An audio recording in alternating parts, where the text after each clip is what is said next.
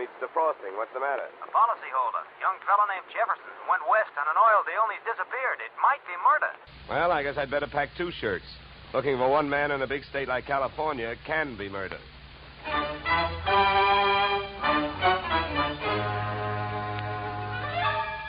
Edmund O'Brien in the transcribed adventure of the man with the action-packed expense account.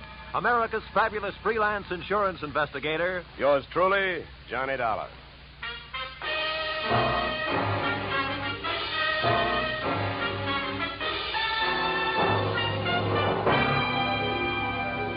Expense account submitted by Special Investigator Johnny Dollar to Great Corinthian Life Insurance Company, Hartford, Connecticut.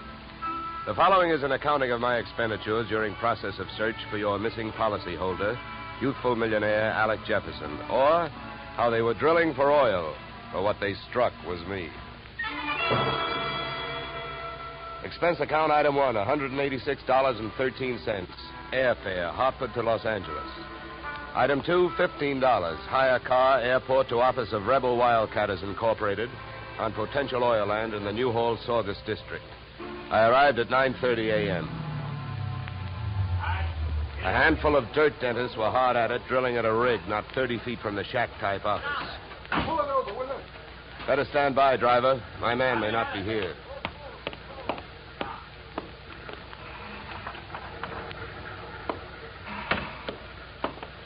Morning. Can you tell me where I'll find Mr. Flaherty? You're talking to him. I'm Mars Flaherty. What can I do for you? My name is Johnny Dollar, Mr. Flaherty. Yeah? I've been sent out here by the Corinthian Life Insurance Company to see if I can get a track on your partner, Alec Jefferson. I see. Well, it's their money you're spending, Dollar, so I don't care much if you waste it. But if you don't mind my saying so, I do think you're going to be wasting your time. Well, I get paid by the day. Then I guess you don't mind wasting time. Oh, look, don't get the idea I'm just naturally pessimistic. I'm not. It's just that I've already done a lot of looking for young Jefferson, and when that bird flew to coop, he didn't leave a feather you could trace him by. Well, do you have any objection to giving me a few details? No. Sit down. Not at all. Thank you. To save time, maybe I'd better tell you what I already know. Well, it can't be much. It isn't. I suppose you realize Corinthian Life is the administrator of Jefferson's father's estate. Yeah. I know that. Well, having charge of the money, they naturally know that young Jefferson financed this operation. That's right. His money, my experience. The only thing we needed was a little more luck. Well, there you have it. That's all I've got. What can you tell me? That whatever young Alexander got, he was asking for. For a guy built like a cream puff, he got mighty strong around here. Around an oil field, that isn't healthy even for a big guy. How do you mean he got strong? Too much money, too much opinion. That mixed up with too many other men's women can mean trouble for anybody. Any particular women? Too many. Mind telling me who they are? No. Matter of fact, I got a list right here. Yeah, you can have it. I already tried it. Just one more thing. Yeah? How and when did he drop out of sight? A week ago last night. Yeah, he left here at 5 o'clock for his apartment on the Sunset Strip in Hollywood. He never got there. I checked that, too. Here, yeah. Give me that paper back for a minute. I'll write down the address.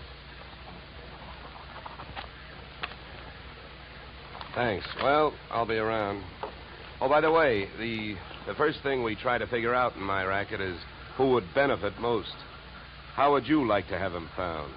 Dead or alive? Either way, Dollar. I can take it. I've lost partners before. I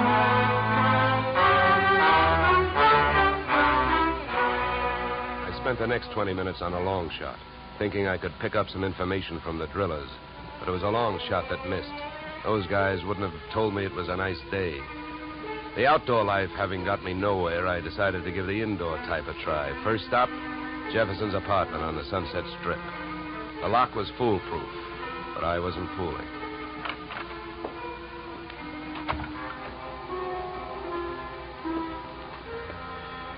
The joint was decorated in a lovely shade of hangover green.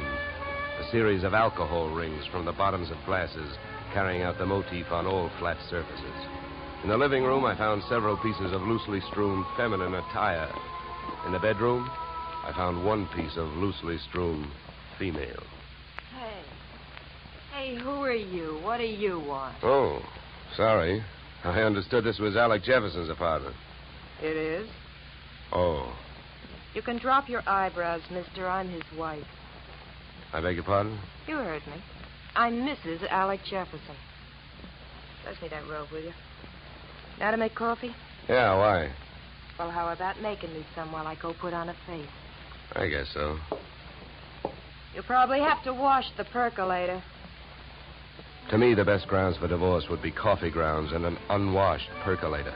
Oh, I washed it. I also made the coffee, wondering the while how she had made the matrimonial grade. Right then and there, I'd have given her the Bad Housekeeping Award. She looked like the kind of a girl who could get into a beauty contest, but like she'd never win it. Any way you looked at her, she was a new complication.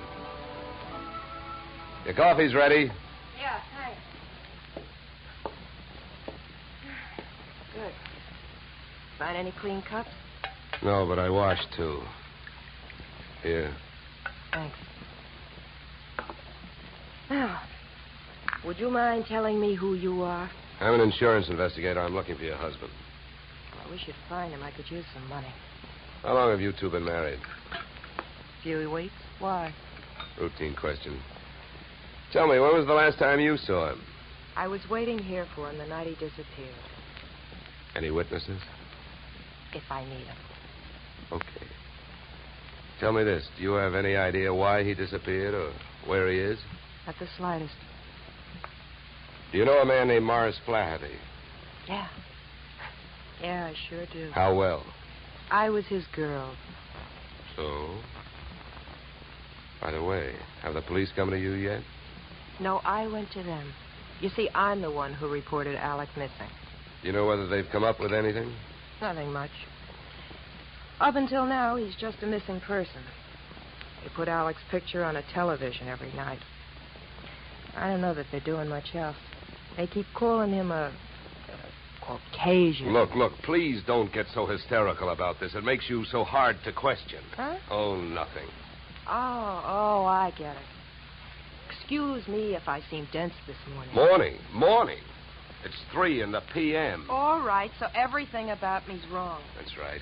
Look, you can think that I married him for his money if you want to. Suppose you're used to suspecting everybody of everything. But have you heard? There are two sides to every marriage. Do I look strong enough to have carried him to the altar? I never weighed him. But answer me this. If he swept you off your feet, why did he pull a fade out in the middle of the honeymoon? What should I know? Maybe he'd never seen a dame without makeup on before and had to go someplace to think it out. I wonder if there's anything to eat. I'm hungry.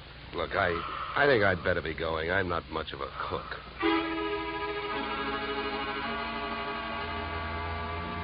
When you're working on a case, your nerve ends are easily disturbed.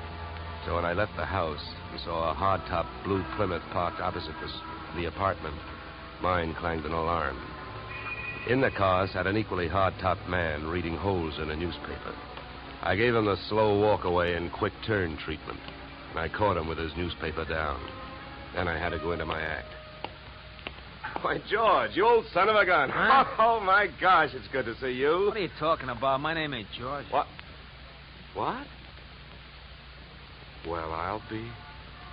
What you know is I came out of the house, I got half a look at you, and as I started to walk away, the face registered. Why, mister, you're a dead ringer for an old school pal of mine, George Pfeiffer. Now, how do you like that? Look, come here. Let me take a closer look. Come here. All right, look out. Sleep tight. Okay, Sleeping Beauty, over you go. I'll drive. I turned the car up into the Hollywood Hills, found an empty house with a for sale sign out front and a garage out back, and drove in. His wallet was bulging with everything but money and information. An ID card gave his name as Philip Wilkins, his occupation as private detective. The next fact I came up with was that Mr. Wilkins was a light sleeper. He came to find me still fishing through his wallet. Hey, give me that. Okay, hold it, mister. Take it easy. Here, you can have your wallet back.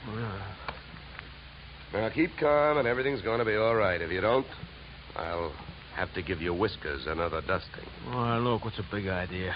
What'd you slug me for? You know why, Mr. Wilkins. Because you had a plant on me, and I figured if you were that curious about me, I wanted to know more about you. You're nuts. I wasn't watching you. I was watching that house you come out of. There's a dame in there that I'm getting paid to tail.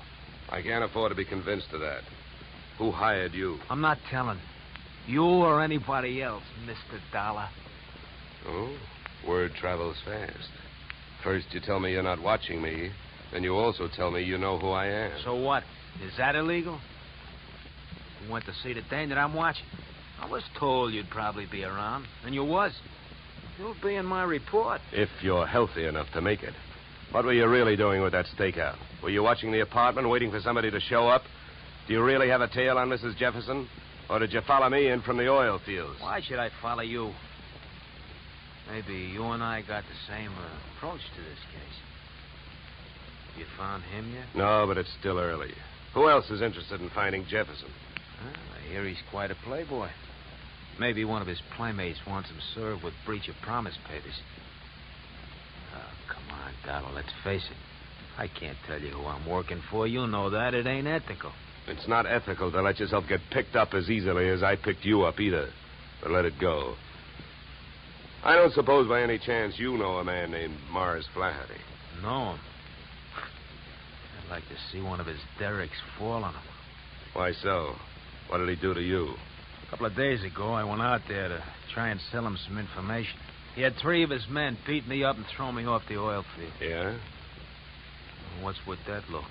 Don't you believe me? Who knows? You might be telling me you hate Mars Flaherty to keep me from thinking you're working for him. I think you better get out of this car and let me drive away, Dollar. You're in a lot of trouble. I don't think so. Oh, you don't think so? I can have you pulled in for kidnapping. If that's what you have in mind, then first you'd better get a few witnesses for yourself. Now, come on. Suppose you calm down for a minute. If you really hate that guy, well, maybe we can make a deal. If it's against him, I'll deal with it. How much do you know about Flaherty? My bookie's marked lousy from way back. He's promoted about 50 wells, and none of them ever happened. He's wild to hit oil. It's my guess that he's got a hunch that this is the big one. That's why I think his partner disappeared. Yeah, what difference would that make? Even if his partner turned up dead, Flaherty would still have to split any profits with young Jefferson's estate. Maybe not. I know they had a queer deal. Well, who'd know about that deal besides Flaherty and Jefferson? I don't know. But I do know one way of finding out what it is. How's that? Flaherty keeps all his papers in the safe in his office. I've even got the combination. We'll give it to you. You keep it. Wilkins, I still don't know who you're trying to get even with, Flaherty or me. So what I'm going to do is give you half a break. Then I'll only be taking half a chance. Yeah, then why don't you want the combination to the safe? I don't need it. You're going to open that safe. Because you're going out there with me. Tonight.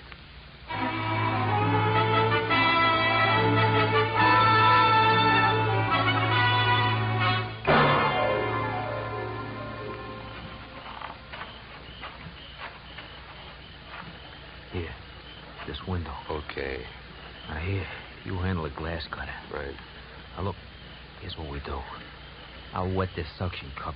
Get a grip on the glass, see? Now, you cut around the outside edge, and I'll lift the paint out in one piece. Lesson number 1, straight from the burglar's handbook.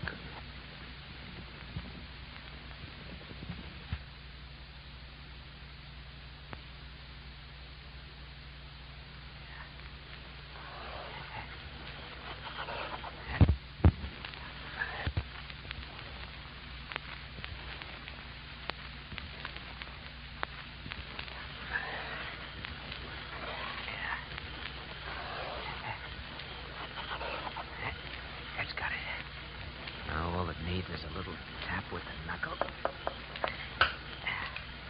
That's it. Okay.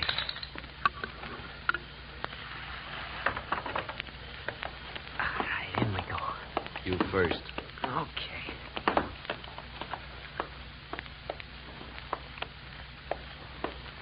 Now, the safe is over here. Get your fingers over that flashlight. For all I know, you might still turn out to be the local Paul Revere. Yeah, that's right. I might. Here. You hold the light. Thanks, I will. Go on, get to work. All right. I'm as anxious to get this over with as you are. Give me a little more light, will you? Okay.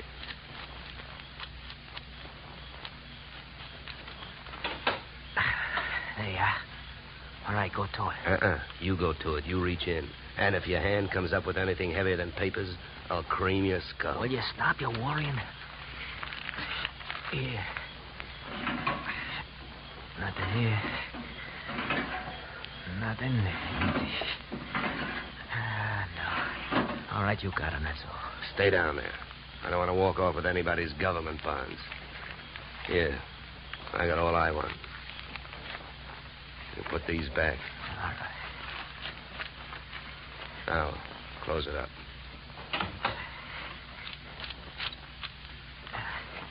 All right, now, come on. Let's get out of here. Just a minute, Wilkins. I can have a good look at these papers. You can look at them later. Come on, let's go. Look, this I'll give you for free.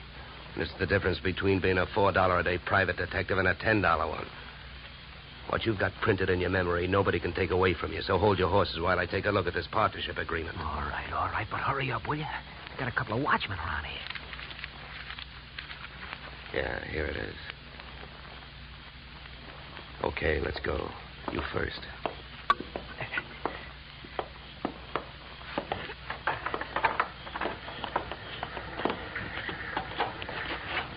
Okay, back to the car. Make it fast and easy.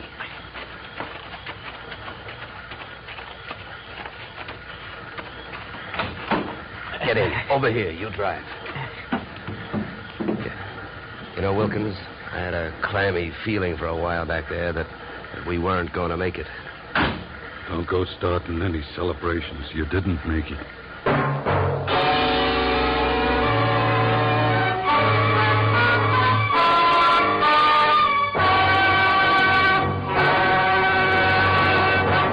In just a moment, we will return to the second act of yours truly, Johnny Dollar. But first, and youngly Johnny Dollar to Bing, Gary Cooper, and young Gary this Wednesday. Now we return to yours truly, Johnny Dollar, starring Edmund O'Brien.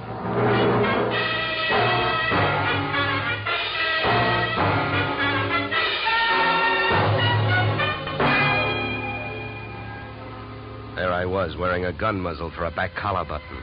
My left leg picked up the nervous vibrations of my front seatmate, Philip Wilkins. Mars Flaherty in the back seat was so close I could almost identify the brand of the bourbon he'd been drinking. I suppose you got what you went into the office after. Huh? I not only got it, I memorized it. And it makes you look bad. Yeah, then I don't have to explain to you why I don't want you two guys or the paper running around town on the loose. Well, it's a corporate paper. That means it's on file somewhere. So what difference does it make? Start the car. Where are we going? To my house. Go ahead, get going. Okay, Wilkins, you better roll. What's at your house? The reason that paper makes a difference right now. The guy you came here looking for showed up. Alec Jefferson, where is he? He's where we're going. My place. Well, and I guess maybe my employers have got nothing to worry about. Nothing but paying off on his life insurance. Alec Jefferson's dead.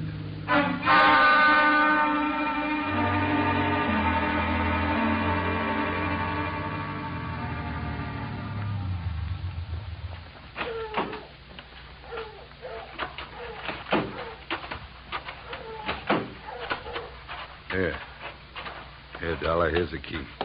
To open the door. Stand next to him, Wilkins. Close.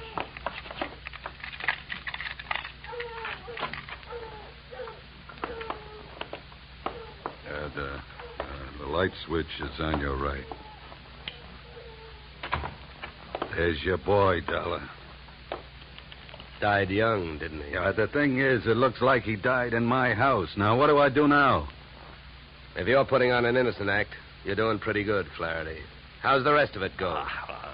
I've been around killings before, so I know how the rest of it goes.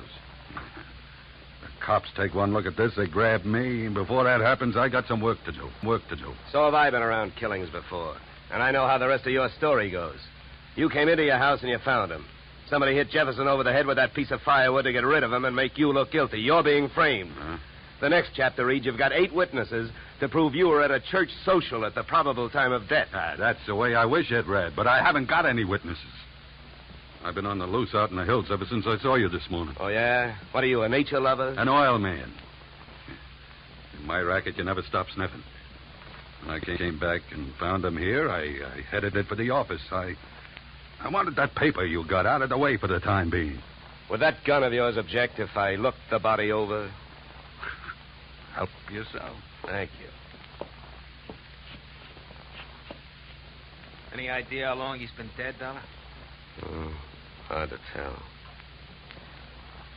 Feels like quite a while. Could have happened before I met you. What do you mean by that? Nothing. Hey, Flaherty. Huh?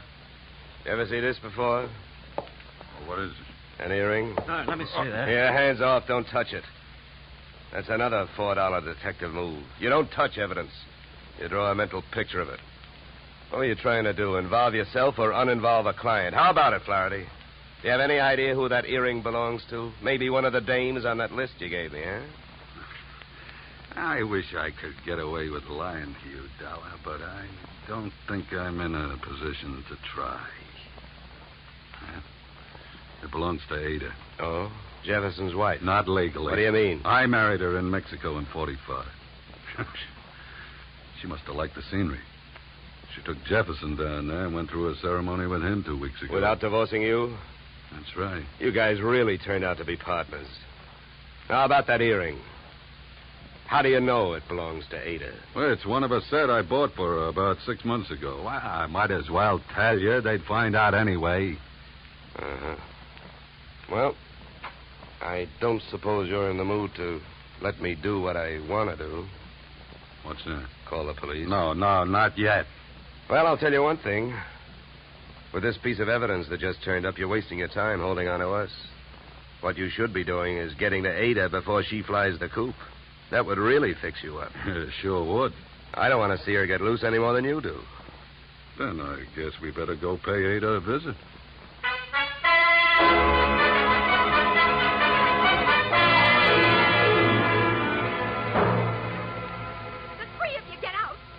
All you got is one lousy earring, and if you think I'm going to stand here and listen to you try to pin a murder on me, you're nuts.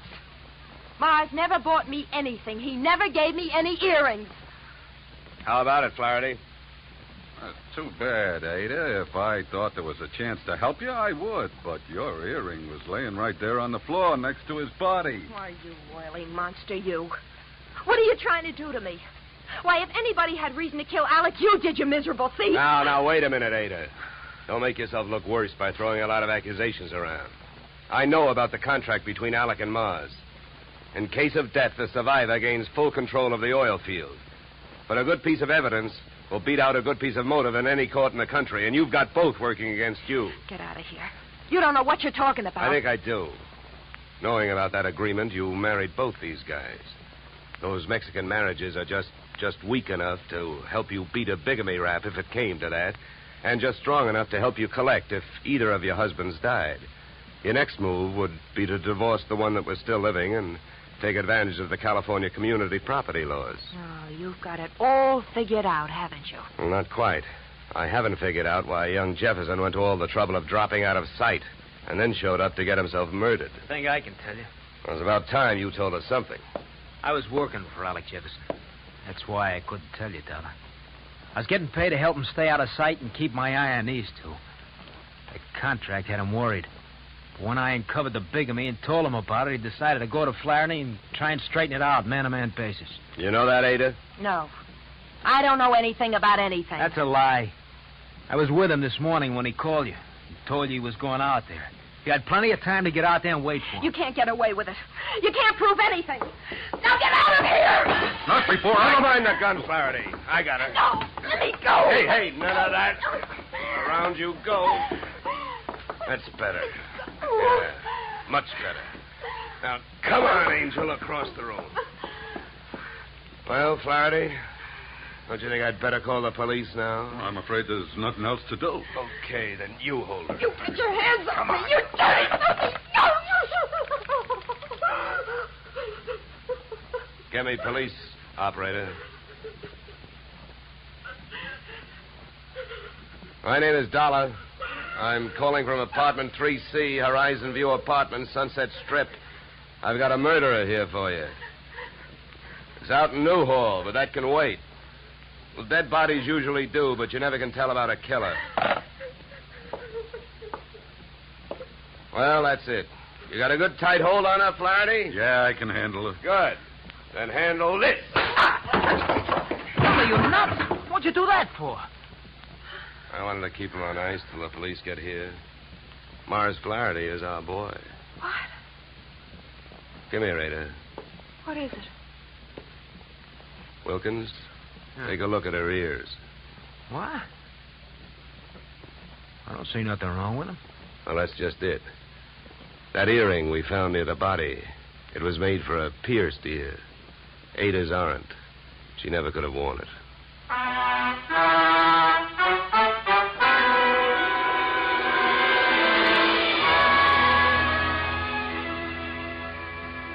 Marlowe, if Flaherty had been a nice enough guy to buy jewelry for his wife when he had her, he wouldn't have bought the wrong kind of earring when he wanted to set her up as a patsy.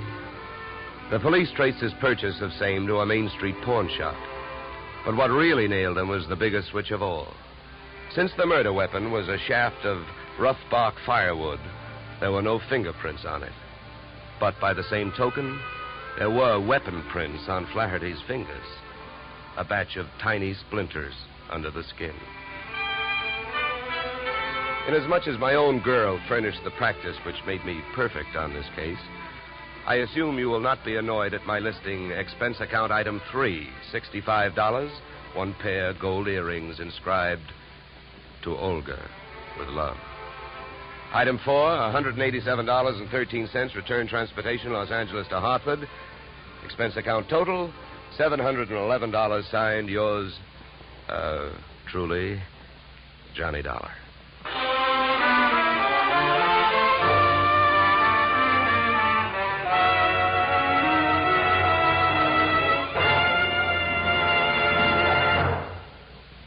Yours truly, Johnny Dollar, stars Edmund O'Brien in the title role and is written by Paul Dudley and Gil Dowd, with music composed and conducted by Leith Stevens. Edmund O'Brien can currently be seen starring in the Harry M. Popkin United Artists production, DOA. Featured in our cast were Michael Ann Barrett, Ed Max, and Tony Barrett. Yours truly, Johnny Dollar, is produced and directed by Jaime Del Valle. Be sure to join us next Tuesday evening when Edmund O'Brien returns in another transcribed adventure of Yours truly, Johnny Dollar.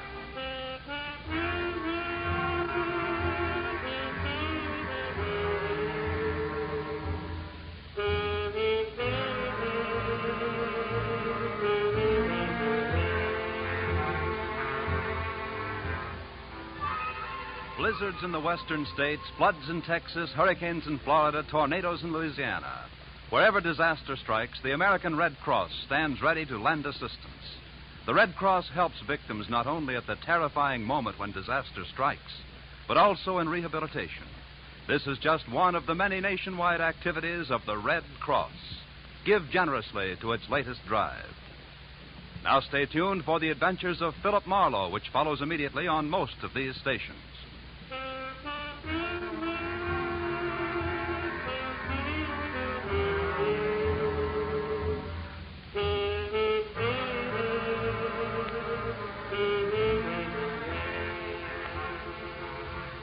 This is CBS, where yours truly, Johnny Dollar, meets adventure next Tuesday night, the Columbia Broadcasting System.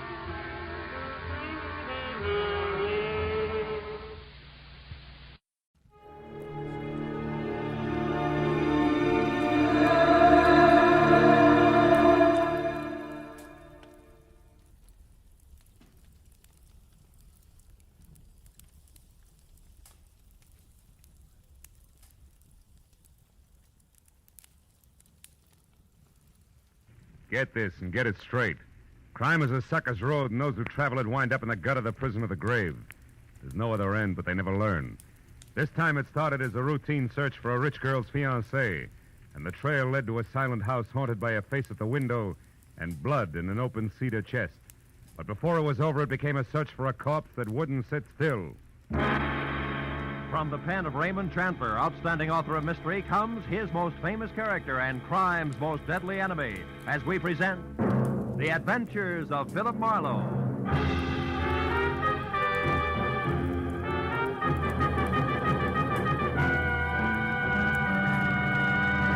Now, with Gerald Moore, starred as Philip Marlowe, we bring you tonight's exciting story, The Busy Body.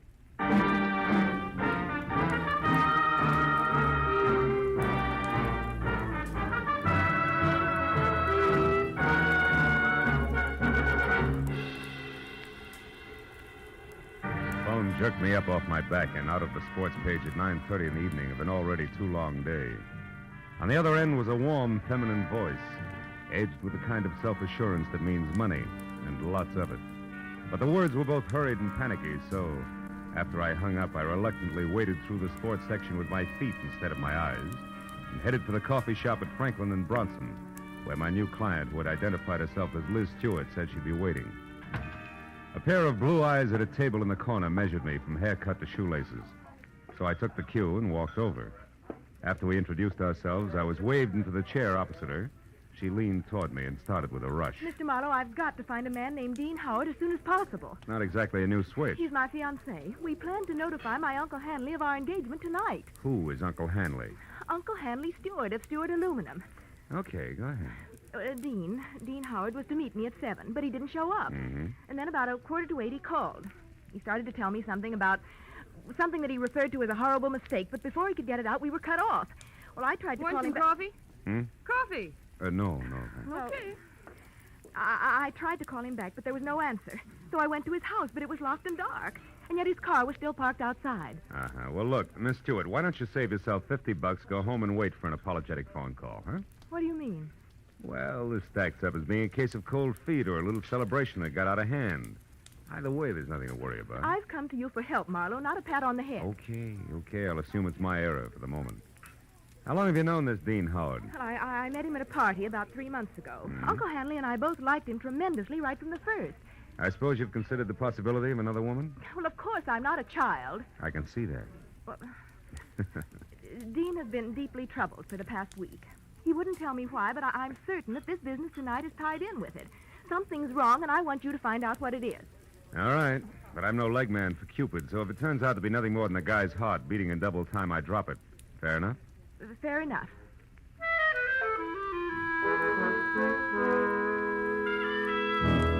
She gave me a short list of posh joints she and Dean Howard sometimes visited, and his address, which was 312 Normandy. She said I could reach her at home, which was 28 Roxbury Drive in Beverly Hills.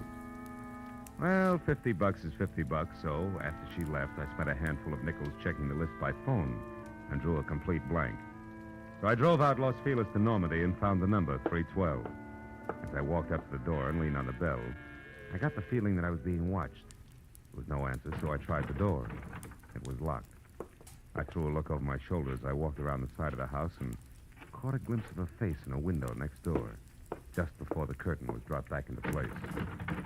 The back door of 312 was locked, too, I found out, as did the face next door, which was watching me again from one of the rear windows. There was one answer to that, so I went out in the street and up the steps of the house next door and knocked, good and loud.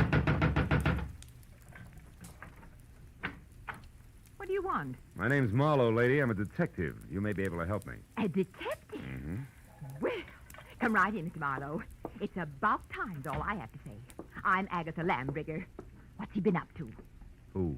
Well, you're investigating that bachelor next door, aren't you? Yes. Oh, how'd you know? Stands to reason. I've known all along he's a suspicious character. Yes? Lived there a year now. Comes and goes at all hours. Drives that fancy car out there. Wears fine clothes, but nobody seems to know what he does or where he gets all his money. Well, look, Mrs. And girls. Oh. Well, believe you me, they don't come to clean his house. Hmm. Never gets cleaned. But they come just the same. Why, only tonight there was one. Some blonde in a white dress.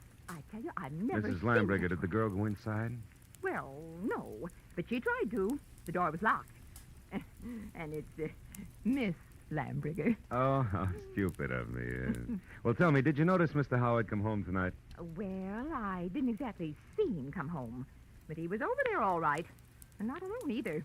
Is that so?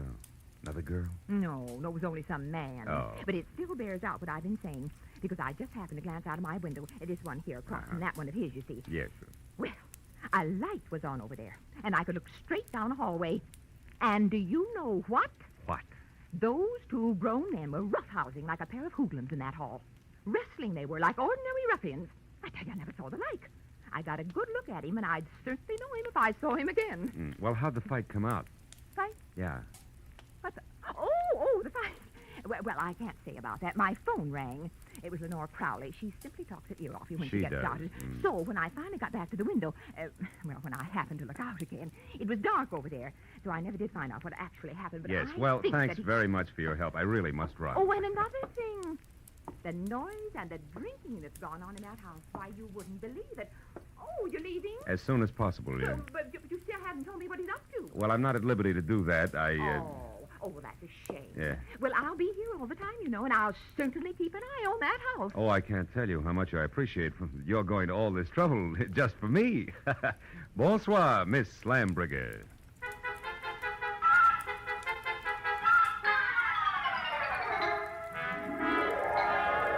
I backed out of that wind tunnel, got in my car, and drove noisily around the corner.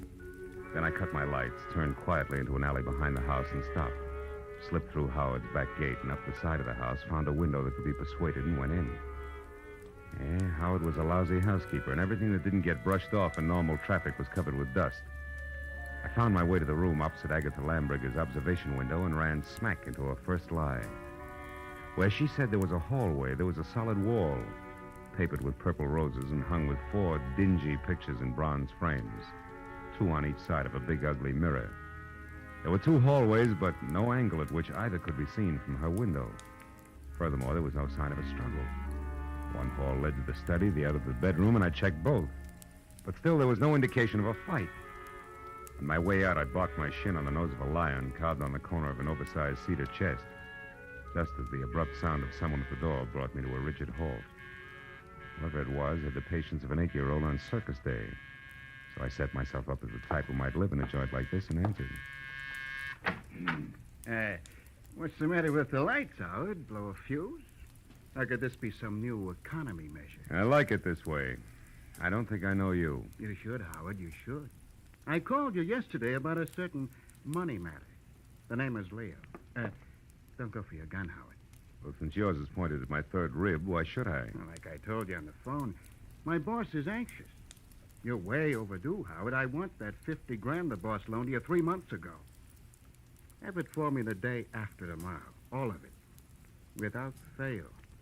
He knows I'm good for my debts. Why all the pressure? Well, maybe he figures your investments aren't so smart.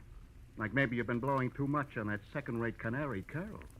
Oh, yeah, Carol. I remember. She's your girl. Well, that's none of my business. See you day after tomorrow about the same time. And if you get a headache from worrying about paying off, just think of the one you'll have if you don't pay. It'll be like 10 times this. Oh! Good night.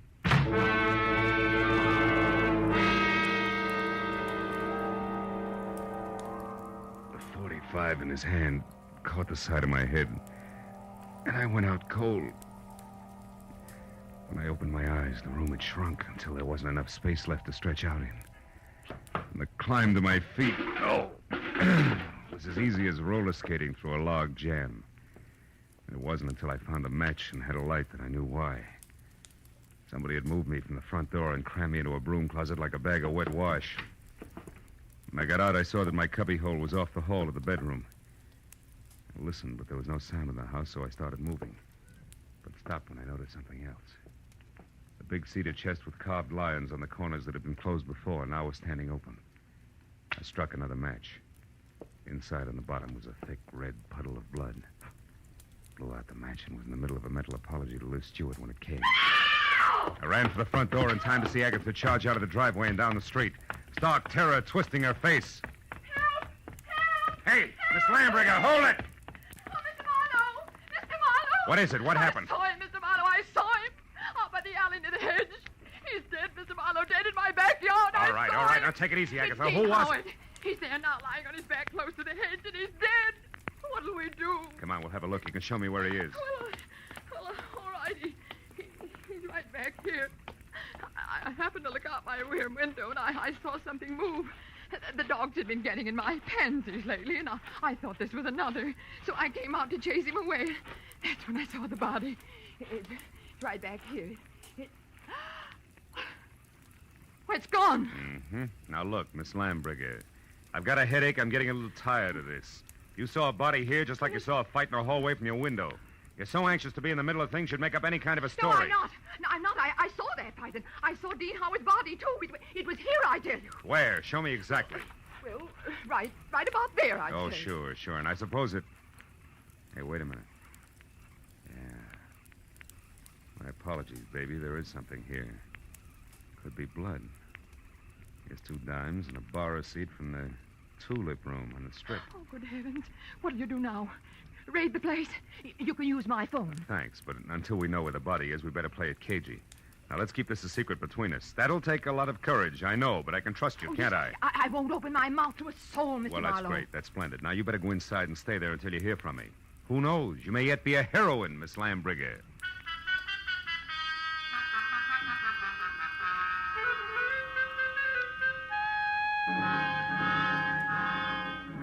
The bar receipt was a long shot. When I was still 2 blocks away from the tulip room, I knew it had paid off because a fluorescent banner, 4 by 12, draped over the front of the squat square building, extolled the vocal virtues of one Carol Cody. I parked across the street, went in, and found a dressing room door and knocked. She distinctly said, "Come in," but when I did, I thought the room was empty, until a small handful of spangled satin costume hopped up from behind a screen in the corner. I made a sight-unseen introduction. It was only a moment later that a tall brunette, filling a white silk blouse and snug, dark slacks, stepped out, tossed a few pounds of glossy black hair away from her face, and gestured me into a chair. Which paper did you say you were from, Marlowe? I didn't, honey. I'm a private detective. I can't use it. Don't give odds on it, baby. Not yet, anyway, huh? Let's talk first. For instance, what's with you and Dean Howard? Dean Howard is a low-crawling thing. That's strange. Had it you loved him? I did until tonight when I found out that he has 2 heads. That's so he can lie and keep a straight face with one while he laughs up his sleeve with the other. Nuts to him. Nuts to Liz Stewart and her money, and nuts to you. I hate Dean Howard enough to kill him, and I might just do that. I don't think you will, no, because somebody beat you to it. You mean Howard's dead? Looks that way, yeah. I'm not sure because he won't stay in one place long enough. Well, if you're trying to shock me, you're wasting your time. I'm not sorry. I think we've got company. Keep talking, I'll get him. As you say, my friend, the music business is just as lousy as any other dodge, and I can prove it. Come here. You're a good listener, Bud, so join the party. Who are you? Why are you listening out there? Come on. No. Just a minute. I wasn't listening. I was looking for you, Marlowe. I'm Ward Odom, Mr. Hanley Stewart's assistant. You're doing fine. Don't stop now. Well, ever since I learned that Miss Stewart hired you, Marlowe, I've been trying to talk to you. I followed you here from that place on Normandy because I must know what you found out so far. Why? What business is it of yours? Because, Mr. Marlowe, I doubt very much that you even know of the robbery. Robbery? What robbery? More than $40,000 worth of negotiable securities was stolen from Mr. Stewart's safe this evening. You get all your information at keyholes? And I have reason to believe that the man you're looking for took them. Of course, I don't dare accuse him without proof of his relationship with Liz, Mr. Stewart's niece. If I were wrong, it would cost me my job. Odom, did Liz know about the robbery when she hired me? Why, of course. Oh, brother. Look, see this? Her name is Carol. She's involved right up to her mascara in the whole mess. Don't let her out of your sight till I get back. Me? Why, you cheap shot. Shut up. And as for being cheap, I'll take care of you when I get back.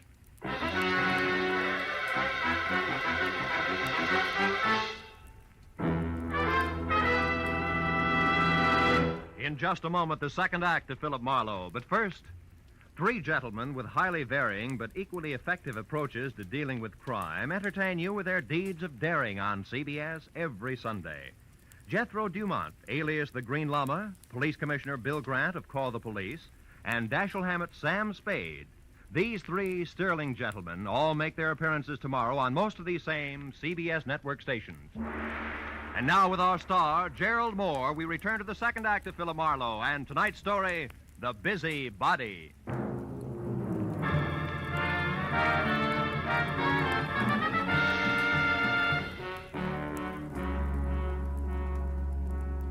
After convincing Ward Odom that his greatest contribution to the cause would be staying close, but not too close, to the violent lady in slacks, I piled into my car and started for Beverly Hills in a beautiful liar named Liz.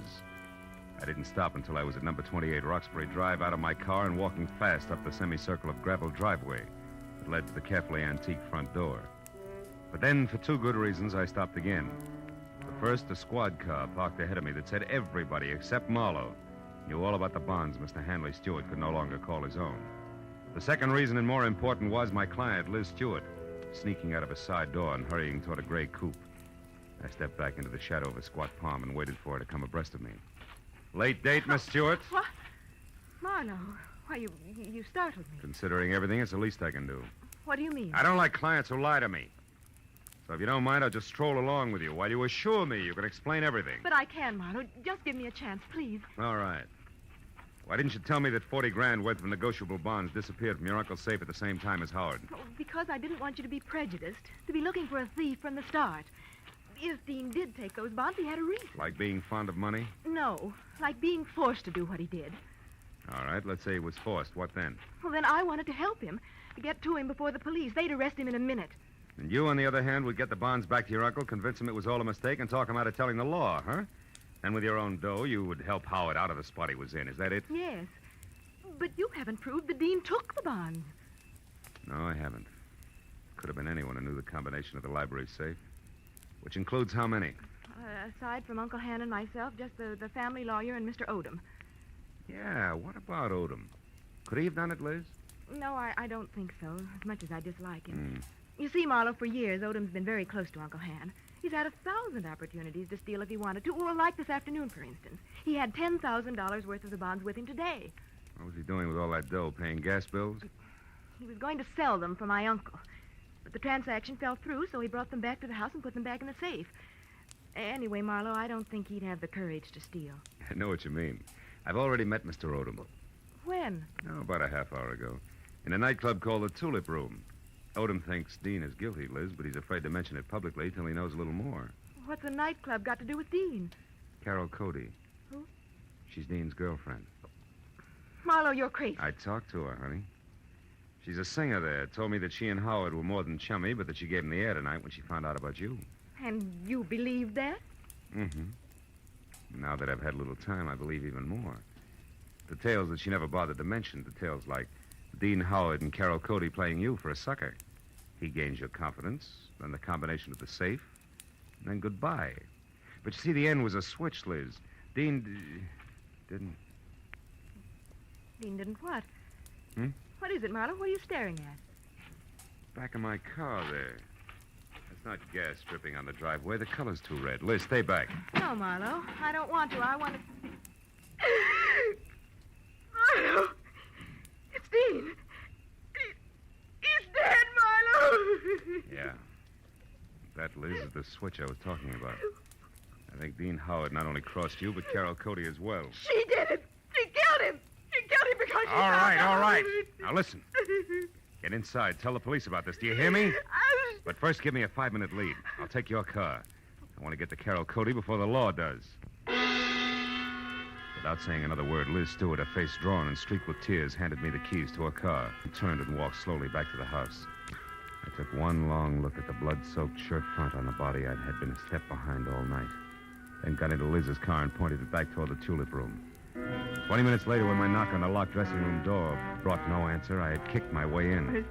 Alone and half-conscious in the middle of the floor was Ward Odom, the man I'd assigned to stand sentry over the brunette. Oh, Marlowe, she tricked me. Asked for a cigarette, and I went to light it. She swung.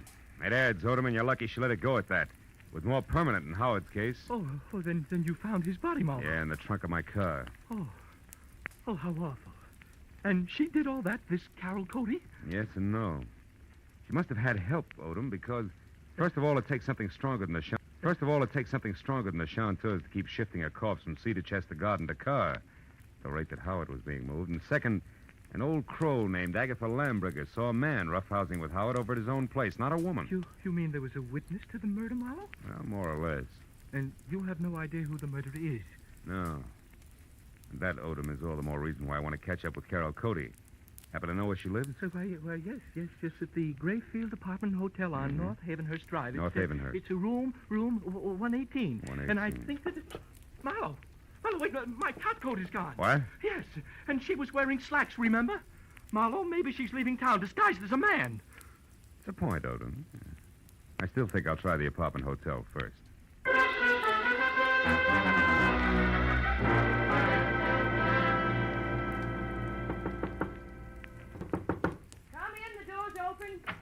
The bag's over there, boy. Did you get the Marlowe, what are you doing here? Not doubling for a bellhop, so get over there, sit down, and keep your hands in your lap, because if I have to, I'll shoot. What? I don't understand. I'll make it real plain.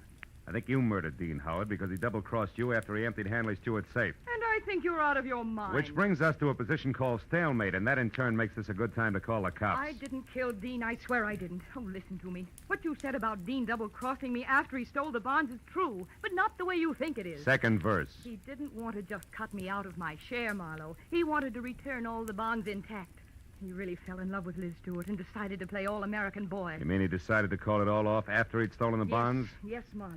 That was the reason we argued tonight. Well, it's a stronger reason than the one I already had for your committing murder, baby. You wanted that money bad. No, you're wrong. Come back here. Why did you belt Odom and run? And don't bother denying that you did, because I just left him. And he's minus good health and that top coat over there. So if you think I can explain that. I was scared that a confession out of Dean would get me into hot water. And when you showed and then Odom, Just a minute, Carol. But Marlowe, Just a minute, will you? I think I've got the answer. What answer? It's dust, Carol. Dust and what an old gossip swears she saw from a window. Right now, I've got to get over to her place before she ends up looking like the late Mr. Howard. Well, then you believe me, Marlowe, about not killing Dean. I don't know. But since you've been in this cheap swindle from the start, we'll just tuck you into an old-fashioned wardrobe. Just for safekeeping, baby.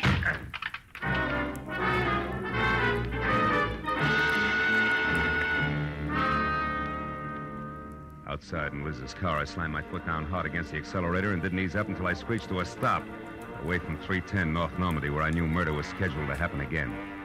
I was next to a pair of half-open French doors through which I could see Agatha Lambricker sitting erect in a straight-back chair. I was happy that I hadn't taken any longer in getting there. I was also happy that the man standing opposite her, gun in hand, the man who had murdered Dean Howard, had his back to me. I got a firm grip on the .38 in my hand. You've been so nosy, Miss Lambricker. And it's too bad that Marlowe had to let me know you've been a witness when I killed Dean Howard. A roughhouse, I think you called it. A roughhouse is what I thought at the time. But when I saw Dean Howard's body out in the alleyway, I knew... You knew I killed him. Everything would have been simple if you hadn't had your nose out a mile. I was going to run over him, and it would have looked like an accident. But I had to move the body after you saw it. Marlowe's car looked good until I could dispose of it. But there's no point telling you all this. You won't be able to gossip about it, Miss Lambricker. I'm sorry. Sorry, but that's the way it has to be.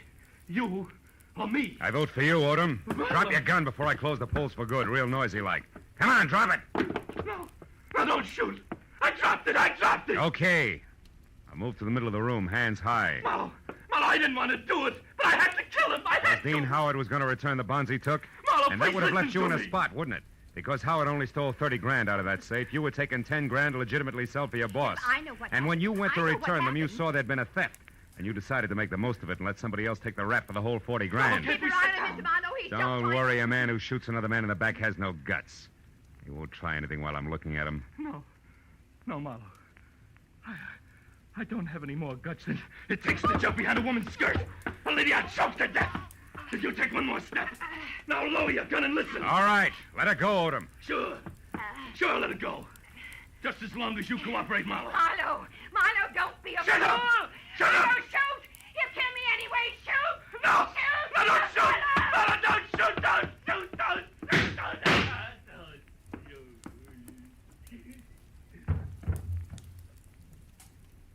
Huh. You were right, Marlowe.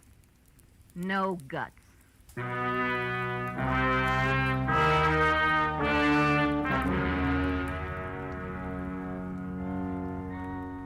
It was an ambulance, a half a dozen squad cars, and a police captain included, and 3 long hours of questions and answers in triplicate later, before 310 North Normandy and environs settled back to being just another quiet house on just another quiet street. With, of course, the exception of Miss Agatha Lambricker, who now would never return to normalcy. And as we sipped hot tea together and a clock someplace deep in another room struck twice... Now, Philip, so I'm sure I had this She was right. still going strong. Dean Howard owed money, so he and that worthless singer decided that he should get friendly with your wealthy client and then at the propitious moment rob her uncle, correct? Correct, yeah. But what I don't understand is how you knew it was that awful man Odom. Well, there were two things, honey. His anxiety to get me to Carol, together with a streak of dust the length of Odom's topcoat sleeve, all added up to a hunch. That, Philip, I don't understand. Well, you got to take them in reverse order. I saw dust on Odom's topcoat sleeve when I was in Carol Cody's apartment. That reminded me of the dust all over Howard's place. Oh, a mess, that house. Yeah, luckily. And the dust was the length of the sleeve, as though somebody had brushed against the wall, coated thick with it. As one would in searching for something, That's right. Now, there's another thing. You saw Howard and another man roughhousing in a hall by looking out of that window there. Mm-hmm. Where, Miss Lambriger, no hall is visible, but where there is a mirror. Oh, then you mean I actually saw a reflection. Yes, darling, you did. Dean Howard hid the bonds behind the mirror. Which tilted so that I saw the reflection of a side hall. That's right. Well, now, Philip, one last question. Why did Odom move the body? Well, if it's the last, I'll answer it. Because he didn't want Howard's death to appear a murder on the night the bonds were stolen. It was better if he died accidentally and wasn't connected with a theft. Oh, I see. Yeah, well, now look, Miss Lamb. Excuse me, I'll only be a minute. Yeah, but Miss Lambriger... Hello? Oh, hello, Judith. Yes, wasn't it thrilling? Miss Lambriger, really, Darling, it all started so innocently. My part, I mean. Well, it was about 7 Miss Lambriger, I have... Philip, I'll be with you in a minute. Oh, Philip, who? Why, the detective, the one I mentioned earlier. a long minute, I'm sure.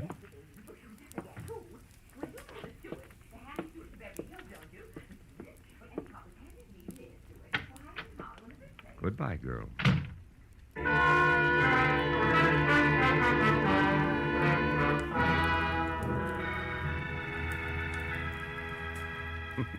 When I got outside, the silence was deafening. And then I remembered that I still had a client up on Roxbury Drive who I had to see. And that there were automobiles to be exchanged, and maybe, if I could find them, some right words to say to a girl who had a very rough night. So I started driving that way, slowly. But 10 minutes later, when I was halfway there, I stopped, turned around, and headed back for 310 North Normandy, and my .38 that I'd forgotten after a handful of policemen had finished examining it. It wasn't until I was at Agatha Lambriger's front door again that I realized something more important. Well, then this Odom, this killer, grabbed me as a shield, Judith, and told Marlowe he had guts enough. Guts was his word, my dear. Yes, well, I could get my gun another day.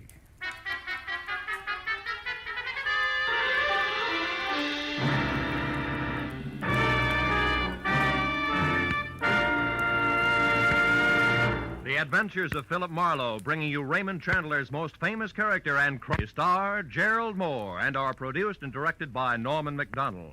Script is by Mel Donnelly, Robert Mitchell, and Gene Levitt. Featured in the cast were Lois Corbett, Lorette Philbrandt, Lynn Allen, Peter Leeds, and John Stevenson. The special music is by Richard Orant.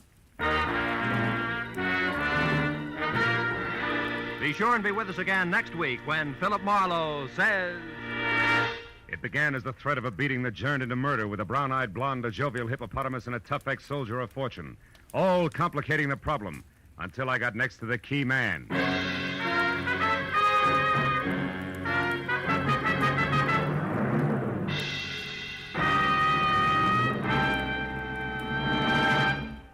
Will you be listening when $51,000 go on the block during Sing It Again tonight? $26,000 in fabulous prizes for solving the mystery of the Phantom Voice, and additional $25,000 in cold, hard cash for answering only one more question about the Phantom. There's many another prize, too, for unriddling the smart, tuneful little riddle songs that keep Sing It Again moving at a terrific clip for the hour that it's on the air. It'll be here a little later on most of these same CBS network stations. This is Roy Rowan speaking. Stay tuned now for Gangbusters, which follows immediately over most of these same CBS stations. This is CBS, the Columbia Broadcasting System.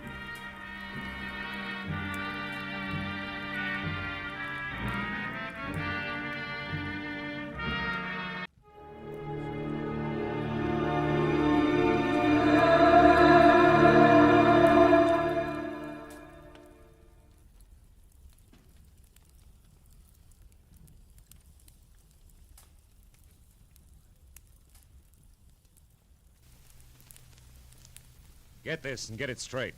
Crime is a sucker's road, and those who travel it wind up in the gut of the prison of the grave. There's no other end, but they never learn. From the pen of Raymond Chandler, outstanding author of crime fiction, comes his most famous character in The Adventures of Philip Marlowe.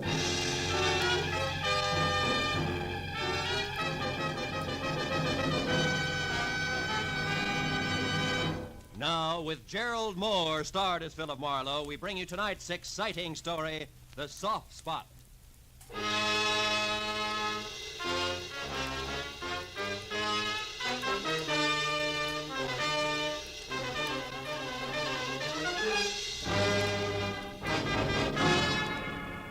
So much for the news from abroad. Here in Los Angeles, 2 persons were killed and 8 injured today in 3 separate automobile accidents attributed directly to the thick fog that has blanketed the city ever since yesterday morning. And according to the Weather Bureau, the fog which is rolling in from the sea will be with us for... Fog, smog, everything's cockeyed. Hello. Philip Marlowe, please. Earl Hanley speaking. This is Marlowe. How are you, Mr. Hanley? How's the newspaper circulation business? Oh, both zooming, Philip. Oh, look, Marlowe, can you come out to my joint on Los Feliz Boulevard, 3810? I'd like you to work for me again. And, you write your own ticket as usual. No. Thanks. They play too rough in your league, Hanley.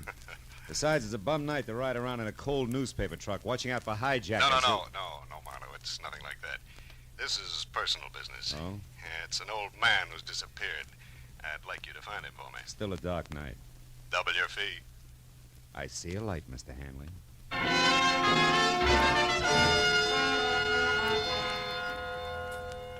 Outside, the city was wrapped up tight in the kind of wet ceiling zero fog that leaves you feeling damp and all alone. Hanley's joint on Los Feliz was an old English stone mansion, sprawling, smothered in ivy, and about as cozy and come hither as a scream in the night. Inside, I followed an aging, round-shouldered butler whose footsteps didn't make any noise along the type of high, wide, and ice-cold furnished corridor you find only in museums. When we finally arrived at Hanley's study, however, things changed. It was a small room with bright lights, heat, and a desk cluttered with friendly bric-a-brac. Hanley himself was standing against the far wall, and for a moment, the contrast was jarring because the self-made man in shirt sleeves, built like a boxcar and chewing on a cold cigar, didn't at all match the collection of stiff family photos, 1890 style, that hung on the wall behind him. What is it, Marlowe? Hard to find the family resemblance? From here. Your folks, Mr. Hanley? Yeah. Oh. Left to right. My mother, she passed on a year ago, me as a kid. My father, a lush, and my grandfather. He claimed to have killed more Indians than ever existed. All born and raised in a lot of nothing. Named Walker Foe. Wow. Couldn't hold you, huh? Couldn't bring me back either, even when Ma died. I was only a little tyke when I ran away, Marlowe. Couldn't stand my grandfather even then. Nothing but a rod and a bottle. Bad combo. How about your father? Oh, I wrote a few nice words to him when Sister wrote me that Ma died. And I sent a fat check for flowers and a tombstone, but he never answered. Probably drank the dough up. He never could save a buck on his own, they tell me. Anyhow, enough of letting our hair down now, Marlowe. Let's get on to business. Sit down. Oh, thanks, sure. You said someone disappeared, Mr. Hanley, an old man? Yeah, it was a gardener here, Marlowe. Name's Cooper, John Cooper. He's 60, 65 maybe, tall and skinny. Yeah, he got a fringe of curly hair around his ears. The rest is strictly cue ball. Yeah, he shoved off yesterday. With what, Hanley? Yeah, you catch on fast, Phil. Yeah, you know, it's my trade. Yeah. Well, the stuff don't amount to too much. Half a dozen fancy silver drinking glasses, those... Goblets? No, goblets, yeah goblets. Worth about 100 apiece, nothing that'll dent me. Also, I'm insured, of course. Well, then the goblets mean something else. They do. Let's call them a present from a lady. All right, let's. I want them back, Marlowe. Why me? Why not the insurance company or the law? No. Hmm? No, that I don't want. And if you laugh when I tell you the reason, I'm going to punch you right square in the nose. Have some scotch. No, thanks. Go ahead. No. Drink alone, then, if you don't mind. I don't mind. It's this old Duck Cooper, you know. I feel sorry for him. Yeah, he came in here one day last week, hat in hand, looking beat as an alley cat. So I gave him a job helping one of the gardeners, but I was on to him right from the start. What does that mean? He was a gardener like I'm a ballet dancer. Oh. Yeah, I could tell. And from there on, it got worse. First couple of days, he watched me and everybody else around here pop-eyed as a shoplifter loose in Tiffany's. But you didn't fire him? No.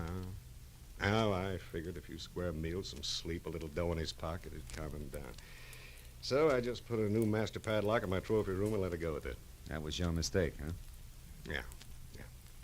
But just so you don't think I'm losing my marbles, Phil, I better tell you about another mistake. But gonna have to make this short. Dinner gets shut out. Another mistake? Mm-hmm. Yeah, 15 years ago, Phil, I was in a spot just like this Cooper.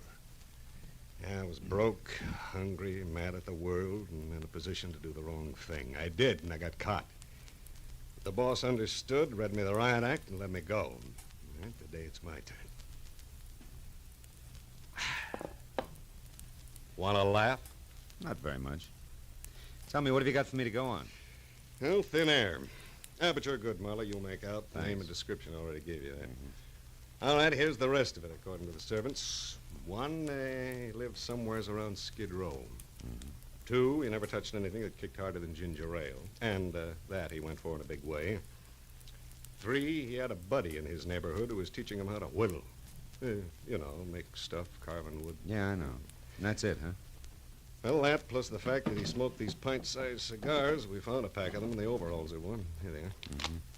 They're called Aces Up, made in a downtown L.A. shop, also on Skid Row. Oh, the address is in the box there. Could help? Could. Well, see what I can do, Mr. Hanley. Okay, Marlowe. Call me as soon as you get close, will you? Sure. Oh, and, Marlowe. Yeah? I want those goblets pretty bad, but take care of the old man, will you? I know what you mean. Yeah. Also, Hanley, I think it's a pretty decent thing that Yeah, you'll have to excuse me, Marlowe. I got to change for my guess. Talk to you, huh?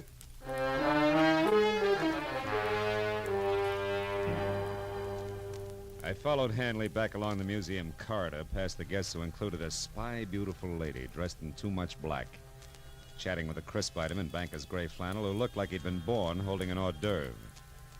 I didn't see how they could have much in common with their host. But when the big front door eased closed behind me, I forgot about them and concentrated on finding a needle in a haystack. A needle in a haystack and a fog yet. Well, the tobacco manufacturer responsible for the handmade black rope called Aces Up was my first try. His shop was a 2x4 dirty glass storefront labeled H. Andrade in dry, peeling gold foil that flaked off when I opened and closed the front door. And what had to be the proprietor was alone, rolling cigars on a rickety table that was stacked high with damp, dark tobacco leaves. He didn't look up when I described the man I was after. Asked if he'd seen him. A moment later, when he did turn his head my way to answer, I realized why. I am sorry, senor. I don't see nobody. I am blind. Fine start, huh? And for some cockeyed reason, like the fog or the kind of man I was after or the neighborhood of derelicts I moved through, which could have used a few sprays of sweet air, didn't get any better. Not at least for the next hour, during which I stuck to the wood carving angle and covered every possible tie-in I could think of, including a visit to a nearby home for retired men of the sea. Looking for someone who's teaching a man to whittle. That's right. He's teaching an old man named John Cooper. Ever hear of him? No, can't say I have. But lots of lads here whittle. Why don't you have a chat with them? Okay, I In will. the morning. They're all bedded down now, mate. Wouldn't want to pipe 'em out over a silly question like yours, would you? No, Skipper. Let him sleep.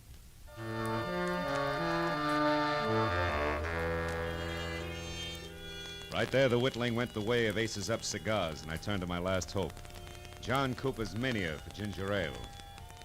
However, asking about that in the cheap, noisy bars that dotted Main Street was even a sillier question. And it gave all the local comics their big break. Finally... Straight ginger ale, you say, huh? Now, let me see. I get so many orders for it, you know. It could have been the time Carnation stopped in, or, was it the night some joker who was eating pig's knuckles called for a finger bowl? Now, look, Bright Eyes. Let's work a little less on the gags and a little more on... Hey, see that guy over there in the corner booth, the little fella whittling on that stick? You know him? Come on. Here's 5 for your trouble. Who is he? The name is Skeeter. Been doing his drinking and wood chopping here for 5 years. Is he always alone? Not always. Sometimes he has a buddy with him. Lately, an old ball he's trying to teach how to cut them calls. Oh. A guy who never orders nothing at all, so don't get What started. does Skeeter drink? Skeeter? Yeah. Why, he always has bourbon in... Yeah, bourbon and ginger ale. Uh-huh.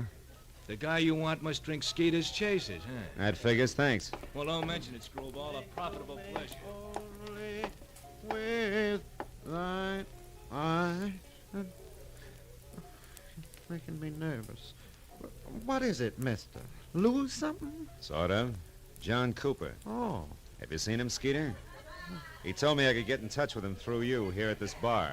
Said you were a friend. And I am. Say, is he in trouble, mister? Maybe. What makes you ask? Because he didn't show tonight. And last night he was all out of sorts. Had something on his mind. Couldn't pay attention to the lesson I was giving him. Is it bad? No, not if I can get next to him in a hurry. Tell me, Skeeter, do you know where he stays? Sure do. A rat hole over on South Spring, number 2. Hey, wait. Huh? You ain't a cop, are you? Oh, no, a friend, Skeeter. Yeah? What kind of cigars does he smoke? Friend? Aces up. Do I pass? Uh-huh. It's 210 South Spring. 210 South Spring. Thanks. So long, Skeeter. I'll get in touch if I need any more help. Hey. Sorry, buddy. I was in a hurry. I didn't see you. You lost up my shoe shine, sweetheart. Where you running? Get your mitts off. I said I was sorry. What do you want? The dime you invested in the shiny, your ears slapped down into the pockets of that zoot suit. Which? Okay. We'll let it go. I thought we would. So long again, Skeeter, and thanks.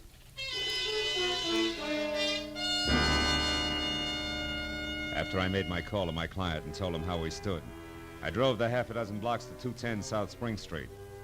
The place was the kind of stale-smelling, beer can-littered, dingy, two-story affair that made you wonder if the garbage collector got around anymore. When I knocked on the cracked glass front door that sported a laundry shirt cardboard that said rooms for rent and eyebrow pencil, I was ready for anything. And that's what I got. Puffy red eyes, bad teeth, smell of cheap gin, all in a cold cream, shiny face that was half hidden by enough bleached blonde hair to stuff an ottoman. Hey, handsome, I can catch my death of cold here. What's up? You the landlady? No, she passed out, but I was drinking with her, so I'll do. What do you want? An old man named John Cooper. Is he in? The skinny duffer? Mm-hmm. Yeah, I guess so. I seen him earlier. It's that door back there, the one on the right. Hey! Hey, Jockey! What do you want back there? Where you going? What's the use?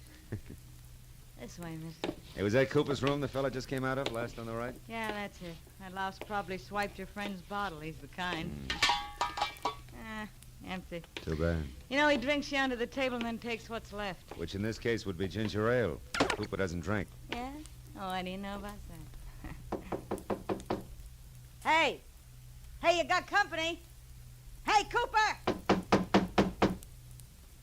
Lights on. Try the knob, huh? Hey, you're kind of anxious. Yeah. It's your game, mister. He doesn't drink, huh? What do you call that spread eagle position on the floor? Napping?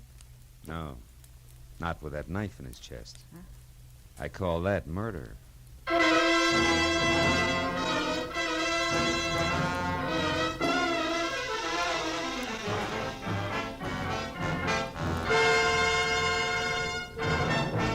In just a moment, we will return to the second act of Philip Marlowe. But first, one of your favorite laugh shows and stars, My Favorite Husband, starring Lucille Ball, will return to CBS this Saturday night. Formerly heard on Sunday nights, Lucille Ball and Her Favorite Husband will now be heard on most of these same CBS stations every Saturday night. Be listening this Saturday when Lucille plunges that favorite husband into a mad and merry mix-up over who is the town's best or worst-dressed man. Now with our star, Gerald Moore, the second act of Philip Marlowe, and tonight's story, The Soft Spot.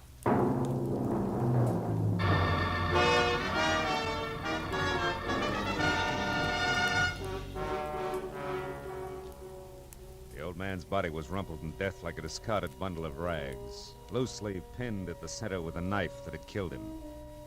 And as the frowsy blonde gradually realized he was dead, the look on her face was dumb, slack-mouthed revulsion.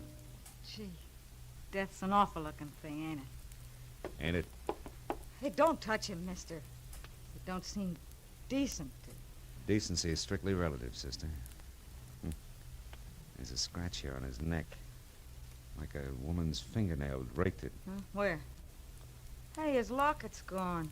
Locket? Yeah. This old guy wore a locket? Yeah, I seen it on him yesterday when the cops hauled off that redhead from upstairs. This old guy was shaving, and he came out in the hall without his shirt on to watch, and I seen the locket around his neck. What did it look like? It was a little square one on a gold chain. Now it ain't there. Ripped off and in a hurry. That much old gold's not worth murder, even in this backwash. Baby, what do you use for closets? Closets? Are you kidding? In this dump, you hang your stuff on the plumbing and like it. Why? Well, then there's no place here that 6 big silver goblets could be hiding, I guess. You couldn't hide a shot glass in this joint. Not for long, anyway. Well, the old boy traveled light. There's nothing here but... What? Hey, what'd you find? Hmm? What'd you find? Oh, this newspaper story on the table. Torn out of the day before yesterday's paper, it says. Nelson Root, wealthy Beverly Hills broker, dies in a freak car smash-up. Root is survived by his wife, former showgirl Evelyn Lansing Now, Root, what do you suppose that old guy was saving that for? To have sold his shoes with, maybe? Oh, sure. Now, look, as long as you get your brain in gear, tell me where I can find that guy who ran out of here. Chalky? Yeah. Hey, listen, mister, I don't want to get mixed up in this. I just live here and Come back here. You're already mixed up in it. Yeah, but that Chalky's awful hard, mister. I wouldn't want to cross Now, him. listen, that old man there was murdered. Remember, it's for keeps. You tell me here and now or the cops down at headquarters. Come on, where does he live? I don't know for sure. I think I heard once he's got a shack in the alley behind some warehouse over on San Pedro Street. Which warehouse? I don't know. Honest, I don't know. Hey, you might find out at Dooley's Diner. I think he shoots craps over there. Okay. Thanks, baby. And do yourself another favor before you cool off. Call the police.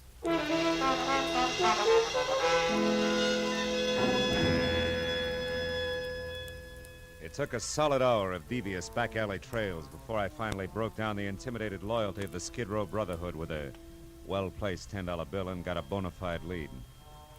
The thick fog that crawled along the alley. Chalky's shack had all the welcome home look of a wet gutter. It was wedged in under the hulking concrete base of an overpass like dirt under a giant fingernail.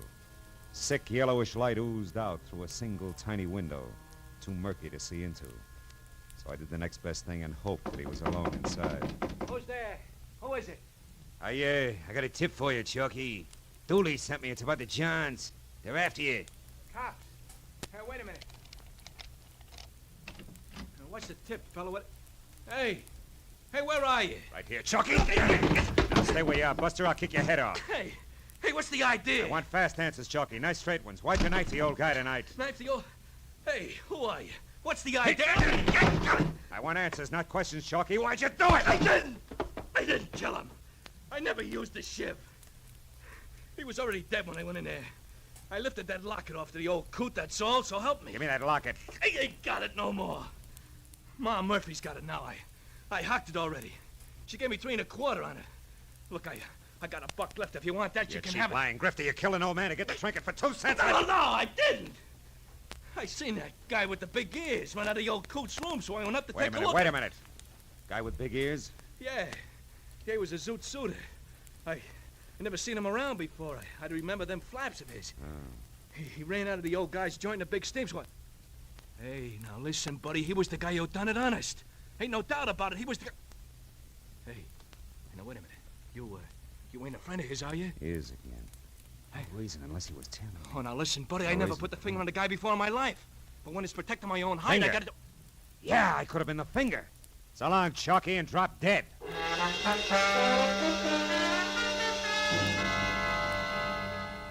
It was still foggy outside, but my own personal fog began to lift.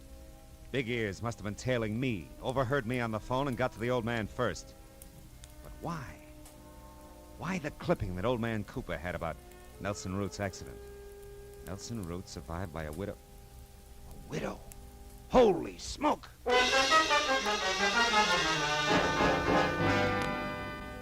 Callahan of the Daily Star gave me half a dozen pictures of Evelyn Lansing Root, from her early cheesecake days right on up to the role of widow in mourning.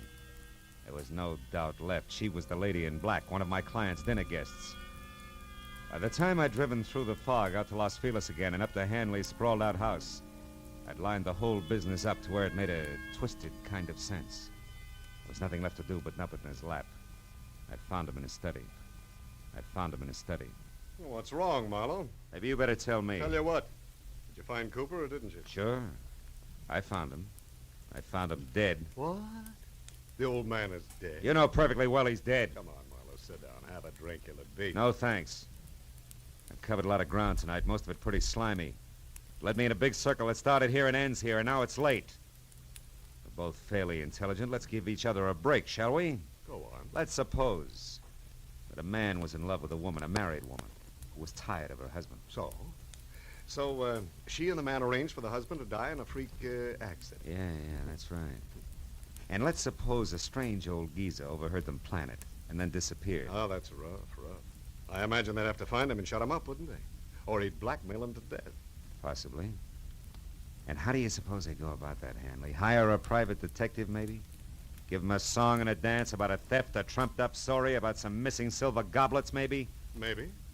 Only, he'd be much too reputable to do their killing. Yeah, so they'd hire a professional killer, one with big ears, to follow the detective. And when the old man was located, the killer would step in and go to work with a knife. And then vanish completely, because he'd be a good professional man. Well, Hanley? Well, Marlowe? Oh, yes, that's a great yarn. Yeah, but a little fantastic, isn't it? Yeah, utterly. Oh, good boy. That's the way I figure. Too weird to take seriously. Only I'm going to make it stick. Yeah? Marlowe, you try to embarrass me with a crackpot theory like that, and I'll make you the laughing stock of this state, do you hear?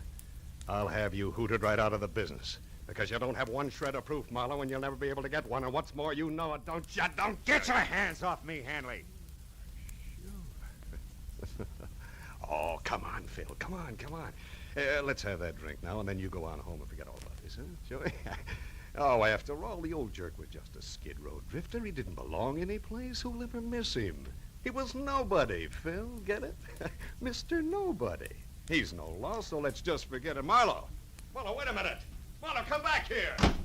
I had to get out. What made it even worse to us that I knew he had me. I couldn't even begin to prove the first word of what I knew was the truth. I couldn't sleep with it either. That was why an hour later I leaned against the lamppost back on Skid Row again and looked across a lifeless intersection through the eddying fog at the gaunt flophouse where the old man had died. Well. A wayfaring stranger in the night. Hiya, pal. Beat it. Wait a minute, wayfaring stranger. Couldn't you accommodate me to the extent of a match, or would that break your back? Here. Keep him. Thanks. Why don't you go home, pal? Nothing happens here on Cooper Street after 2 in the a.m. As a matter of fact, nothing happens anywhere anymore. Cooper Street. Cooper. That's one right out of the book. I'll bet $50 on it. 9 out of 10, they'll take the name of a street. Huh? Who? Never mind. You live around here? You're kidding. Where's Ma Murphy's pawn shop? Hey, easy. Watch the lapels, pal. Well, come on. Where is it? Ma's joint is 3 blocks down on Filbert, downstairs, middle of the block. But there's no romance there, pal.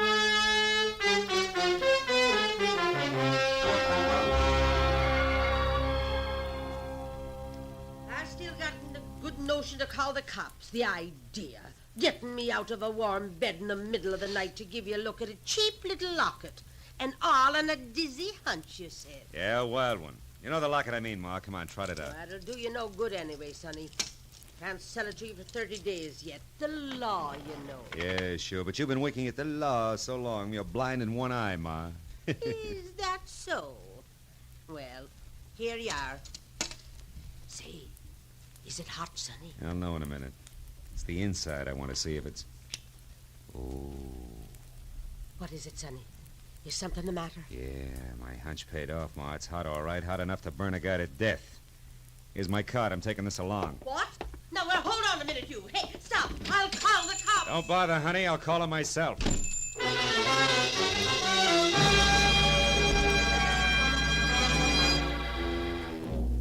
The lights were still on in Earl Hanley's study, so I pulled over and parked on the street and went up the walk on foot.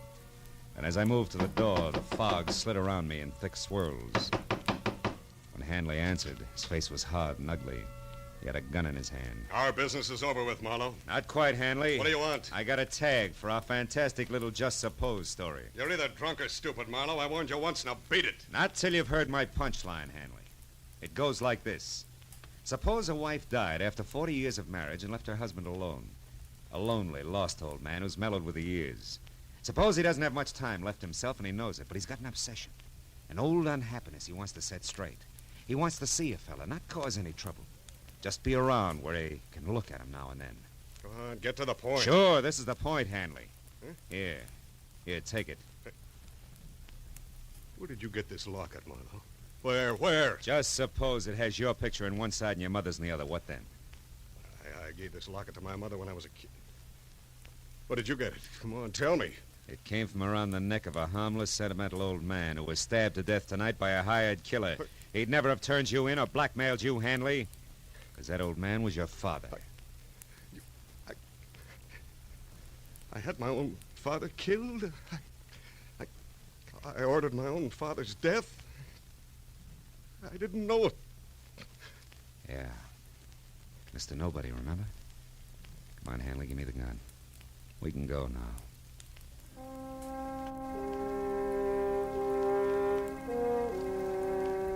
Hanley went quietly. All the way, he kept the little locket clenched in his fist.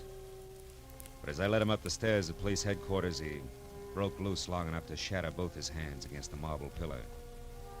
He wound up in a straitjacket. But it didn't matter much because when they picked up Evelyn Root, the lady in too much black, she filled in the rest of the story, including a lead to Big Ears. When it was over and I was sitting outside in my car alone in the fog that pressed close against the windows, I could see nothing of the city. Nothing but the soft, swimming white mist which hid the black outlines of Skid Row. Funny thing, you know. Some people can get out of Skid Row, but Skid Row will never get out of some people.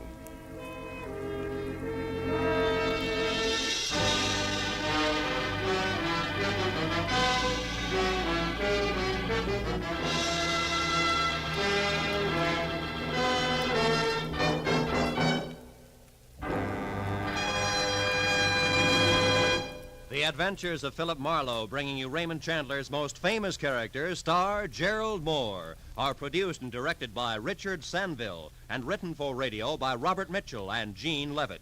Featured in the cast were Bill Boucher, Vivi Janis, Verna Felton, Edgar Barrier, Peter Leeds, Nestor Paiva, and Paul Dubov. The special music is composed and conducted by Richard Arant. Be sure and be with us again next week when Philip Marlowe says... This time there were 5 masks. One for greed, one for cowardice, one for cruelty, and one for deceit. And they all covered a murder. But it was the 5th mask that really counted, because it uncovered the killer.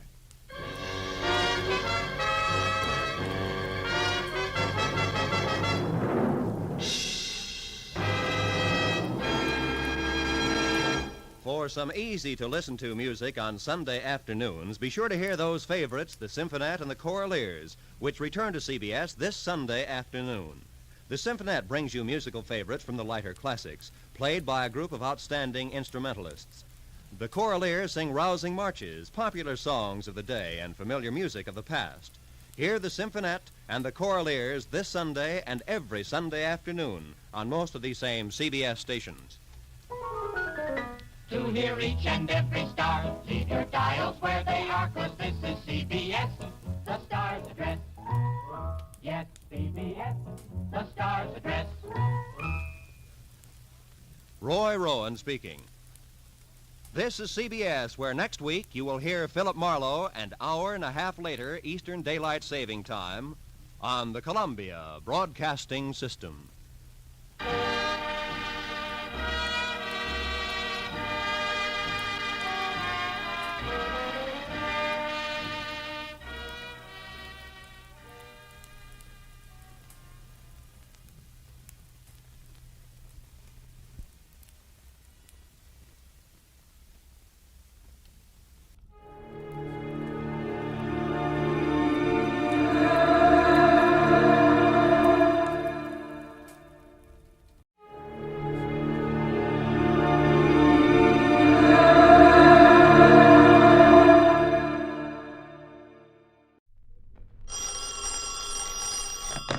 Johnny Dollar.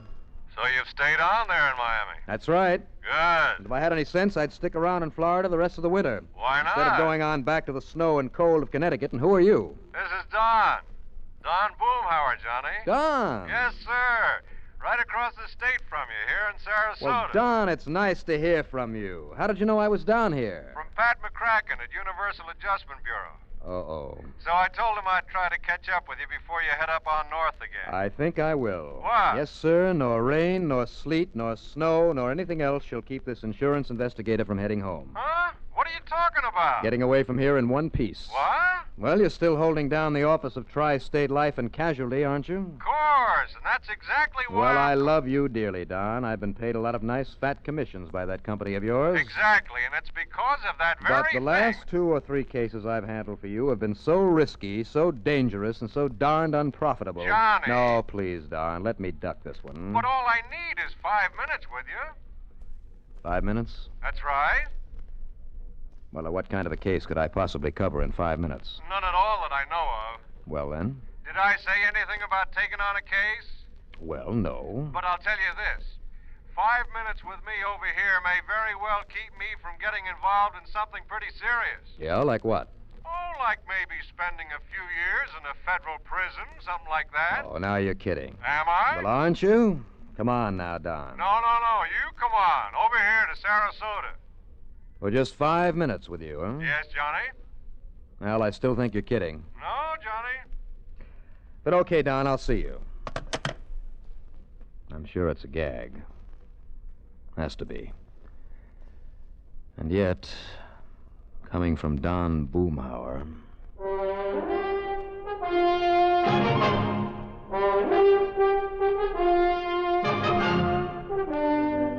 CBS Radio brings you Bob Reddick in the exciting adventures of the man with the action-packed expense account, America's fabulous freelance insurance investigator. Yours truly, Johnny Dollar.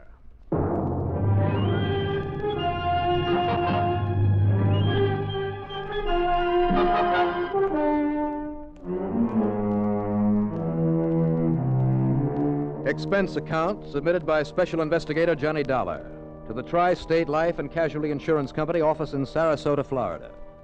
Following is an account of expenses incurred during my investigation of the big date matter.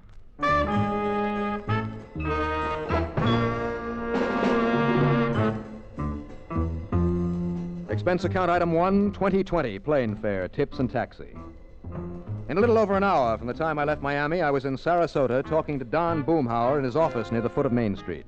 Sure, Johnny, simply because I asked you to. Wrong, Don. Only reason I agreed to come on over here on my way back to Hartford is because it means a little more time away from the snow up there. Yeah, Florida's pretty nice this time of the year, isn't it? Handled a jewelry store robbery there in Miami, huh? Yes, and almost got my head shot off, which is why I'd like to be able to relax for a while. But now, what is this case you seem to think I can solve in 5 minutes for you? I told you I have no case for you. Yes, I guess you did. All I want you to do is to check over some of these figures for me. Don, you know the only kind of figures that I give a hang about. I know. The ones on pretty girls. Well, why not? After all, just because you're a staid old married man. Don't knock it, Johnny. How is Frances, by the way? Fine, just fine. You give her my best. Oh, do it yourself. I told her that if I could persuade you to come here at all, I was sure I could get you to stick around for a few days. How about it? We'll see. Now, about those figures you mentioned. Oh, yeah. Johnny, have you kept any account of the monies we've paid you this past year in commissions? I can tell you down to the last penny. Good, because if it agrees with these figures here, all you have to do is sign this statement, and the Bureau of Internal Revenue will quit threatening to send me up the river. So that's what the big emergency is. Yeah. Huh?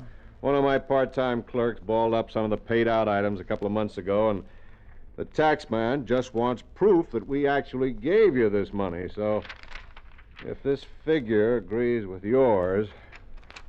And it does. Good. Well, then take this pen, affix your lawful legal signature, and try for once to make it legible. Sure. Under the desk, Johnny. Those shots are right outside in the street. Telling me? Move over so I... Hey. What? Shots, did you say? What's the matter with you? Can't you hear them? Well, just take a good look out there. Come on, let's go and see. Get our heads blown... Hey, what the dickens... Sure, it's that car out there with the pretty little blonde sitting in it, backfiring. Son of a gun, you're right. Yeah, but I guess we're not the only ones who thought they were shots. You mean that mob that's gathering? Yes. Looks like half the town has come to see what it's all about. Hey, I hope they don't lean against my plate glass window and break it in. Look at that crowd. Poor gal. Yeah, pretty too, isn't she? Yes, come on. I'll see if I can give her a hand. Come on, Don. Oh, why not? Now, I don't think I know her, Johnny. Well, that's too bad. But she might do anyway. I do? For what? As a date for you. What else? A date? Sure. That wing ding that Francis and I are taking you to out at the yacht club on Bird Key tonight. Oh? Sure. She is kind of cute looking, isn't she? Uh-huh. Nice looking car, too. Brand new. And after all, you're going to need some transportation. Well, come on, I'll see if I can find out what's wrong with that bus of hers. Sure, Johnny. You go right ahead. Okay, I will. And purely incidentally, find out if she has a nice evening dress she'd like to show off tonight. Sure, why not?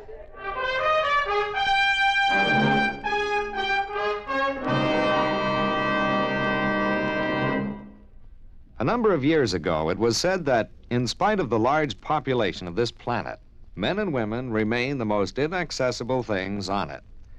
Today, we see this lack of understanding among peoples of the world reflected in headline stories. But it isn't because the people of the world are enemies. All people want to be friends. Long before the termination of World War II, Reverend Eugene Wood, a Methodist minister from Oceanside, California, went into a Scottsdale, Arizona camp where German prisoners of war were interned and offered his services to the imprisoned men. Among other things, Reverend Wood taught the men English, and he taught them about the United States of America.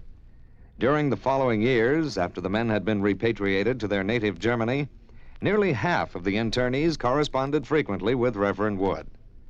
Those men expressed a unique understanding of the people and the country of the United States of America. This great feeling of friendship and understanding prompted the minister to make a pilgrimage to Europe to seek out the men he had befriended in the prisoner of war camp in Arizona. This gesture on Reverend Wood's part gained him a fantastic welcome everywhere he went. In all the places he visited, he spread the gospel of love and friendship and had it returned to him. There were no enemies, only men with the love of freedom, the right of all men.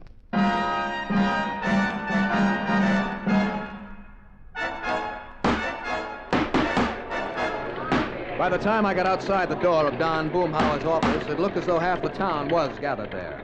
By the time I got to the car where the cute little blonde gal was fighting the ignition switch to cut the engine, stop it from backfiring, 3/4 of the town was present, including the merchants and customers from all the stores and cafes and hotels there on Main Street. The folks had come to see the fun and, of course, offer all kinds of unhelpful suggestions. Well, don't just stand there, please. Can't you help me get this thing started? Well, can't you turn off that switch? I mean, the ignition key? No, and I've already broken 2 fingernails trying to. Well, all right, then. Pull the release for the hood. The what? Under the dash, there to the left of the steering post. You see it? Oh, this? This little handle? That's it. Give it a pull so I can go around to the front and raise the hood. Oh, now what good'll that do? Oh, that awful noise. Well, if I get the hood open, I can pull a wire off the distributor and stop the engine. Distributor? What's the distributor? Just pull on that little handle. This one? That one. Go ahead, pull it. Okay, now if I can get the hood open, excuse me. So, and I surely would appreciate it. All right, here now. Now, what the Sam Hill? Don't tell me this thing is stuck too. Hey, now, do you all mind telling me what's the big idea around here? Officer. That's right. What do you all think you're trying to do around here? What's the matter with you, anyhow? Now, look, help me get this hood open. It's stuck. You mean it isn't noisy enough for you as it is? All right. Okay, fair now. I'll take care of this, man. You and the boys get the crowd moving along. Okay, Sergeant. Now, you look here, buddy. Look, will you help me get this hood open so we can stop the engine? Stop the engine? Yes, sure. Now, come on. Well, you crazy or something? All you have to do is get that gal of yours in there behind the wheel to turn off the switch. I have been trying to. I told you, officer, that's just the trouble. You told me nothing. Now, look here. No, Sergeant. Well, that is the ignition switch is stuck. And I tell you, if you all don't cut out this here noise, bust off some of those wires and so. Now, listen. Right this minute, I'm going to haul you and the car and this gal friend of yours off to... Oh. Yes, it's stopped. Well, that's that. Oh, it is, huh? Young lady, you get this car out of here and over to some repair shop before this happens again. You hear me now? Oh, yes, sir. I certainly will. Oh, well, now, wait, miss. I don't know what you did to stop it from making that awful Oh, noise. nothing. Absolutely nothing. And But now also, I'm terribly upset about it happening right here on the main street. Okay. Just get it out of here. Uh-huh. Vanna. Yeah? Clear this crowd off the street. Right, Thanks Sergeant. awfully. Oh, my pleasure. And maybe I'd better go along with you to make sure it doesn't do it again, Oh, huh? no, it runs fine now, but thanks anyway. Hey, did I tell you to get this thing out of here? Yes, sir. Right away, Oh, officer. no, wait, please. Wait, nothing. You go on, miss. Yes, sir. Bye. Look, listen, I just want, miss. The only thing you want to do is keep out of jail. Officer. The idea of letting that thing backfire out here on Main Street. What do you think I had anything to do with it? If I had any sense, I'd lock you up right now. Oh, now, wait a minute, officer. Go on, get on your way. I don't know who you are, and the only way I'm going to find out is by putting your name on the blotter at headquarters for disturbing the peace. What?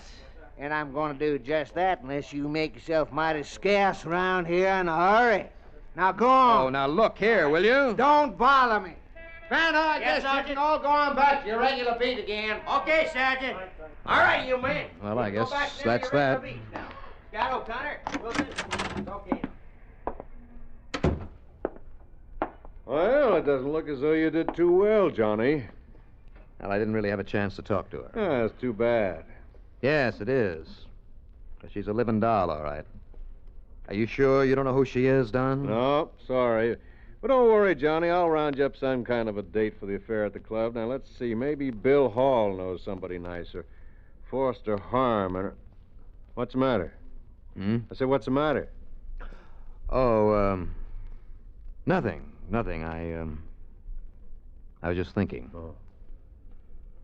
And I'll bet she dances like a dream. I wonder what her name is. No, we'll never know, I'm afraid. Now, don't bank on that. But now, if you'll just sign this statement that you came over here to sign. Oh, sure. Here. Here, use this pen. All right. There you are. Legible, too. Now I'll call Frances and tell her that you're staying over with us. If only I'd noticed the license on her car. Then I'll see what charming, good-looking girl around this town is available. But I doubt if even the police And did. would like the famous Johnny Dollar for a date tonight. Obviously, that one cop didn't know her. What? Hardly dare to ask him anyway. Johnny. Which means that probably none of the other police who were there would be of any help either. What are you talking about? That girl, my date for tonight. Oh, now, Johnny, I was only kidding about her. Well, I'm not. But you don't even know her. I will. And chances are that if you should find her and proposition her for a date, you'd get your handsome face slapped. I'll risk it. Yeah? What if she turns out to be somebody's wife? No wedding ring. Oh, you did notice that. I noticed that, among other things. But how are you going to find her? Well, if she's still here in Sarasota, if she lives here... Oh, now, Johnny, this is all a little... Okay, go ahead and find her. How? Well, I have an idea. Yeah? What? May I borrow your car for a little while? Sure. Here. Yeah, help yourself. Okay. When do I see you again? But just give me a little time. All you want. Up until dinner time, when you'll have to pick me up here. Now what? Yes, I see. Stopping at that jewelry store across the street. Here comes another prowl car from the other end of the... Uh-oh, Johnny. Yeah, I see him. Same policeman you were arguing with a few minutes ago. Only why is he coming in here? I'm sure I don't know. Officer. All right now, Buster. What? Just put up your hands so I can slip these cuffs on you. Sorry, Mr. Boomhouse. What are you talking about? You think I don't know now what you all were up to out there, you and that gal? What? Creating all that disturbance out in the street with that backfiring car. Now, officer. So as to draw the crowd so as your Confederate could have a clear field to rob that jewelry store across the street? Put out your hands, sir. Oh, now hold everything. That store was robbed while the mob was gathered around the car? Thanks to this man's diversionary tactics, somebody walked out with must have been $60,000 or $70,000 worth of watches and pins and rings and everything. So they called us up. I wrote the insurance on that store. Now, if you don't want to come along peaceful, mister. Oh, now, whoa, now. Yeah? Yes, officer, wait. What's that, Mr. Boomhouse? Well, don't you know this man? This is Johnny Dollar. Johnny Dollar? That's right. Y'all mean that freelance insure... Well, you mean the friend of the lieutenant that comes down here now and then to... This is Johnny Dollar? Here, officer. My credentials. I've known him for years, officer. He's Johnny Dollar, all right. Yeah, and these papers all look... Yeah, but if he was out there by that car... So, Don, you insured that store, huh? Does that mean I'm on expense account as of now? As of now. Yeah, well, now... Fine.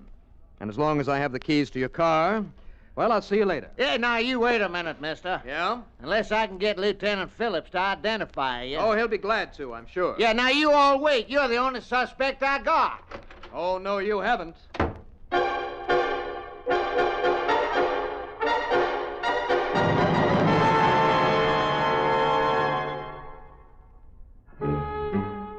By the time the officer had recovered his wits enough to barge out the door after me, I'd raced around to the back of his office and taken off in Don Boomhauer's car. Stop number 1 was the car agency that sold the same make the gorgeous blonde had been driving, that backfired there on Main Street. No, they hadn't seen either her or the car in the repair shop.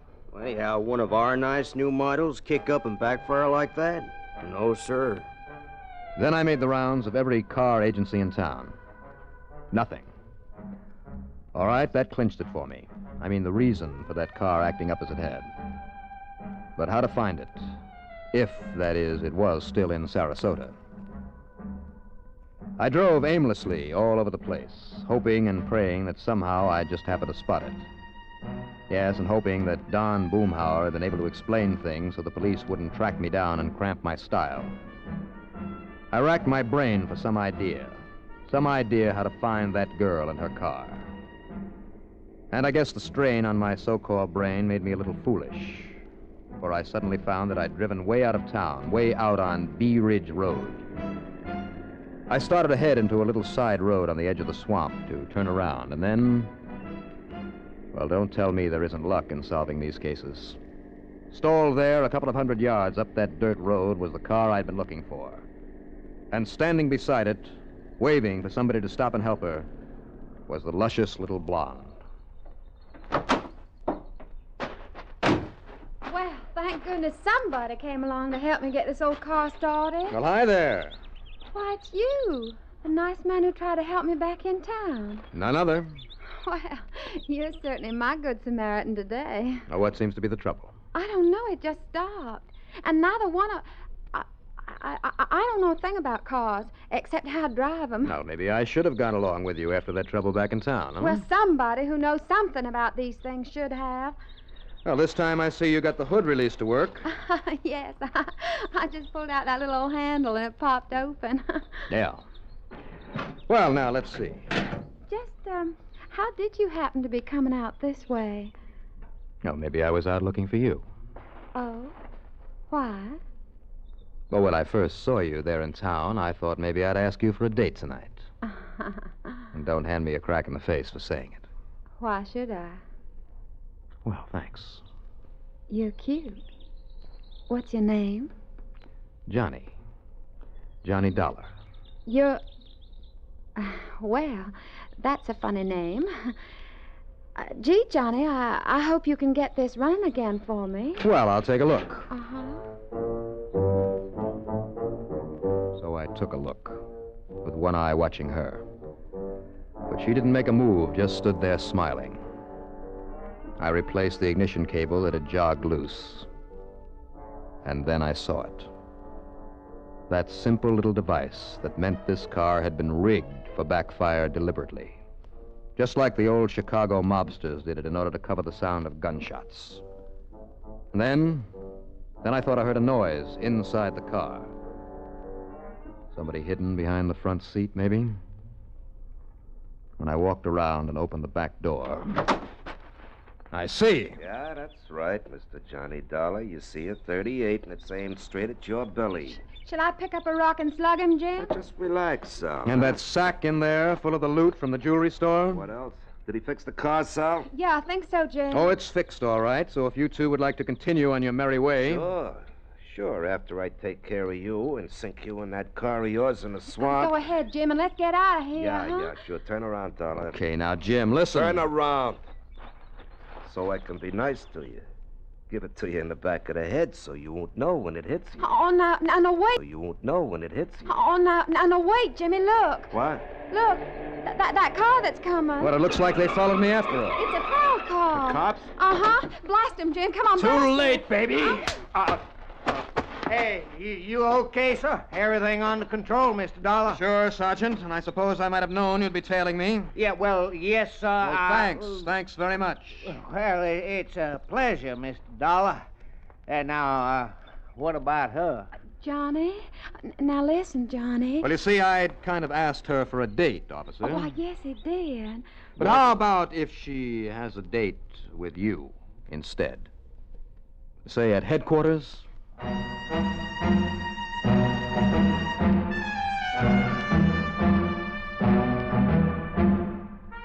So, thanks to sheer luck and clean living, of course, I'll pick up a commission on the recovery of all that jewelry. Expense account total, only that $20 or so for the extra plane ride. What a life. Yours truly, Johnny Dollar.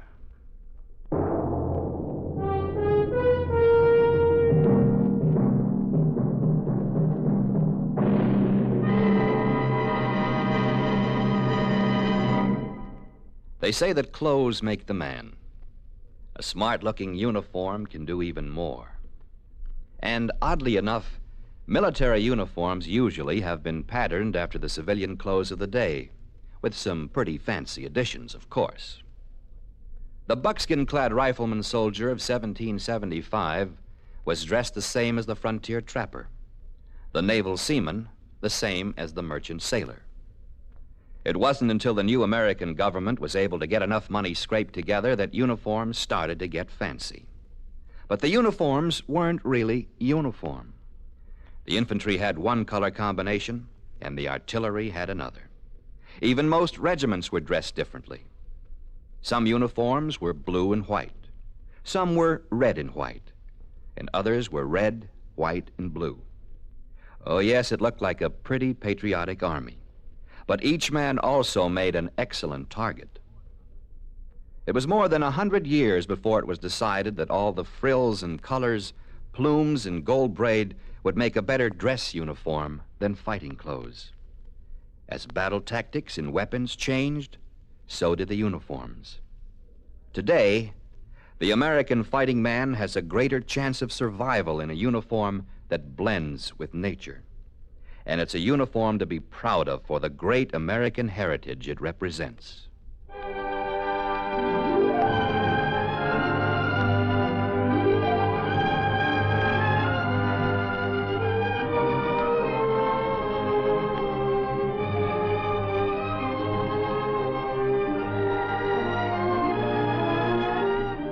Yours truly, Johnny Dollar, starring Bob Reddick, is written by Jack Johnstone. Produced and directed by Bruno Zerato, Jr. Musical supervision by Ethel Huber.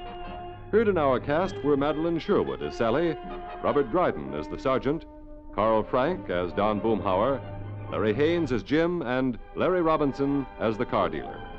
Be sure to join us next week, same time and station, for another exciting story of yours truly, Johnny Dollar.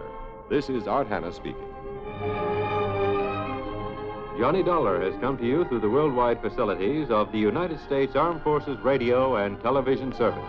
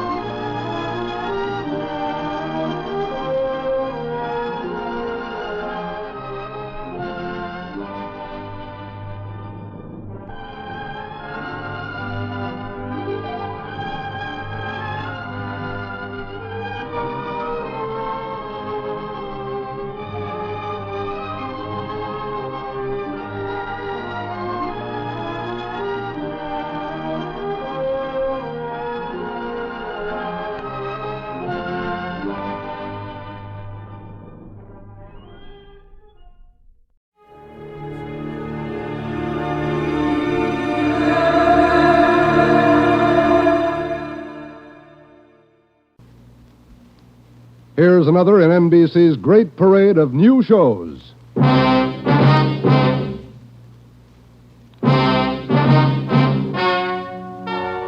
Ladies and gentlemen, the story you are about to hear is true. Only the names have been changed to protect the innocent. NBC brings you Dragnet.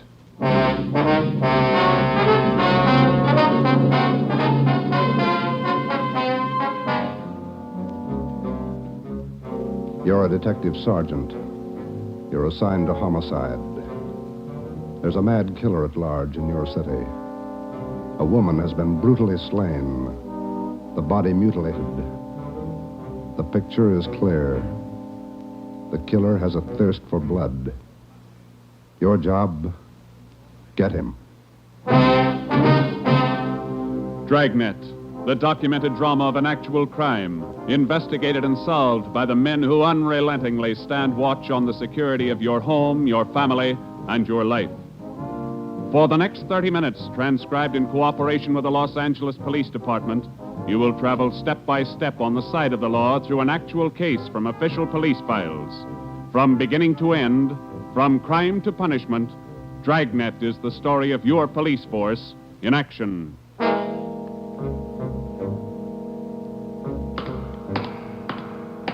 It was Wednesday, January 12th. It was raining in Los Angeles. We were working the night watch out of Homicide. My partner's Ben Romero. The boss is Ed Backstrand, chief of detectives. My name's Friday. I was on the way back from the morgue, and it was 11:23 p.m. when I got to room 42. Homicide. Hi, Joe. Chief wants to see you. He's in there with Romero. Thanks, Chandler. How's the wife? Fine. How about your mother? Better, thanks. Hi, Joe. Hi. Friday, sit down. Did they post the body yet? In the morning. Pretty messy. Strangled and mutilated. The guy's a maniac, Skipper. The body shows it. A murder like this, anybody's a suspect. The coroner looked at the body. He says the weapon was a long, sharp instrument. Found her in a hotel down on East 3rd Street. Manager's son discovered her about 7:30. You talked to him? It was too much for him. He passed out. Manager wasn't home. We'll check with him before midnight. Close to it now, Joe. We better get going. All right. The boys from the crime lab check the room? They're still down there, Ed. The place is a mess. And get back as soon as you can. We're working straight through on this thing. That's a hot shot. I'll get it. At the Lux Hotel, room 219, corner of South Grand and Cordova. Dead body. Possible homicide. The Lux Hotel, room 219, corner of South Grand and Cordova. A dead... What is it, Friday? Lux Hotel, possible homicide. Busy night. Yeah. You coming, Ed? Right. Let's go.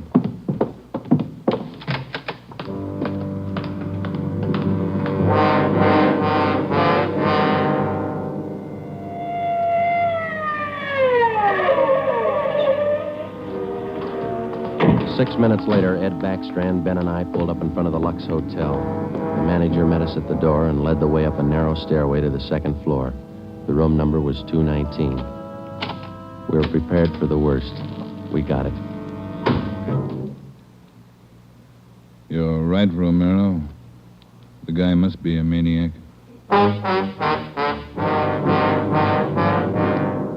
2 hotels, 2 murders. The same M.O. 3 of us made a brief inspection of the room at the Lux Hotel. We took a few notes on the appearance of the girl's body and a brief description. Apparently, she'd been strangled to death first, and then her body brutally mangled. Ben and I went back down to the lobby, and the manager, Mr. Ford, showed us the house book. The girl was registered together with a man, Mr. and Mrs. Philip Grant. We took the hotel register to have it checked for fingerprints and to photostat the handwriting. Ben notified the crime lab. Then we went back to the room and questioned the manager. Mr. and Mrs. Philip Grant, that's all I know. I never saw either one of them before tonight. When did they check in, Mr. Ford? About 3 hours ago. That's right, about 9. Maybe a little before. Did they register together? Yeah, a little before 9. They came in together. Did you let them in the room? Yes, sir, like I always do. It's a small place here, maybe not first class, but I treat people right. What did the man look like? Do you remember? I think so. Kind of tall. Young, maybe 30 or so. Husky fella. Had a mustache. How tall would you say, Mr. Ford? Oh, about your height, Wade. Must have been at least 180. Seemed like a nice fella. Would you know him if you saw him again? I think so. People sure don't act like they look. You think it was him? Can you think of anybody else? Well, no. I never saw him before tonight, either one of them. I don't know anything about it. Did you notice anything in particular about them when they came in? Well, he didn't show it, but it looked like she'd been drinking a little. Giggling, you know. And you didn't see this man Grant leave the hotel? No, I didn't. I must have been checking the account books back of the desk. Guess he got by me. Is there a back entrance to the hotel, Mr. Ford? No, he had to come out this way, all right. How about the fire escape? I never thought of that. Say, I bet you cops think I'm trying to hide something. How did you happen to find the body? I don't know anything about it, honest. I've been running the hotel for 10 years now. Everybody knows me around here. You can ask at the bank. All right, Mr. Ford. Now, would you mind telling us how you happened to find the body? I don't want a lot of lousy newspaper publicity. Give the place a bad name. Can you blame me? The newspapers won't get your name from us. All we want to know is how you happened to find the body. Well, I told you. It's a small place here, but I like to treat people right. A couple hours after they checked in, I remembered I forgot to fill the ice water pitcher in the room. So I got some and took it up. The door was opened a little ways. It's got a bad catch on it, and the lights were on. I peeked in, and there she was. She was... Well, the guy must have been crazy. Do you remember what time it was when you found her? Well, just before I called the cops, about 11:30, I guess. All right, Ford, that's all for now. When the other officers get here, show them up, will you? Yes, sir, I sure will. Romero? Yes, Skipper? Get on the phone downstairs and call the Metropolitan Division. Have them send us every available man from the reserve unit. We're going to patrol the area for the rest of the night. Right, G. Least we can do is make it hard for him. 2 murders in 7 hours. Yeah, both of them in a 3-block radius. Same pattern. It's got to be the same guy. All right, we got a description. What do you think? Well, when the reserve unit shows up, have them cover this whole section of town. Pick up everybody who even comes close to that guy's description. All right, Ed. It's got to go fast. We can't lose a minute. 1 hour either way, it might mean another body. Like this one. 9 minutes later, at 4 minutes past midnight, the men from the crime lab showed up. It started to drizzle. They went over the room in detail. They dusted everything in the room for fingerprints, the walls, the doors, the fixtures in the bathroom, the lamps, chairs, everything. They took samples of the girl's blood and her lipstick. Small pieces of flesh and human hair were found under the girl's fingernails. The nails were scraped carefully and the contents put in an envelope, marked and sealed. Ed Backstrand ordered pictures taken of the room and the girl's body from different angles. Every object in the room that could have any possible tie-in with the murder was photographed. It was raining. The rear of the hotel where the fire escape was overlooked a vacant lot. Ben had a hunch. While the lab men were at work, we left the hotel and circled around into the lot for a look at the ground directly underneath the fire escape ladder. It was raining hard now. Must be an easier way to make a living. Mud's almost up to my knees. Mine, too. Watch your step. You see any prints? No. Wait till my wife sees these new shoes. Put it on your expense account. Oh, real funny. Ben, get that light over here. Look. Yeah. Good set of prints. Lucky that rain didn't start turning to wash them out by now. Yeah. Hand me that cover from the trash can over there. I'll cover them. Wait a minute. What? Here, on the edge of the fire escape ladder. Small hunk of cloth. Man's suit? Well, looks like it. Might have caught himself in that sharp corner. I got it. All right, come on, let's get back. Yeah, out of this mud bath. Joe, Huh? let me have a light. You catch anything? Hunk of wrapping paper in that trash can. Stains on it. Open it up. Look. Yeah, a butcher knife. We went back to the Lux Hotel, room 219. The lab men were tearing the room apart. It was 10 minutes to 1. We gave the blood-stained knife and the piece of cloth we found on the fire escape to Lieutenant Lee Jones, head of the crime lab. We told him about the footprints just below the fire escape ladder. The knife will help us, so will the cloth. I don't know about the footprints. You say you covered them? That's right, Lee. They still look in pretty good shape. Maybe we can do something if the rain hasn't broken them down too bad. Bracken. Yeah, Lieutenant? You and Sloan get downstairs and take a look at those prints. If they're good enough, Get a torch, dry 'em out, and make a cast, right? Okay, Lieutenant. Come on, son. That's about all I can do for you now, Ed. I think we got everything there is to get. All right, Jones. I'll follow you back to the lab in a couple of minutes. Okay, Ed. Good luck, fellas. Thanks, Lee. We're going to need it. All right, Friday. Romero, it's your baby for the rest of the night. Lee, get anything? A few prints, a woman's purse under the bed. Don't know if it's hers or not. No identification. You going to be at the crime lab, Ed? All night. As soon as we find anything, I'll let you know. Yeah? Gang of cops just came in the lobby. They asked for you. Must be the reserve men from Metropolitan. Tell them we'll be right down, Ford. Okay. You want us to handle it, Ed? That's right. Do just as I told you. Spread them out over the whole area. Cover the streets, the alleys, the flop houses, restaurants, bars, everything. You got a description to go on. Find the man that fits it. Right, Skipper. Don't forget, the guy's a killer twice over. I don't think he'd hesitate on you. Be careful.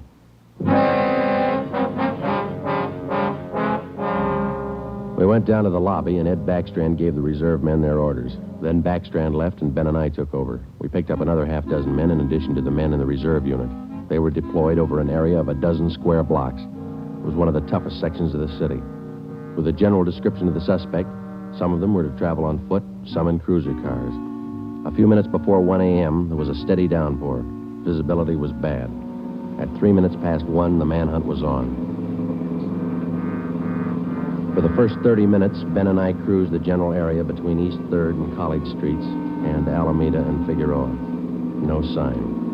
The rain kept on. We sat and listened to the calls come in. 12A, call your station.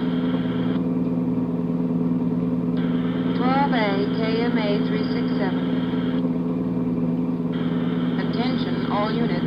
Recovered license plates in the 6th column. 4 Young, 7690. 41R, 788 Standard Avenue, at 373.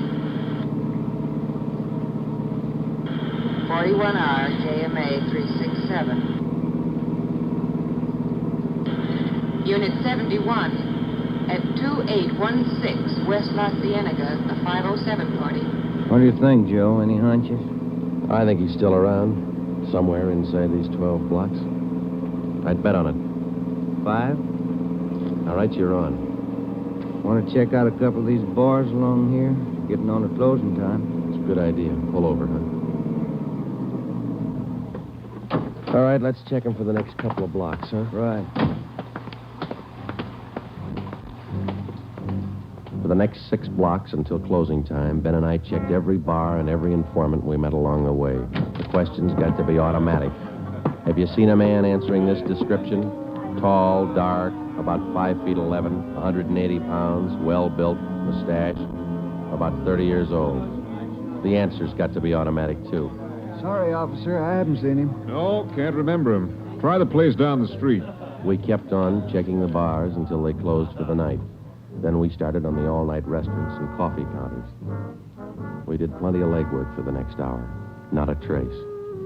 About 2:30, the rain let up a little, and then it started in heavy all over again.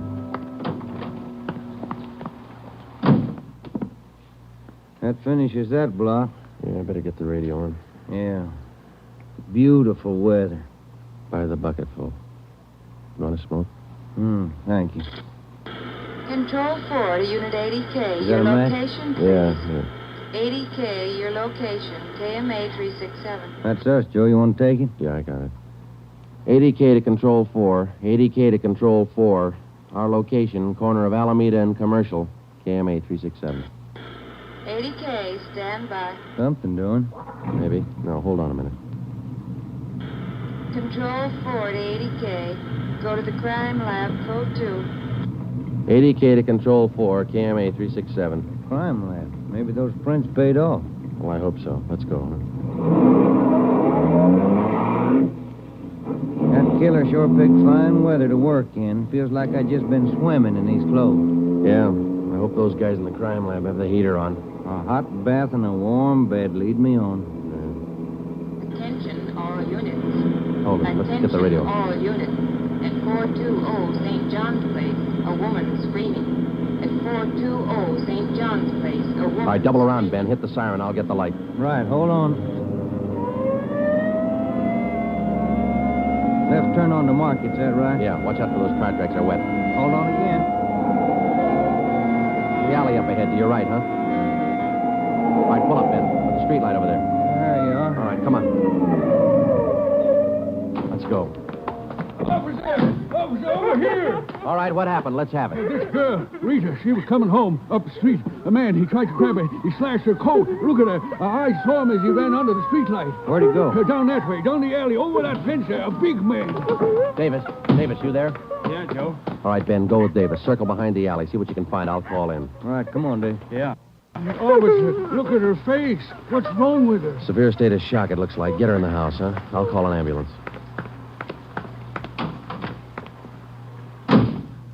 80K to Control 4. 80K to Control 4. Control 4, go ahead. Direct all units in the vicinity to converge on area around St. John's Place from Jackson to Banning Street. A woman attacked by large man with knife.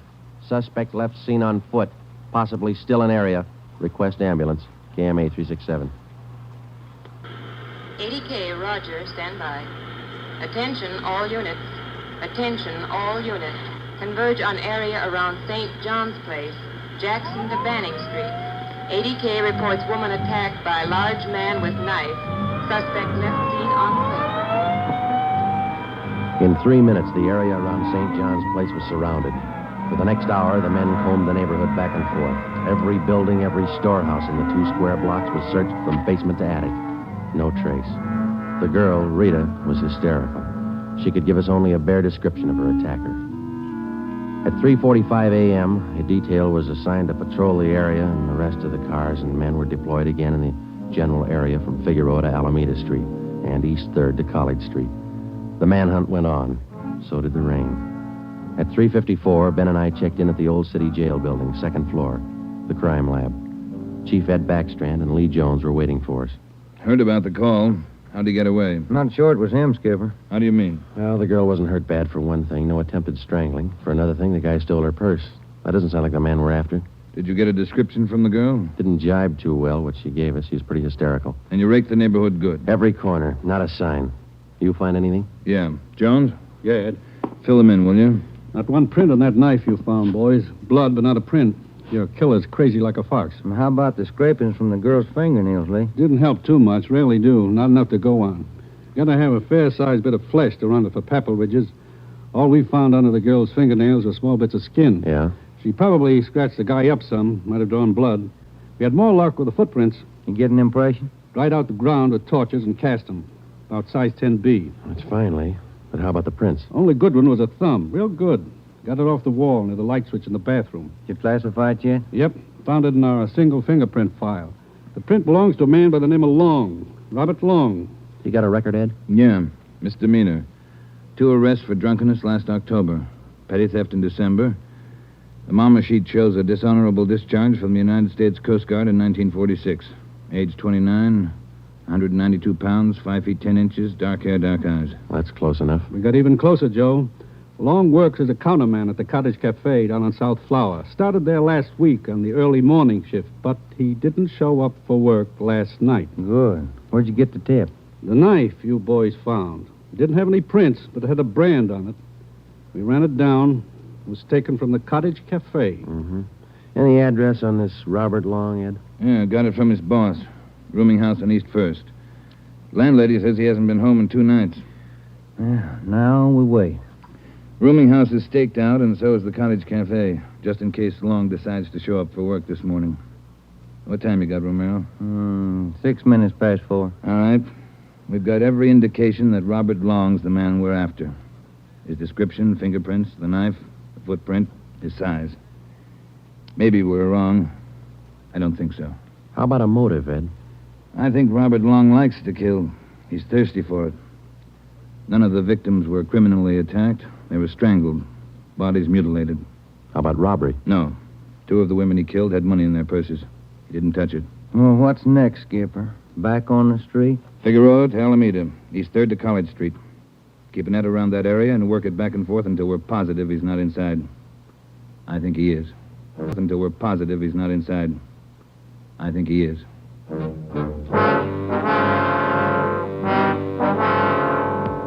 At 10 minutes past 4 a.m., Ed Backstrand, Ben, and I left the crime lab and drove to the surrounded area. It was still raining.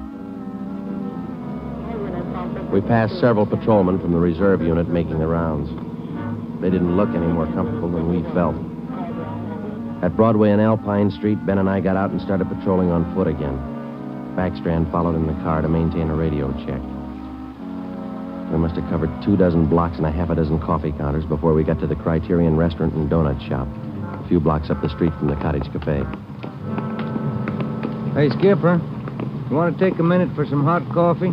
I'll keep an ear on the radio. You two go ahead. You look drenched. Yeah, we are. Can we bring you some back in a paper carton? Fine, thanks. Cream. No sugar. All right, Ed. Come on, Ben.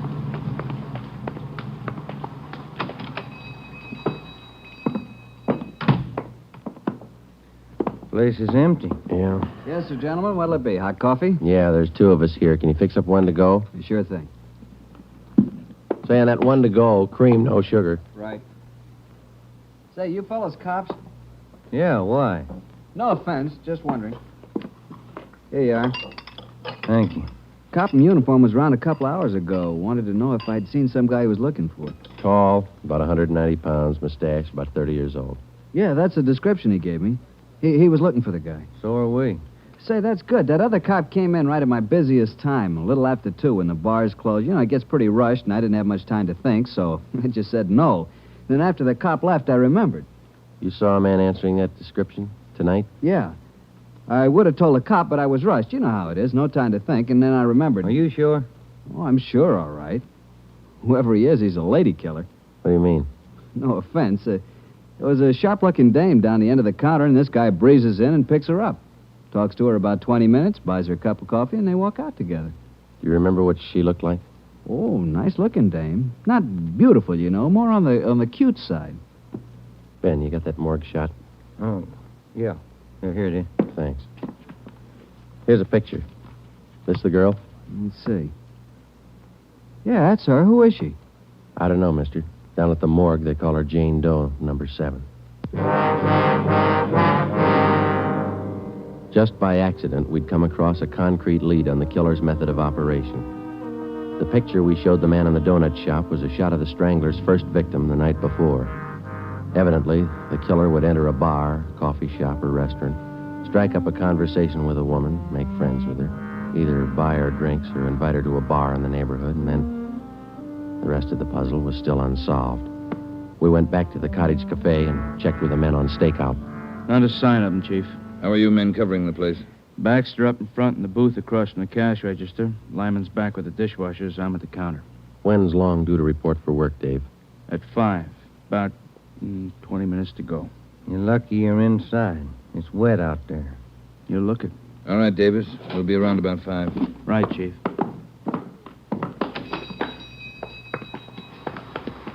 Let's get back in the car.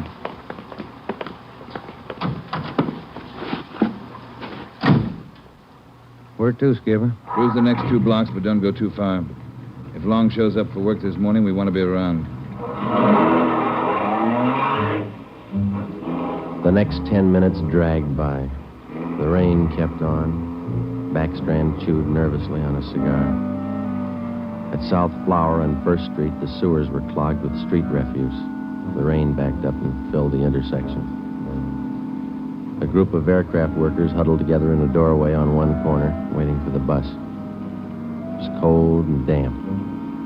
I opened one of the back windows in the car to get some fresh air in. Off in the distance and close by, we could hear the sounds of a big city waking up slow to a rainy January morning. It was 8 minutes to 5. Attention all units. Attention all units. At 780 East Main, a restaurant. Man answering description of murder suspect. All right, Romero, step on it. Right, Skipper.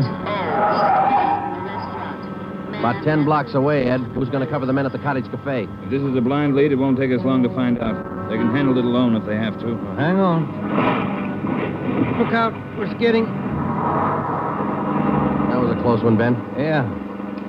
If this is the guy, I owe you $5, right? Yeah. Attention all units. Additional information on your call to 780 East Main. Officers in pursuit of suspect. Suspect is on foot. Step on it, Romero. Attention all 2 more blocks, skipper. Watch it, Ben. Next one to the left. Got it. That's the joint up ahead there. All right, watch your step and don't take chances. Don't play with him. Right. Here we go.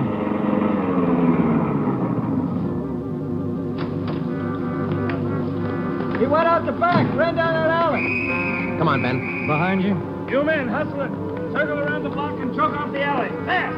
Emerson, Holmes, go with them. Right? All right, over the fence, Ben. Ben, look out, look out. You all right? It's not that good. Come on, Joe. All right. There he goes. Between the buildings. Stop or I'll shoot. The next house. He ducked into the basement. All right, cover me. Right. Come on, he broke through the garage doors. There's Davis. Dave, he slipped through. Get down to the next corner and ring the block. Yeah. Ben, did you follow him? Yeah, right on his tail. That warehouse. Couple of lots over. He went through the back. There it is, Joe. All right, don't go in blind. Watch out. All right, you haven't got a chance. Come out with your hands up. He's not stopping, Joe. All right, let's fan out. All right, Ben, cover me. I'm going for the door.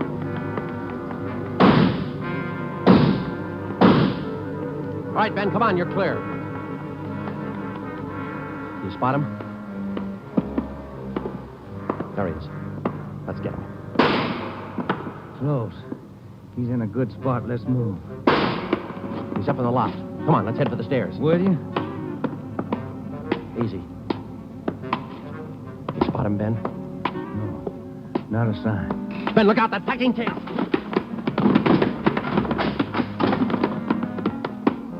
Kind of close, huh, Joe? Yeah. Let's get that punk now. Look out, Joe. There's another one. All right, you. We got the warehouse surrounded. Come on down. All right, then we'll blast you out. Joe, he's dropping down the ladder. He's going for the front door. They're waiting for you with Tommy guns out there. They'll cut you down. Stop. Joe, he's got the door open. He's making a break for it. He's crazy. He's trying to shoot his way out.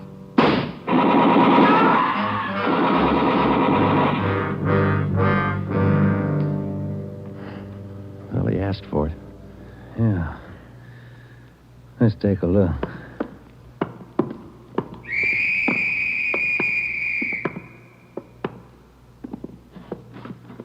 Messed up.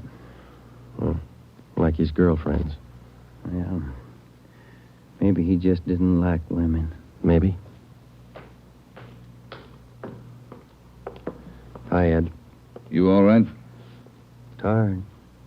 This is him, huh? Even the scratches that girl made on his face. Description match? 5'10", 192 pounds, dark hair, dark eyes, age 29. Robert Long, killer. The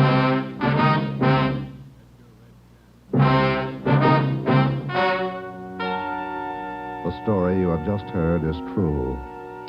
Only the names were changed to protect the innocent.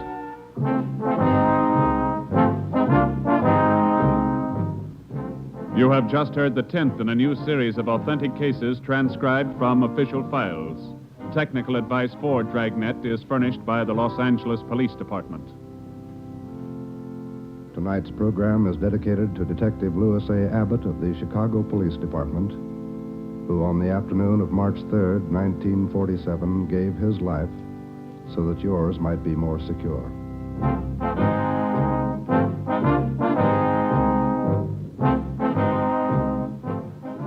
Dragnet came to you from Los Angeles. If you enjoyed tonight's production of Dragnet, you'll probably want to listen this Saturday evening to a pair of adventure shows featuring two well-known Hollywood personalities. You'll enjoy Brian Donlevy, star of Dangerous Assignment. Also on Saturday's schedule is Richard Diamond, private detective, as played by the screen's romantic tough guy, Dick Powell. Listen to both of these exciting programs this Saturday over most of these NBC stations. This is NBC, the national broadcasting company.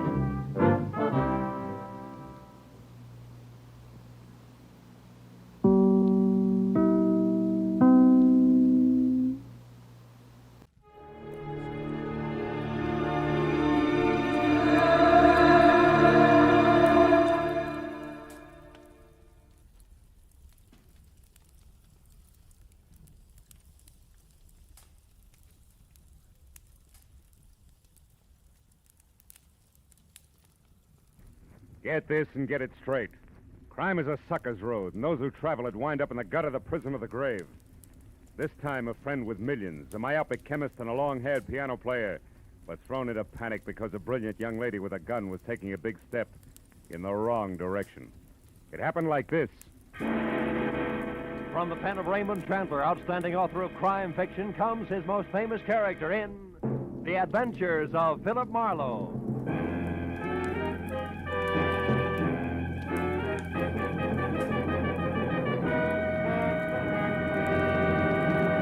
Now, with Gerald Moore starred as Philip Marlowe, we bring you tonight's exciting story, The Big Step.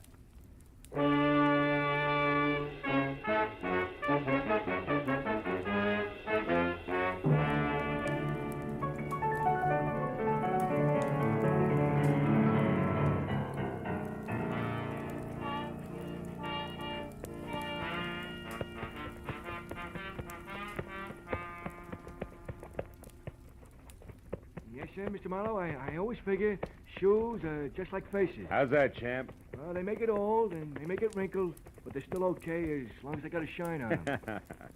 Yeah, it keeps that right in condition, huh, champ? Yes, sir. Hey, let me just spank up this one again, huh? Sure. Oh, come in. Mr. Marlowe? Yeah? Oh, excuse me. I didn't know you was busy. That's all right. Okay, champ, I guess that does it. Here you are. Oh, thank you, Mr. Marlowe. I'll see you tomorrow. Right. Well, now that my shoes have a new lease on life, won't you sit down? Miss, Cantor. Mrs. Betty Cantor. Oh. I'm a waitress at the Shelton Cafe. I need your help, Mr. Marlowe. There's something you could do for me. You free to take a case? Well, I'm free, depending on the case. What is it?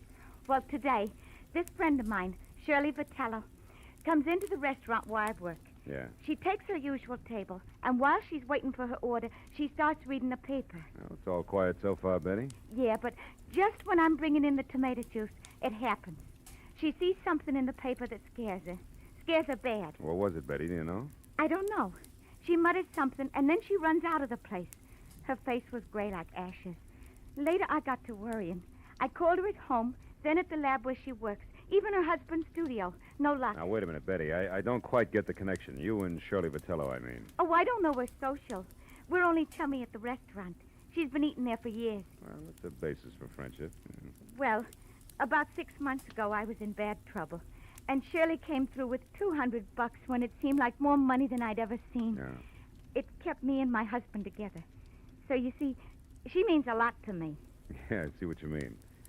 Well, look, Bet, what was this about a lab? Well, Shirley's a technician. She works as an assistant to a chemist named Softman. Abraham Softman, out on Melrose someplace. Mm-hmm. What about Shirley's husband? Do you know him? Gilbert? Oh, yeah. He comes in with her a lot. He's a piano composer and a real nice guy. Mm. He lives for his work. He's unknown now, but he's a real genius, Oh, Shirley sure, says. sure. She'd do anything to keep him and his music going. Yeah, well, tell me, this friend of yours saw something in a paper you said that scared her. Now, that's all you know, huh? Yeah. And I want you to find out why and help her. Here's $50, Mr. Marlowe. That's what you charge, ain't it? More or less, yeah. By the way, Mrs. Cantor, where's your ring? I sometimes take it off when I'm working. You do, huh? Yeah. Or perhaps when you hock it to raise $50? Look, Betty, I'm a careless guy. You better hold the money, huh? Oh, but Mr. Where do Marlowe, the Vitellos live? But Mr. We're in Marlowe... a hurry, Betty, remember? Where's the address? Well, it's 3140 Veteran Avenue. Mm-hmm. And in case you want it, Gilbert's studio is Benedict Canyon, 510. Thanks, Mr. Marlowe.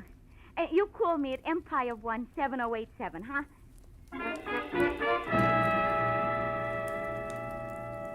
When Betty Cantor was gone, I got in my car and drove out to Veteran Avenue. You know, she was a pathetic little creature. And with a little effort, she could have that touch and glow look. Oh, well. 3140 was one of those small but neat houses that grow like mushrooms overnight on a post-war California landscape. And it was locked, dark, and quiet. I went around to the back and started on the windows. The third one opened when I tried it. I climbed in, turned on some lights, and made the grand tour, then entered in the den. The only indication that anyone had been there all day was a current issue of the L.A. Star crumpled in the wastebasket. I pulled it out and started through it. On page 5, I found the hole where a 2-column story had been clipped out. And then somebody was at the front door. I started toward it, but changed my mind at the sound of the key in the lock. And instead moved back into the den and watched. A head that belonged on a gopher wearing a battered fedora and inch-thick glasses above a fur-collared coat peeked in. Gave the place a myopic once-over and headed straight for the den. So I stepped out where he could see me. I have never seen you before. What are you doing here? You tell me first, Pop. I'm bigger than you are. I'm Dr. Abraham Softman. Softman? Oh, the chemist Shirley Vitello works for. Is that why you have a key? Yes, she leaves unfinished. She leaves work here for me to pick up. It's a convenience for both of us. But now you can also explain, maybe? Well, a friend thinks your assistant's in trouble. I'm trying to find out. The name's Marlowe. Aha. I suspected now I'm right. What? Shirley came to the laboratory late from lunch today and very much upset. She left again soon, right in the middle of our most important crimson test. Your what? Our crimson test. Oh, yes. Without one word to me, she left. Never does this happen before. In all the 5 years, she has been my loyal right hand. Well, tell me, what's the nature of your research, Dr. Softman? We are developing new commercial dyes. Oh, such a beautiful crimson we have now. Really? Shirley knows as much as I do about all of it. Mr. Marlowe. Was it you who opened the desk drawer there? No. I didn't notice it till now. 2 boxes of .32 caliber ammunition. 9 shells gone from the top one. She kept a gun there. I've seen it before. That's gone, too. What kind of trouble needs a gun, Mr. Marlowe? Oh, I could think of a few. And they all say we better locate Shirley, and soon. Now, look, Doc, I want to ask you... Just one moment, what? please. Maybe you will know if this means anything. I found this under her work table after she left this afternoon. Is it maybe something? I don't know. Let me see. Empty reservation envelope from Federal Airlines, L.A. to New York, departure 11:35 tonight. Made out to Ruth Britton. Ruth Britton? Who's that? Well, I don't know her, but she must be something to Shirley. Perhaps this Ruth Britton is the trouble. Well, the airline number's here. Where's the phone? It's out there in the other room, No. there on the table. Yeah, I got it. Hudson 28610.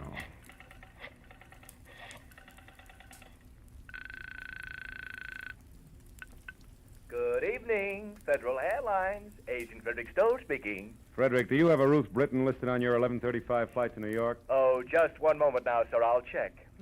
Oh, no. Yes, we do.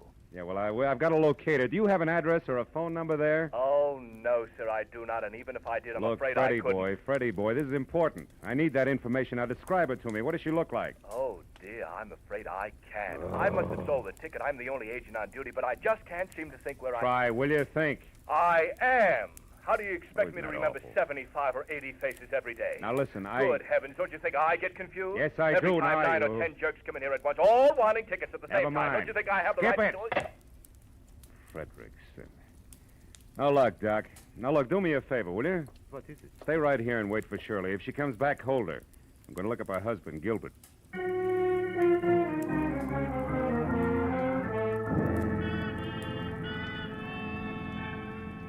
The first stop was a newsstand. I bought an L.A. Star, turned to page 5, and found that the missing story was on a man identified only as Deniker, who'd been hit by a taxi on Temple Street at 8 a.m. The only reason it rated 2 columns was that before he lapsed into unconsciousness, he told the ambulance crew from the Citizens Emergency Hospital that he knew he was going to die and wanted to clear his conscience by confessing a crime he'd committed. It ended with police standing by. I drove on into Benedict Canyon, wondering what kind of a bridge it was going to take to span the gap between a female chemist and a downtown traffic accident. I was still wondering when I got the number 510. All I could see of Gilbert Vitello's studio over the brush around it was something pseudo-Spanish that had been stuck onto a piece of vertical real estate by an optimist in the early 20s. A path had been opened from the driveway to the house, and as I walked to the door, the piano music from inside got louder, but not better. Even in the long-haired circle, that stuff needed a haircut. Hey! Hey! Vitello, break it up a minute, will you? What's the meaning of this outburst? I'm working and I won't be interrupted. Who are you? What do you want anyway? Take it easy, Mr. Vitello. My name is Easy? Marlowe. Betty Cantor sent me here because she's worried about your wife. The waitress worried about Shirley. Why? Well, she's in some kind of trouble. Have you seen her tonight? No, not since this morning, but that's not unusual. I often work late. My music is very demanding. Now, what gives that waitress the idea that Shirley's in trouble? Your wife's reaction to a newspaper story. It scared the wits out of her. About a taxi hitting a man named Denica. Mean anything to you? Denick, Shirley worked with a fellow by that name once, I believe, but why would that story frighten her? Well, I was hoping you'd tell me. Do you have a gun?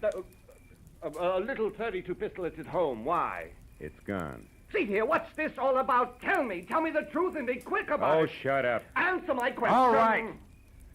My wife was shocked by that item on Denica.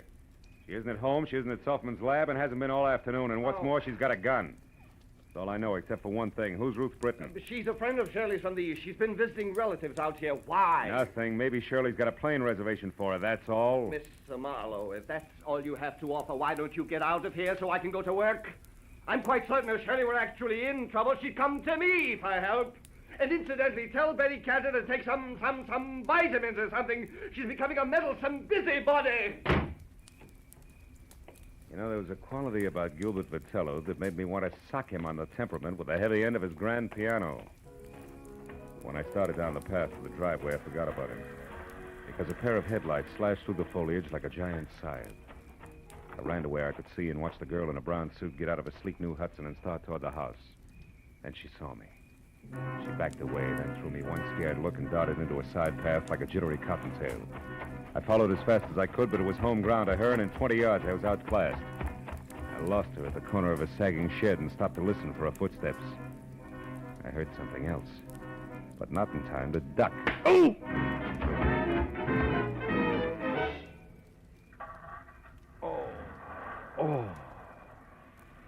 Oh. You there, you. Marlowe, is that you, Marlowe? Marlowe, what happened, Marlowe? I heard a car come into the car. Shut up, shut up. It was Shirley. She slugged me. I don't believe it. You're lying. Okay, I'm lying. For what it's worth to you, Die Hard, your wife isn't kidding. She told me personally with a blunt instrument. Play that knee flat, Jack.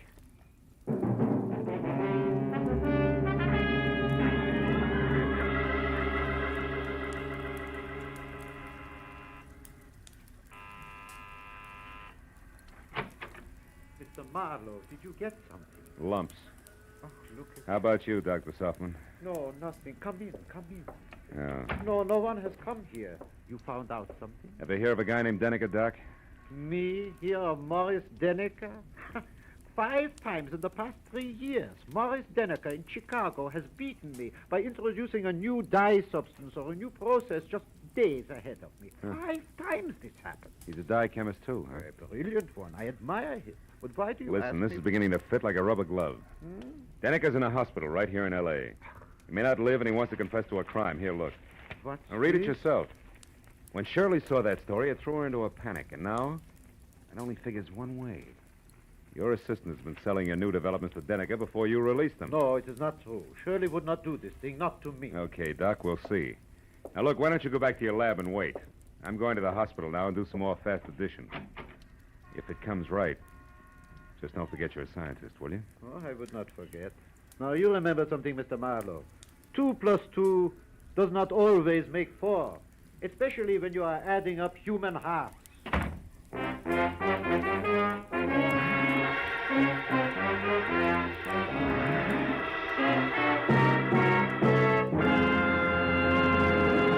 In just a moment, the second act of Philip Marlowe. But first, Wednesday's Wonderful on CBS, with Dr. Christian, Groucho Marx, Bing Crosby, and Burns and Allen all coming your way over most of these same CBS stations. This Wednesday, Brother Bob Crosby visits Bing. Gracie Allen stumps the income tax experts.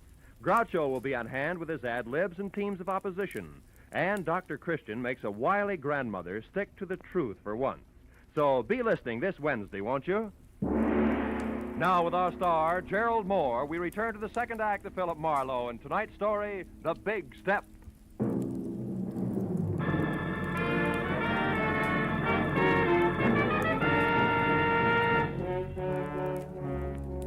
It was 20 stop-and-go minutes through the snarled early evening traffic over to the Citizens Emergency Hospital. All the way, I kept hoping that Denica's confession wasn't going to have anything to do with Shirley Vitello. But when I was there, standing next to Detective Lieutenant Matthews and filling him in to date, I racked that hope up under wishful thinking. Morris Denica had already come, too. Yeah, Marlowe, about a half hour ago. He didn't say too much. How much? Only something about this woman you mentioned, this Shirley Vitello, and Yeah? the formula for some kind of a bleaching agent. Then he went out again. Hey, look, this Vitello girl who currently adds up to something very... What does she look like? Oh, blonde, about 5'4", maybe 30. Wearing a dark brown suit, no hat? That's right. She been around? Yeah, I spotted her here in the hall about 45 minutes ago. Claimed Oh. she was a reporter, but she didn't make any small talk with the other news hands. I got a little suspicious. Just then Denica came too, so I went in there. When I came back out, she was gone. Hey, Marlowe, you know where we can pick her up? No, I don't, Lieutenant. Doesn't look so good for her. She could be pretty desperate right now. Like a quick trip to the country. Or like worse, she's got a gun, Matthews. And now with Denica starting to talk, very little hope left. I better be going. Where? Just going, Matthews. Hey, wait I'll a keep minute. in touch. Wait a minute. Look, we have a big organization, Mr. Marlowe. We're equipped to handle all kinds. We could do almost as good a job as you. Just keep that in mind, will you? Yeah, and I'm glad you said almost. So long.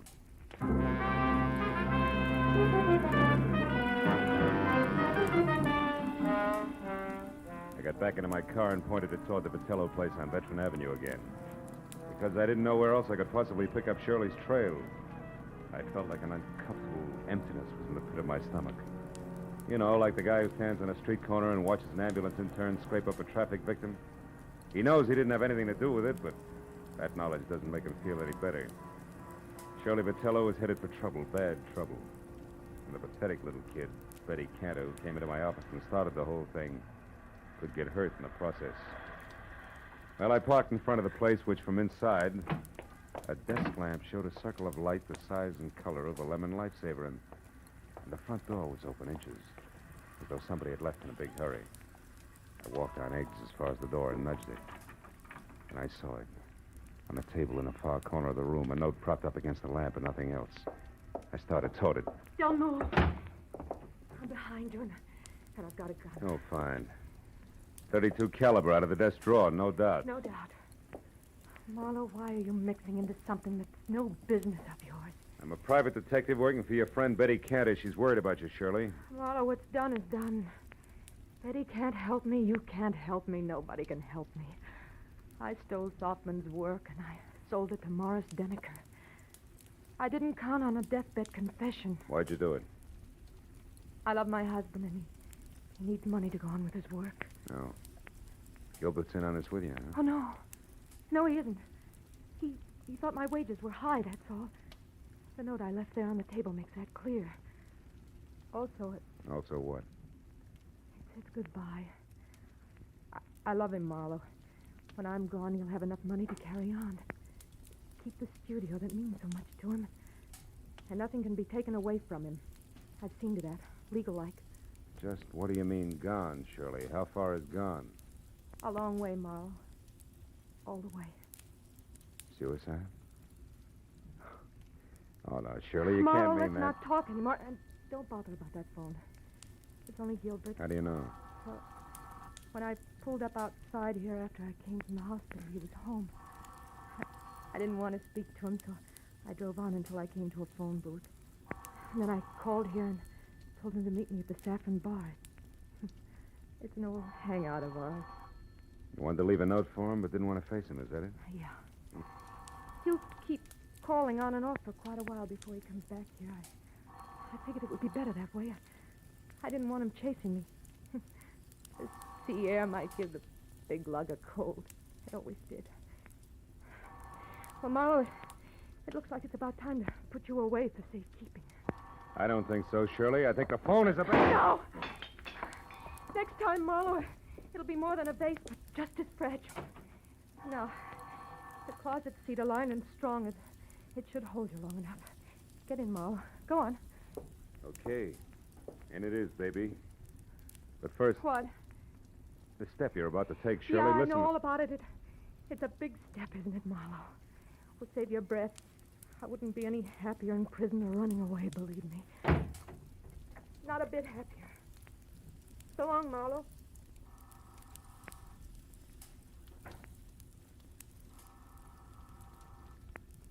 Nobody's home.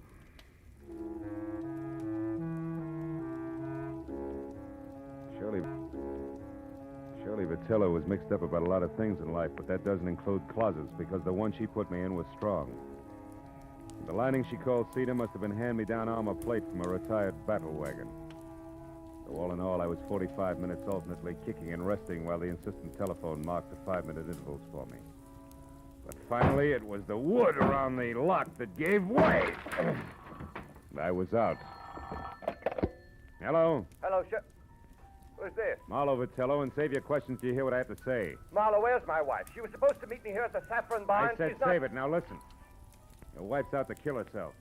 No, Marlowe, no! Yes, tell me, did you two have a favorite spot out near the ocean? I don't see what I that don't has... care whether you see or not. Did you or didn't you? Yes, the Redondo fishing pier below Santa Monica. Good. Now keep listening, Vitello, and do as I say. Come straight home. But, Marlowe, it surely... Do as I say, Vitello. Come back here and sit tight with fingers crossed. I'll worry about the pier. Goodbye.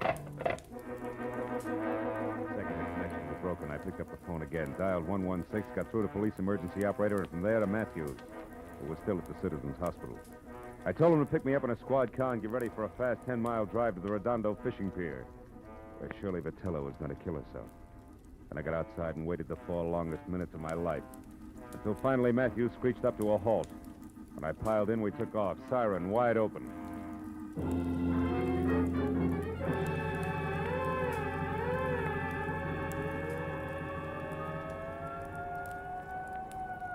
Less than a minute now, Marlowe. Pier's only a couple of blocks away. Good. Better have Mooney kill that siren, Lieutenant. Jack, we want to come in quiet, Mooney. Okay, Lieutenant. Well, there she is. That tower's out on the pier. Yeah, Mooney, pull up here, will you? We don't want to scare her into something. Matthews. What? That crowd there, halfway out on the pier. There's a cop with them. Yes, so there is. You better drive right up, Mooney. Looks like we're too late, Phil.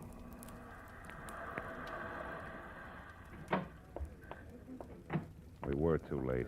At the center of a circle of the morbidly curious who always panned and gaped, we found her lying face down on the greasy planks of the pier, dead. She'd shot herself through the heart, and the gun, the same .32 she'd used on me, was lying next to her. 2 bullets gone.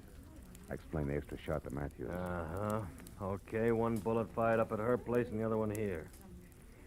Well, I hope you're satisfied, Marlowe. What do you mean, satisfied? I mean single-handed. You had to leave the cops out of it, didn't you? You had to go up to Veteran Avenue all by your lonesome, didn't you? Now, you wait a minute, Matthews. I was only trying to... nuts. Hey, Mooney, where's the nearest phone? Over there, Lieutenant, across the street, the Triple Eagle Cafe. The patrolman here's already called an ambulance. All right, tell him she can be moved. Come on, Marlowe, I want to turn in a first report on this. Mooney, pick us up at the cafe. Right, Lieutenant. Okay, boss. Okay, let's take a look. So Shirley Vitello was stealing formulas for those dyes from her boss and selling them to this Morris Denneker. Yeah. All was rosy until Denneker walked out in front of a taxi early this morning. That put him close to death and in a mood to talk. Also put Shirley Vitello on the spot. Hey, is that the place you want to phone from? Yeah. Look, one thing more, Marlowe. The girl's motive all the way through. She loved her husband. He loved his work. Yeah? Her, too? Yeah, after his work. So since he didn't make any dough, she stole to keep him going and close to her. There's the phone, Phil. Come on, will you? I may need you to fill in the blanks for me. Marlowe, I said I heard you. The phone can wait, Lieutenant. Come on over here. What? I want to talk to that piano player. Piano player? What about? The tricky way he has of playing Blue Skies. What? Yeah. Hey, Bud, that's all right. You got a mean left hand there. Yeah, I open in Carnegie Hall next week. Don't miss me. I'll try not to. It's just terrific what you do with that tune, you know? My own particular arrangement. Nobody else's, huh? Oh, nobody. I've been working on this arrangement for a week. That's all I wanted to know. Hey, Marlowe, what are you getting at? The phone, I've heard enough. Where'd you say it was, Matthews? Over there, at the left of the bar. But, Phil, what time is it, Lieutenant? 5 after 12. Marlowe, what is it? A switch, Matthews. A switch? Yeah, one that'll knock your badge off. Will you get a load of this? I'll listen. Good evening, Federal Airwaves. Agent Hedrick Stoll. Listen, speaking. Frederick, I'm the party who called before about the reservations for Ruth Britton on the 11:35 for New York. Oh, yes, I remember you. I'll probably... Never mind. It's police business, Freddie. Did the plane leave on schedule? Of course it did. But Miss Britton didn't make it, and she didn't bother to call and cancel her reservation. Thanks. I've heard enough. So far, so good, Matthews. Yeah, which means what? The Saffron Bar in Hollywood. Which means what? Shirley Vitello didn't commit suicide, Matthews. She was murdered.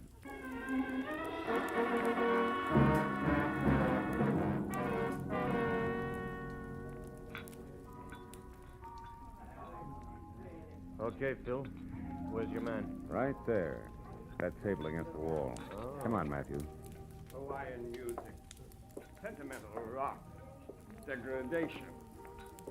Abomination. Oh, I don't think it's as bad as all that, Gilbert, old boy. Marlowe, you a cop, the most insensitive of all people. What would you know about music? Just for the record, he's not a cop. My question still stands. What do you know about music? As a matter of fact, not much. But you know, I'm fascinated by what they're doing with instruments these days. Really? Mm-hmm. What are they doing that might fascinate you? Well, for example, take that picture where the score is done by only one instrument, a zither. What's more, it doesn't sound like a zither. To a trained ear, a zither is a zither. You mean you can't make one instrument sound like another? Well, for example, a guitar like a piano? Don't be ridiculous. Now, wait a minute. Not so ridiculous.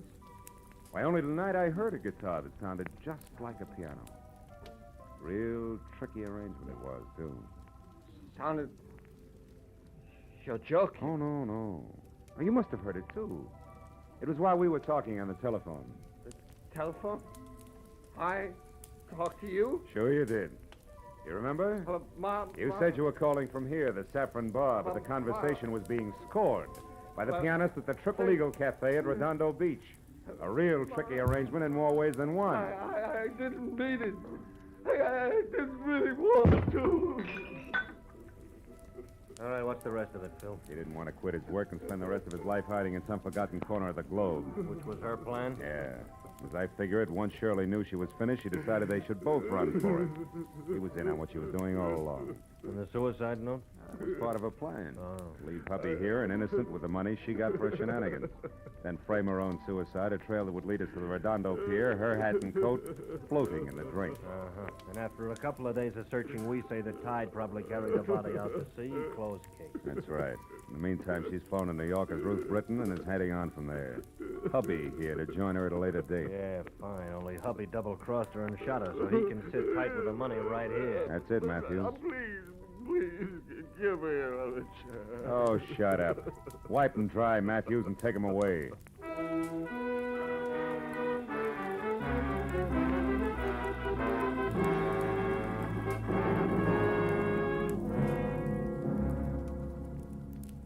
I didn't go along with Matthews.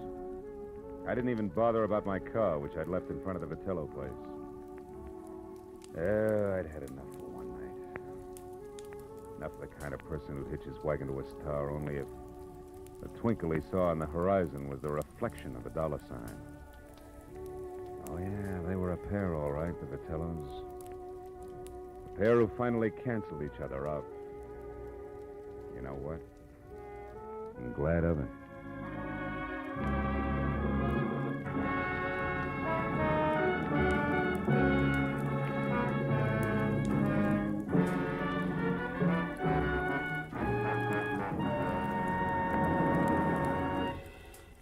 The Adventures of Philip Marlowe, bringing you Raymond Chandler's most famous character, star Gerald Moore, are produced and directed by Norman MacDonald and are written for radio by Robert Mitchell and Gene Levitt.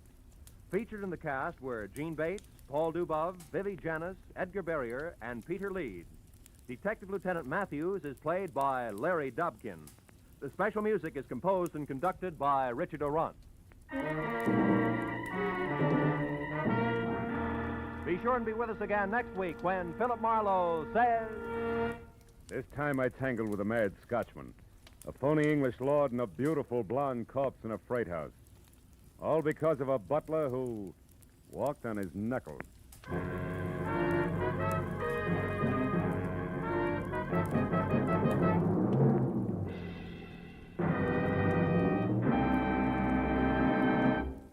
How about tying a mental string around your finger today to remind yourself to file your 1949 income tax return as soon as possible? The 15th of March isn't several miles down the road the way it used to be. It's almost at your front door. And you'd certainly get a scare if you came home one evening to find it sitting right smack in your living room saying smugly, "Well, you forgot to file your income tax return. What now, little man?" So why not set aside tonight as income tax night and file your 1949 return? This is Roy Rowan speaking. This is CBS, where Burns and Allen are heard every Wednesday night, the Columbia Broadcasting System.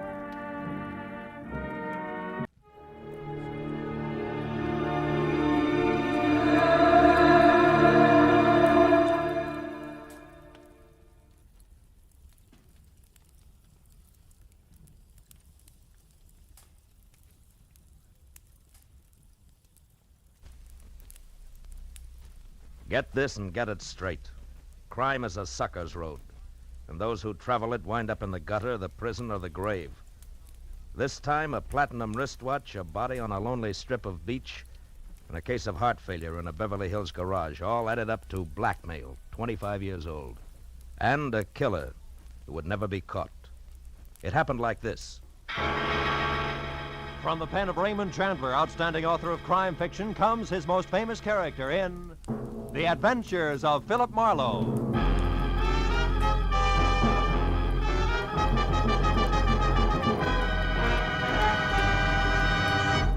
In just a moment, tonight's story. But first, a message from the Ford Dealers of America. The whole country's talking about the great 1950 Ford. Listen to what Mr. Carl Moore of Kingston, Pennsylvania, one of more than 420,000 delighted owners, says about his new Ford. I leave my car out on the street a lot in winter, but you'd never know it to look at my 50 Ford's paint job. It's still as new-looking as when I bought it. I'll never stop wondering how Ford can sell a car that stands up so well for so little money. And speaking of getting a lot for little money, my Ford gives me up to 22 miles to a gallon of gas. Yes, it's hard for Ford owners to keep the good news to themselves. The news about the economy of the big new Ford.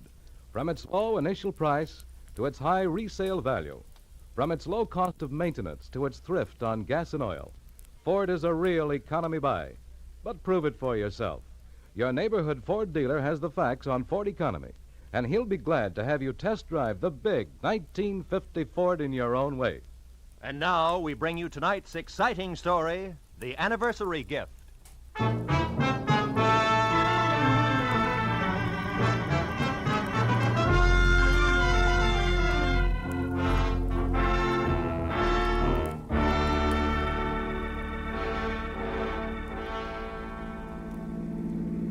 We turn left at the next corner, cabby. Okay.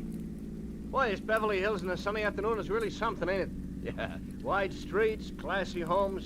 Boy, these jokers got it made. Some life. Nothing ever gets to them to bother them except the income tax, maybe. Yeah. Here it is, mister. 8834 Beverly Road. What a joint. Yeah. Wait for me, huh? Sure, mister.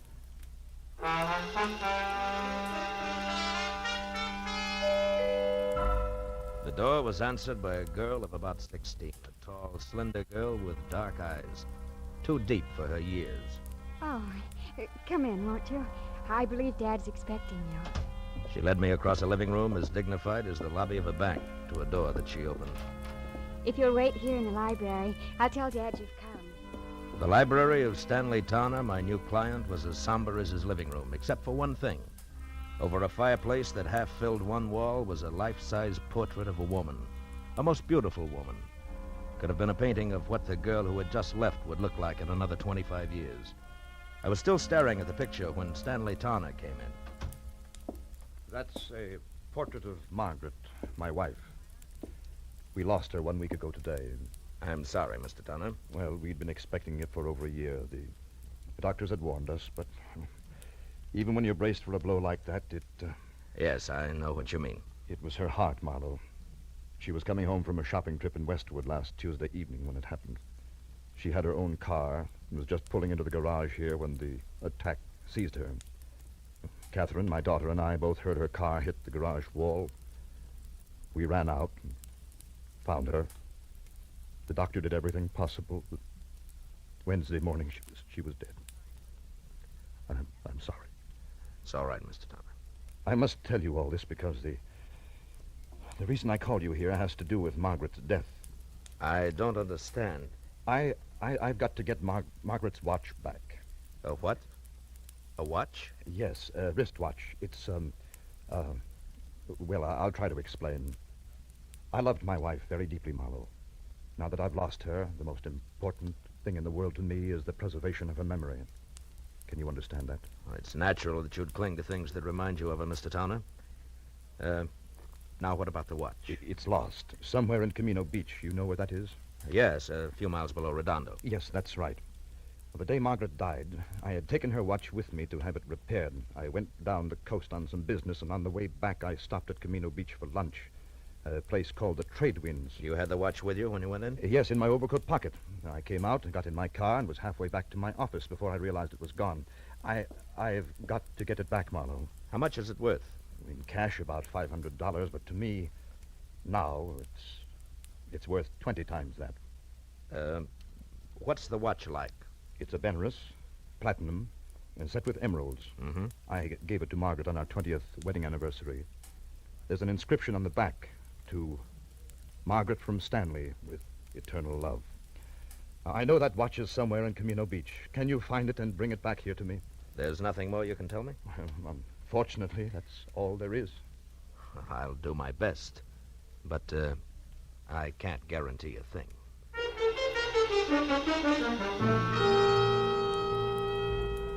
The cabbie waiting outside drove me back to the gas station on Wilshire, where I picked up my own car, fresh off the grease rack, and headed for the ocean and the sunset. It was getting dark by the time I reached Camino Beach, a rickety, salt-caked little town jumbled in between the highway and the surf. Well, my first stop was the Trade Winds Cafe, a waterfront shack on spindly legs, standing knee-deep in a smelly backwash. It only took 10 minutes to find that there was nothing there for me. After that, I drew a blank at each of the 3 hock shops in town. Wound up an hour and a half later, no farther than the sidewalk curb, where I watched a traffic cop brand my tire with his parking marker, plant a heavy foot on my bumper to steady his bike, and light a cigarette. Hiya. Is your car? Yeah. What is it? Am I overparked? Nope, not yet. Just borrowing your bumper a minute. Mine? Of course not. Got a lot of scratches already. Say, that's a fancy chalk label you put on the side of that tire there. Z, the mark of Zorro, huh? No, the mark of Ziegler. That's me. Just a little thing I worked out to add a personal touch to my business. You're a stranger around here, aren't you? Yeah, from L.A. Uh-huh. Saw you coming out of the pawn shop there. You don't look like the type. Well, I'm not, as long as my luck holds. Actually, a friend of mine lost a wristwatch here in town. I'm trying to locate it. Pretty good watch, is it? Yeah, good enough. The really tough part is that it has a very big sentimental value. I've tried all 3 of the pawn shops in town, but no dice. You know, if I had a friend who'd lost a good watch, I think I'd check in at Sean's bicycle shop on 3rd Street.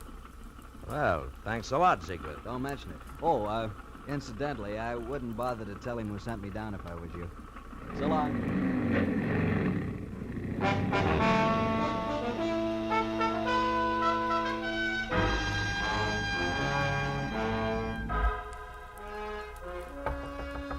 Hello. Hello, anybody there?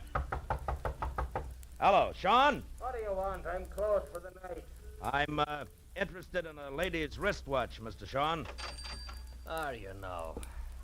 And just how does that bring you to a bicycle shop? Look, we both know you're a fence, so let's not waste time on that. The Well. watch I'm after is platinum, set with emeralds, and has an inscription on the back.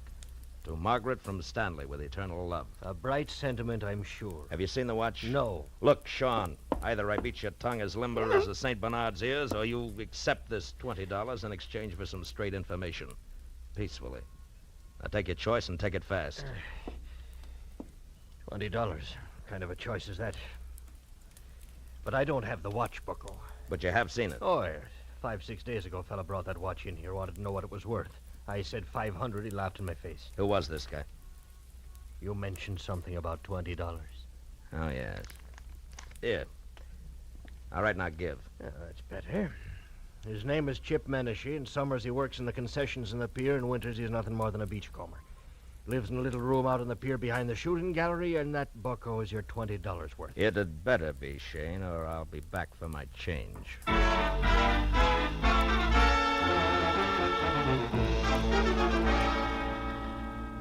The amusement pier was deserted.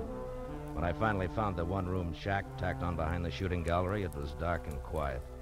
I knocked once, got no answer. So I pushed a wad of rags out of a broken pane of glass in the door, reached inside, and unsnapped the lock and went in. With a light from the one naked overhead bulb, I started through the room. On a packing crate that passed for a dresser, I found a week-old newspaper clipping that said the body of one Leon Stice of Camino had been found on an isolated beach Wednesday morning, shot in the chest. No apparent reason. Stice was survived by his wife, Nancy, of 320 Front Street. I got real busy wondering why a bum like Chip Menashe saved old newspaper clippings of murder stories when a noise outside turned me toward the open door. What are you doing in my place? You weren't home, so I came in to wait. You a cop or something? No, I'm no cop, Menashe. The name's Marlowe. Huh? Maybe we can do business. Sit down. I don't get you. I collect old watches. A mutual friend sent me, Menashe. Yeah? I'm interested in ladies' watches, particularly. Maybe something in platinum with emeralds. Okay, Pally, what's the proposition? Nothing until I see the merchandise. Now, how about putting it on display, huh? I can't hear you, Pally. Ah, come on now. Where's the watch? Don't rush me, mister. Don't rush me. You'll get you nowheres. All right. Make me a proposition. 10 grand? 10,000? Uh-huh. You must be out of your mind. Yeah, we'll see who's out of their minds. That's a very valuable watch. Maybe you better get out of here and add it all up again. Yeah, maybe I'd better at that. But, Menashe, don't go away, because I'll be back. I won't go away. I know when I'm sitting on top of the pile.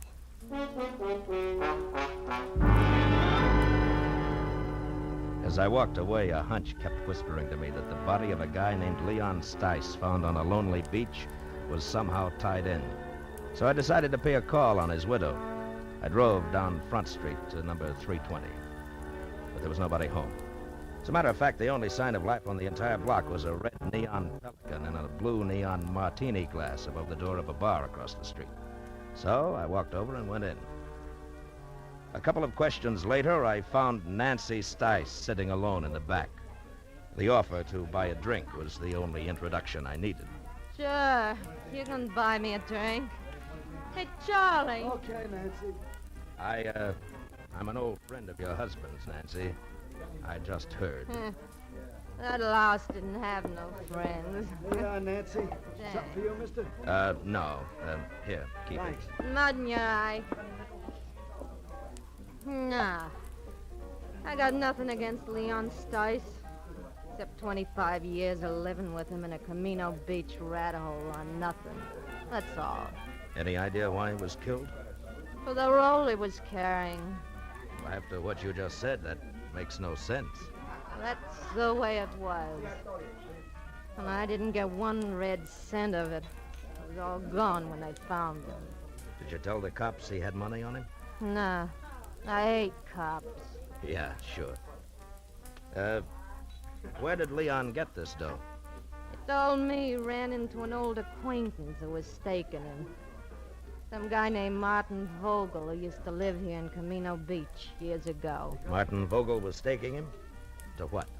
Leon said him and Vogel was going in business together. The cash was in advance. Oh, sure, he was going to be such a big shot. What kind of business, Nancy? Just between you and me, the only business that crummy mind of his would work on was blackmail. Take it from me. And now, how about another drink for his grief-stricken widow, huh? I'll, leave $1 on the bar on my way out.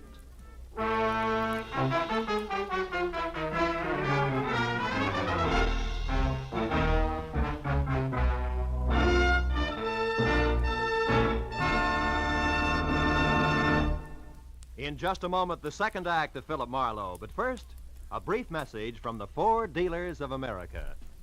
From coast to coast, Ford owners agree the big new Ford brings you more for your money. More in comfort, more in performance, and more in economy. But only through personal experience can you appreciate the restful ease of Ford's famous midship ride and the luxurious comfort of Ford's non-sag foam rubber cushion front seat. Only by driving this great car can you enjoy its smooth power and solid roadability.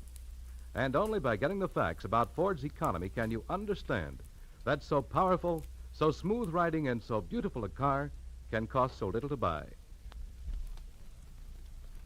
To run and to maintain. But see what the new Ford gives you. Find out how much it saves you. Yes, before you buy any car at any price, it will pay you to stop by your local Ford dealers. Take the wheel of the 100 horsepower V8 or its companion in quality, the 95 horsepower 6. Once you've driven it, you'll agree. The new Ford is the one truly fine car in the low-price field. Now we return to the second act of Philip Marlowe and tonight's story, The Anniversary Gift.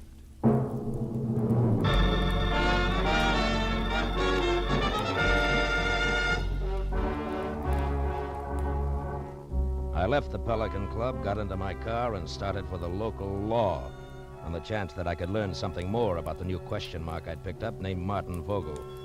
10 minutes later, I parked my car under the cracked globe that oozed sick purple light over a weather-beaten sign, Camino Beach Police. A fat sergeant huddled over what could have been the original teletype machine. When I presented my credentials, he jabbed a fat finger at a dirty glass door marked Captain Elvin Bush, Chief of Detectives. Inside, a small old man, neat in a clean white shirt, groomed silver hair, and a gentle smile, was strapping on a shoulder holster when I put my license on his desk. When I stopped talking, he got up and extended an almost delicate hand. I certainly hope we can help you, Mr. Marlowe. Martin Vogel, you say? Yes, it might have been a long time ago, Captain, maybe even 25 years, if he was mixed up with the police at all. Do your records go back that far? Oh, yes, by the apple crate load. And I mean that literally, Mr. Marlowe. You see, in Camino Beach, police files, fixtures, and furniture are somewhat lacking.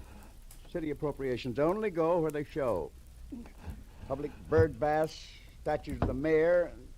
Oh, here. This bottom crate here. Marked, let's see. 1921 to 1930. Figure he was arrested along in there, this Vogel? Yeah, if he was arrested. Yeah, it's dusty, isn't it? Well, the cards are alphabetical. Yeah. And let's see. Riker, Rooney, Stemple. By the way, Mr. Marlowe, what's your angle? I'm not sure, Captain. Svensson, Underway, Utterman, Van. Vogel. Martin. Got it, eh? Yeah, picture and all. Bring it over here in the light. Yeah. Martin Vogel arrested Camino Beach Hotel, May 28, 1923, on warrant from Chicago, Illinois police. Returned to Chicago, sentenced to 5 years in state penitentiary for embezzlement. Arresting officer, Patrolman Elvin Bush. Picked him up myself, did I? Well, I've locked up a lot of people in the last 35 years. Yeah, I guess you have it. Holy smokes. Huh? What? That can't be. What is it, Mr. Marlowe? You look kind of pale. There was no mistaking it. The time-yellowed picture of Martin Vogel made it plain. Vogel and my client, the distinguished Mr. Stanley Towner, were one and the same. That meant that Towner had lied to me, and more important, had no doubt killed Leon Stice, who was blackmailing him because he knew he was Vogel.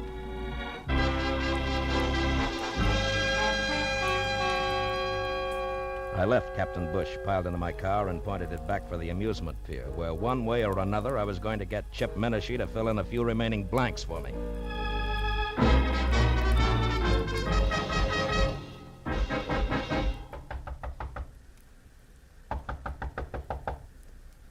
Yeah, who is it?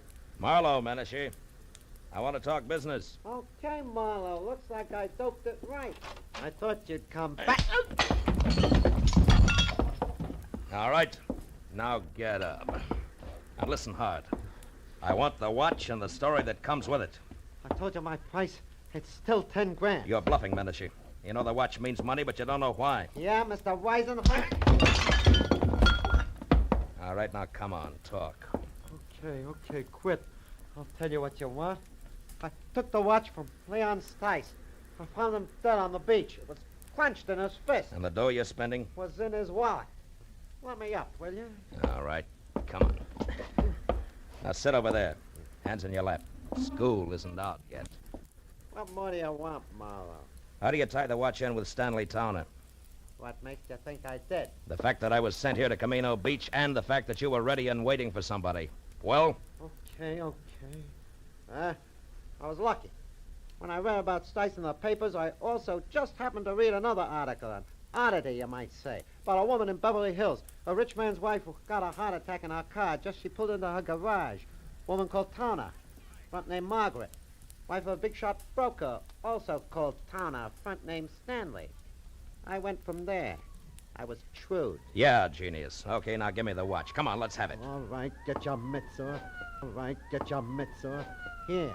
Now you're real happy, Muscles? Happy that you... Hey, cops. Come this way. Hey, Menashe, wait a minute! By the time I got to the door, he was halfway across the boardwalk to his car. But Captain Bush and his sergeant were ready and waiting. When Menashe was next to the gun he kept in his glove compartment, the spotlight on the squad car slashed through the dark, found him, and froze him in a position. We've got you, Menashe. You'd better quit. Menashe, do you hear me? Yeah. No, you listen, Papa. Let him have it, Becker. The windshield sprang into little pieces. That got him. Come on, Becker. Yeah, Captain.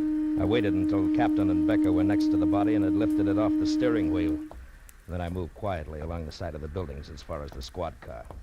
There, I turned and started back toward them. Hey, what happened? Oh, it's you, Captain. What brings you around here, Mr. Marlowe? A guy in town told me that somebody named Chip Menashe might give me a lead on Martin Vogel. You won't be able to now. That's Menashe. What? We wanted him for a week-old stick-up murder. Stick-up murder? That guy on the beach? The same. Say, Becker, you find the money on him? Right, some $300, Captain. Good. Well, you better call for the wagon now. Check. Funny thing, Mr. Marlowe. One fingerprint did it. Oh, how's that? Well, that guy on the beach, Leon Stice. We found his empty wallet in the sand next to him. It had an isinglass front over his driver's license with a thumbprint that wasn't his. But was Chip Menashe's, huh? Well, we got on to Menashe because he was spreading a lot of dough around. Today, Becker got down here and lifted one of his prints. That cinched it, huh? Yes, that and the shot he just threw at me. Yeah, strictly a stick-up killer who got caught. Marlowe, about this Martin Vogel, you still want to let it go that the Beverly Hills police are going to get in touch? I think so. Good night, Captain Bush.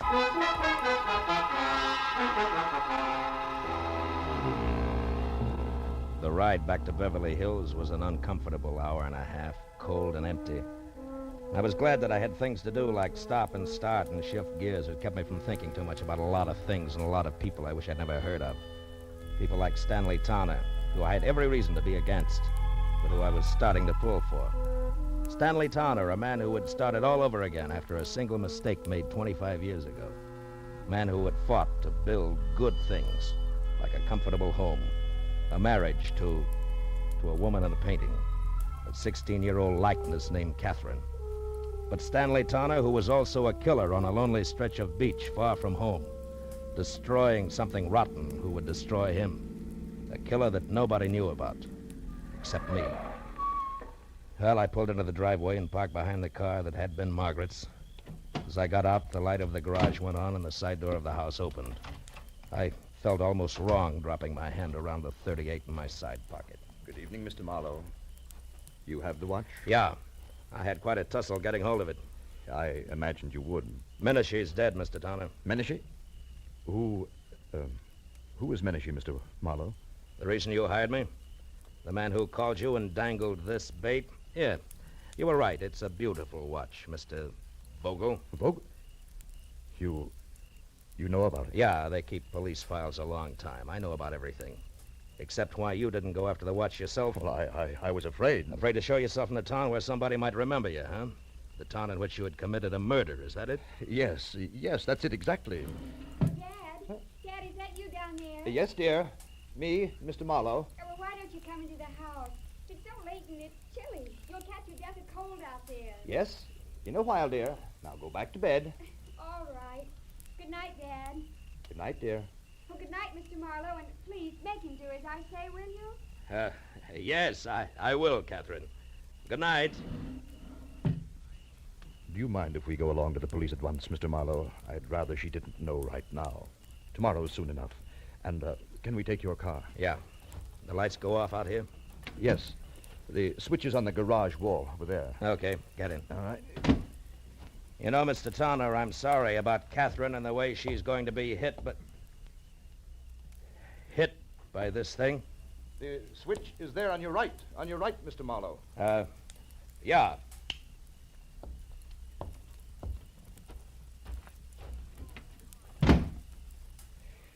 It was a very nice house. Mm-hmm. Mr. Towner, you certainly loved Margaret a lot, didn't you? Completely, Mr. Marlowe. And her memory, too? Why do you ask? Something that makes me awfully happy. Mr. Towner, you didn't kill Leon Stice. Marlowe, What are you saying? That you never lost your wife's watch at Camino Beach. You never had it. She lost it herself.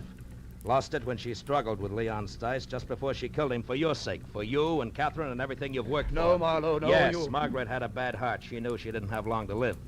Also, she knew that Stice was blackmailing you. It figures, Towner.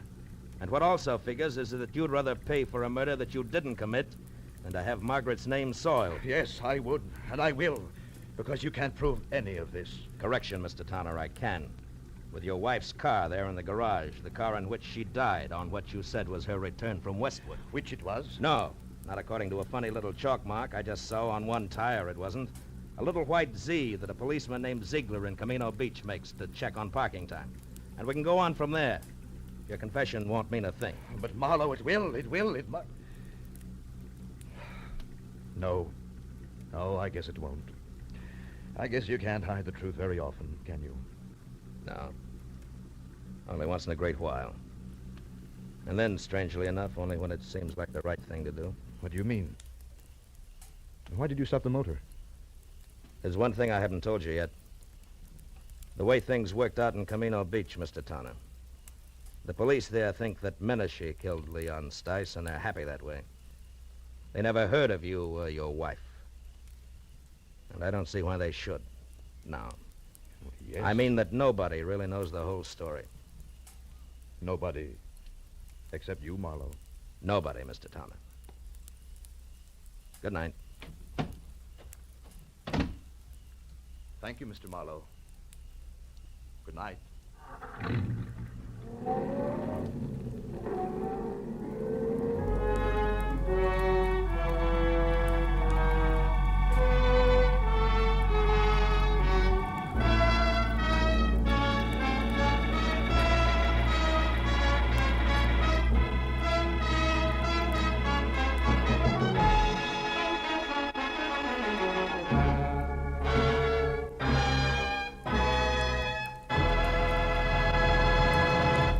Philip Marlowe will be back in just a moment. But first, a word from the Ford dealers of America. Tonight, there are more than 420,000 enthusiastic 1950 Ford owners, and it seems as though most of them are talking about this car. Listen to what Judge Richmond B. Keach of Washington, D.C. has to say about his new Ford. I was so satisfied with my 49 Ford that I decided to get a 50 as soon as they became available. I've been more than pleased with the 50. Truthfully, I see no cause to pay more when a Ford gives me all the performance, quiet, and comfort a man can ask for at such a reasonable price. The Ford is wonderfully easy to handle, particularly in traffic. Yes, ask any Ford owner how he feels about his big new Ford, and he'll tell you it's tops for performance and for comfort. But prove it for yourself. Drop into your neighborhood Ford dealers and test drive this truly great car. You'll be amazed when you discover how little it costs to buy, to run, and to maintain. Do it tomorrow. Test drive the big new 1950 Ford. Be sure and be with us again next week when Philip Marlowe says... This time I was in the country where the night should have been nothing but peace and quiet. But a pair of angry eagles changed all that. One was solid gold and too close to a battered corpse. The other weighed 160 pounds and was too quick with his fists, in or out of the ring.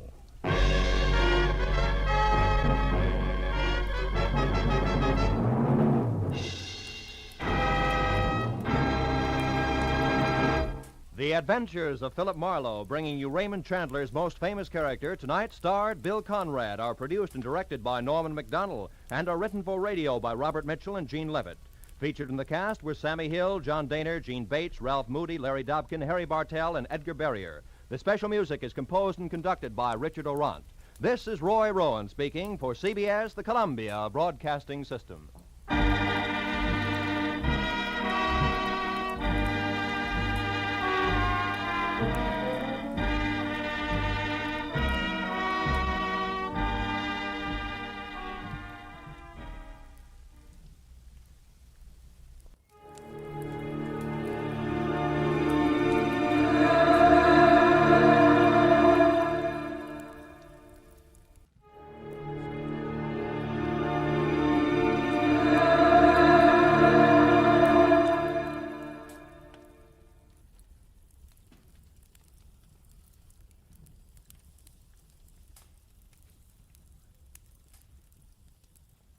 Most Saturdays at this time, we spend an exciting half hour of adventure and action with America's public hero #1, Hopalong Cassidy.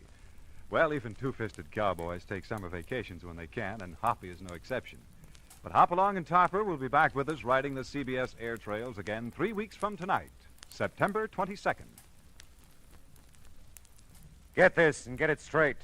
Crime is a sucker's road, and those who travel it wind up in the gut of the prison of the grave. There's no other end, but they never learn. From the pen of Raymond Chandler, outstanding author of crime fiction, comes his most famous character in The Adventures of Philip Marlowe.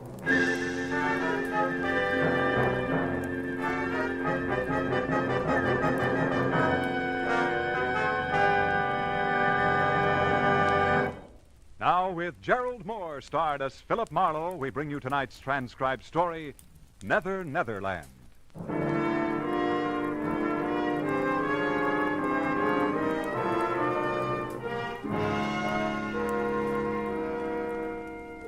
There are times when life makes no sense at all. When confusion is the keynote and all we do is run in ever-tightening circles. The 1 and 1 is 2 school is closed and nothing comes out even. In the 30 hours just passed, I'd wrapped up a case and considerable of my youthful zest along with it. I was bone-tired. When I reached my apartment, sank deep into my bed. It wasn't so much to sleep, but to die a little. And I was not long dead.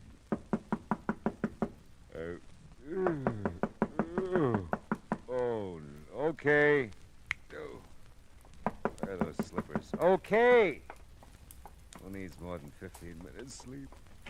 Yeah. Yeah. Mr. Marlowe, I've got to see you. It's very important. Yeah, it better be. It's awfully late, I know. You're nice to let me in. Did I let you in? Yes. Just now. You're not still asleep, are you? No. No, I don't think so. You see, I always sleep lying down. It's a habit. You must know I wouldn't bother you this way if it weren't that... Well, someone's following me, Mr. Marlowe. Oh? He's been following me for I don't know how long. I'm so frightened. Oh, come on, come on. How about a cup of coffee, huh? Oh, really, Mr. Marlowe, I don't think you're listening to me. I can make it worth your while. I wish you'd wake up. Yeah, well, that's what coffee's for. Come on, come on. You can talk to me while I make it, Now, you were saying someone's following you. A man. Naturally. Who is it? Why, I don't know. Uh-huh. Well, sit down over there at the kitchen table. This won't take long. Thank you. Now, why would anybody be following you? That's the silliest question I've asked in days. But it isn't silly. I've tried to figure it out myself. I haven't done anything. I don't have anything. Yes. Well, we'll let that go. Look, maybe I ought to know your name, huh? Oh, I'm sorry. I'm Carolyn Shepherd. Don't be sorry. I'm glad you're Carolyn Shepherd. Why? Well, because it beats the heck out of being George Shepherd. Dee Dee said she thought you'd help me. That's why I came. Dee Dee? My roommate, Dee Dee Reynolds. Oh. She doesn't know you or anything. She just said if she were troubled, like I am, she'd get in touch with you. Yeah, well, that's nice of Dee Dee. Does she know somebody's been following you? No, I haven't told anyone. Oh. I don't know her very well. We haven't lived together long. I don't know. I didn't want to frighten her, too. So I just told her something that sounded all right. And she said she'd heard about you. Oh, your water's boiling. Oh, thanks. Does he ever call you? No, we don't have a phone. Oh. The landlady lives right next to us, the next apartment. We use hers. But he never tries to call me, as far as I know. Well, does he ever come to your door or approach you in any way? Sometimes he gets very close. That is, almost before I know it, there he is. But then I run, and he's never caught up with me yet. Well, he could just be watching you then, huh? Yes, I guess so. But why? I don't know. Maybe we can find out. Did you see him tonight? Yes. He was out in front of the apartment house for a while. I don't think he followed me over here, but he may have. Can you see the street from those windows? Mm-hmm. See anything? No, nothing. Oh, Mr. Marlowe, what will I do? Well, right now, honey, you'll have a cup of coffee. I'll take a quick shower and a shave, and then we'll... He might come. Oh, the doors are locked. If you hear anything, just bang on the bathroom door. You won't be long. No. Sure not. Be back before you know it.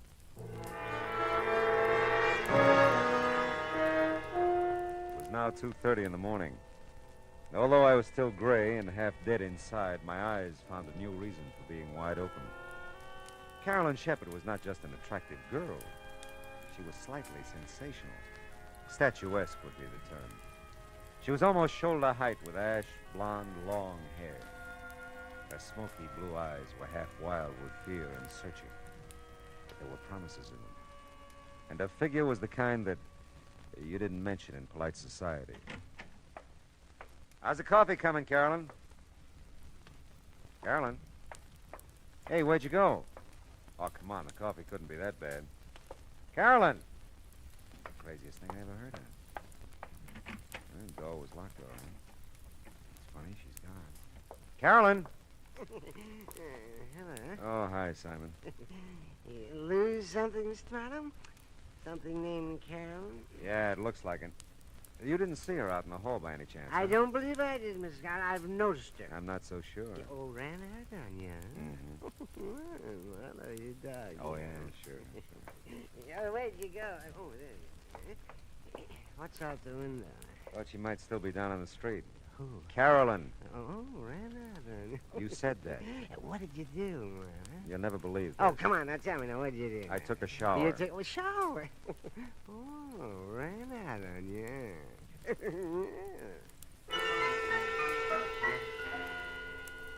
Simon was listening badly, but enjoying a good laugh when I left him. Back inside the apartment, I reached for a cigarette and a few conclusions. Her name was Carolyn Shepard. Someone was following her. She'd been here, and she was gone. That's all I knew. I looked at the clock, 2:45. I remember the coffee I'd made, started to the kitchen to get a cup when my foot and eye caught something at the same time. It was a billfold. The driver's license said Carolyn Shepard, and it gave a Yucca address, apartment 3. Physical description didn't do her justice. But it heightened my memory, and I was there in no time.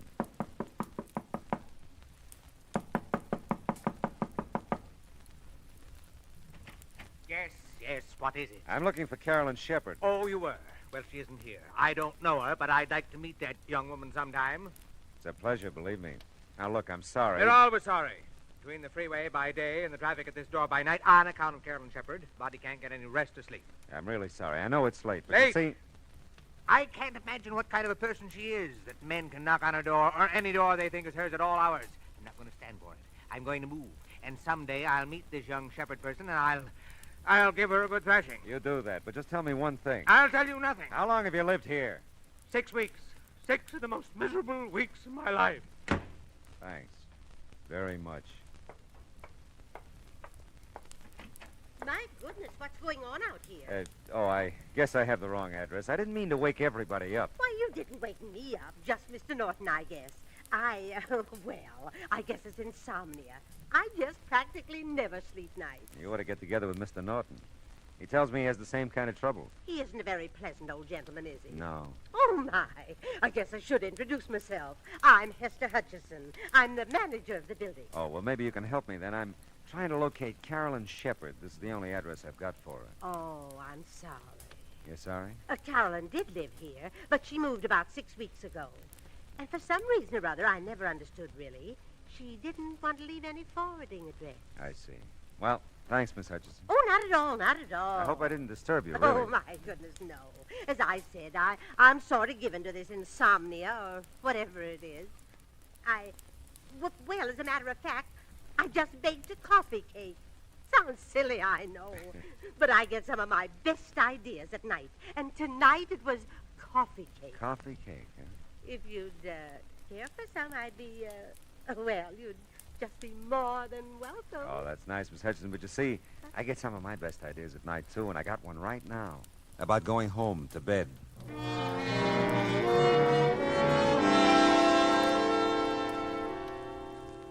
I could sleep. I knew I could. I could have been sleeping at least an hour if Carolyn Shepard hadn't decided to come into my life and go out again. Well, I didn't know where else to look for her, so I decided to give my little trundle bed another whirl. I'd gotten about 10 out of the usual 40 winks.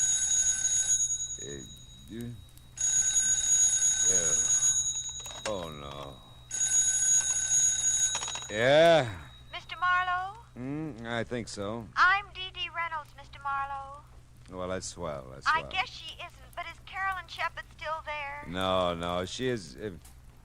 who'd you say this was? I'm her roommate, Dee Dee Reynolds. She hasn't come home, Mr. Marlowe. I'm so worried. I came next door to phone. Has she been gone long? Yes, she has. Now, look, Dee Dee... Oh, I was afraid of that. Oh, Mr. Marlowe, something's happened. Wait a minute. What's happened?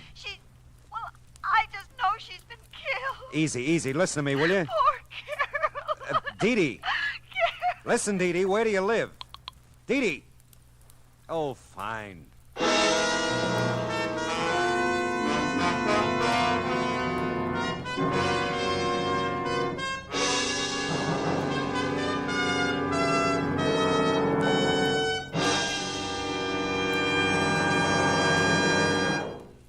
In just a moment, we'll return to the second act of Philip Marlowe. But first, James Fassett brings you the second part of his two-program series of Holland Music Festival selections, along with a few colorful words about the music, customs, and people of Holland as he observed them. That's on your Invitation to Music tomorrow afternoon on most of these same CBS radio stations. Listen to tomorrow for your String Serenade featuring Jerry Windsor with his singing strings in Music All America Loves. Now with our star, Gerald Moore, the second act of Philip Marlowe, and tonight's story, Nether, Netherland.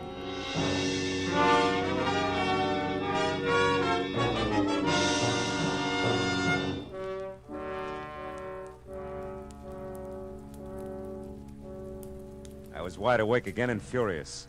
Because somewhere in Los Angeles there was another telephone recently put on its cradle. And I didn't know where it was or how to make it ring.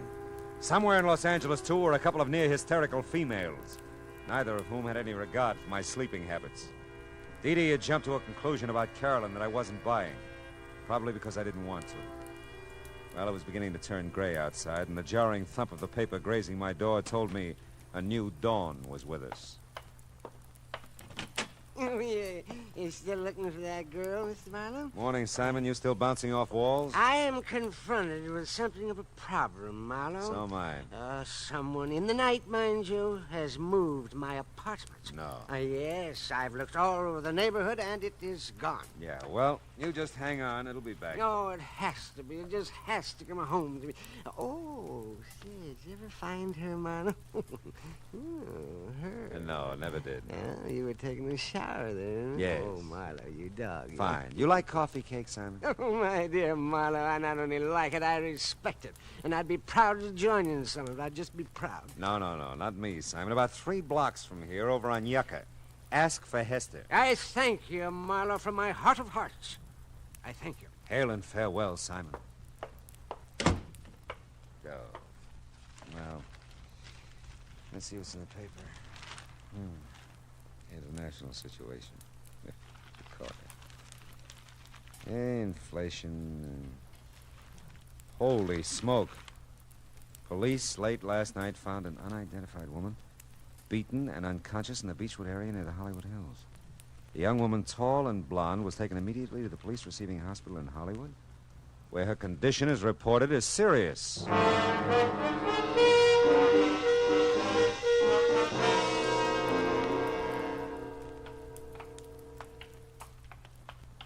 She fits the description of that Shepherd girl's driver's license all right, Mr. Marlowe. She's pretty banged up, though. Might be tough to identify her. Yeah, what time did they find her? About 3 o'clock this morning, I think. We were figuring robbery, since her wallet and most of the stuff in her purse is missing. Oh, here we are. Oh. Yeah, she's still out. Pretty doped up, I guess, huh? Yeah. She the one? No, she isn't. You sure? Yeah, hair is too blonde. Well, maybe she's had a quick dye job since you saw her last, huh? Very funny. Well, we'd like to wrap this thing up, you know. If you could identify her, we'd be part out of the woods. I'd like to help you out, but she's not Carolyn Shepard. How about it? Will she live? This one? This one. No, hasn't got a chance. You get that way, I guess, watching the inhuman parade of human stretcher cases into a police hospital. I wouldn't have his job. The sunlight was fresh and warm outside. And the coffee I got at the Three Stool joint next door was neither. The now you're sleeping, now you're not routine of the night before hadn't exactly made me razor sharp. But by now I was alert enough to study Carolyn's wallet a little more intently. There was $12 in it, and stashed in with the bills, a book of check stubs on a Hollywood bank. Don't let anyone tell you that banks don't open till 10 o'clock. If you make like breaking down a glass door, they'll let you in. And if you cause them that much trouble, they'll give you the address you ask for and send you on your way in a hurry. I felt better about this address for Carolyn. Dee Reynolds was listed on the card in the mailbox, too. Yes? You must be Dee, and I must be Philip Marlowe. Oh, yes, Mr. Marlowe. Come in. Thanks. I'm just supposing that Carolyn made it home all right. You seem to have a better grip on things than you did a few hours ago. Oh, I have. I don't usually go to pieces that way, but I was terrified, really terrified. She came home shortly after I called you. Sleeping now? No. As a matter of fact, she just stepped next door to use Mrs. Landsberg's phone. She'll be right back, I know. Sit down, won't you? Oh, thanks, I will. I had 3 chairs in my house. 1 for solitude, 2 for friendship, 3 for society. Is that so?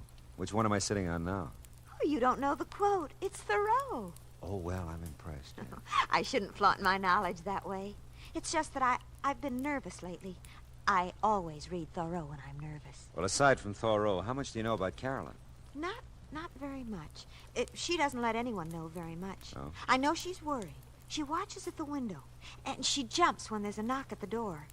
She acts like someone's after her all the time. I told her to see you. That's nice. Society is commonly too cheap.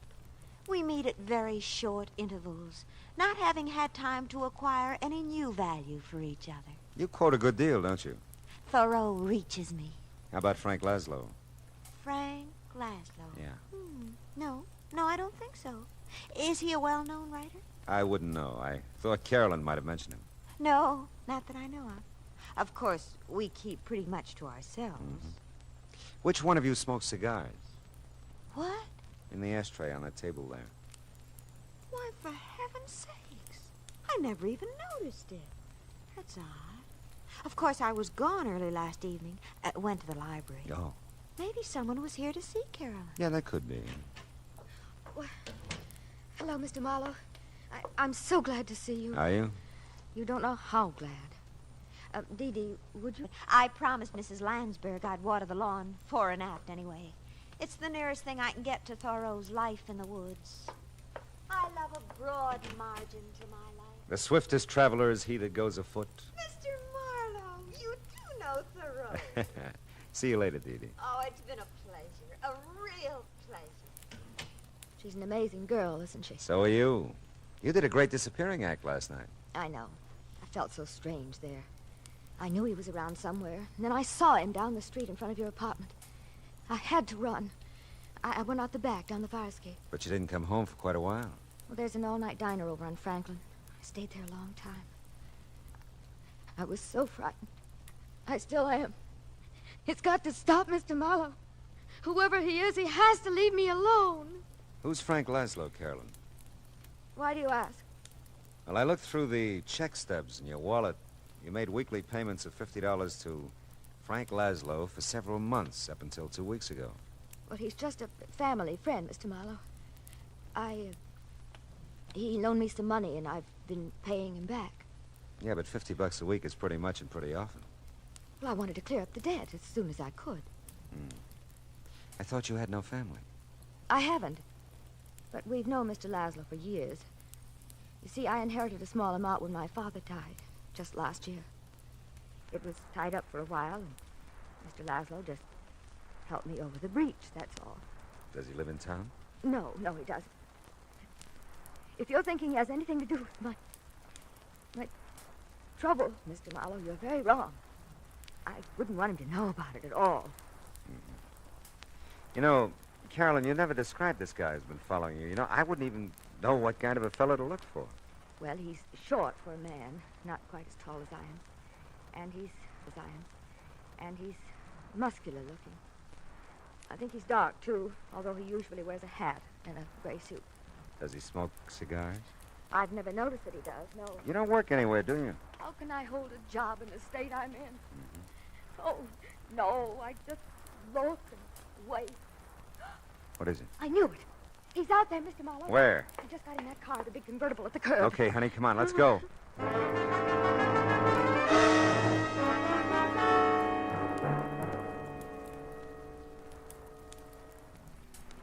He must know we're following him the way he's driving. Yeah, you can lose us with that job, too. Those babies can really take off. Look, he's moving over into the right lane. Probably gonna turn. Well, we're going with him. Hang on, honey. We can't lose him. We can't. We won't.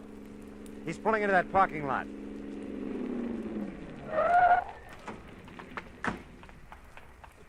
Well, sir, we made quite a chase of it, didn't we? Yeah, we did. Get out of that car. I was just about to... You know, you really shouldn't try to keep up with a car like mine. I was just toying with you that time. Now, if you want to make a real race of it... Now, wait a minute. How tall are you? Oh, I'm quite tall, really. 6'7" in my stocking feet. How tall are you? It doesn't matter. Why, what's the matter, young lady? She'll be all right. She's just a little disappointed. Come on. No. You mustn't take it so seriously, young lady. Your companion here made a good race of it, considering he was up against great odds. Yeah, thanks. Mr. Oldfield. Pious Oldfield. Yeah, well, thanks.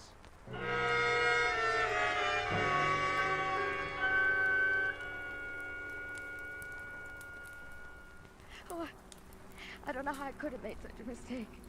But he did look like him, Mr. Marlowe. Until he stood up, I really thought... All right, honey, forget it. You're pretty tired and upset, and you're almost home now, huh? I don't want to be alone. He'll come. Don't worry, I'll stick around. Nobody will bother you.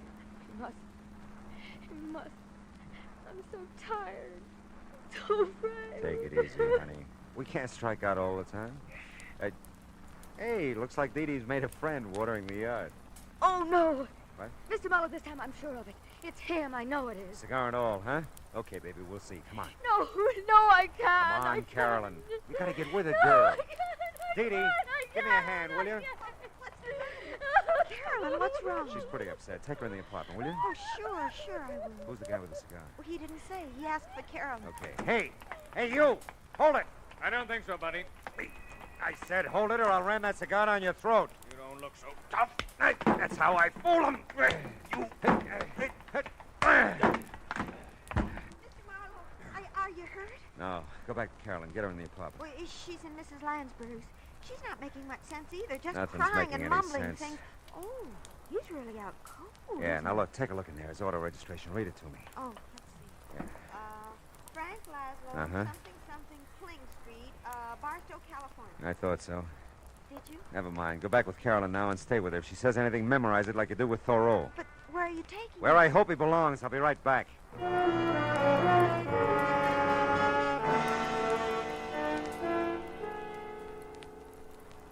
Hey, you keep dropping in like this, and we'll be old friends, Mr. Marlowe. Never mind that. What shape's he in? Looks like a minor concussion. He'll be around in a little while. Who hit him? A very dear friend of mine. Look, keep him here, will you, and keep an eye on him. I'll be back maybe with another customer for you. Hey, we'll make you a rate. And you can save us both some time if you get one of the boys at the station to call Barstow. Find out anything they can about Frank Laszlo and a girl named Carolyn Shepard. You can reach me at the Landsberg phone number I looked up on Cherokee.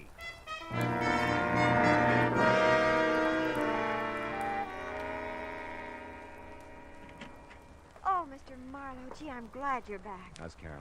Come in and listen to her. I'm scared to death. Yeah. I used to remember.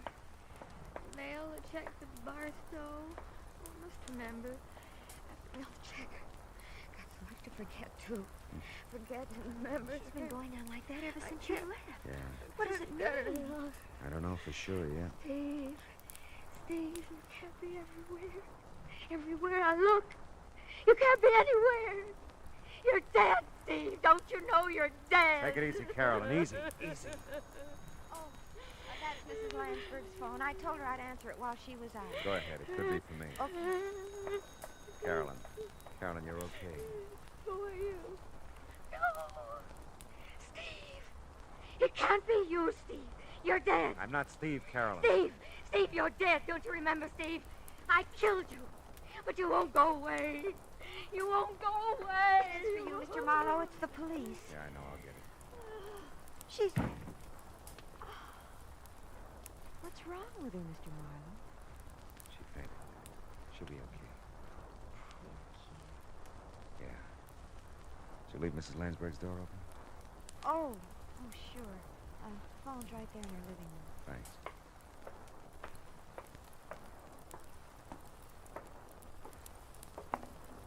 Yeah? Hey, Marlowe, that Barstow call was a rule. Really?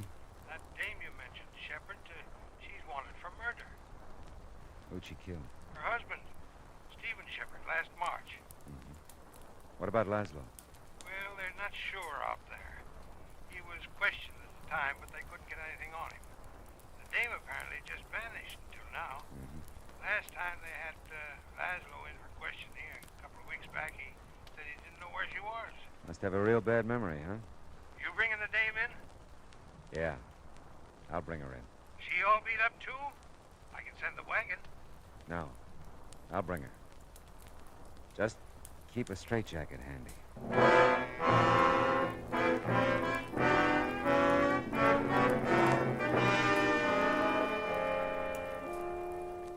Like I said, there are times when confusion is the keynote. Carolyn Shepard, poor sick kid, kept seeing the man she murdered. Saw him so often she believed it. And Frank Laszlo must have seen things too. Enough to keep Carolyn paying him blackmail ever since she killed her husband. Did you ever stop to think of all the so-called nice, clean, upstanding citizens who carry a moral cesspool behind shining eyes and a sweet smile?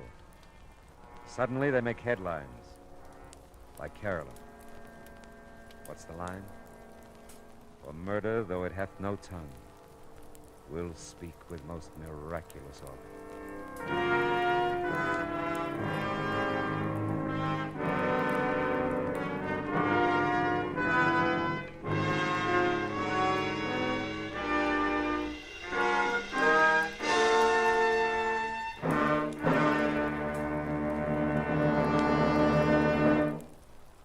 The Adventures of Philip Marlowe, bringing you Raymond Chandler's most famous character, starring Gerald Moore, was produced and transcribed tonight by Cliff Howell and written for radio by Kathleen Height. Featured in the cast were Lorene Tuttle, Verna Felton, Shirley Mitchell, Howard McNear, Ted Osborne, and Cy Kendall. Gerald Moore may currently be seen in the Santana production Sirocco. The special music for Philip Marlowe is composed by Pierre Garrigank and conducted by Wilbur Hatch.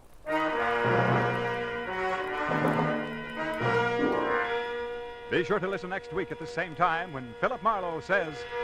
This time my plans for a fishing trip got caught in the line of a beautiful girl who didn't know upstream from downstream. I was in deep water for a while, but I finally caught my limit by using a special kind of bait.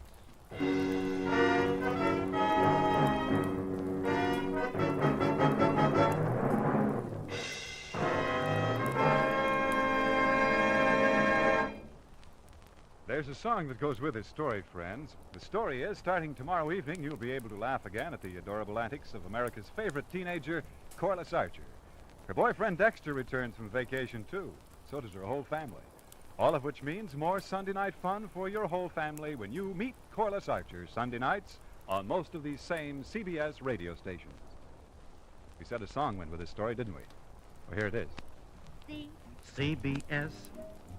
B. For the best. F. Yes, yes, yes. The star's address is CBS.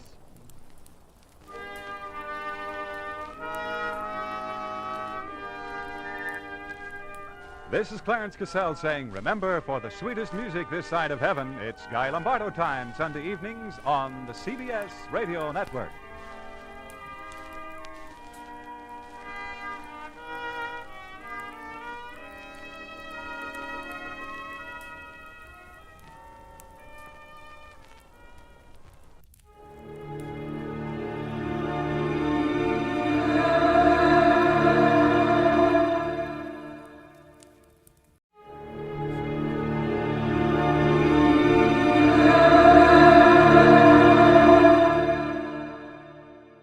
And now, another tale well calculated to keep you in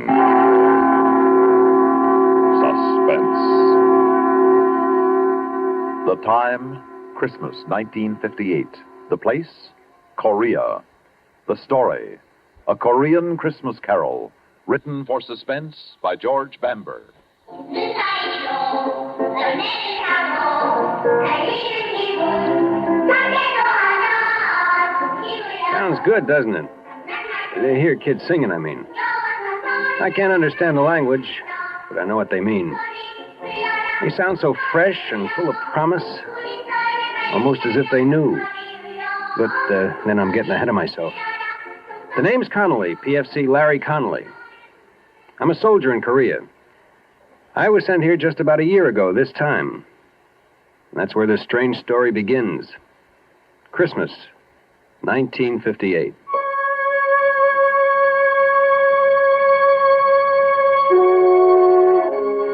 Christmas was for me that year miserable. I'd been stuck on guard the night before, and so I planned to stay in bed the next day and forget about Christmas. I hadn't counted on my first sergeant. Since I was the first man he came to in the barracks, it's only logical that I should be the man he picks to drive a truck all the way to Seoul and back.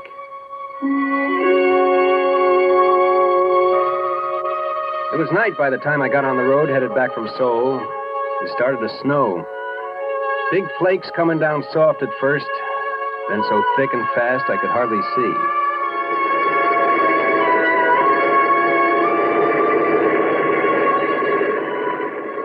I was just over that first range of mountains. Was starting on the twisting, slippery way down when I saw him. The sight of him scared me wide awake. He was standing bareheaded, the wind whipping the snow and his hair around his face. When he raised his thumb, I had the strangest feeling he'd been expecting me. Almost as if it were unnecessary. As if he knew I'd stop. You want a lift? I'm going as far as Camp Santa Barbara. Well, where's that? What do you mean, where's that? Everybody knows where Camp Santa Barbara is. Don't stand there with the door open. Hop in. All right. Well, you picked a lousy place to hitchhike. Almost didn't stop. Oh, thanks.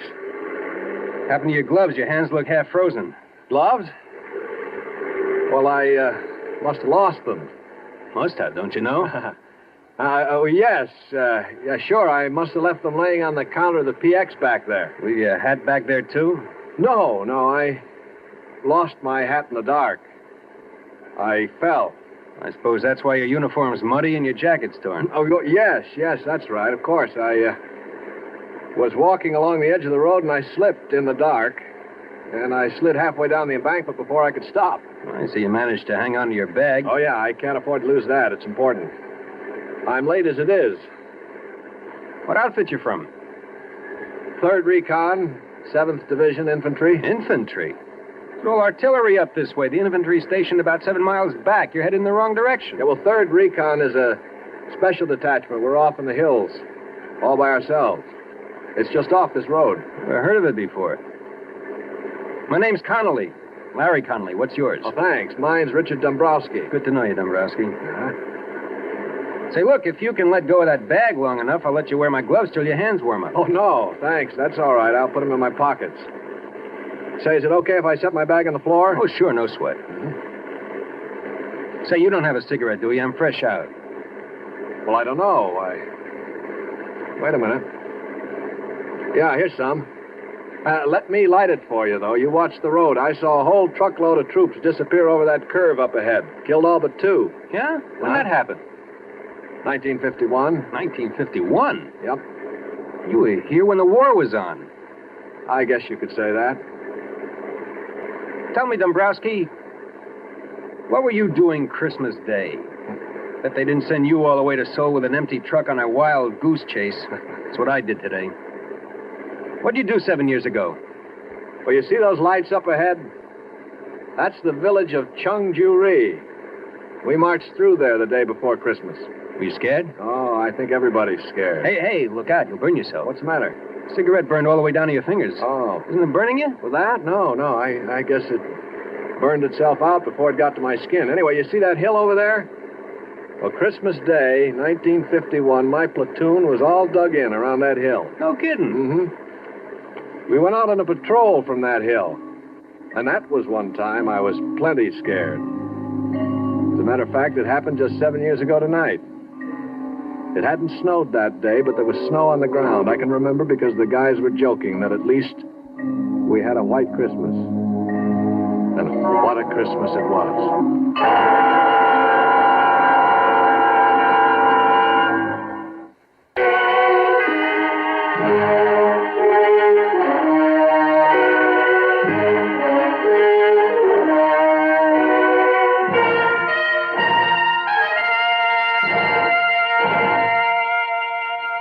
I said. It was quiet Christmas Day, 1951.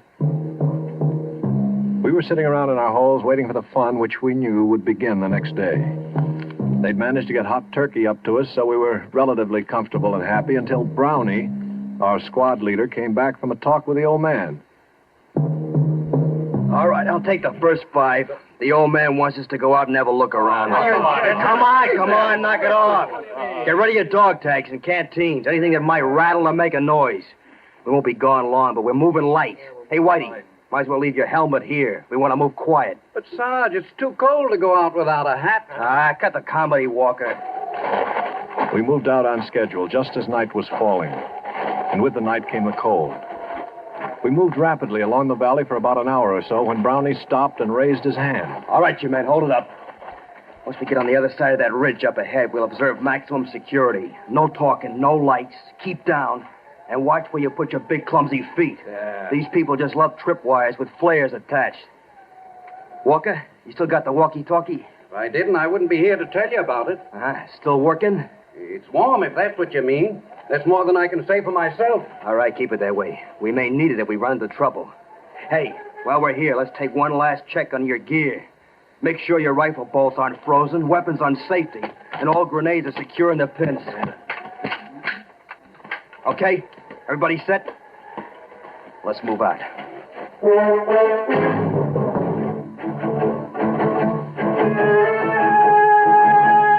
And so we did move out.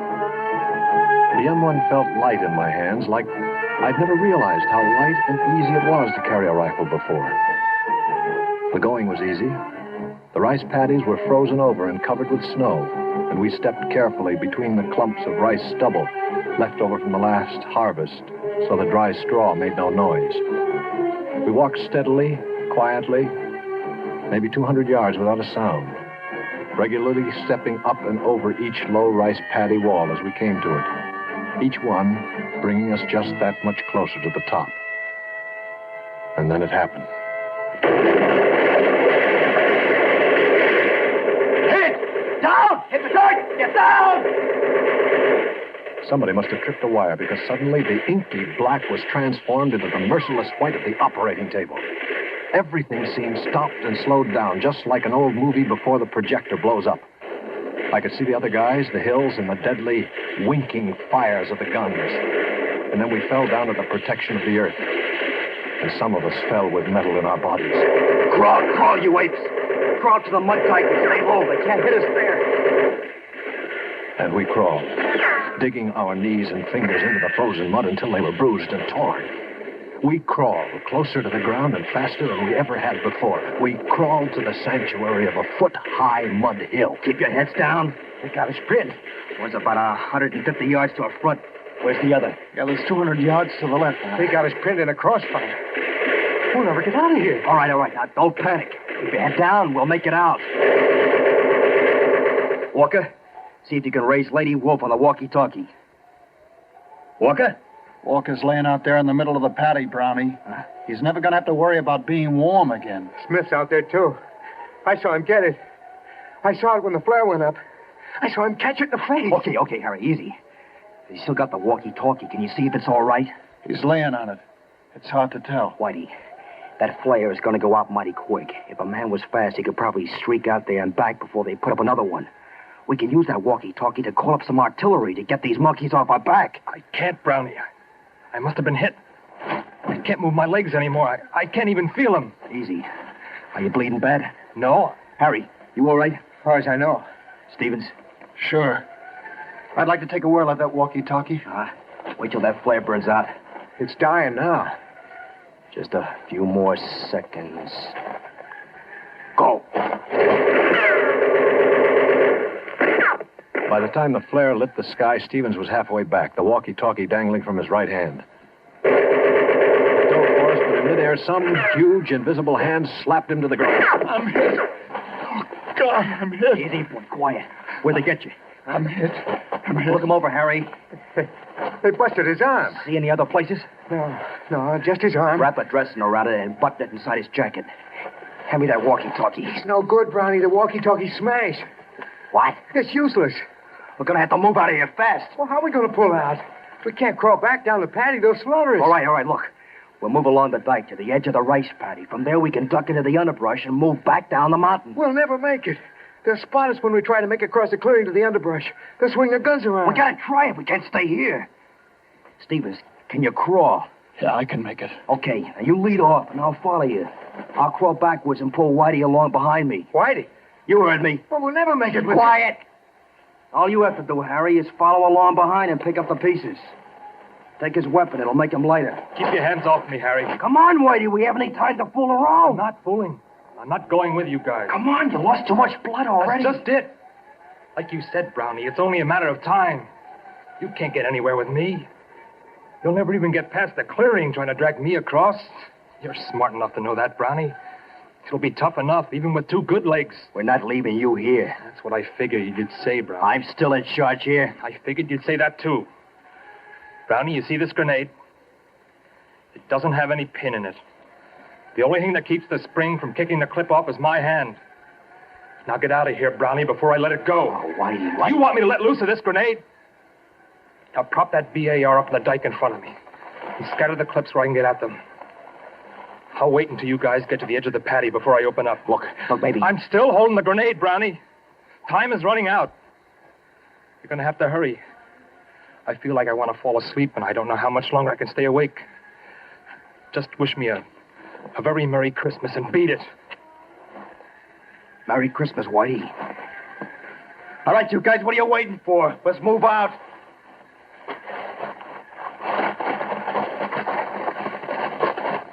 See, that's right. This is Christmas. Oh, little town of Bethlehem, how still we see. What's the matter? Don't you people like Christmas carols? Well, machine gun fire always was better getaway music than Christmas carols. Above thy dark and dreaming.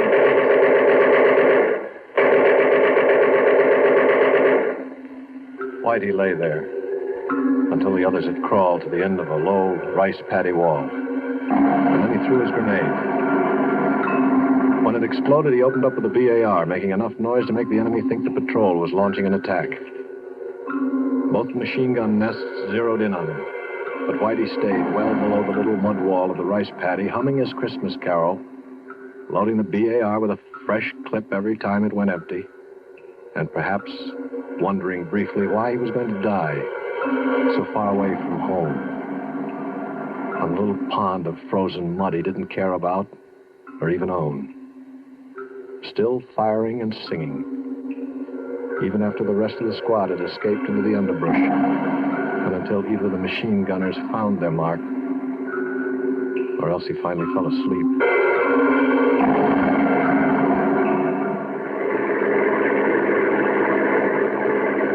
Oh, gosh. He was quite a guy. No, I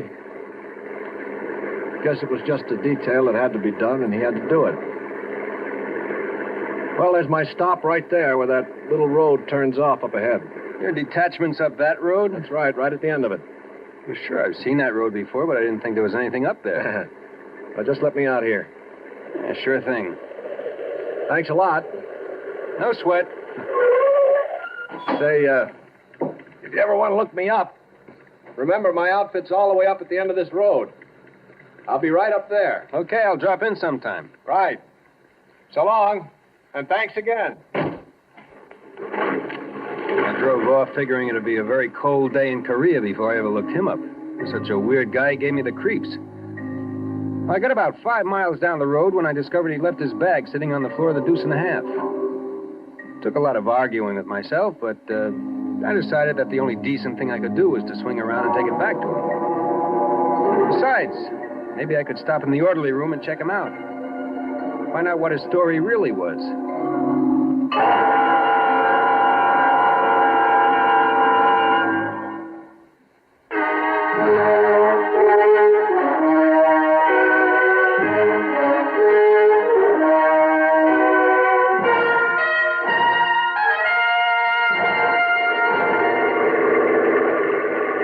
On the way back, I almost missed the road because it was so small and seldom used.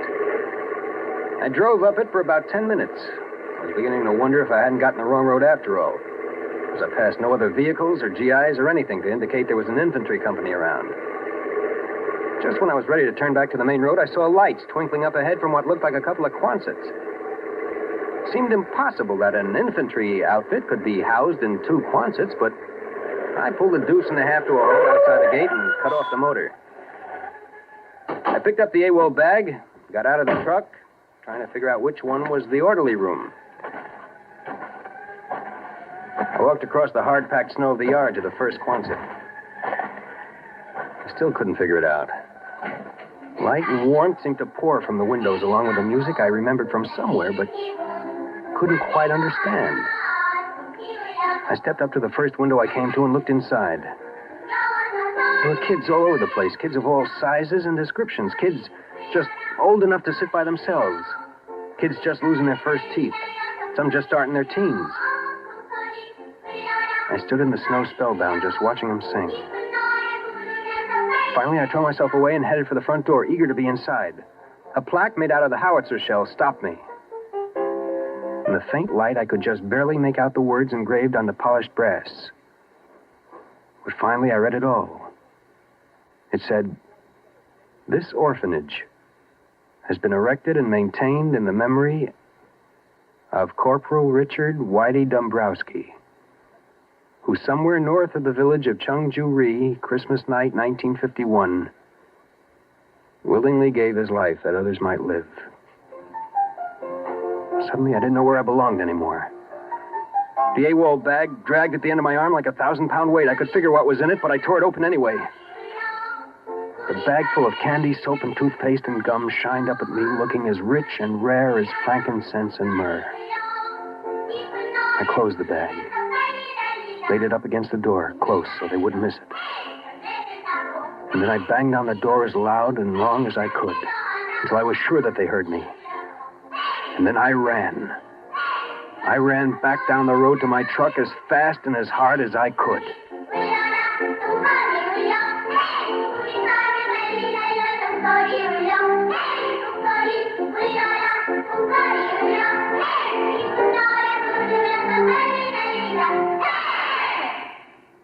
Suspense.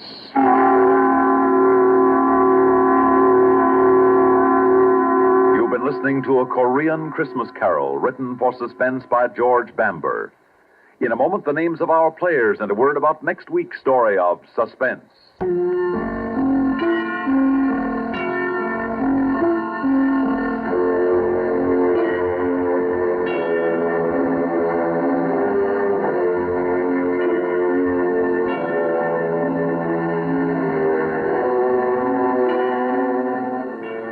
In tonight's story were Bill Lipton as Larry Connolly and Lyle Sudrow as Richard.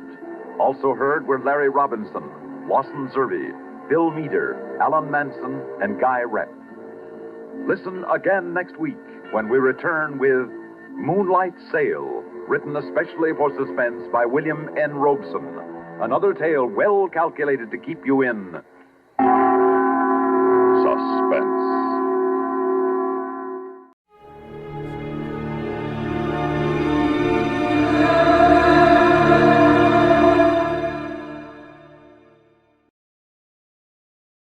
From Hollywood, it's time now for John Lund as Johnny Dollar. This is Orrin Vance. Sent me up to Osling 7 years ago, remember? Orrin Vance. Oh, the Zeman case? Now you got it. You know, Della, I thought a lot about coming out and killing you. Instead, I'm going to do you a favor. What's on your mind, Vance? I did all my time, and people don't like to hire ex-cons. I think maybe you and I can work out something. I haven't got any jobs, Vance. Not asking for a job. It sounds like double talk to me. I don't think you... Don't you give me any routine, Del. I've heard them all. You can help me and make yourself some money. It's legitimate. What do you say? I don't know what it's all about. Suppose I come over and tell you. Okay. I'll be waiting for you.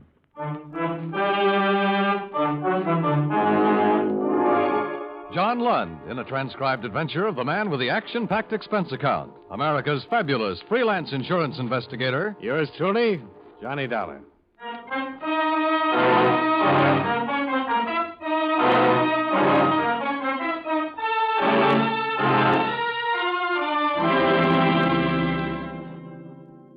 Expense account submitted by Special Investigator Johnny Dollar to All States Insurance Company, Wilmington, Delaware. Attention, Mr. Don Freed, Chief Investigator. Since your office authorized me to conduct certain inquiries based on information supplied by Orrin Vance, I am billing you accordingly. The following is an accounting of expenditures during my investigation of the Baltimore matter. Expense account item 1, $295. A phone call to prisoner dismissal board at Sing Sing Prison, where I was informed that Orrin Vance had been released 3 days before the above date. He had completed 7 years of a 7 to 15-year term for grand theft. It was an unparoled release. The chaplain described him as a model prisoner with a better-than-average chance of remaining out of prison for the rest of his life. For that reason, I was willing to listen to his story when he showed up an hour later. Hello, Dollar. You haven't changed a bit. Come on in, Vance. Yeah, sure. Thanks. Ah, it's a nice place you get. I like it. Sit down. Tell me what's on your mind. Dollar, look. Don't treat me like a con, even if I am one, huh? I'll sit down, I'll have a smoke with you, I'll talk with you. Forget the other part for a while, will you, please? Okay. Have one? Thanks.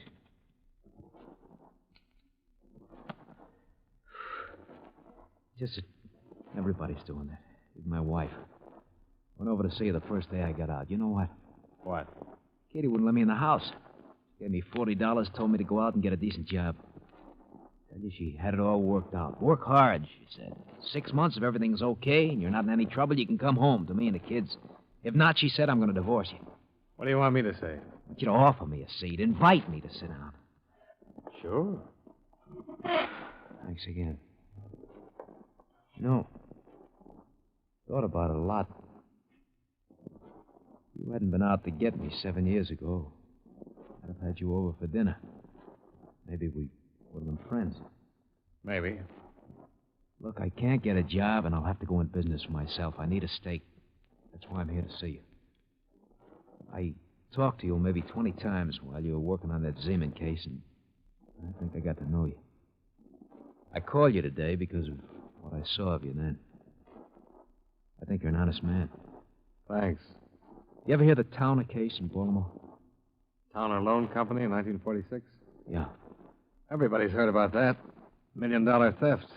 The insurance companies still have a reward for information leading to the arrest and conviction? Was never solved. I suppose they do. I can help you help them solve it for half of that reward. Can you? I know 2 of the men who did it. 2 of the 6 men. I talked to one of them yesterday. I'll tell you who they are, where you can pick them up, but I want my name out of the picture. Can you fix that? Yeah, probably. But I have to talk to the police sooner or later. Oh, look, this is a good thing, Dollar.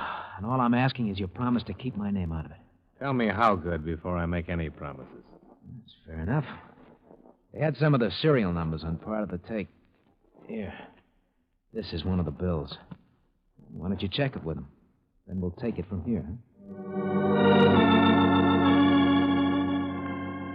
Expense account item 2, $14.85. A long-distance phone call to Chief Investigator Don Freed, All States Insurance, who verified that the serial numbers on the $10 bill Orrin Vance handed me tied in with the Towner Loan Company theft. I explained the information I had at hand and the source from which it had come, leaving out any mention of names. Freed talked with his boss and phoned me back half an hour later, giving me the go-ahead. Okay, Vance. You're in business. All right, how does it work? You tell me who they are, I'll handle it from here. I mean the money part. When we have something, you'll get paid for it. All I've had so far is talk. This bill could have come from anywhere. You might have picked it up at a cigar counter. Look, I got it from a man named Leonard Torpy. He lives in New York. He's one of them. Leonard Torpy? Yeah. I met him my second year at Ossining. He was up on an old petty theft charge. He did 18 months. Told me to look him up when I got out. Now, this part may sound crazy, but we had a few drinks together in his place yesterday. I was weeping on his shoulder about all my hard luck, and he said, "You think you got hard luck?" Well, then he marched me into the bedroom, showed me a stack of money in a bureau drawer. He said he couldn't spend it. He gave me one of the bills. Well, must have been pretty drunk out. Yeah, it was. I got to thinking about it. Checked the bill, found out it was in the town, I think. I looked up the story in it. Torpy fits the description of one of the hold-up men right down the line. Now, we'll see. You say you know two of them. Who's the other one? Harold King lives in Reno, Nevada now. Runs a filling station there. He used to come see Torpy on visiting days. I saw him several times. What makes you think he had a part in the town, I think? Just from what Torpy said while he was drunk and the general description of the other hold-up men in the story. See, while Torpy was drunk, he mentioned his old partner, Harry King. Told me where he was living and so forth. Did he say anything about the holdup? No. I told you I found that part for myself. But King is the other man, I'm sure of it. King have a record? I don't know anything about him. Okay. Where'll you be? I'll phone you. 2 days be long enough? Oh, I should know something by then. Remember, my name's out of it. The police or anybody else. Sure. You afraid? Yeah. I'm a stool pigeon. Well, haven't you noticed? I'd noticed, and it worried me. So I followed him when he left my place. I was buying a package of cigarettes at the corner drugstore while he boarded the streetcar for downtown. I tagged along in a taxi to the main business section, watched him get off, and head for the bus terminal. I bought another package of cigarettes while he bought a one-way ticket to New York. In the half hour before departure time, I telephoned a private detective friend of mine, Pete Florian. He appeared at the bus terminal 15 minutes later. What's the rumble, Johnny? That man over there in the gray overcoat. His name's Orrin Vance. Uh-huh. He's on his way to New York right now. Maybe you better tag along, see that nobody kills him. Oh? If what he told me is true, somebody might try to do just that. Stay close till he's settled somewhere. I see. I haven't got any more to tell you, Pete, because I'm just starting to look into it. Find out where he's living there and contact me at this number. I'll let you know what to do then. All right. Anything else? Don't let him out of your sight, Pete. Expense account item 3, $100. Retainer for Private Detective Pete Florian for explained purposes. I stayed at the bus terminal long enough to watch Pete board the New York-bound bus and take a seat across the aisle from Orrin Vance. Item 4, $8.85, plane fare, Hartford to New York. Item 5, $4.50, cab fare to hotel and then to Metropolitan Police Station, where I explained my business to Lieutenant Randall. Who gave you this tip, Dollar? I'm afraid I can't tell you that, Lieutenant. Why not? Because I promised not to disclose any names. I can tell you that the source is a man who couldn't possibly have had anything to do with the case, since he was in prison at the time of the holdup. Mm-hmm. But you want me to stick my neck out and get up a search warrant and maybe take this bird Torpy into custody on your say-so. Well, you have plenty to start with that $10 bill. Should be enough for you to look into it. That's why you looked into it? Frankly, yes. Prima facie evidence. But no name? No name. I've told you all there is to know. Believe me. Let's get busy.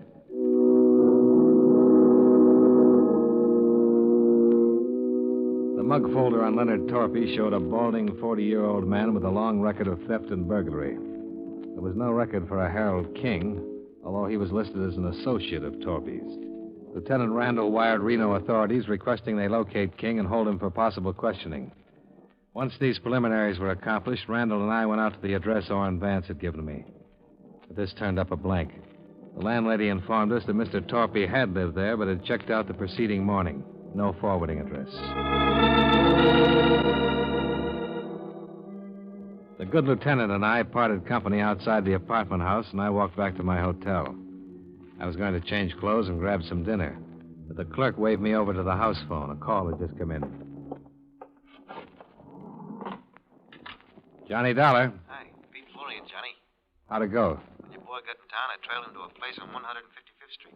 He's got a room with a view. He's up there now. Alone? I think so. Any visitors? No. Light went out about an hour ago. Might be sleeping. What's the number? 680. His room's in the back, first floor, number 10. Where are you? Drugstore right across the street. Expense account item 6, $160. Cab fare to the drugstore where Pete Florian was keeping a watchful eye on my nervous informer, Orrin Vance. I found the drugstore, but Pete was nowhere in sight. The girl behind the soda fountain recognized him by my description and said he'd stepped out a few minutes before. I glanced up and down the block and then spotted him standing just outside the shadow of a streetlight across the street. I walked over. Hi, Johnny. That's a room back there.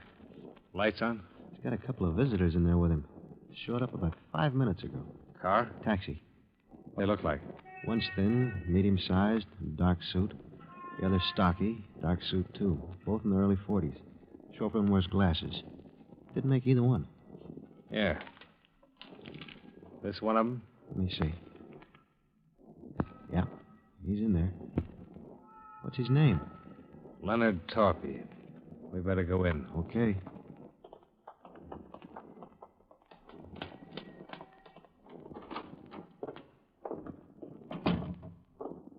Right back there. Yeah. Who's Leonard Torpy? That's somebody who might want to kill Vance. Wish I knew more about what this is all about, Johnny. Yeah, so do I. It's all talk so far. I see. Better cover me. Come over there. Okay.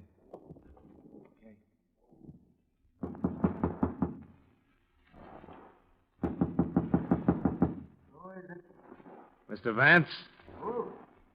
Orrin Vance? You must have the wrong number, buddy. Nobody by that name lives here. Well, are you sure? Positive. Why don't you try the manager? I did. He said Mr. Vance had this room. And he's all wet. Good night. Just a minute, Torpy. What? Hey! Johnny, look out! Before I went down, I heard it go off a couple of more times. Must have been 6 inches from my head. My eyes couldn't see and my feet wouldn't move. But I could hear. It was someone very close to me. And he was dying. Johnny. Johnny.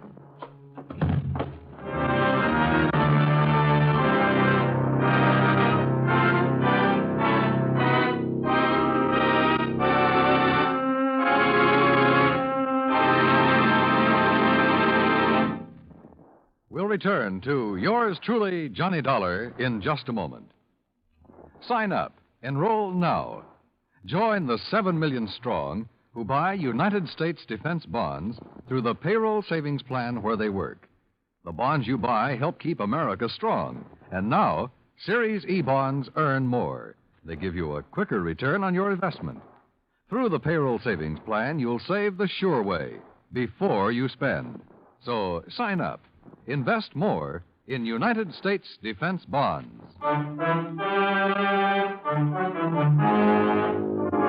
Now, with our star, John Lund, we bring you the second act of yours truly, Johnny Dollar.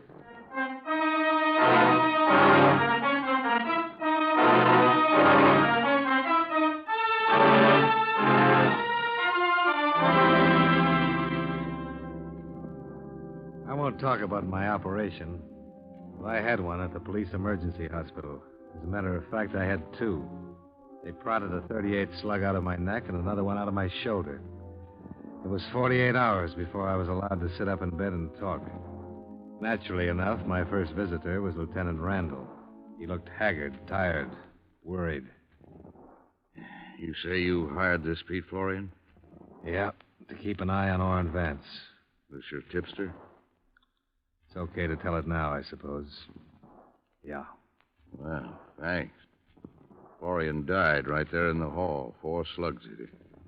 Vance is on the floor beneath you, still hanging on. You keeping track of all this?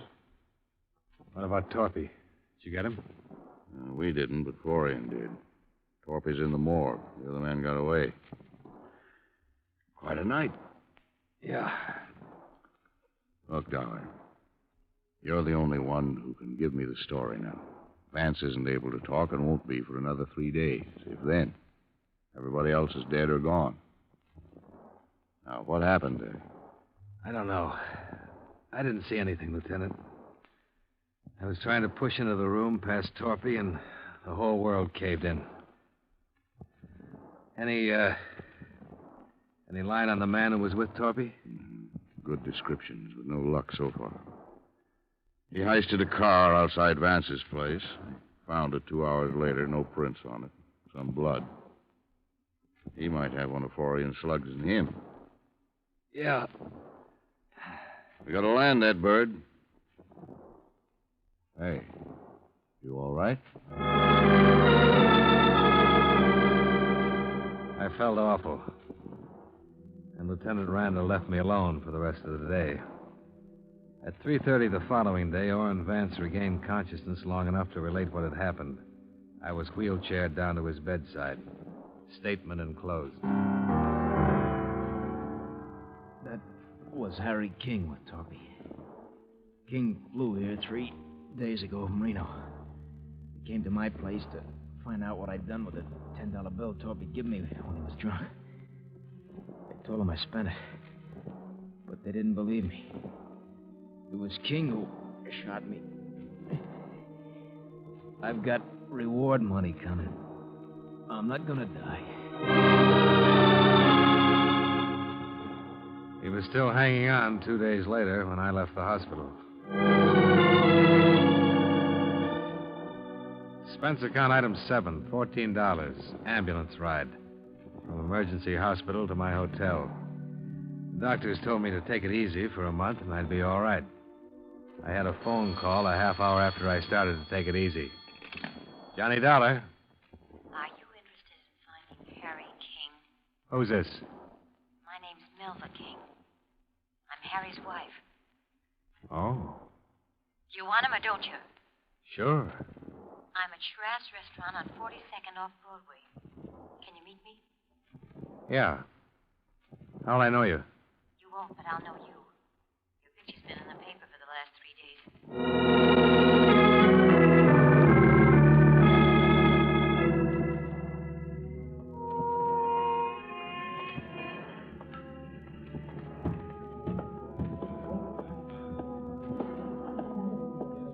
Hello, Mr. Dollar.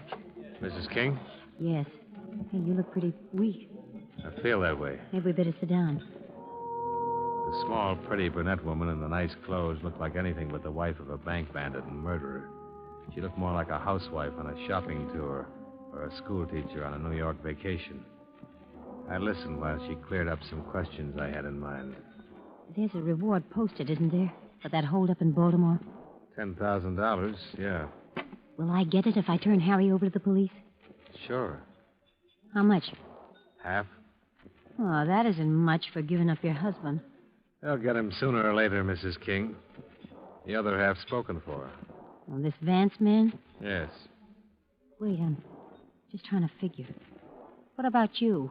I'll pass it up. $5,000 for Harry. Providing he was tied in with the Baltimore holdup.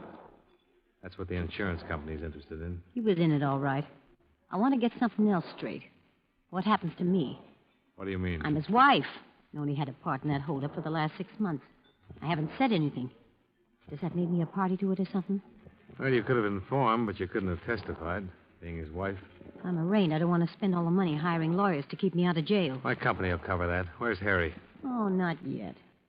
What now? I better get something in writing from you. Something that says your insurance company will pay me the reward and give me help if I get in any trouble. All right, I'll talk to him. This time I'm thinking of the future. I'm going to have one once this is over. I hope so, Mrs. King. I know so, Mr. Dollar. Mrs. King. I know so, Mr. Dollar. Did Harry have money he couldn't spend, too? $45,000. Where is it? I can give you that when I give you Harry. Well, you thought of everything. I tried to. Harry and that Torpy man were fools. All they ever got out of it was the marked bills. Worthless money. You don't happen to know who the other 4 men were, do you? No. I suppose that's what you'll ask Harry when you get him. That's the idea. Poor Harry. How long will it take you to get things arranged? Not more than an hour. I can do it by phone. I'll call you. Okay.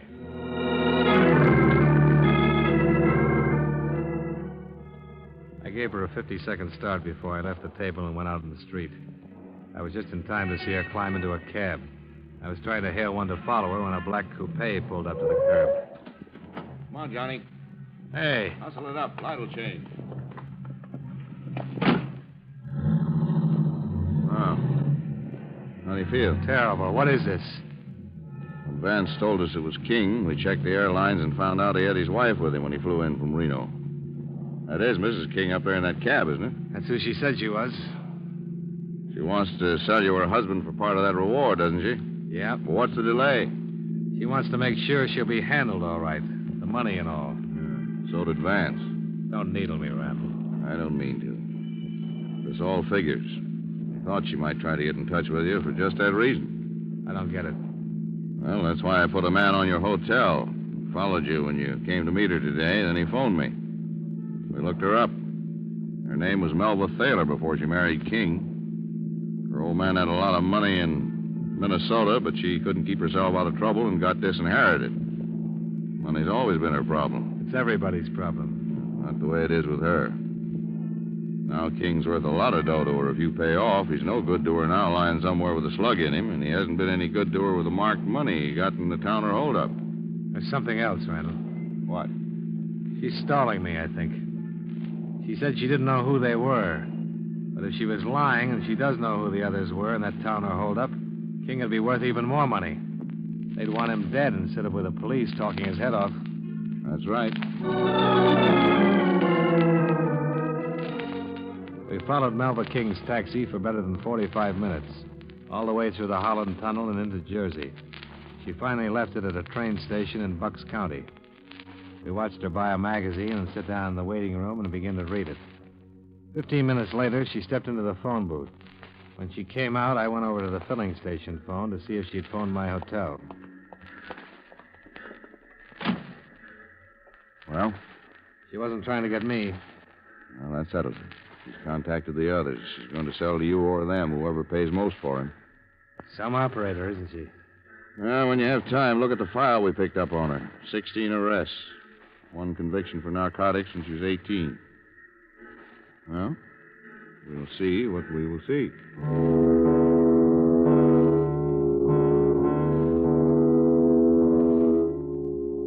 Didn't take long. When a green Cadillac pulled up at the station, Melba King stepped out on the platform and greeted the 2 men who were in it. She sat in the car with them, talked for a short time, then got back out. When the Cadillac rolled away, Lieutenant Randall was on the radio ordering a pickup. Yale, 596. I'll pick him up right away. We'll stay with her.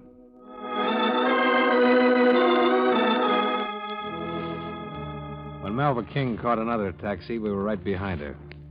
She took it to an auto court about a mile from the station. We saw her go into the cabin marked D. Randall radioed in our location. We were about to check the auto court office when the door to cabin D opened. Standing beside Melba King in the doorway of the cottage was a pale, stocky man who looked as though his legs wouldn't support him another minute. Then she saw us get out of the car. He'll kill me. He's got a gun on me. Don't do anything. Please don't do anything. That's right. Anybody gets in my way. You're hurt, King. You can't go far. I've come this far, and I'm still going to keep moving. Come on, baby, move. It was all ready for her when she got back. Yeah. Boys know I shoot. You especially. But you'll be dead now, Alec. That's funny. I thought the same thing about you, King. Please don't do anything. Please. Shut up. Oh, King, listen to reason. I can tell you're hurt bad. You need help. Why don't you give it up? How much were you going to give her for me, Dollar? I wasn't... How much? Tell me. Half of it. Please, Harry. And how much will Woody and Al want to give me? I didn't talk to you. Oh, yes, you did. I passed out this morning. You got real busy. How much, baby? Oh, no. You're dying on your feet, King. Yeah? Well, that's a good place to die. On your feet. Maybe I won't make it. We'll still make it. This is gonna hurt. No. Harry, please. No! Yell if you want to. King, don't add another one to the...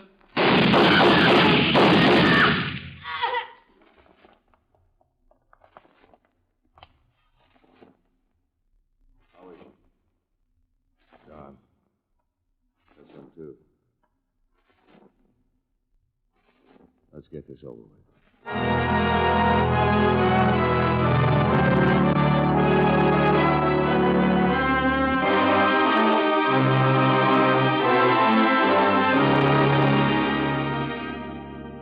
Expense account, item 8.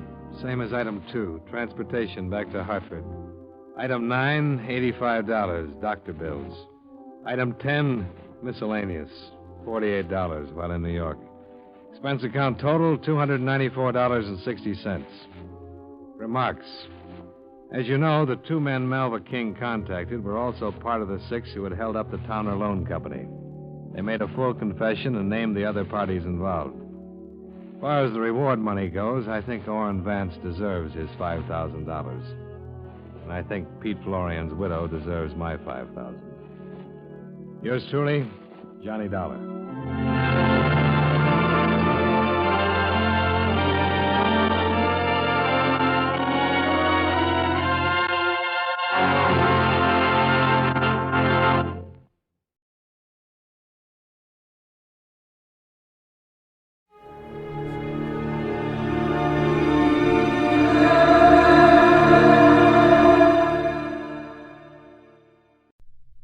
Wrigley's Spearmint Chewing Gum, the refreshing, delicious treat that gives you chewing enjoyment, presents for your listening enjoyment John Lund as Johnny Dollar.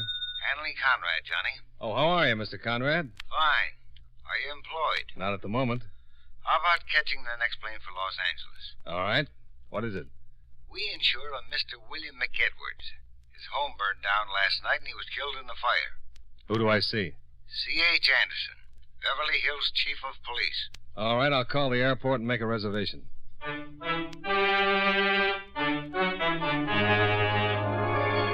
The makers of Wrigley's Spearmint Chewing Gum bring you John Lund in another adventure of the man with the action-packed expense account, America's fabulous freelance insurance investigator. Yours truly, Johnny Dollar.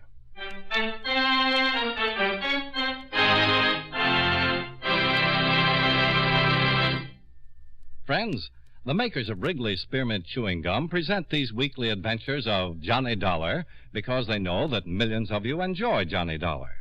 That's true of Wrigley's Spearmint Chewing Gum, too. It's enjoyed by millions, day in and day out. People find that chewing on a smooth, delicious piece of Wrigley's Spearmint Gum somehow makes time pass more pleasantly. Whether you're working, driving, shopping, or just taking things easy, that good, tasty chewing gives you enjoyment and satisfaction. So always keep a package of Wrigley's Spearmint Chewing Gum handy. And whenever you want a refreshing, delicious treat, chew a stick. You'll like it. You really will.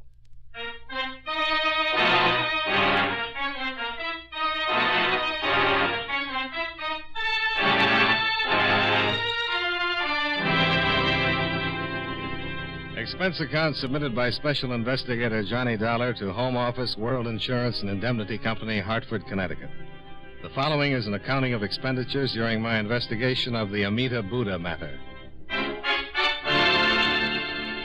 Expense account item 1, $193.55. Plane fare and incidentals between Hartford and Los Angeles. I arrived at the Los Angeles airport the next morning, rented a car, and drove it to the hotel, where I registered and put in a call to Chief Anderson at the Beverly Hills Police Department.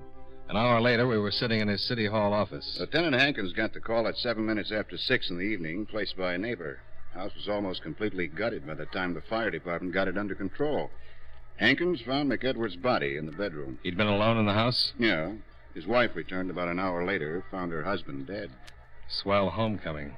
How'd the fire start? We're not sure. Started in the bedroom. One thing's pretty certain. It wasn't an accident. What do you mean? The first cursory examination by the coroner's deputy indicated the victim had burned to death. This morning, we got another report. Further examination at the morgue showed McEdwards had been stabbed.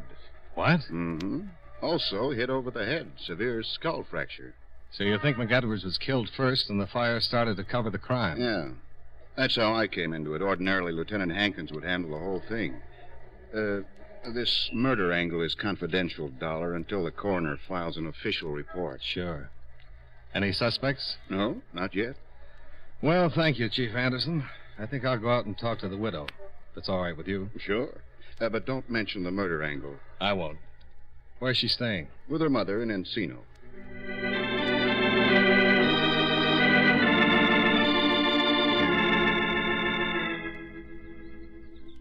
Yes? My name is Dollar, Johnny Dollar. I'd like to speak to your daughter, if I may. What's it about? The death of her husband. I'm a special investigator for the insurance company. Well, Mr. Dollar, my daughter's not feeling very well. I know it's difficult, Mrs. Rizzanelli, but if it's at all possible, I'd like to see her. Get it over with. Get it out of the way. Well, who is it, Mom? Oh, she's up. She was resting. Well, who is it? This is Mr. Dollar, honey. He's, Is it about Bill? Yes, it is. He's a special investigator, an insurance investigator. Well, come in. Thanks. I was lying down, Mr. Dollar. Oh, I'll be in the kitchen. It's nice meeting you, Mr. Dollar. Nice meeting you, Mrs. Rizzanelli. Well, won't you sit down? Thank you. You're with the insurance company? Yes, World Insurance and Indemnity. How can I help? Just answer some questions. I'm sure you've had your fill of answering questions by now. It's all right. You returned about an hour after the fire. Is that correct? That's right. Where had you been? I'd driven to Pasadena. Bill, he had to work, so he couldn't go with me. A few days ago, Mr. McEdwards, that's Bill's father, returned from a location trip to Korea and gave us an antique, an old Chinese Buddha. We wanted to find out about it, so I took it to a friend of ours in Pasadena who collects Oriental art. A Buddha? Yes. Bill's dad found it in Korea and gave it to us as a sort of belated wedding gift. We'd only been married for 6 months. When did you leave for Pasadena? Oh, around 4 in the afternoon. I would have left sooner, but I had to clean house and fix Bill's lunch. I'm sorry, Mr. Dollar, but it's still a little hard to talk about it. Just a few more questions. I'm all right. Did anything unusual happen? Unusual? Well, anything your husband might have said before you left. Anything out of the ordinary that happened? I don't understand. Why do you think something unusual might have happened? Is there something I don't know about this, Mr. Dollar? No, it's nothing like that. I'm just checking everything. There was a fire. My husband lost his life. Are you considering that it might not have been an accident? I'm not considering anything. I'm just checking. This Buddha, where is it now? Charlie Wilkins, our friend in Pasadena, has it. He wasn't sure, but he thought that it might be very rare, and he asked me to leave it for a few days. Charles Wilkins. Yes. And your husband's father brought the Buddha back from Korea? Yes. Is Mr. McEdwards Sr. in the service? No, he's a production man for International Pictures. He was making a documentary film in Korea. I'd like to talk to him. I think he's at the studio now. He lives on Beverly Glen. Well, I'll try to reach him at the studio. Thank you very much for your time and patience. Certainly. Goodbye, Mr. Dollar.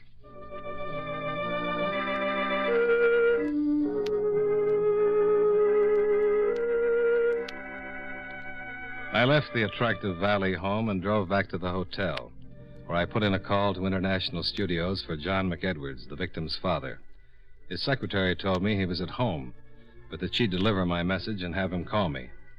In about 5 minutes, McEdwards called, and I made an appointment to see him. I drove out Sunset toward Westwood Village and turned north on Beverly Glen. John McEdwards lived in a small house in the middle of a lot of acreage. The reason for the acreage met me at the high closed gate. 4 giant Great Danes faced me behind the steel fence. Their owner, a tall, wiry, middle-aged man, bounded down the steps of the house and ordered his animals to be silent. Yes, easy. Come on, Simpson. You, Mr. Dollar? Yeah. I'll be with you in a minute. Come on. Get over there. Come on, boy. Come on. That's it. My name, Mr. Dollar. Wouldn't it be just as well if we talked out here? They won't hurt you. Come on in. Now, easy, son. Easy. Well... Easy. Nice doggy. They're all right. Just as friendly as they can be. Well, by gosh, they are. I'm McEdwards. Glad to know you, Mr. McEdwards. Oh, easy, boy. Sammy, I'm quiet. just shaking his hand. Come on into the house. Fine. Sure hate to run into that pack if you weren't around. They wouldn't do anything unless maybe you tried to break in the house or something. There's an article in the paper not too long ago about some guy trying to break in a house. The owner's Great Dane spotted him going in the window and broke his neck. Broke his neck? Yeah. No, Samson, you stay out. That's all. Samson? Yeah. Samson, Delilah, Cleopatra. I call her Patty. And the Duchess. Sit down. Thanks. The Duchess is the mother. She threw 12 her first litter. I kept 3. Well, you didn't come here to talk about dogs. Can I get you a beer? No, thanks. You want to talk about Bill? Yes. Wonderful boy. Terrible thing. I'm just trying to keep busy and not think about it. It's pretty tough. You raise a boy and see him through all these years. Yes, sir. What you want to talk about? How long were you in Korea, Mr. McEdwards? About 3 months. I understand you brought back an old Buddha. Yeah. Why? I saw your daughter-in-law, she told me. How's she taking it? Pretty well, I'd say. Yeah, what a wonderful girl. Never thought Bill would get married, but he sure picked the right one when he did. Yeah. Tough, isn't it? Only been married 6 months. Tough on Pat. Tell me something about this Buddha. Well, it was funny how I found it. I was helping build a dam. We had to block up a small stream and get the water to rise for a shot we needed. I was digging up some rocks a few yards away from the road, and I uncovered the old Buddha. It was in a box. Nice, neat hole. Your daughter-in-law said she took it to Charles Wilkins, that he thought it was very rare. Yeah. Why are you so interested in the Buddha, Mr. Dollar? Oh, just a casual interest. My company sent me out to investigate the fire, and when your daughter-in-law mentioned the Buddha, I got interested. Your company insured my son's life. That's right. You didn't know Bill, did you? No. Nice boy. Easygoing. Never thought about insurance or things like that until he met Pat. Then he settled down. Best thing that ever happened to him. Sure you won't have a beer, Mr. Dollar? Oh, no, really. Thanks, it's the same. Those darn dogs.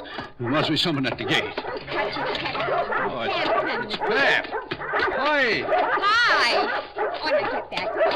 Go on. Shove him back. Hello, honey. Hi, Dad. Oh. Hello, Mr. Dollar. Hello? Mr. Dollar, I just had a visit from Police Chief Anderson. He came just after you left.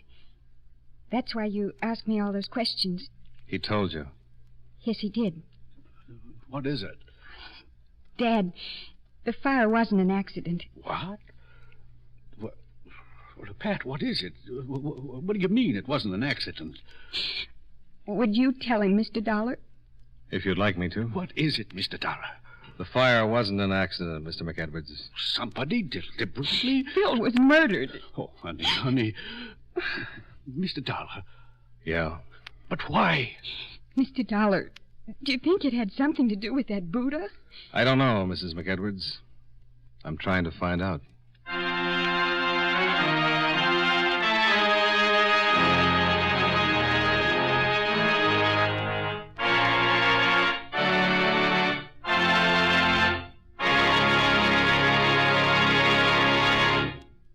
Friends, Wrigley's Spearmint Chewing Gum is a refreshing, delicious treat you can enjoy just about any time.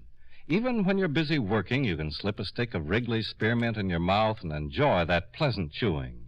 The lively, full-bodied spearmint flavor cools your mouth and freshens your taste. The good, smooth chewing helps relieve pent-up tension, gives you satisfaction. As a result, you seem to feel more relaxed and get more enjoyment out of what you're doing. So enjoy chewing Wrigley's Spearmint Gum while you work and at other times, too. Get a few packages next time you're at the store. That's Wrigley's Spearmint Chewing Gum. Healthful, refreshing, delicious. And now, with our star, John Lund, we bring you the second act of Yours Truly, Johnny Dollar.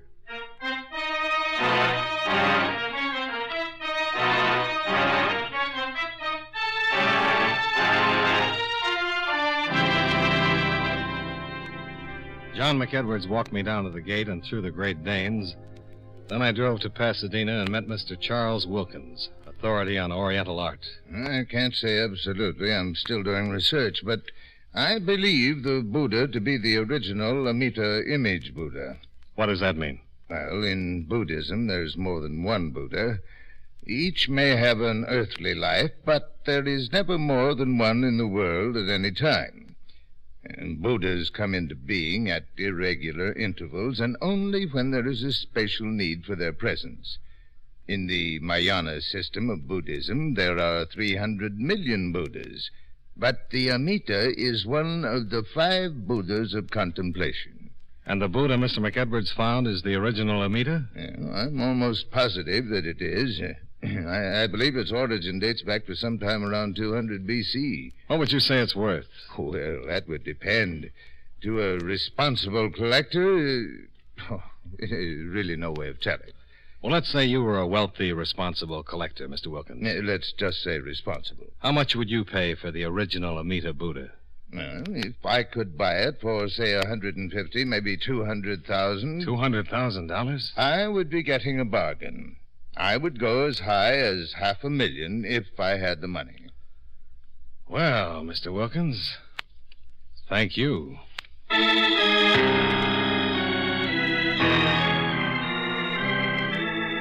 This thing is worth $500,000? That's what the man said. Well, now, that's what I call a motive. Yeah. If the Buddha is really an art treasure, then the U.S. Customs Office is going to be very interested. That's their affair. I'm interested in who killed Bill McEdwards. Well, I don't know where this will take us, but at least it's a lead, only the real one I've had so far. We questioned all of the victim's associates, and what we could find out, he didn't have an enemy in the world. No love rivals, no discarded girlfriends, no money troubles, nothing. But he had the Buddha. Yeah. Question is, who knew he had it, besides his wife and father? Well, how about the location troupe old man McEdwards was with in Korea? Mm-hmm. I'll check with the studio right away. Yeah. But it's not just somebody who knew he had it. It's somebody who knew the value of it. Somebody who's hep to Oriental art, huh? Maybe the guy who buried it. Why would anybody stash a prize like that in a hole in the ground? Well, for safekeeping, maybe. There's been a war in Korea. Yeah, thanks for telling me. But say it was the person who buried the thing. Why would he have to steal it? He could just step up and claim his property. If he was the rightful owner. But suppose he stole it in the first place. Yeah. Well, I like guessing games as well as the next one, but it's time I got to work. Where are you going to start? First, the motion picture company, then we'll check all incoming passengers from the Orient last week. Ships, planes, military personnel. That shouldn't take more than a month. You got any better ideas? At the moment, no. Then I want another talk with McEdwards Sr. I thought I'd run out and see him this afternoon. Yeah, do that. If you turn up anything, let me know. Sure. If I do.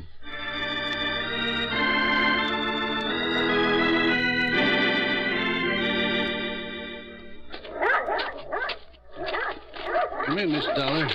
I was just finishing some dinner. Oh, I'm sorry. Oh, don't be silly. Come on in and have a cup of coffee with me. If you haven't had your dinner, I'll be glad to throw on a couple of chops. No, thanks. I don't get hungry early. Have a seat. Thanks. You want some coffee, don't you? Yeah, that'll be fine. I'm not much of a bachelor. Wife died 3 years ago, and I still haven't got used to doing things like cooking, keeping house. Usually eat out. You take cream or sugar? Black is fine. Pat was in a pretty bad way after you left, but she finally came around all right. That's tough. Yeah, it is. I wanted to talk some more about... Oh, darn. Excuse me. Hello? Oh, yes, hello, dear. Yes, she worked. She hasn't. Well, she left here about, I'd say about 5:30, maybe 5:45. Well, she might have stopped off someplace. No, don't worry about it. No, she was just fine when she left. Oh, sure. No, I'm all right, dear. Sure, I will. Bye. Funny. That was Pat's mother. She isn't home yet. When did she leave here? About 2 hours ago. Well, we're all on edge. Oh, I don't think there's anything to worry about. No. taking it pretty well. When she left, she was fine.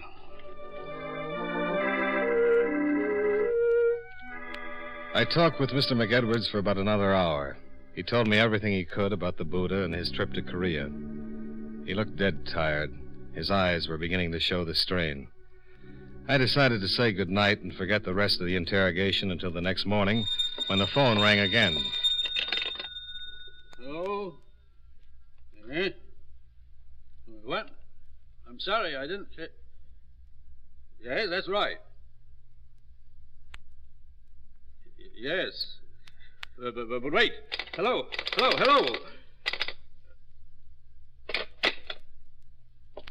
Something wrong?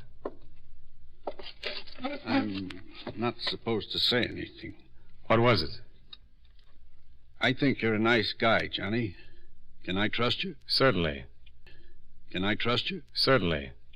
They said not to tell anyone, but I've got to trust someone. I can't think for myself. Too much has happened. You won't take this to the police. I can't promise that. Well, I don't think you will after I tell you. I don't know who that was on the phone, but it was some guy, and he said they've got Pat. What do you mean they've got Pat? Kidnapped. Now, look, exactly what was said. Good gosh, you read about things like this, but you never think they're going to happen. Now, take it easy. Oh, I'm all right. I just haven't had much sleep. I can't think straight. Now, the man that called.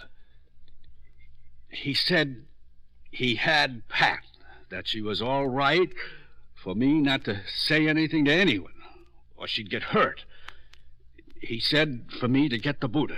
And that is it. They said to get it, and they'd see that Pat was returned home safely. What did they say to do with it?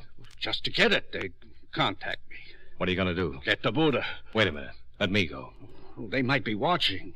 They'd know I told you about the phone call. They won't do anything to Pat until they get the Buddha. I'll call Wilkins. He's probably in the book. Well, don't you think it'd be better if I went? Yeah, maybe it would. But I'm going to follow you. If anything happens, I want to be around. All right, let's go.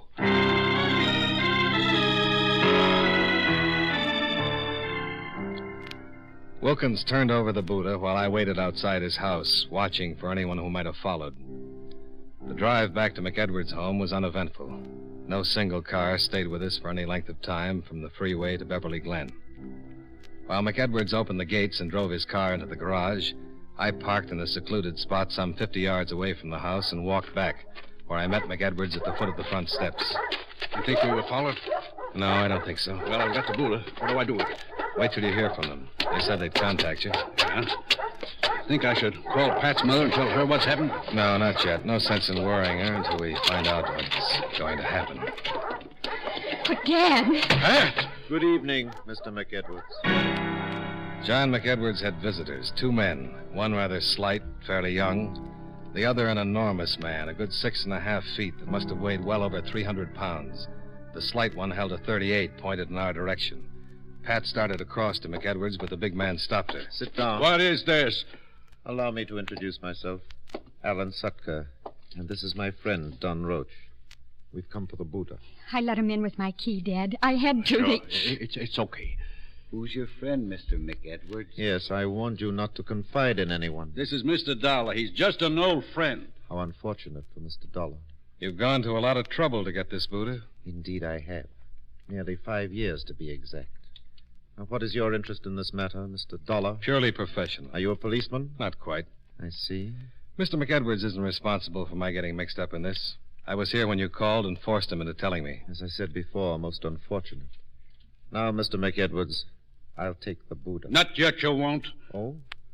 Perhaps you don't understand. Yeah, that's it exactly. Which one of you bums killed my son? Killed your son? He was killed, Sutker. The fire didn't work. The police know all about it. Indeed. Come on, Mr. Sutter. Let's get this over with and get out of here. Patience, patience. You'll have to forgive my young friend. How did you know Mr. McEdwards had the Buddha? Its discovery made the Tokyo papers. I did some checking, found out when Mr. McEdwards was returning to the States, flew here to meet him. Why'd you kill my son? I don't mind telling you. Under the circumstances, I cannot afford to let any of you live. Your son discovered Roach here in the act of burglarizing his home. He protested too much. Roach had to kill him. It wasn't premeditated. We assumed the Buddha was in the house. We knew that Mr. McEdwards here had delivered it to his son the night before. Why, you... Take it easy, take it Mr. easy. Dollar's right. Should you get out of hand, Roach will shoot you on the spot. Now, if you don't mind, I'll have that Buddha. Oh, Dad. Without hysterics, if you don't mind. Just one more question. How did you know about the Buddha? Mr. Dollar, I've known about that particular Amita Buddha for many, many years. Another man knew about it also. Unfortunately, he was the first to locate it. His name was Wu Sung, an Oriental collector. He discovered the Amita Buddha in a Tibetan temple shortly after World War II and stole it, then smuggled it out of Tibet and into Korea. I followed him, made him a handsome offer, but he refused to sell.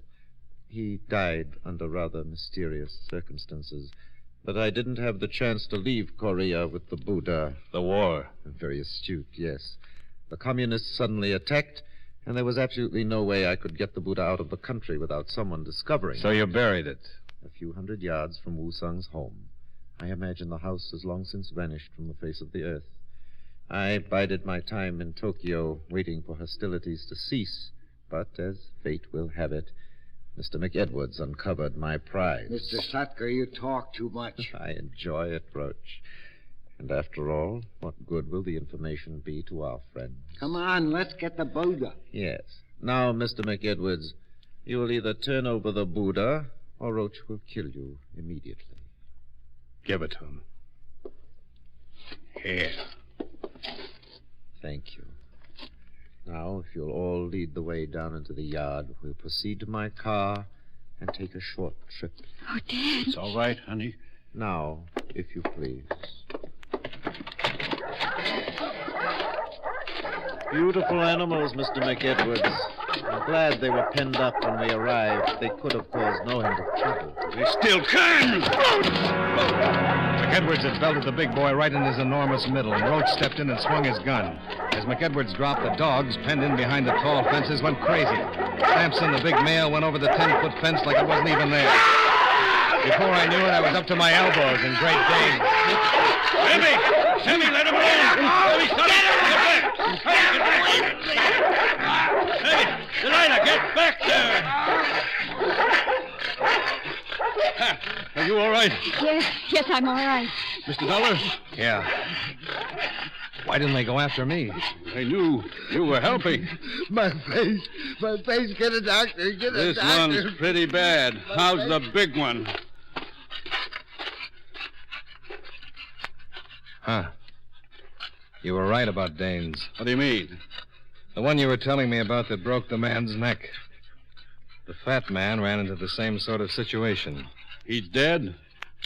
He sure is. Well, that's the way it should be.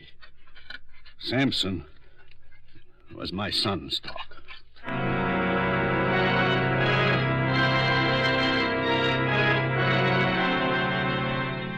Expense account item 2, $33.85 hotel bill.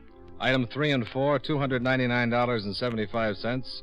Car rental, plane fare, and incidentals back to Hartford.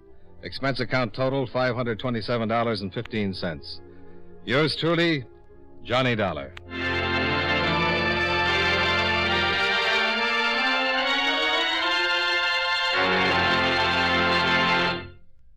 Remember, friends, Wrigley's Spearmint Chewing Gum is a refreshing, delicious treat you can enjoy just about any time. Chew a few sticks of Wrigley's Spearmint during the day and see how the good chewing helps you keep feeling fresh and alert.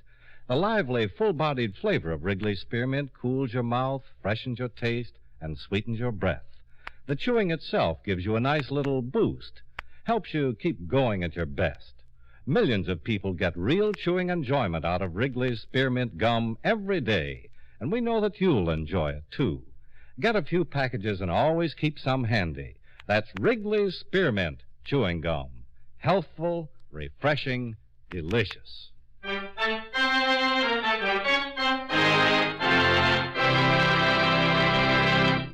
Yours truly, Johnny Dollar, brought to you by Wrigley's Spearmint Chewing Gum, stars John Lund in the title role and was written by Blake Edwards with music by Eddie Dunstetter.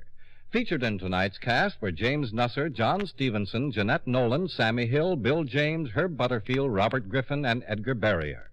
Yours truly, Johnny Dollar, is produced and directed by Jaime Del Valle. The makers of Wrigley's Spearmint Chewing Gum hope you enjoyed tonight's story of Johnny Dollar and that you're enjoying delicious Wrigley's Spearmint Gum every day. This is Charles Lyon, inviting you to join us again next week at this same time when, from Hollywood, John Lund returns as... Yours truly, Johnny Dollar.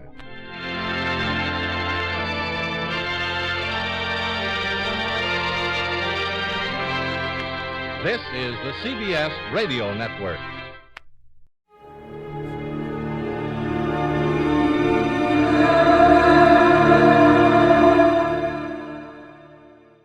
Time now for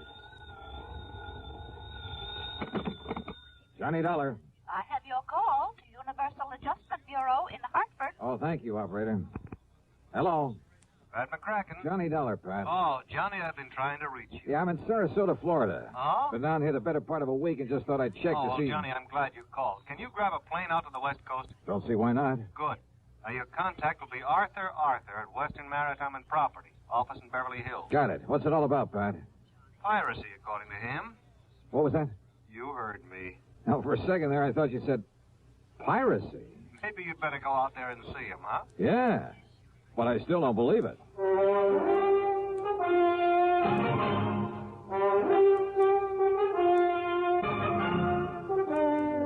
Bob Bailey in the exciting adventures of the man with the action-packed expense account, America's fabulous freelance insurance investigator. Yours truly, Johnny Dollar.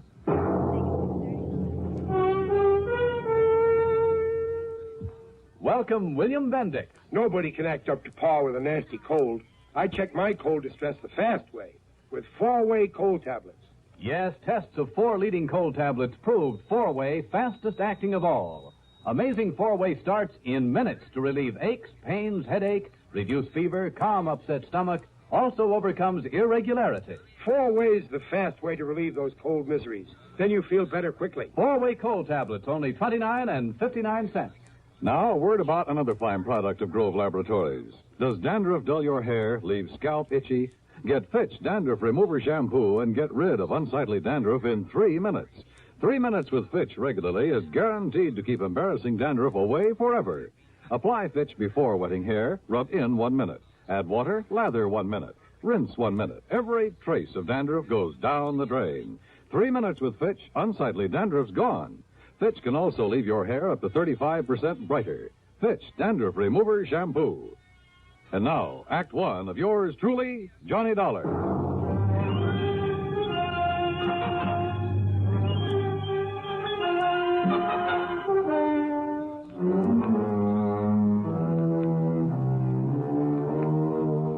Expense account submitted by Special Investigator Johnny Dollar to the Western Maritime and Property Insurance Company, Beverly Hills office. Following is an account of expenses incurred during my investigation of the Baldero matter.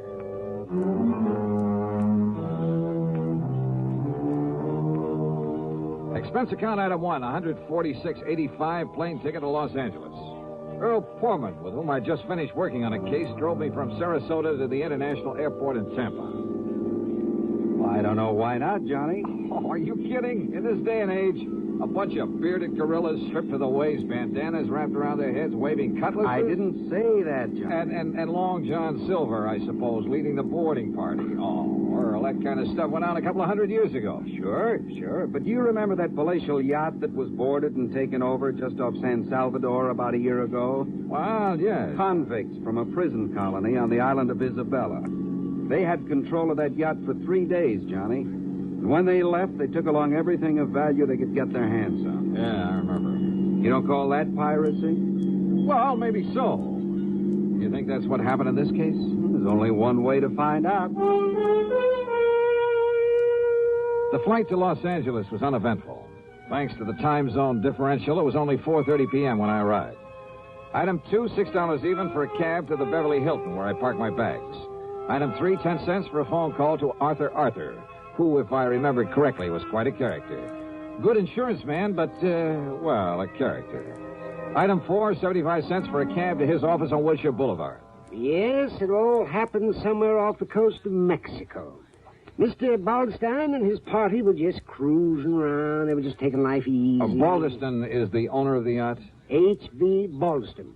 Oh, he's a big stockbroker. He lives here in Beverly Hills at 3124 North Roxbury Drive. And what's the name of his yacht? The Baldero.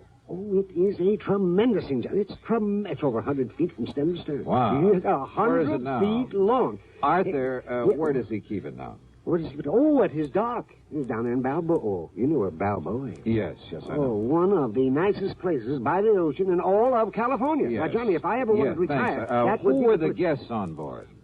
Well, let me see. His wife, of course, and Mr. and Mrs. Gerald Hooper, and young Richard Speidel, and Lee Wilway. Just cruising around, huh? Yes, but they'd planned to sail on up to San Francisco for that big charity ball up there on the 30th. Oh. That's why they all had their finest clothes and most expensive jewelry with them. Oh? Yes, sir. $394,000 worth of jewelry. Stolen. Oh. Yes, plus a few other things, too. Mostly silverware, things like that. Actually, it was reported to me by one of the guests on the yacht. These pirates simply pulled alongside in the middle of the night, held them at gunpoint, took the stuff, and left. That's right, Jefferson. There were two of them. Oh, my, they must have been horrid fellas.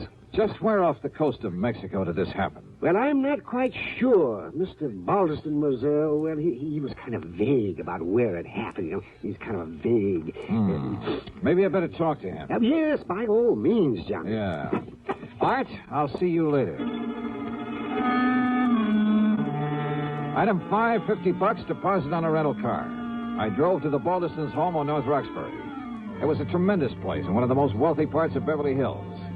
A snazzy-looking sports car was parked in the broad driveway, and as I walked up to the front door, another car, a big sedan, pulled in the drive.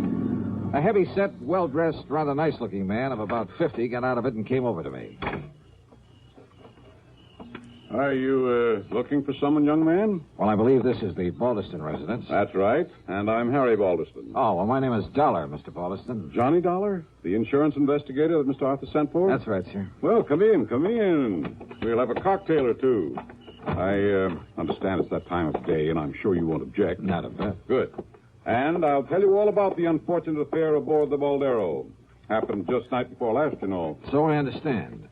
But I'm not quite clear as to just exactly where you were when it happened. Down off the Mexican coast, Dollar. Sit down. Thanks. Yes, it took us nearly 12 hours to get back to Balboa. And at 11 knots, well, you can figure it out for yourself. Mary Lee. Yes, Harry? Come on down, dear. I want you to meet Mr. Johnny Dollar. Oh, all right, dear. Now, I'll pour us a drink and tell you all about it. So he poured. His wife joined us, and we talked. But I'm afraid I didn't learn much more than I already knew. They'd both been asleep when it happened. The so-called pirates had come aboard very quietly. Both they and their guests had been held in their respective cabins by one of the men while the other gathered the loot. The men had worn long oilskin raincoats, had nylon stockings pulled over their faces to conceal their identity. Only one of the guests, Lee Wilway, had even seen the boat they'd used. Balderston never did tell me definitely where it happened. And the more I listened, the more suspicious I got. Yeah, suspicious of him. Act 2 of yours truly, Johnny Dollar, in a moment. There goes a treasure car. There goes another. And another. And one of them may be your car. Yes, folks, you may have a Fram treasure hunt filter in your car worth $1,000 and not even know it. A Fram filter worth 1,000 silver dollars. A filter change is important to today's cars, so important that Fram Corporation, in conjunction with its silver anniversary, is paying $60,000 in cash to get you to check your filters now. Last year, 10,000 secretly numbered Fram filters were distributed all over the United States and installed in cars during regular servicing. These filters are worth from $1 to $1,000. You may have one in your car and not even know it. A Fram filter worth 1,000 silver dollars. Check your oil filter and air filter now. If there's a specially numbered Fram filter in your car, you will win up to 1,000 silver dollars, and your dealer will win the same amount. Get in on Fram's big silver treasure hunt. Check your car filters now. And now, Act 2 of yours truly, Johnny Dollar and the Baldero matter.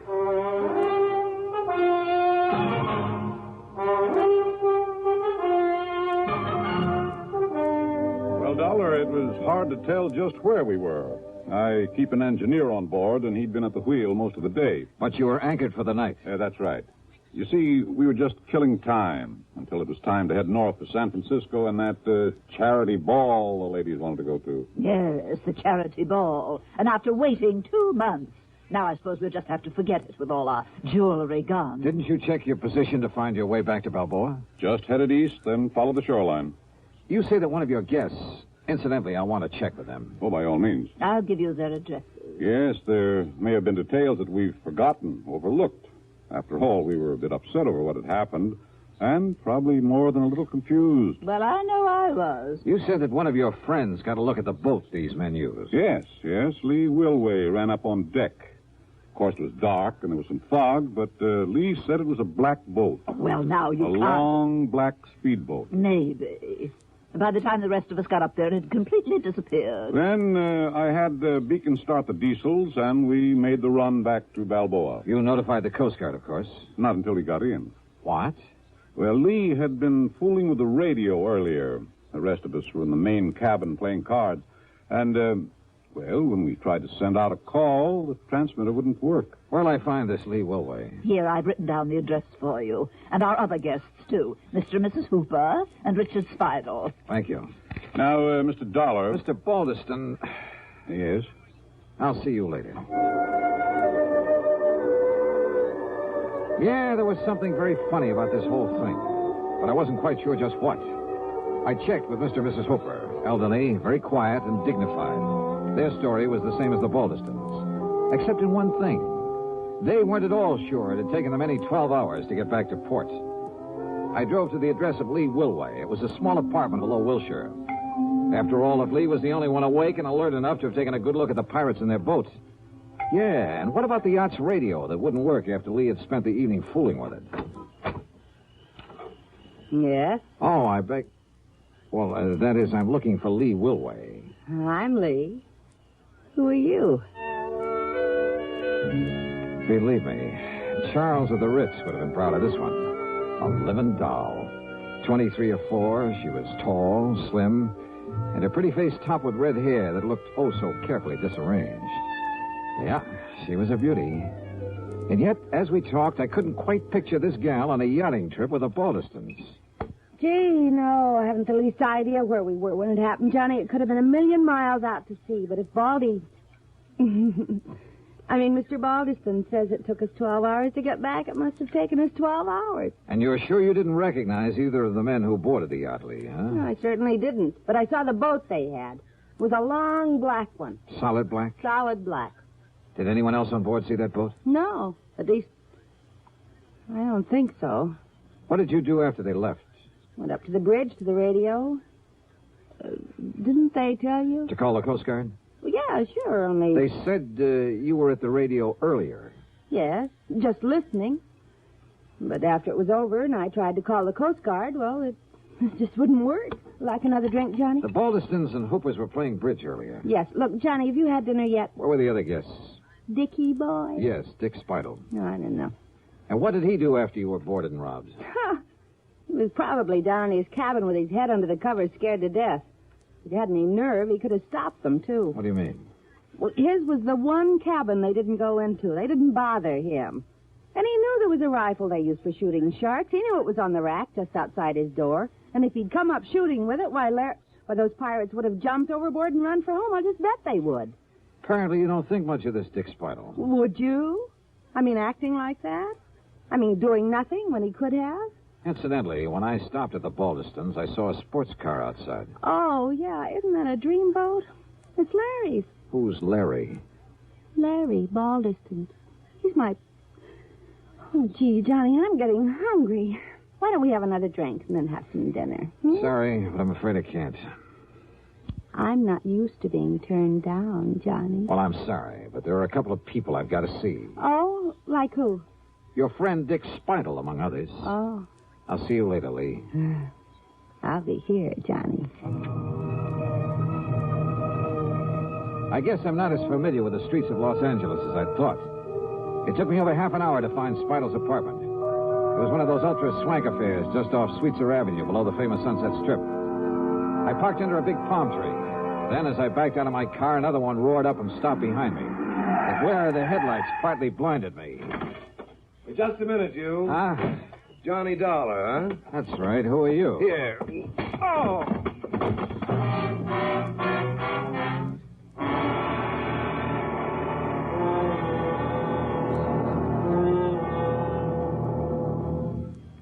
Act 3 of yours truly, Johnny Dollar, in a moment. Ever have trouble sleeping nights because of acid indigestion, heartburn, or gas? Then remember, for acid indigestion, nothing but Tums works so fast to make you feel so good so long. Tums work fast. Get rid of the burning excess acids that won't let you sleep. In a matter of seconds, you begin to feel better, and Tums relief stays with you. You relax, go to sleep pleasantly, because Tums bring complete relief. Get rid of burning excess stomach acids completely. Nothing but Tums works so fast to make you feel so good so long. So when acid indigestion keeps you awake, take Tums. Keep a handy roll of Tums on the night table within easy reach.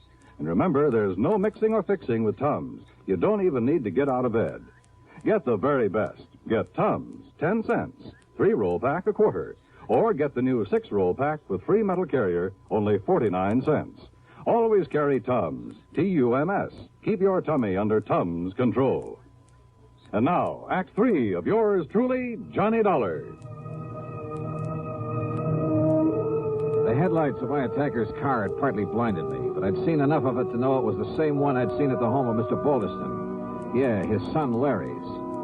But I came to find myself parked behind the wheel of my own car. And lying on the seat beside me were 5 crisp $100 bills and a note. Take this money and get out of town, it said. You have no case anyway because the things that were stolen off the yacht have been returned. So you may as well leave while you have your health. No signature. There was only one person in the world I wanted to see at that moment, Larry Balderson. But I felt a bit rocky since I was at the front door of Dick Spidle's apartment, since I'd really come to see him, and if I was lucky, he might have a good stiff drink handy. Feeling better now, Mr. Dollar? Yeah, I am. Thanks, Dick. It's Richard, if you don't mind. Oh, yeah, sure. But go on with what you were saying. Well, the whole thing was absurd, of course. But the only reason Mrs. Balderson insisted on taking Lee on that yachting trip and to the charity affair, and of course I was supposed to be her escort, was to shame her, to show her up. How do you mean? Well, after all, in spite of her beauty, she is a rather common person, rather cheap. So Mrs. Balderson hoped that facing her with the ladies and gentlemen who attend the ball would embarrass her. Oh, I see. And that she'd realize she has no place among people like ourselves. People like you are just too good for her. Well, to put it bluntly, yes.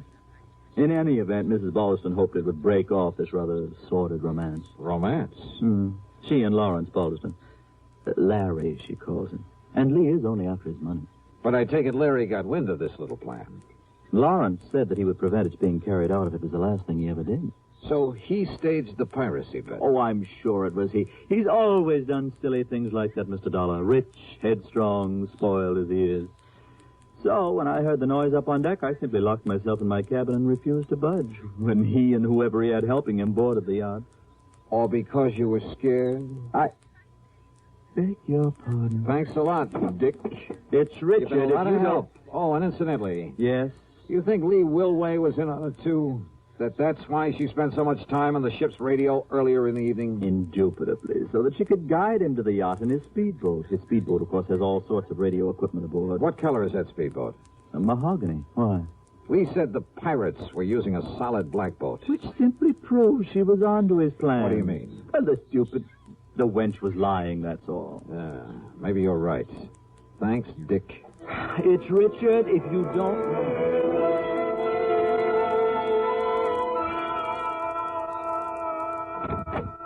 Oh, Mr. Dollar, do come in. Thank you, Mrs. Balderson. My husband's on the telephone talking to the engineer of our yacht down in Balboa. Oh. And what do you think has happened? I think I can guess. That's fine. Just stay on watch, and I'll be back down there to pick those things up in the morning.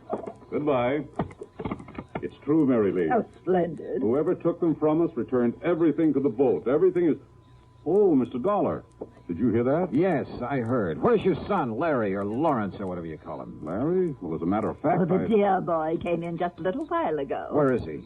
In the study, I believe. He said he had a call to make on the other phone. Thanks. Why, what's wrong, Mr. Dollar? Mr. Dollar?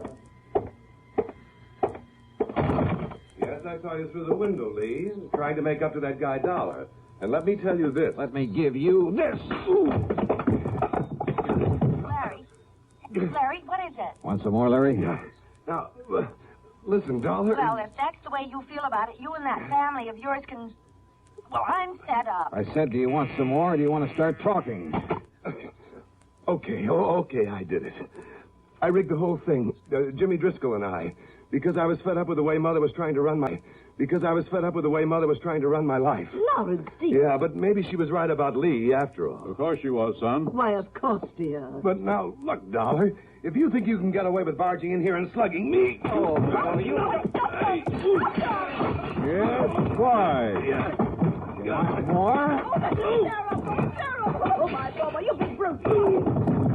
Enough, Larry, huh? You had enough? Yeah, okay, Dollar. Okay. Sorry, Mr. Balderston, but I kind of owed it to him. Dollar, I've been hoping somebody'd do that for a long time. What? Sure, I've spoiled him, too. It's been my fault as much as his mother's. My fault? But I never had any idea he'd carry things as far as he did. Of course, if you like, sir, I could prefer assault charges for his attack on me earlier. No, I don't think it'll be necessary. And I'm much obliged to you. But my poor boy... Just leave him alone, Mary Lee. Oh. And suppose you leave us alone while I settle things with Mr. Dollar.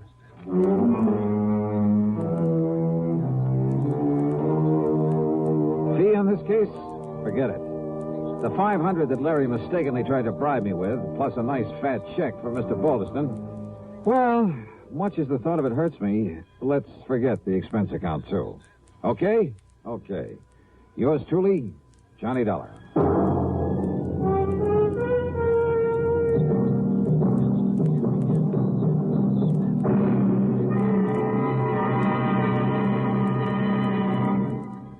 Our star will return in just a moment.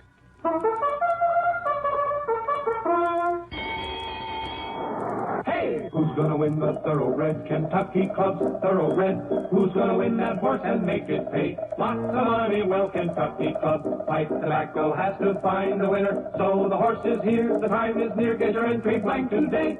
Yes, enter the annual Derby Day contest sponsored by Kentucky Club's 9 brands of pipe tobaccos. First prize, a thoroughbred bay colt, son of famous oil capital, who won over $580,000. Jockey Ted Atkinson helped select this prize colt. You name him and he's yours. He could win a fortune for you. Get Kentucky Club Derby Day contest entry blanks free at tobacco counters now. Hey, who's gonna win the Thoroughbred Kentucky Club's Thoroughbred? Who's gonna win that horse and make it pay? Lots of money, well, Kentucky Club. Pipe Tobacco has to find a winner. So the horse is here, the time is near. Get your entry blank today. Now, here's our star to tell you about next week's story. Next week? Oh, wait a minute. Belated congratulations to station WJLS in Beckley, West Virginia on its 20th anniversary. Next week, I really go fishing. Yeah, for a body in the middle of Lake Mead. Join us, won't you? Yours truly, Johnny Dollar.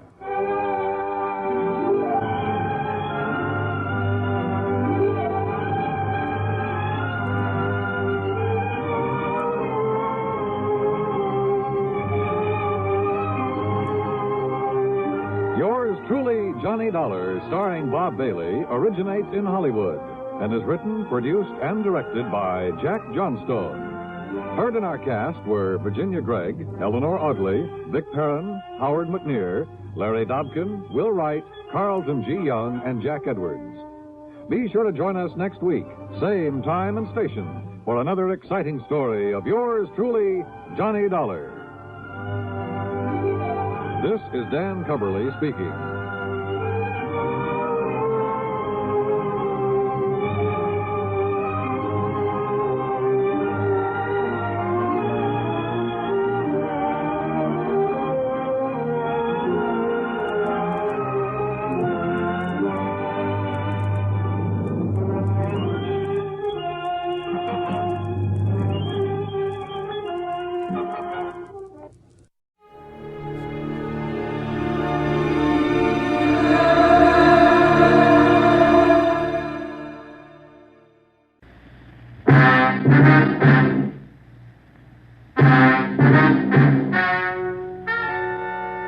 Ladies and gentlemen, the story you are about to hear is true.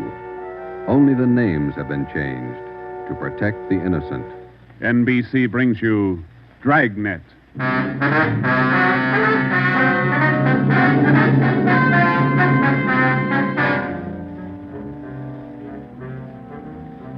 You're a detective sergeant. You're assigned to homicide detail. A gang of quick-trigger gunmen have moved in on your city. They've given public notice that they'll kill the first cop who tries to take them. You know the risks. Your job, apprehend the suspects. Dragnet, the documented drama of an actual crime, investigated and solved by the men who unrelentingly stand watch on the security of your home, your family, and your life. For the next 30 minutes, in cooperation with the Los Angeles Police Department, you will travel step by step on the side of the law through an actual case, from beginning to end, from crime to punishment. Dragnet is the story of your police force in action.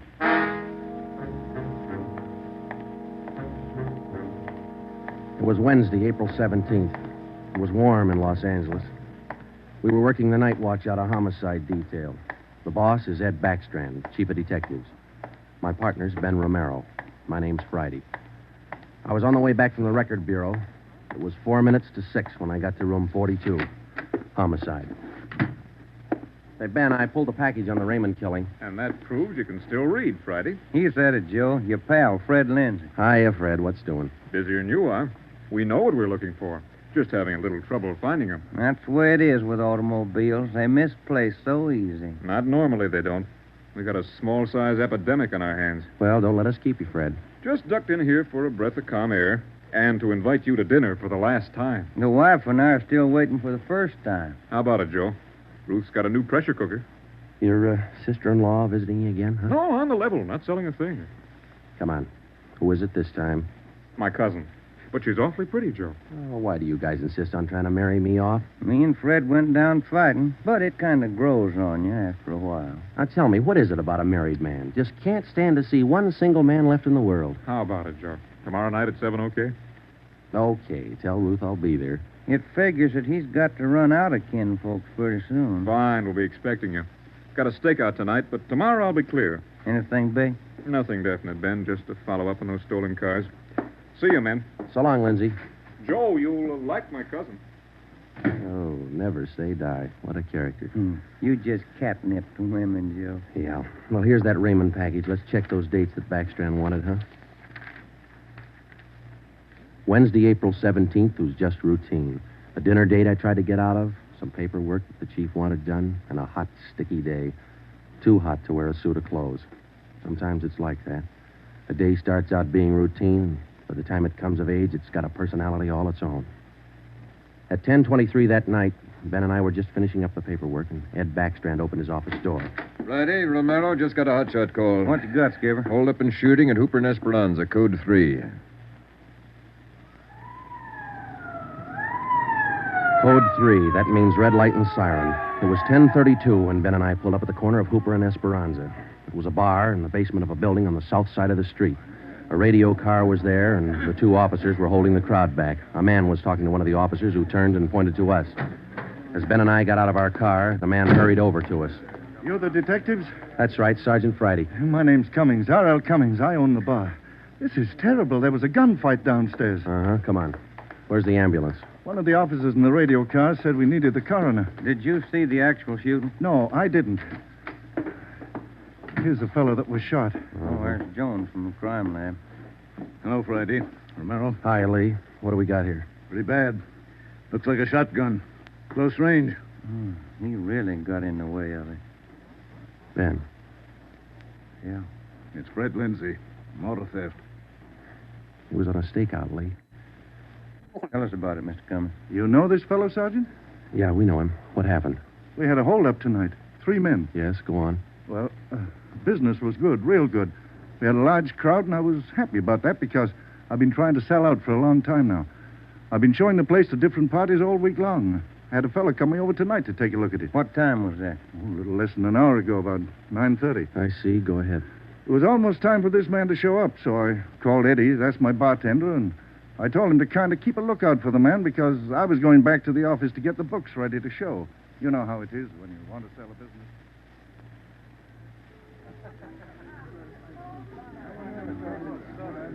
You'll watch for him, Eddie? You bet I will. If you want me, I'll be back in the office.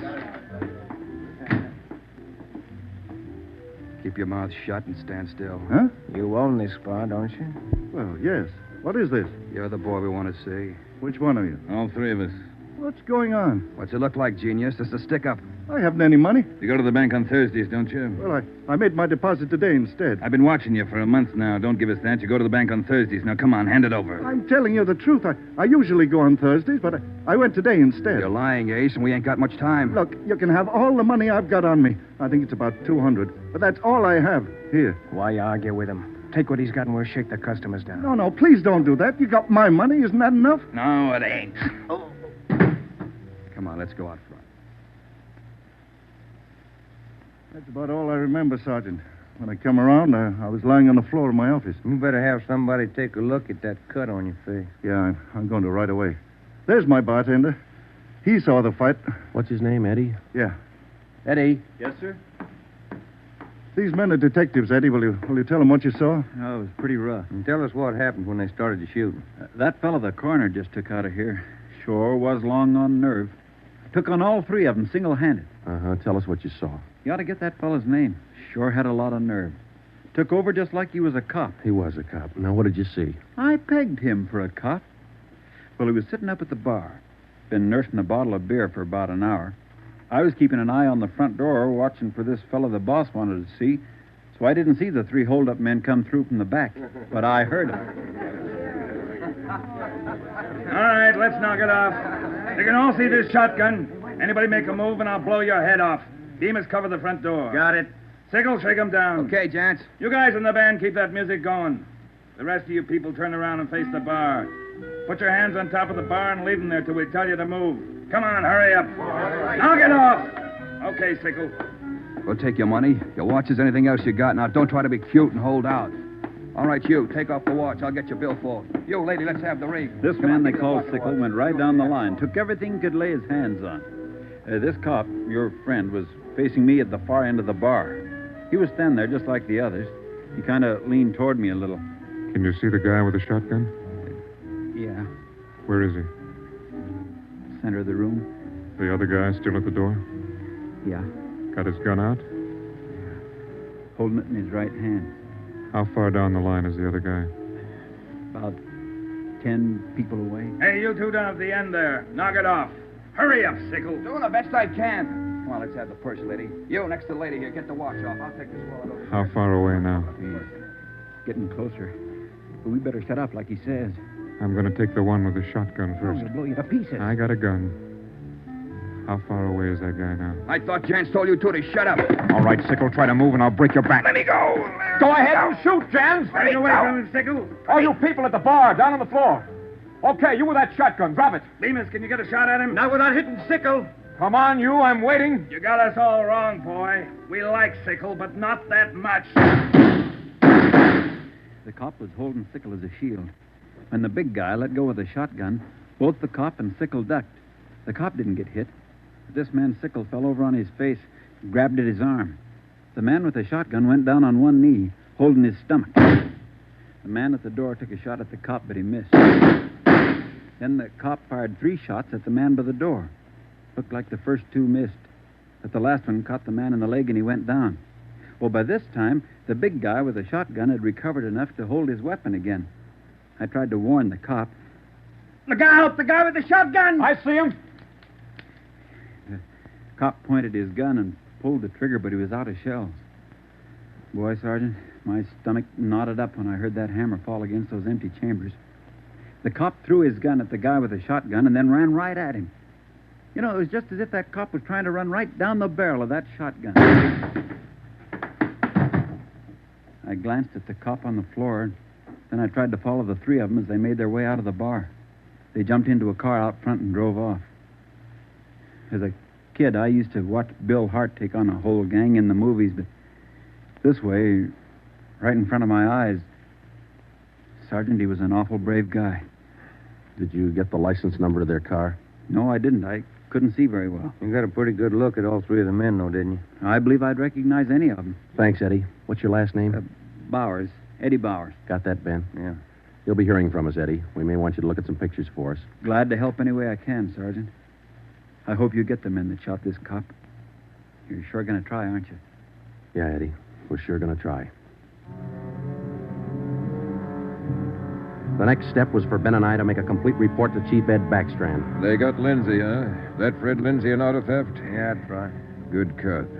You say he wounded 2 out of the 3 in that holdup. Yeah. That means they'll have to have medical attention in a hurry. We'll check all the small hospitals, cover all the drugstores to get a line on anyone who's bought medical supplies in the last hour. Uh-huh. As soon as medical detail notifies Miss Lindsay, I'd like to go over and see her. Smith from the medical detail's out there now. By the time you get back, we may have a flash in the drugstores or hospitals. We'll be back in 30 minutes. Call them when you get out there. Right, Ed. You might carry this with you. Yeah? I'm sick. I'm sick to my stomach about this thing. I want you to get those 2-bit punks. I don't want them to see another sunrise. Got that, haven't you? Yeah, Ed. Let's go, Ben. Chandler? Yes, sir. Put out an APB. Have communications broadcast the descriptions of these suspects every 30 minutes until further notice. Get up to communications right away,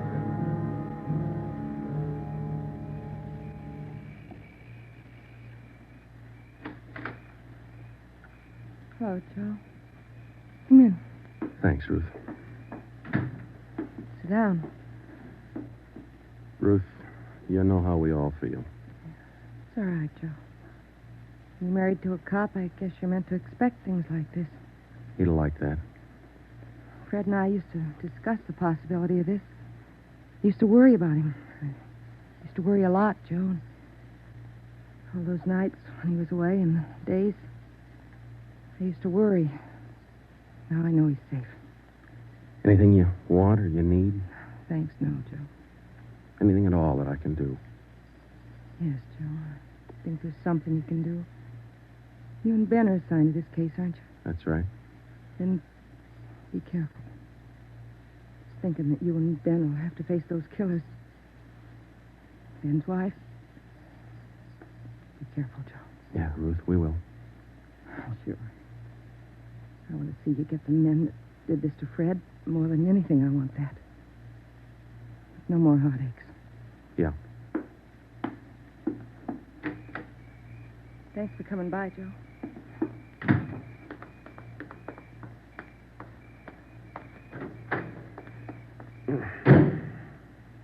How'd you take it, Joe? Let's go.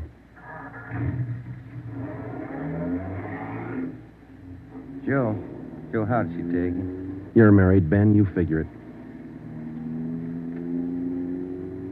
It was 11:30 when we got back to Central Division. As we walked into the squad room, Backstrand was waiting for us. Friday, we just got our first lead. We've located a druggist who said he sold some medical supplies to a man about 45 minutes ago. There's the address. Pretty close to the scene of the shooting. Hop out and see him right away.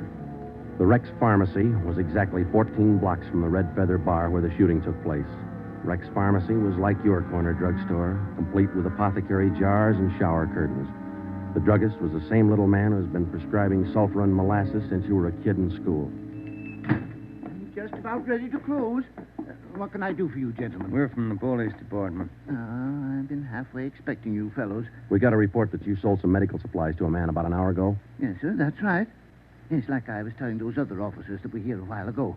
There was something funny about that little fellow. How you mean? Well, for one thing, he came in here sweating quite a bit. Of course, it's a warm night, but he seemed terribly nervous. Anybody with him? No, he was all by himself. What did he buy? Well, it wasn't so much what he bought, but how much. What do you mean? Oh, you know how most people buy iodine, a little 10-cent bottle. He bought a couple of pints. Then there was all that gauze and adhesive tape. Bought enough to repair a small army. Cotton, box of swabs. Then he asked me something that made me wonder. What was that? Asked me if I had something to probe with. That's just the way he said it. Something to probe with. I asked him, what do you want to probe for? What'd he say? Said a splinter. I told him a sewing needle would do the trick. He said, forget it, and then he paid me and walked out. Uh-huh.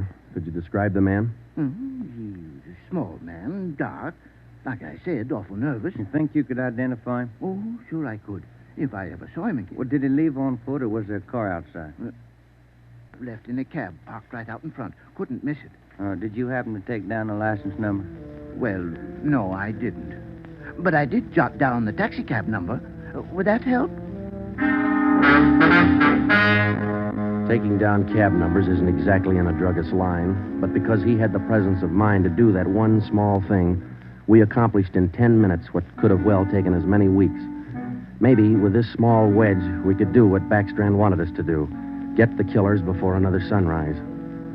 Well, it was close to midnight when we stepped into the drugstore phone booth. I called the cab company, got the night supervisor. I gave him the number of the cab, and he checked his location chart.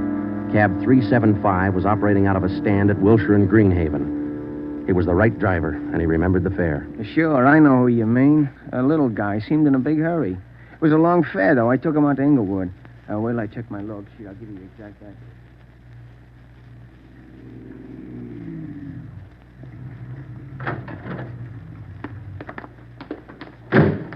Here it is, Joe. 1523 Imperial. It's the room and half. Yeah, come on. We'll check with the landlady. Kind of late, Joe. Yeah, let's stand away from the door, huh? Might not be the landlady who answers. Yes, what do you want? Police department. Oh, well, just a minute. Let me see your badge. There you are, ma'am. I'm Sergeant Friday. This is Romero. Homicide. All right.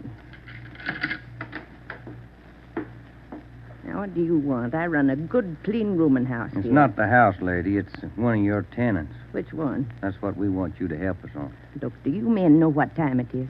Come back here in the morning. Sorry, this can't wait till morning. Well, I'm not going to invite you in.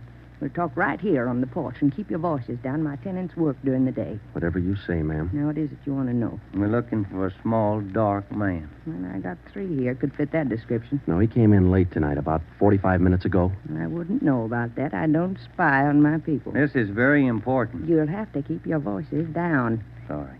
He's dark and he's small. Oh, I didn't just say he was dark. You must mean Mr. Tyndall. What's he done? What's his room number? He's in room 10, but I can't allow you to tramp up and down the stairs at this hour. You'll wake all my roomers. We'll be as quiet as he wants us to be. Now, what do you mean by that? Is there going to be trouble? I don't know, lady. Where do we find number 10? The end of the hall, last room on the right, and keep your voices down. If you'll just wait in your room, lady, we'll call you if we want you. Okay, here we are. If I keep the door clear, Ben, we might have trouble. Think they all in there? We'll know in a minute.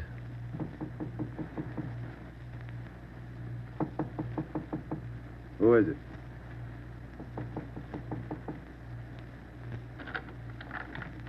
What do you want? Police department. I'll try this closet, Joe. What do you want with me? What are you looking for? Closet's empty. What'd you say your name was? Tyndall, Bob Tyndall. New name, but same face, huh, Joe? Yeah, how long you been out of jail, Tenny? My name ain't Tenney, it's Tyndall. Your name's not Tyndall, it's Sam Tenney. We sent you up on a robbery charge 4 years ago. Now, isn't that right, Tenny?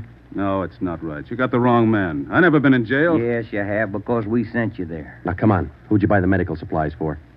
I don't know what you're talking about. Look, Tenny, it's a hot night and it's late, so let's cut out the smart talk, huh? Who'd you buy those medical supplies for?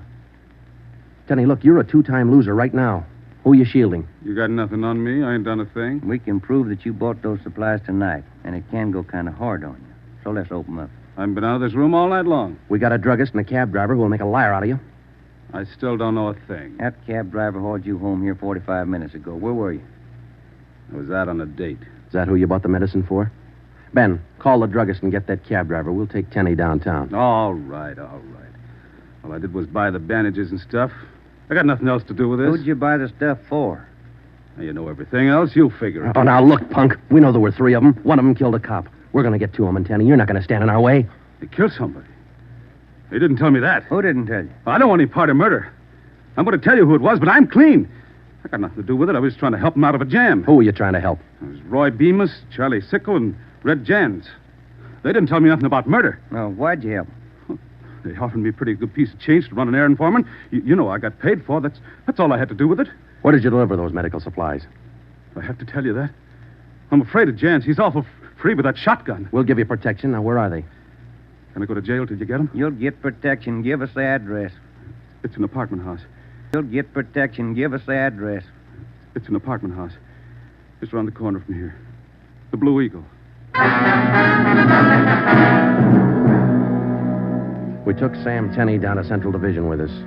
On the way downtown, he told us that Red Jantz and the other two had their room at the Blue Eagle barricaded.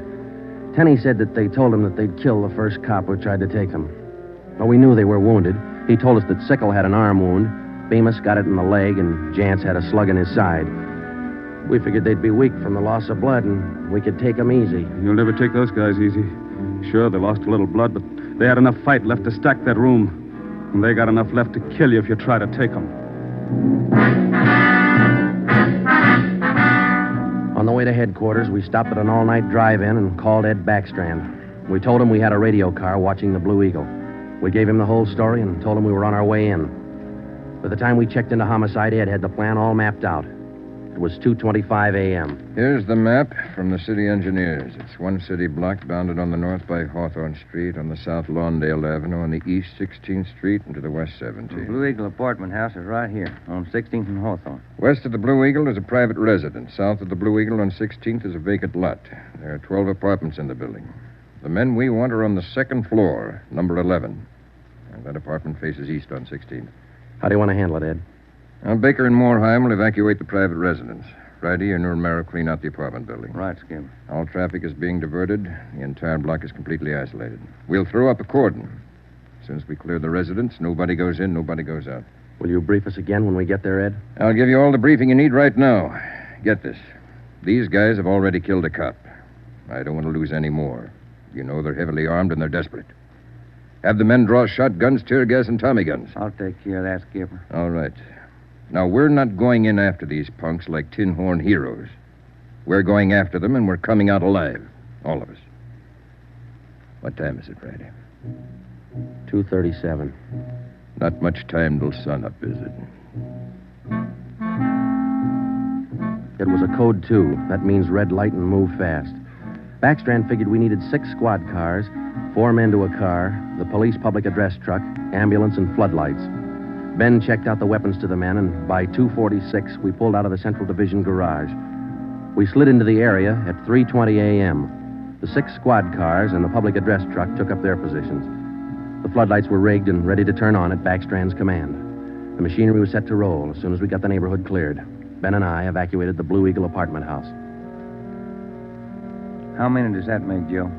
Well, we've cleared 9, 2 to go. Here's apartment 10. The killers are right next door. Joe, I'd like to kick that door in right now. Take your time, Ben. We'll get to him. Quiet now.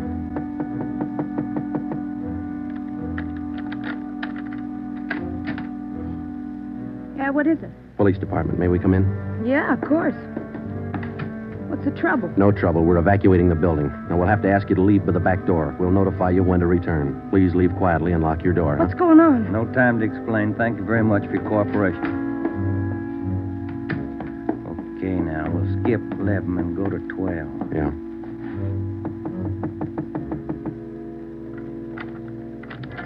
Yeah? Who are you? Police department. Can we come in? Sorry to disturb you at this hour. We're evacuating the building. Please hurry and leave quietly by the back door. You'll be notified when to return. Lock your door when you leave, thank you. It was 4:10 a.m. Everything was set now. The neighborhood was completely cleared. The entire block was empty except for apartment 11 on the second floor of the Blue Eagle. I left Ben to watch the door of apartment 11. I went downstairs and across the street to join the rest of the men. It was Ed Backstrand's show from here on. That's it, Ed. All set. Baker, Moorheim, all clear? All clear, Chief. Baker, you and Moorheim take 3 men and cover the rear of the building. Right. Is that detail covered Hawthorne Street? They're all set, Ed. How about the vacant lot? Taken care of. The rest of you men? Yeah. Friday and I are going into the building. We'll try to get him to come out now. Johnson. Yes, sir? Come with us and keep us covered. Let's go.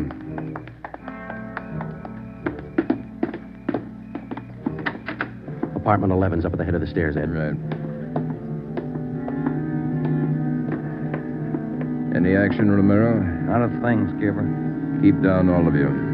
I'll try to get him out. Jantz, Bemis, Sickle, you're all alone. The building's clear. Come on out with your hands behind your head. Come on out, Jantz, or we'll come in and get you. You hear me? I hear you, Ed. Come on, let's get out to the street. Johnson, cover that door and be careful. Keep down. Right, Chief. Friday, Romero, come with me. We left Sergeant Johnson to watch the door, and we ran out into 16th Street and ducked down behind the police sound truck. The floodlights hit the side of the building. Backstrand grabbed the microphone. Giants, Bemis, Sigel. You've got 30 seconds to come down out of that room. Walk out backwards with your hands behind your head. Stay together. Don't fan out. 30 seconds, gents. They're making it tough, Ed. Romero, lob some tear gas through that window. Right, Skipper. Come on out, Bemis. We're giving you a chance. That's more than you gave that cop in the bar. Come on out. That's Jance, Ed. He isn't coming out. They must have got Johnson because they're in another room. Shoot the gas in there. That's not going to get him out, Ed. Give it time, Friday. Burn those floodlights in up there. Friday, rake that second floor with the Tommy gun. Let's keep them in one room. Right. Hold your fire, Friday. George, give us a couple of masks. Ben and I are going in. The rest of you men concentrate your fire on those 2 rooms. Pin them down. Here's your mess, Joe. Let's go.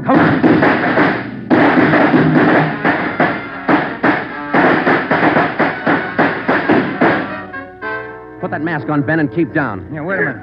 Somebody coming down the inside stairs. Duck, Ben. He's got a gun. I got one, copper. Get out of my way. Stop it, you. You haven't got a chance. I'm coming through, copper.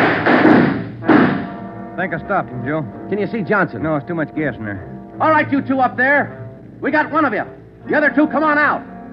Joe, think we got him? I don't know. Can you see Johnson? No, Joe. It's still too thick in there. I'm going in, Ben. Cover me.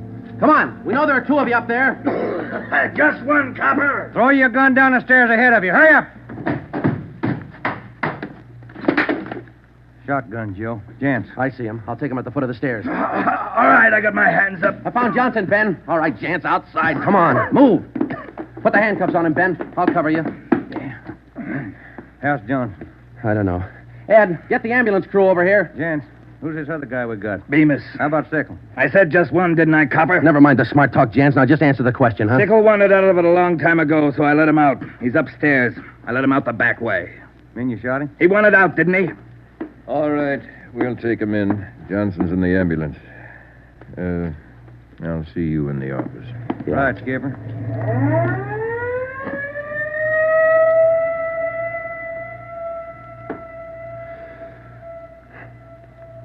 How about a smoke, huh? No. Yeah. Here you go. Backstrand said he didn't want those men to see another sunrise. Yeah.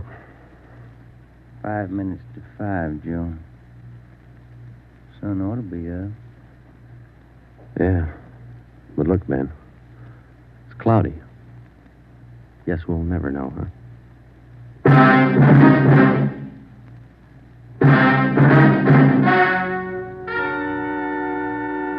The story you have just heard was true. Only the names were changed to protect the innocent. Edgar Red Jans, the sole survivor, was tried and convicted and sentenced to be put to death in the state penitentiary in the manner prescribed by law.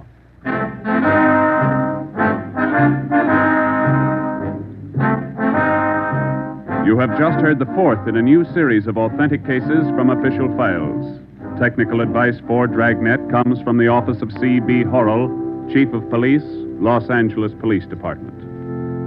Tonight's program is dedicated to radio car patrolman Forrest E. Sawyer of the Denver, Colorado Police Department, who on the evening of March 8, 1937, gave his life so that yours might be more secure.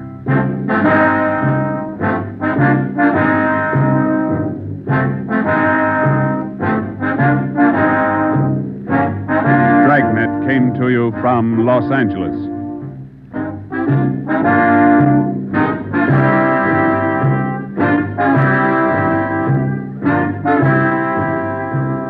This is NBC, the national broadcasting company.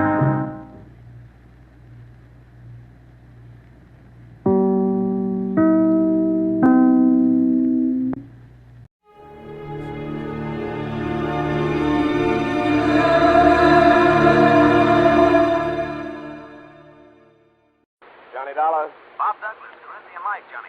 How soon can you leave for California? Right away. My right big toe needs defrosting. What's the matter? A policyholder, young fellow named Jefferson, went west on an oil deal and he's disappeared. It might be murder. Well, I guess I'd better pack 2 shirts. Looking for one man in a big state like California can be murder.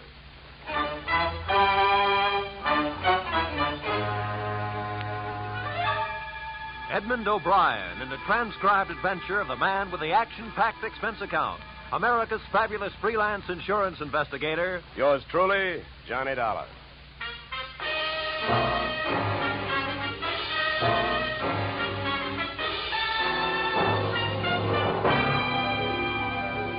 Expense account submitted by Special Investigator Johnny Dollar to Great Corinthian Life Insurance Company, Hartford, Connecticut.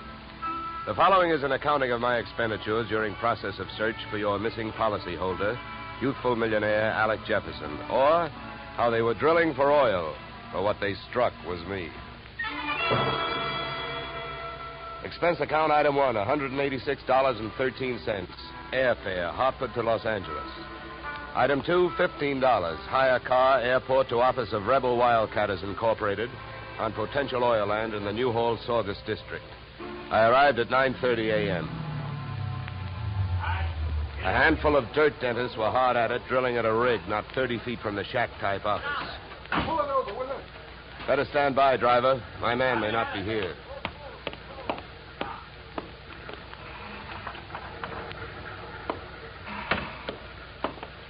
Morning.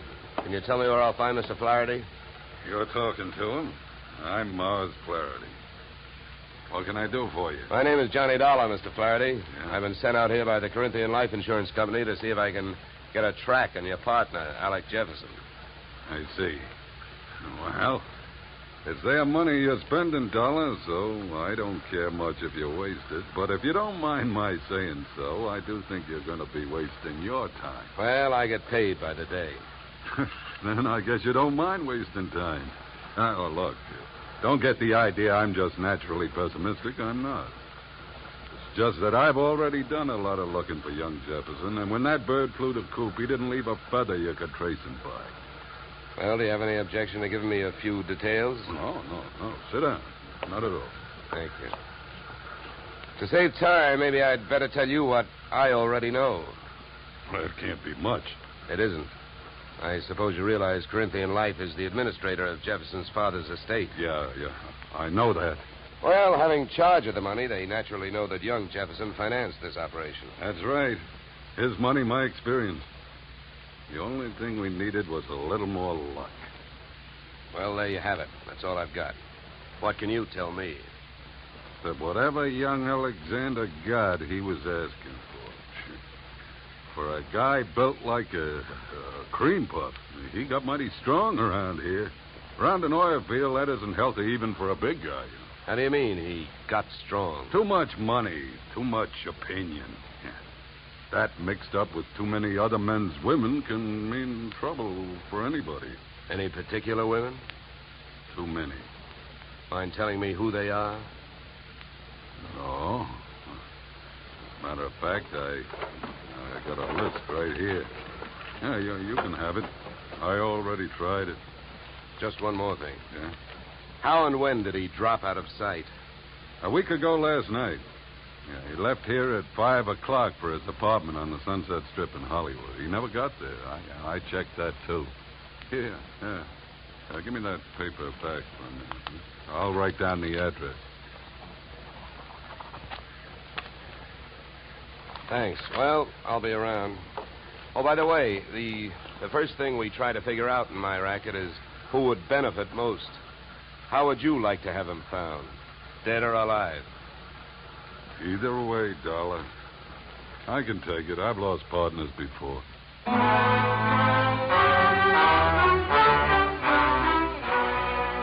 spent the next 20 minutes on a long shot, thinking I could pick up some information from the drillers. But it was a long shot that missed. Those guys wouldn't have told me it was a nice day. The outdoor life having got me nowhere, I decided to give the indoor type a try. First stop, Jefferson's apartment on the Sunset Strip.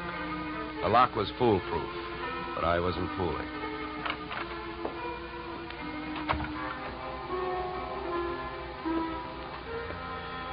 The joint was decorated in a lovely shade of hangover green, a series of alcohol rings from the bottoms of glasses carrying out the motif on all flat surfaces.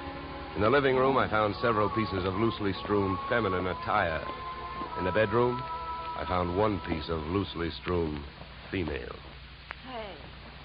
Hey, who are you? What do you want? Oh, sorry. I understood this was Alec Jefferson's apartment. It is? Oh, You can drop your eyebrows, mister. I'm his wife. I beg your pardon? You heard me. I'm Mrs. Alec Jefferson. Pass me that robe, will you? Now to make coffee? Yeah, why? Well, how about making me some while I go put on a face? I guess so. You'll probably have to wash the percolator. To me, the best grounds for divorce would be coffee grounds and an unwashed percolator. Oh, I washed it. I also made the coffee, wondering the while how she had made the matrimonial grade. Right then and there, I'd have given her the Bad Housekeeping Award. She looked like the kind of a girl who could get into a beauty contest, but like she'd never win it. Any way you looked at her, she was a new complication. Your coffee's ready. Yeah, thanks. Good. Find any clean cups? No, but I washed, too. Here. Thanks. Now, would you mind telling me who you are? I'm an insurance investigator. I'm looking for your husband. I wish you'd find him. I could use some money. How long have you two been married? A few weeks. Why? Routine question. Tell me, when was the last time you saw him? I was waiting here for him the night he disappeared. Any witnesses? If I need him. Okay. Tell me this. Do you have any idea why he disappeared or where he is? Not the slightest. Do you know a man named Morris Flaherty? Yeah. Yeah, I sure do. How well? I was his girl. So?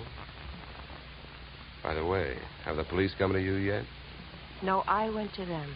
You see, I'm the one who reported Alec missing. Do you know whether they've come up with anything? Nothing much. Up until now, he's just a missing person. They put Alec's picture on a television every night. I don't know that they're doing much else. They keep calling him a Caucasian. Look, please don't get so hysterical about this. It makes you so hard to question. Huh? Oh, nothing. Oh, I get it. Excuse me if I seem dense this morning. Morning. It's 3 in the p.m. All right, so everything about me's wrong. That's right. Look, you can think that I married him for his money if you want to. Suppose you're used to suspecting everybody of everything. But have you heard? There are two sides to every marriage. Do I look strong enough to have carried him to the altar? I never weighed him. But answer me this. If he swept you off your feet, why did he pull a fade out in the middle of the honeymoon? What should I know? Maybe he'd never seen a dame without makeup on before and had to go someplace to think it out. I wonder if there's anything to eat. I'm hungry. Look, I think I'd better be going. I'm not much of a cook.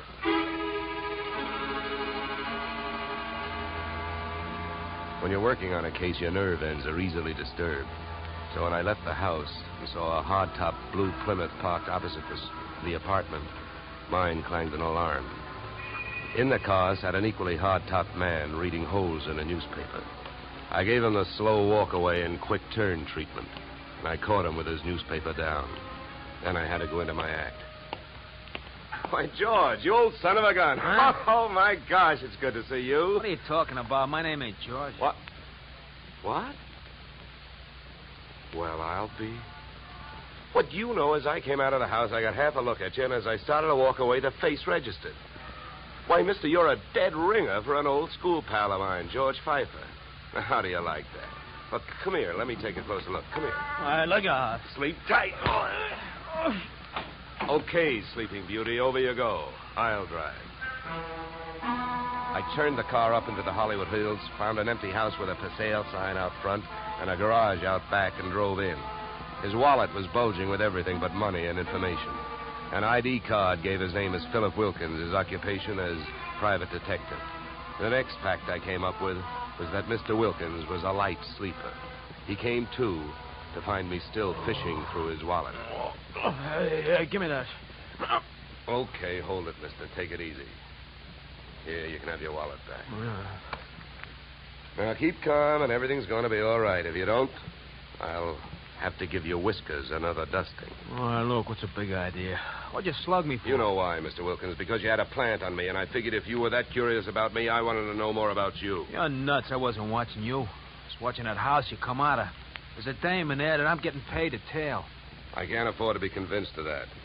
Who hired you? I'm not telling. You or anybody else, Mr. Dollar. Oh, word travels fast. First you tell me you're not watching me, then you also tell me you know who I am. So what? Is that illegal? You went to see the dame that I'm watching. I was told you'd probably be around, and you was. You'll be in my report. If you're healthy enough to make it. What were you really doing with that stakeout? Were you watching the apartment, waiting for somebody to show up? Do you really have a tail on Mrs. Jefferson? Or did you follow me in from the oil fields? Why should I follow you? Maybe you and I got the same approach to this case. You found him yet? No, but it's still early. Who else is interested in finding Jefferson? Well, I hear he's quite a playboy. Maybe one of his playmates wants him served with breach of promise papers. Oh, come on, Donald, let's face it. I can't tell you who I'm working for. You know that. It ain't ethical. It's not ethical to let yourself get picked up as easily as I picked you up, either. But let it go. I don't suppose by any chance you know a man named Mars Flaherty. Know him?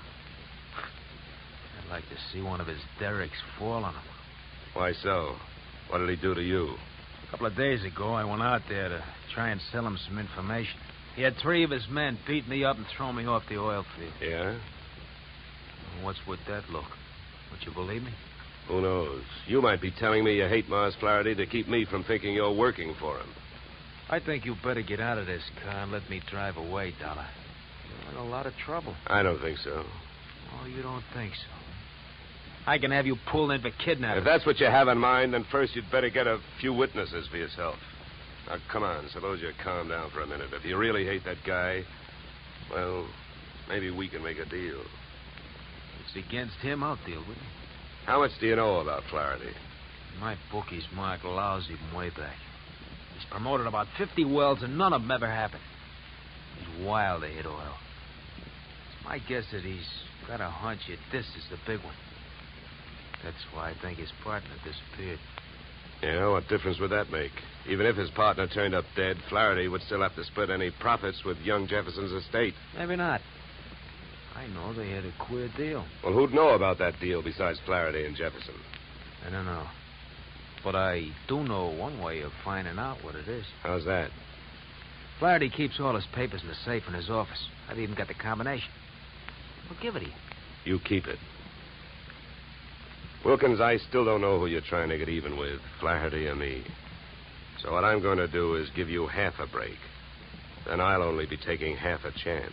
Yeah, then why don't you want the combination to the safe? I don't need it. You're going to open that safe. Because you're going out there with me. Tonight.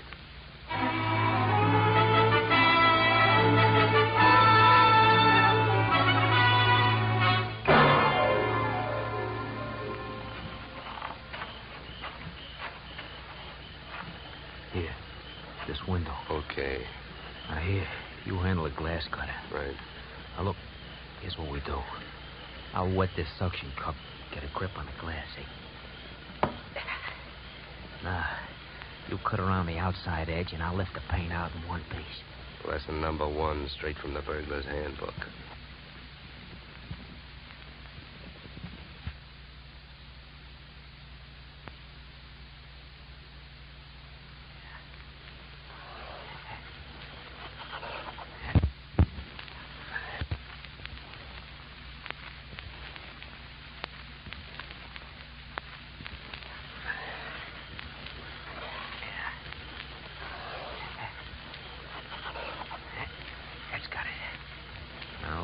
There's a little tap with the knuckle. That's it. Okay.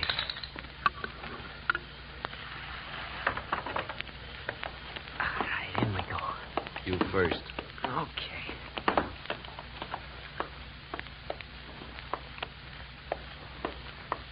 safe is over here. Get your fingers over that flashlight. For all I know, you might still turn out to be the local Paul Revere. Yeah, that's right. I might. Here.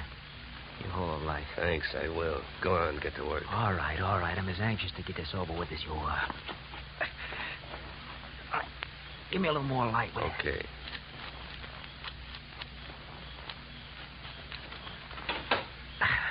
There you are. All right, go to it. You go to it. You reach in. And if your hand comes up with anything heavier than papers, I'll cream your skull. Will you stop your worrying?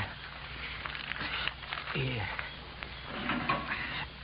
Nothing here. Nothing.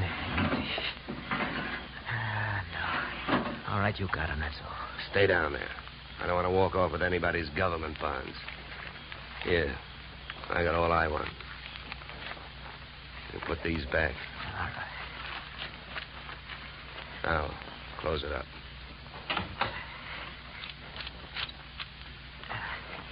All right, now, come on. Let's get out of here. Just a minute, Wilkins. I gotta have a good look at these papers. You can look at them later. Come on, let's go. Look, this I'll give you for free. And it's the difference between being a $4 a day private detective and a $10 one.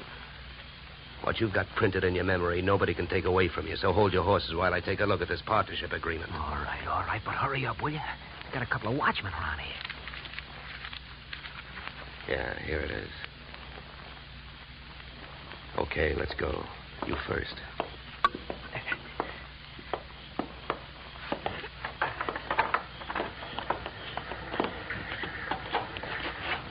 Okay, back to the car. Make it fast and easy.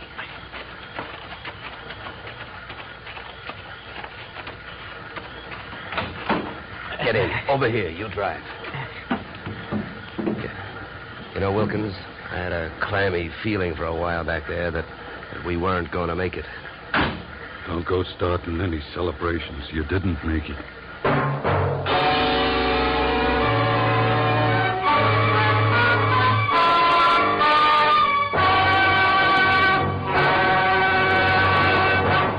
In just a moment, we will return to the second act of yours truly, Johnny Dollar. But first, and young truly, Johnny Dollar to Bing, Gary Cooper, and young Gary this Wednesday.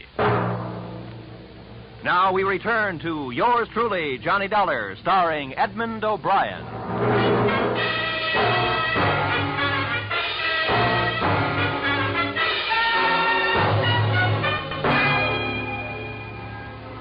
There I was, wearing a gun muzzle for a back collar button.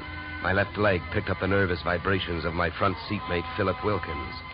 Mars Flaherty in the back seat was so close I could almost identify the brand of the bourbon he'd been drinking. I suppose you got what you went into the office after. Huh? I not only got it, I memorized it. And it makes you look bad. Yeah, then I don't have to explain to you why I don't want you two guys or the paper running around town on the loose. Well, it's a corporate paper. That means it's on file somewhere. So what difference does it make? Start the car. Where are we going? To my house. Go ahead, get going. Okay, Wilkins, you better roll. What's at your house? The reason that paper makes a difference right now. The guy you came here looking for showed up. Alec Jefferson, where is he? He's where we're going. My place. Well, then I guess maybe my employers have got nothing to worry about. Nothing but paying off on his life insurance. Alec Jefferson's dead.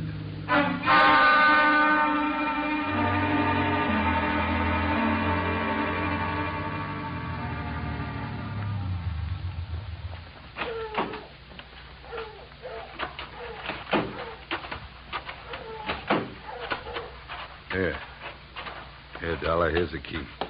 To open the door. Stand next to him, Wilkins. Close.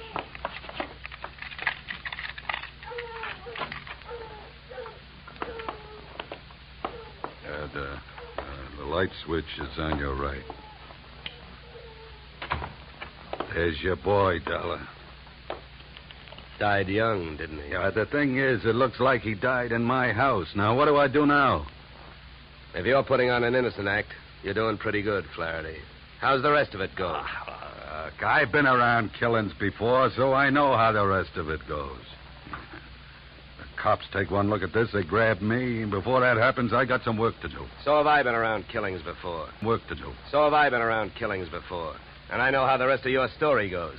You came into your house and you found him. Somebody hit Jefferson over the head with that piece of firewood to get rid of him and make you look guilty. You're being framed. Huh? The next chapter reads you've got 8 witnesses to prove you were at a church social at the probable time of death. That's the way I wish it read, but I haven't got any witnesses. I've been on the loose out in the hills ever since I saw you this morning. Oh, yeah? What are you, a nature lover? An oil man. In my racket, you never stop sniffing. When I came back and found him here, I headed it for the office. I wanted that paper you got out of the way for the time being. Would that gun of yours object if I looked the body over? Help yourself. Thank you. Any idea how long he's been dead, Dollar? Oh, hard to tell. Feels like quite a while. Could have happened before I met you. What do you mean by that? Nothing. Hey, Flaherty. Huh? You ever see this before? Well, what is it? An earring? No, let me see that. Here, hands off. Don't touch it. That's another $4 detective move. You don't touch evidence. You draw a mental picture of it. What are you trying to do? Involve yourself or uninvolve a client? How about it, Flaherty? Do you have any idea who that earring belongs to? Maybe one of the dames on that list you gave me, huh? I wish I could get away with lying to you, Dollar, but I don't think I'm in a position to try. Huh? It belongs to Ada. Oh? Jefferson's wife? Not legally. What do you mean? I married her in Mexico in 45. She must have liked the scenery. She took Jefferson down there and went through a ceremony with him 2 weeks ago. Without divorcing you? That's right. You guys really turned out to be partners. Now, how about that earring? How do you know it belongs to Ada? Well, it's one of a set I bought for her about 6 months ago. Well, I might as well tell you. They'd find out anyway. Uh-huh. Well, I don't suppose you're in the mood to let me do what I want to do. What's that? Call the police. No, not yet. Well, I'll tell you one thing. With this piece of evidence that just turned up, you're wasting your time holding on to us. What you should be doing is getting to Ada before she flies the coop. That would really fix you up. Sure would. I don't want to see her get loose any more than you do. Then I guess we better go pay Ada a visit.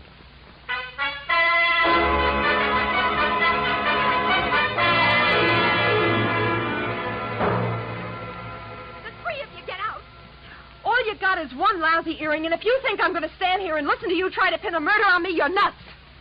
Mars never bought me anything. He never gave me any earrings. How about it, Flaherty? That's too bad, Ada. If I thought there was a chance to help you, I would. But your earring was laying right there on the floor next to his body. Why, you oily monster, you. What are you trying to do to me? Why, if anybody had reason to kill Alec, you did, you miserable thief. Now, wait a minute, Ada. Don't make yourself look worse by throwing a lot of accusations around. I know about the contract between Alec and Mars. In case of death, the survivor gains full control of the oil field. But a good piece of evidence will beat out a good piece of motive in any court in the country, and you've got both working against you. Get out of here. You don't know what you're talking about. I think I do. Knowing about that agreement, you married both these guys. Those Mexican marriages are just weak enough to help you beat a bigamy rap if it came to that, and just strong enough to help you collect if either of your husbands died. Your next move would be to divorce the one that was still living and take advantage of the California community property laws. Oh, you've got it all figured out, haven't you? Well, not quite. I haven't figured out why young Jefferson went to all the trouble of dropping out of sight and then showed up to get himself murdered. I think I can tell you. It was about time you told us something.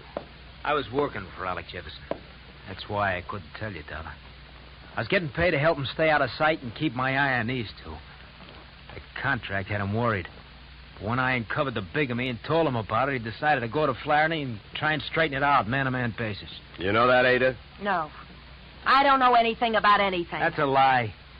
I was with him this morning when he called you. He told you he was going out there. You had plenty of time to get out there and wait for him. You can't get away with it. You can't prove anything. Now get out of here! Not before Never mind the gun, Flaherty. I got her. No, let me go. Hey, none of that. Around you go. That's better. Yeah, much better. Now, come on, Angel, across the room. Well, Flaherty, don't you think I'd better call the police now? I'm afraid there's nothing else to do. Okay, then you hold her. You put your hands on me. You dirty puppy. No. Get me police, operator. My name is Dollar. I'm calling from apartment 3C, Horizon View Apartment, Sunset Strip. I've got a murderer here for you. It's out in Newhall, but that can wait. Well, dead bodies usually do, but you never can tell about a killer. Well, that's it. You got a good tight hold on her, Flaherty? Yeah, I can handle it. Good. Then handle this. Are you nuts? What'd you do that for? I wanted to keep him on ice till the police get here. Mars Flaherty is our boy. What? Come here, Ada. What is it? Wilkins, take a look at her ears. What? I don't see nothing wrong with them. Well, that's just it. That earring we found near the body, it was made for a pierced ear. Ada's aren't. She never could have worn it.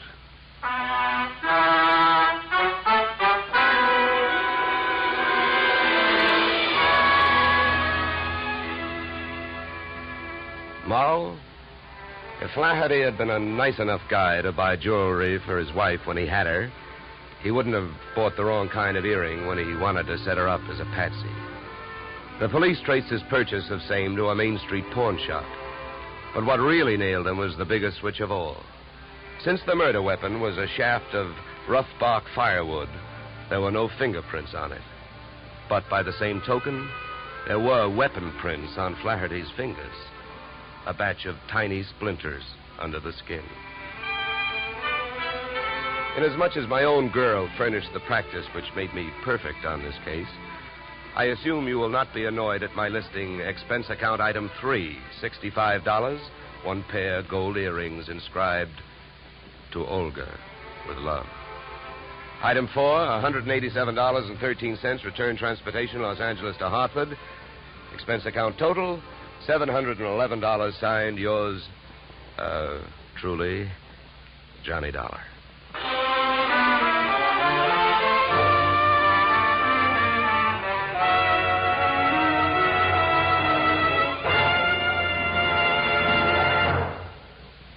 Yours truly, Johnny Dollar, stars Edmund O'Brien in the title role and is written by Paul Dudley and Gil Dowd, with music composed and conducted by Leith Stevens.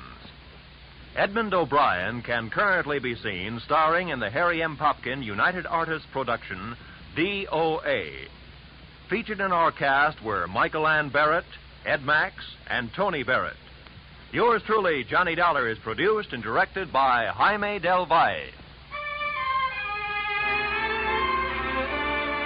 Be sure to join us next Tuesday evening when Edmund O'Brien returns in another transcribed adventure of Yours truly, Johnny Dollar.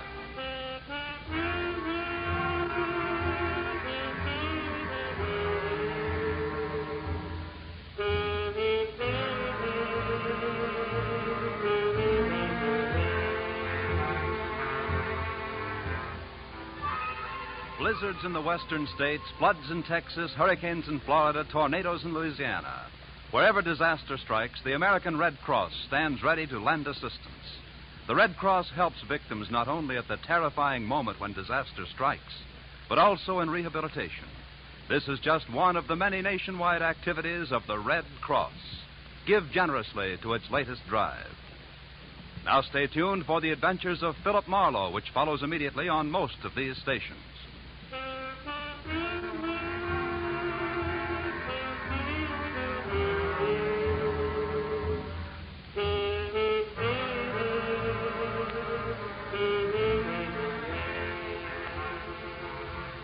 This is CBS, where yours truly, Johnny Dollar, meets adventure next Tuesday night, the Columbia Broadcasting System.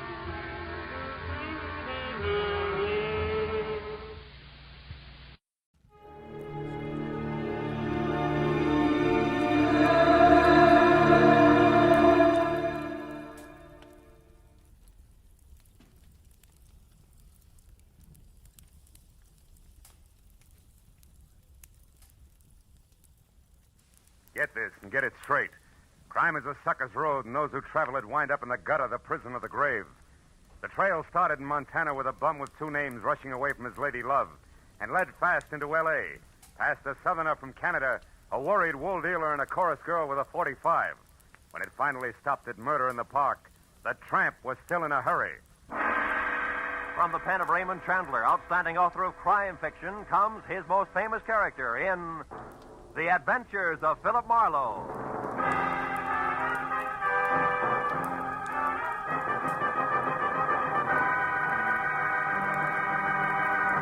Now, with Gerald Moore, starred as Philip Marlowe, we bring you tonight's exciting story, The Bum's Rush.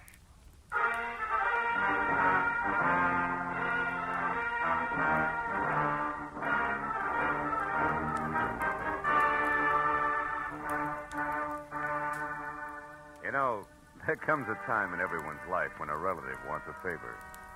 But this was a particularly nice relative. In fact, a great old gal.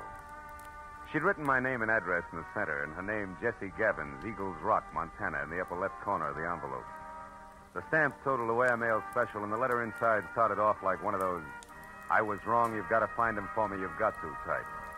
But it didn't wind up that way. Clipped to the letter was a $100 check, and under that, a not-too-good snapshot of a bald man holding a rake, who wouldn't have been helped any by better photography. 10 minutes later, at exactly 8 p.m., my long-distance call was put through, and the voice that belonged to Aunt Jessie was snapping at me from Eagles Rock, Montana, like the end of a whip. Certainly I wrote it. How many Jessie Gavins do you think there are in Eagles Rock? Philip, I want you to find Jonathan Miter and see if he's all right. Yeah, you said that in your letter. Jonathan Miter is my fiancé. Aunt Jessie. Oh, I know what you're thinking, young man, but I'm 51 and he's 55, and there's nothing wrong with the September song if the harmony's close enough. Yeah, I hope my harmony's that good when I'm 55. Why are you worried, honey? Because he left here last week on some kind of a big deal. It's a secret. That's all he'd tell me, and I haven't heard a word from him since. I see. Well, tell me, what sort of a deal would it be? I mean, what business? He's not in any business. Oh, what was his work before he retired? Well, he's not exactly retired either. He's not exactly... Look, Aunt Jessie, I'm getting at this. What does he do, or what did he used to do for a living? Frankly, not... Well, I might as well tell you. Most folks around here, Philip, think Jonathan Miter's just a bum. Maybe he is. He came to town, Philip, on a freight train a month ago, and he's been raking leaves for handouts ever since. That's how I met him. But he's a fine, honest, proud man, and I'm going to marry him. Congratulations. Yes. Look, you didn't happen to give that fine, honest, proud man a wad of money to finance this big deal of his, did you? No. Well, then don't. Because I'll be frank. Sounds to me like a broken-down con man warming up a new routine. Then I'll gladly pay to find that out, Philip. But I think you're wrong. Jonathan told me that he had to prove himself by making some money of his own before he'd marry me. As if I didn't have enough to take care of two people already. Okay, Jessie, it's a little off-center, but I'll buy it. Philip, Huh? when you find him, don't tell him that I hired you. As I say, he's very proud, and it'd hurt him. And now all I can give you to go on, aside from that snapshot I sent, is an address, 764 Hope Street in Los Angeles. 764 Hope Street. Well, how'd you get that? From checking through every single thing of his I could lay my hands on. It was on the back of an envelope. Of course, it may not mean nothing. You're so right, Jessie. Please, now, don't joke with me, Philip. Jonathan was so serious and in such a hurry, and there was a funny, brave glint in his eye when he left. Do your A best. brave glint. Oh, no. Okay, Jessie, no jokes. Goodbye, darling.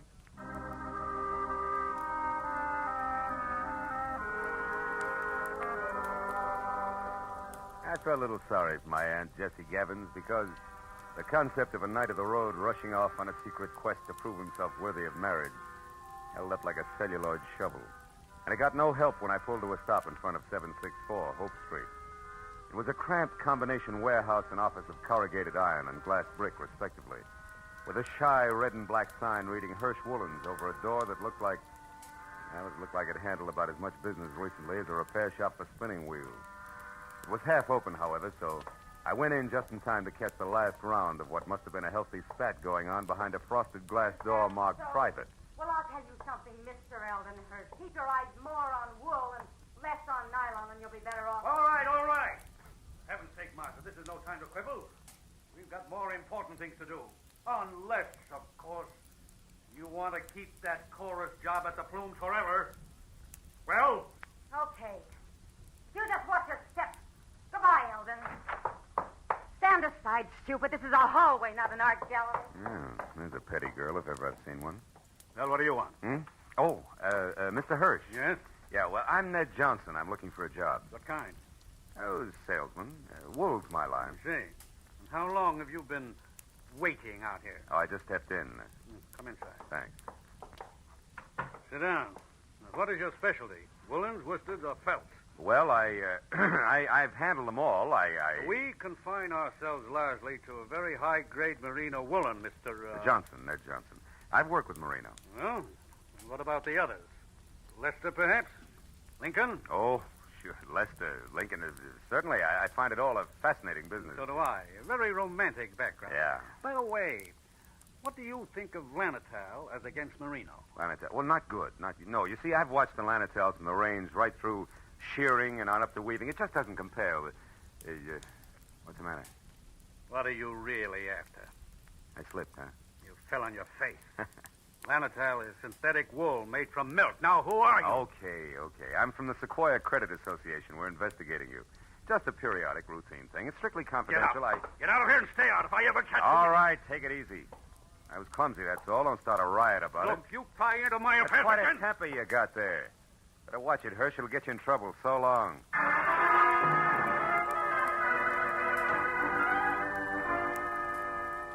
I hadn't exactly been wool gathering with Hirsch and Company, but I hadn't exactly made strides on the connection between a bum in a hurry and 764 Hope Street either.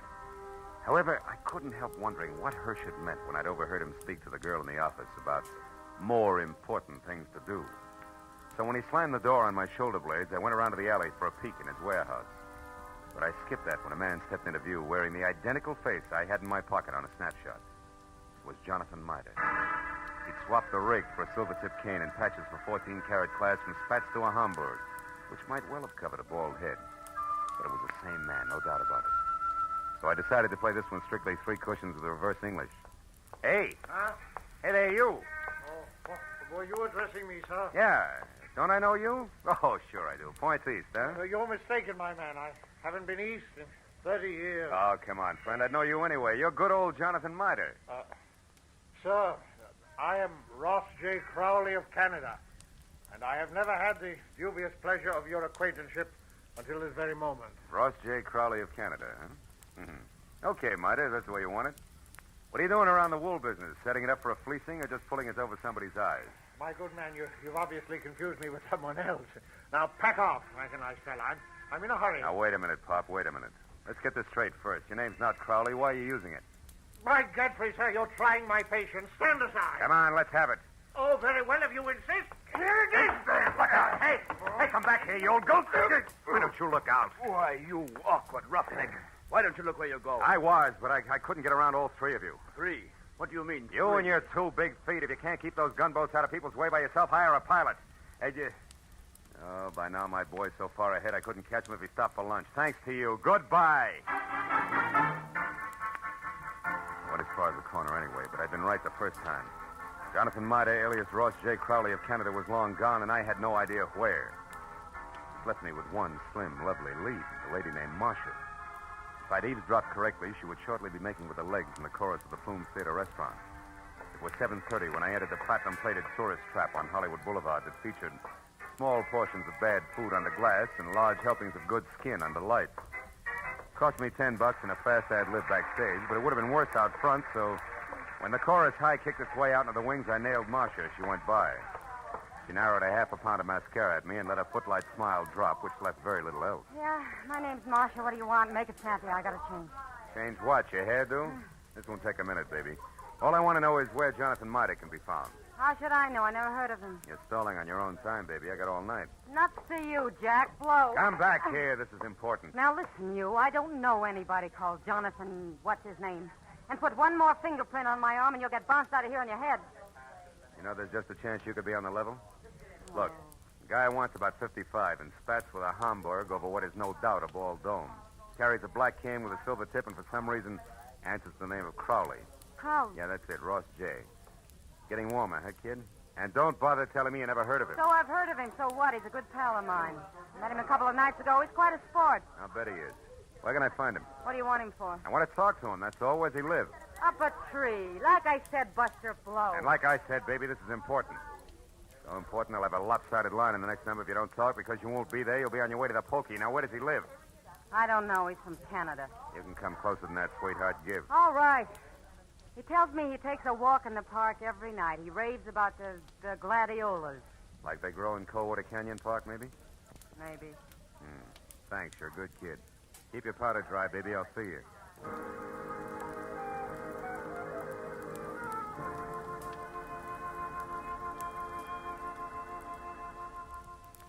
That park looked deserted when a half hour later I drove by it to the far end, turned down a side street and stopped.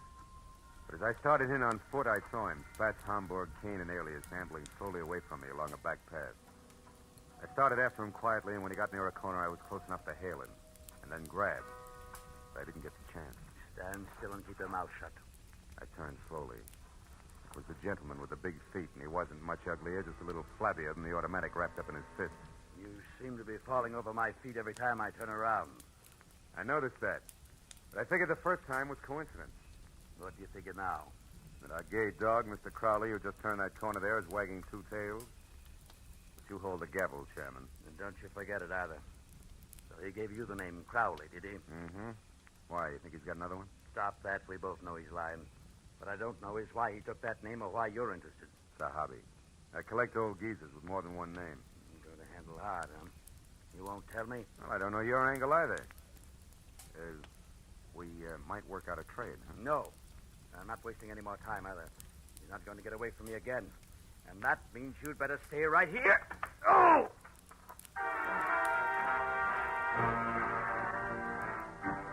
Piled me up on the ground with a stomach full of pain. I saw him run down the path. When I got back to my feet, he was taking the corner. I just started after him when it came. I froze and listened. There was nothing more to hear. I walked softly as far as the corner. He was face down, the toes of his oversized shoes digging into the grass, and the gun he hadn't time to use spilled a few inches away from his clenched, dead hand.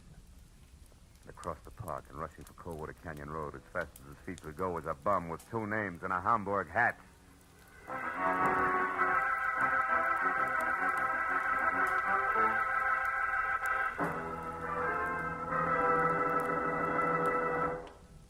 In just a moment, the second act of Philip Marlowe. But first, 30 minutes packed full of talent, music, and fun. That's the Horace Heidt Original Youth Opportunity Show, coming your way every Sunday evening on CBS. Yes, this fall, you'll hear them all on CBS. A galaxy of stars.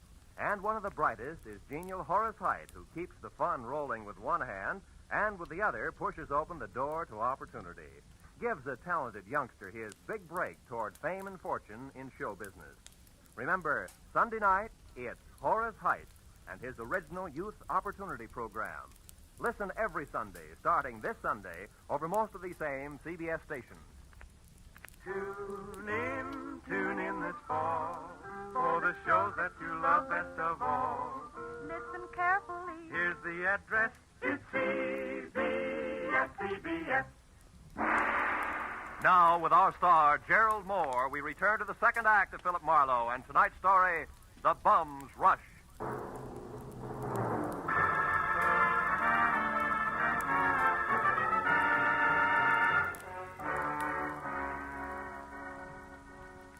When I took after the fleeing figure known to my Aunt Jessie as Jonathan Mitre, or Ross J. Crowley, who was still barely visible ahead with arms and legs flailing the night air like so many test streamers in a wind tunnel. I didn't know any more about his double identity than I had before. But I did know that what might have started as only a confidence game of sorts had now mushroomed into murder with the aforesaid gentleman very much involved.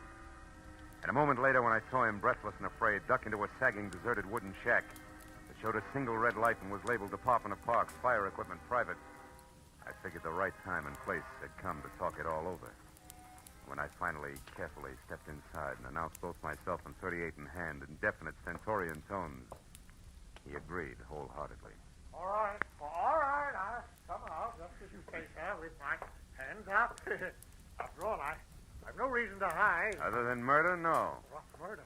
That noise I heard. That's what it was. Somebody was shot. No, somebody was run over by a bullet rolling downhill at a terrific rate of speed. Now, shut up and turn around, Pop. Hands still high. Time we got cautious. Are you searching for a gun on me, sir? Young man, you must be out of your mind. First, you insist that I'm a Mr. Mida. Well, somebody I never heard of. And you're convinced that I'm a murderer. I don't understand you. There. No gun? Now, you satisfied? No, intrigued. Where'd you throw it? I did. I never had one. Anything else? Yeah, the name Crowley, Ross J. Why do you use it? Because it's mine. And that young man is a very common custom. Now, do you mind if I leave? I do. Now, look, old-timer. I'm only going to be nice about this for a little while because, first of all, there's a fresh corpse outside, and where I stand, you could be responsible for it. And second of all? Second of all, there's my angle, where I fit, who I work for, facts, and I don't want to reveal them unless I have to. Now, from the top. You and the dead guy, the connection, what is it? I haven't the slightest idea what you're talking about. You haven't, huh? Okay, Pop, we play it straight all the way. Now, listen. My name's Philip Marlowe. I'm a private detective, and I know when it's time to blow a whistle. Don't move, Marlowe, or you never will again. Oh, fine. Marcia. That's right, Marcia. And all loaded down with a nasty old .45 automatic that makes her look and feel very unladylike. Drop it, Marlowe. Come on. That's better. Now, Mr. Crowley, without waiting for Marlowe to apologize, go on. Go, but where... To the hotel. It's important, so hurry. Oh, yes, very well. I won't waste a second. The key. You won't need the key. Somebody's waiting for you. Goodbye, Mr. Crowley. Goodbye. I hope I never meet you again, Mr. Maitland. Good night. It's cute, isn't it? Uh-huh, darling. The moment's unimportant. Right now, you're my only concern, Marlowe. Oh, that's nice, Marcia. It's cozy, just the three of us. You and that giant U.S. pistol, caliber 45. Say, baby, that's not your gun, is it? No. You feel slighted? Oh, no, sweet. Happy. Stay back, Marlowe. Why? I'll shoot. Oh, no, you won't. You I can't. warn you, Marlowe. No. You see, baby, Take another step, of you're the through. three safety devices I on that mean- army gun, that doohickey Marlowe, there I'm on the gonna side is one. It won't Stay work back. unless it's in the Go forward on, position. Oh, you big jerk. Let go of me. When school's out, I will. Now, the Go first ahead. question, teacher. Come on, You and listen. Grandpa, alias Jonathan Mida, also alias Ross J. Crowley. What's the game you two are playing? I don't know. Where does Hirsch fit in? Oh. Come on, it's getting late. The I don't star know. pupil wants an answer. He's anxious to get to the head of the class. Talk. What is it? I don't remember, and I won't, so don't bother getting masculine or polishing apples, pupil. When I forget for a long, long time. Is that clear? Yeah, it is. And since I can't wait, since I want to go out and play, Well, we'll put you in hold here for on. safekeeping. Yeah. Hey, honey, you don't mind if I go through your bag, do you? I didn't think you would. Oh, here's a key that says in what room I'll find the team of Crowley and Mida. Oh, my, such a temper. After I picked up my .38, which the lady, who no longer sounded like one, had made me drop, and to check the hotel key that read Villa 12, Wilshire Gardens, Beverly Hills, I ran outside and back toward my car in what I figured should be a big hurry. But when I was halfway there, I had a premonition that speed was not to be. A premonition that was a head dressed in blue, carrying a club, wearing a badge, and leaning on my right front fender. And it wasn't until I was next to him that I quit worrying about a long, involved delay. Because the officer on hand, one Kurt Lemley, was an old and I hope still good friend. Well, hiya, Phil. Been waiting here for you since I called in about that body up there. Some kid heard the shot. Oh. So you had once pegged this all alone and very suspicious-looking car, huh? Yeah, surprised it was yours. I'm disappointed. I'd hoped the name of the owner's tag was going to be Raleigh Newcomb. Hey, wait a minute. You know his name? Don't you? No. No, we were on different sides when he got shot. No, he's from Canada. What? Yeah, Vancouver. He had a business up there with a guy named Ross J. Crowley. Crowley? Mm-hmm. Hey, Kurt, how'd you find all this out? I found a clipping in his wallet. It's got a picture on it. Oh, wait, right here. Wait a second. I'll put a light on it. Yeah, hurry up, will you? See, two guys in front of a building. That's Raleigh right. Newcomb and Ross J. Crowley officiated the Kurt. opening of the... What? Sure, it's what I figured. The guy's a liar. I've already met a guy who insists that that's his name, and he's bald like the Crowley in the picture. Yeah, but there's a similarity ends, even though the picture's anything but clear. What guy are you talking about, Phil? Jonathan Mida, an old geezer I was hired to find. Bum who's pulling something fancy that incidentally ties in real tight with that murder over there. You know where he is, Phil? Sure, I know. That's where I was heading when I ran into you. Oh. Ran into what, Phil? What is it? The picture. What is it? The picture. What? Kurt. Yeah? Move your thumb up a little, will you? The way you just had it. My thumb? Yeah, move it. That's it, like that. Oh, brother, have I got a hunch. How about what? Another murder, neat when the schedule will come off any minute at the Wilshire Gardens Hotel. I'll see you later. Goodbye.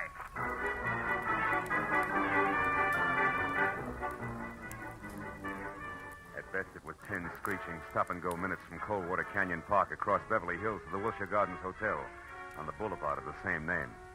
And all the way, I kept hoping, over time, that one of two things was so. Either my hunch was wrong and nobody else was going to get hurt for a while, or it was right and I was still on time. But when I was there, parked and running toward the Villa number 10, which was a silent stucco square, choking to death under ivy, and showing only a single light in the living room, I was almost sure that it was going to play still another way. Me right and too late to do any good. When I tried the door and found it open, and inside saw at once the letter propped up against a lamp on an end table that I'd been afraid I'd find, there was no longer any doubt. And even as I crossed the room, I knew that I was going to read a suicide note addressed to the police, telling them that the undersigned Ross J. Crowley had taken his own life, as well as that of the partner he'd been stealing from, Raleigh Newcomb, who had currently been pursuing him. But I didn't know until I reached for the letter to make sure that I'd figured right was the last line, just before the signature. It read, "Also, rather than face the humility of being dragged through the courts for killing Newcomb, they have taken the life of a man who would have caught me. A private detective named Philip Marlowe." You did well, Marlowe. What? Especially when it's your own obituary. No, don't move. Well, Mr. Hirsch, huh? Or do I call you Crowley now? Doesn't matter, Marlowe. Suit yourself. What does matter is that you're not quite the boy genius you think you are. Meaning what? Meaning Marcia. You talk to her at the Plumes, then she talks to me. Between the two of us, we've maneuvered you around just like we wanted to. So we could include you in our plans. In other words, Marlowe, when Marcia sent Mida here from the park, we knew you'd follow. Marcia's reliable. Yeah, all year round, I'll bet. Okay, Crowley, so the one with two heads isn't Jonathan Mida, it's you. You is Eldon Hirsch here in L.A. Is Ross J. Crowley, Newcomb's partner up in Canada. A crooked partner, Crowley, who, when he knew he was going to be caught, decided to kill himself, but with another guy's body. Jonathan Mida, so it wouldn't hurt. Exactly. Also, Marlowe, nobody will bother to look past what will pass as Crowley's body for the murderer of Newcomb, who I didn't expect on the scene. I think you'll admit it's all accounted for in that letter there in Crowley's, my handwriting. Bravo, you skipped nothing. Now, what about me? Yes, you. You must go before Jonathan Mida, you know. Otherwise, the coroner might find something wrong with the sequence of death. So it's you first, then Mida. Who no doubt is unconscious in the bedroom right now? No, Mr. Marlowe, who no doubt is standing right here listening carefully. Mida, you crazy fool. Stay where you are. No, Mr. Crowley, I won't. That way I die. This way, at least I have a chance. Yo, Crowley! My shoulder. Mida, you all right? Yeah, I think so. Just wing. Oh, you got him, didn't you, Mr. Marlowe? Yeah, No. No, Jonathan, you got him. That rush did it, you big... Bum, Mr. Marlowe? Yeah, bum.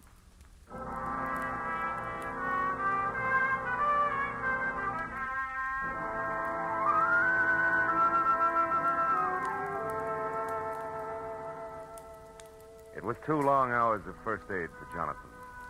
Arrest on the charge of murder for both Crowley and the accomplice before and after the fact, Martha.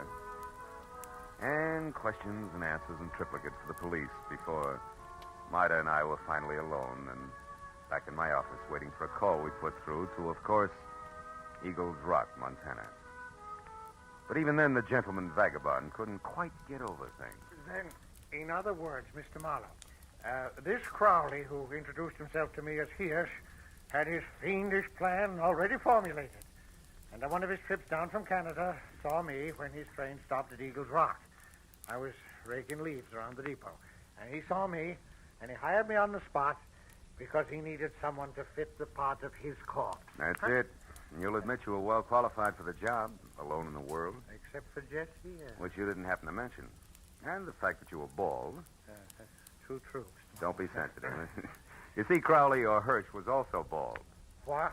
All that hair of his a wig? That's right. Toupee, every bit of it. And incidentally, you see, the reason I caught on to things, Johnny, a policeman found a newspaper picture of Newcomb and Crowley in Newcomb's wallet. Which told you that I couldn't be Crowley. That's right. It also told me more. When the policeman accidentally put his thumb over the bald part of Crowley's head, gave me a different picture. Then I only paid attention to what I could see, features blurred though they were. Which you then knew were Hirsch's. Uh-huh. Yeah, wait a minute. I know. Hello? Mr. Philip Marlowe, please. This is Marlowe speaking. On your call to Miss Jessie Gavins in Eagles Rock, Montana. Here, take it, Jonathan. Me? Yeah, go ahead, speak. All right. Hello, Jesse. Jessica. Yeah, this is Johnny. Yeah, Cuddles. Yeah, it's me, all right. I'm in Los Angeles with Mr. Marlowe. Cuddles, you don't have to shout so loud, you know. She's clean up there, the Eagle. I know, but she can hear you. Just talk. Jessica, you guess what happened now? I'll tell you. A man hired me to work for him. To pose, impersonate a Mr. Ross J. Crowley, because he said he had to be free to investigate some crooked people who would try and contact me. Yeah. And since he offered good money right on the spot there, Jessica, I took the job. I thought you'd be proud of me making extra money. No, wait a minute, Jessica. Mr. Marlowe, I better cut this short. It's long distance. It's cost money. Don't worry about it, Johnny. There's no hurry. Take your time. Oh, Jessica. Now, what this man really wanted, you there, Jessica? Was to use me as a corpse. That's right, a body. No, I feel fine. You see, he was going to put his rings on me, another identification, to knock me unconscious and get me to the river.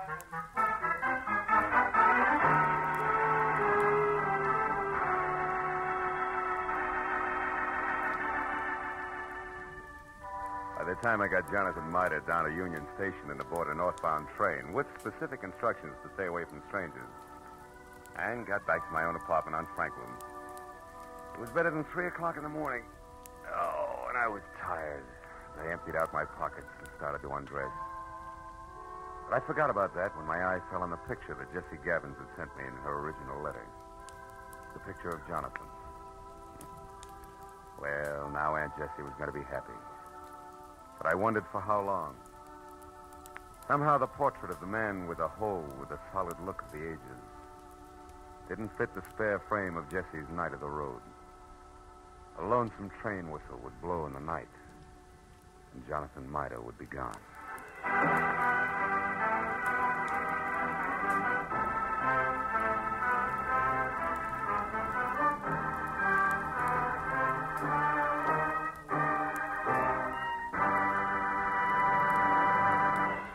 The Adventures of Philip Marlowe star Gerald Moore and are produced and directed by Norman MacDonald.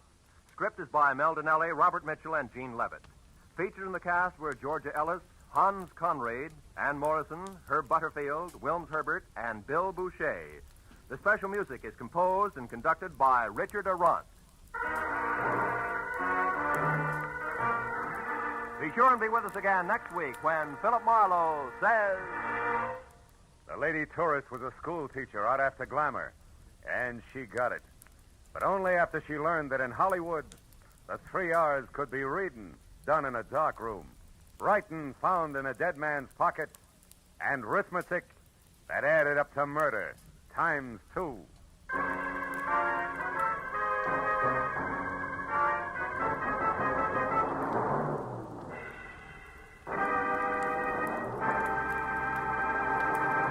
If you think you've got troubles, you should be married to Liz Cooper. She can scare up more trouble than a tropical hurricane, but it's always the kind of trouble you can laugh at because it's all part of My Favorite Husband, starring Lucille Ball.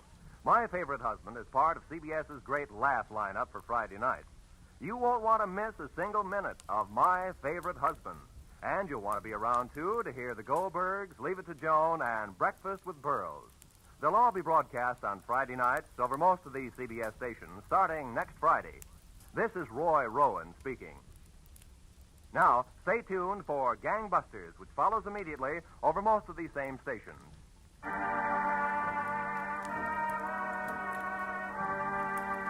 This is CBS, the Columbia Broadcasting System.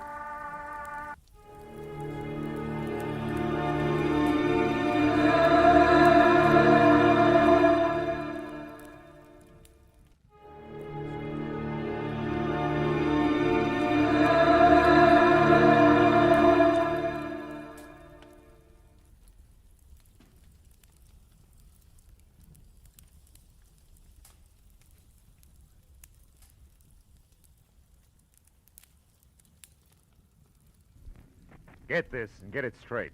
Crime is a sucker's road, and those who travel it wind up in the gut of the grave. This time it was a fishy horseplay from a red-headed beauty past a black-bearded sailor to a neck-and-neck finish over a wandering seahorse worth $50,000. I was the jockey. It happened like this.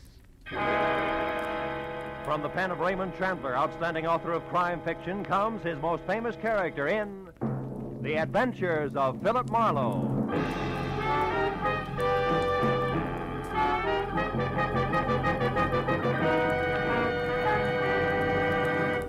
Now, with Gerald Moore, starred as Philip Marlowe, we bring you tonight's exciting story, The Seahorse Jockey.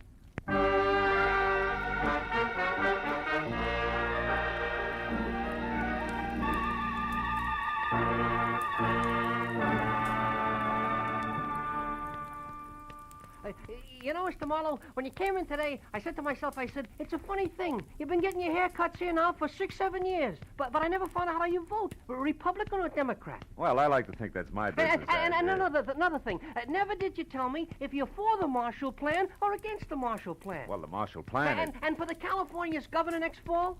Well, there's no doubt in my mind. And the income tax...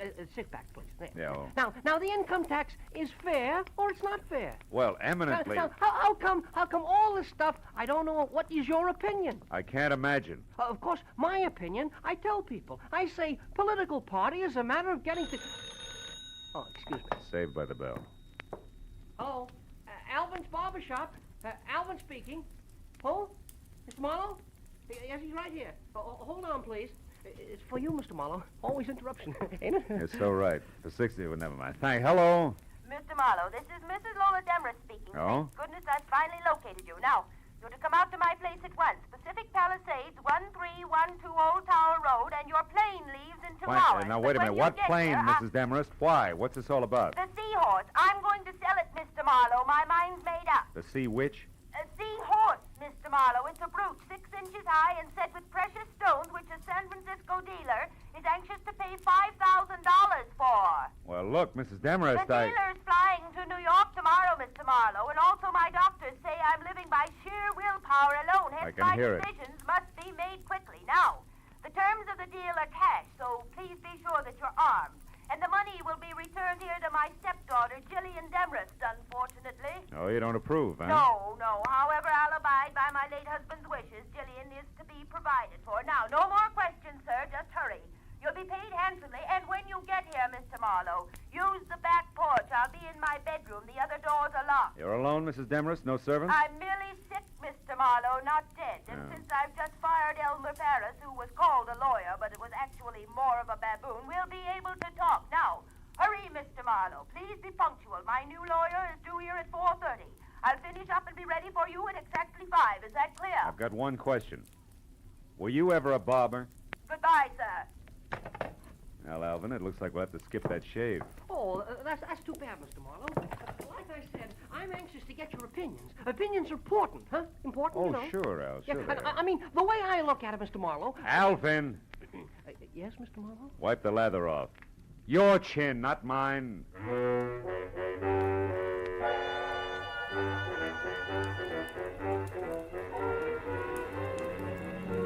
Pacific Palisades and my new client's home at 1312 Old Town Road was 40 minutes from L.A. The house was Victorian-style, solid, made of wood, 2 stories high, and squatted close to the edge of a sun-baked cliff, 200 feet above the ocean. I parked behind what must have been the first Pierce Arrow ever made, and started slowly along a gravel path that led to the rear, until I heard it.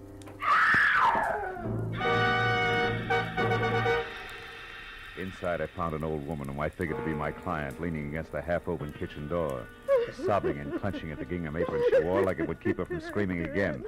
Mrs. Demarest, get hold of yourself. What happened? I'm not Mrs. Demarest. Oh, the poor darling. Her heart. She's dead. She's dead? In there, the bedroom. Oh. But who are you? My name's Philip Marlowe. Mrs. Demarest hired me an hour ago. She was a handsome woman. A beautiful woman and a good woman. You're the detective, aren't you, about the brutes? Yeah.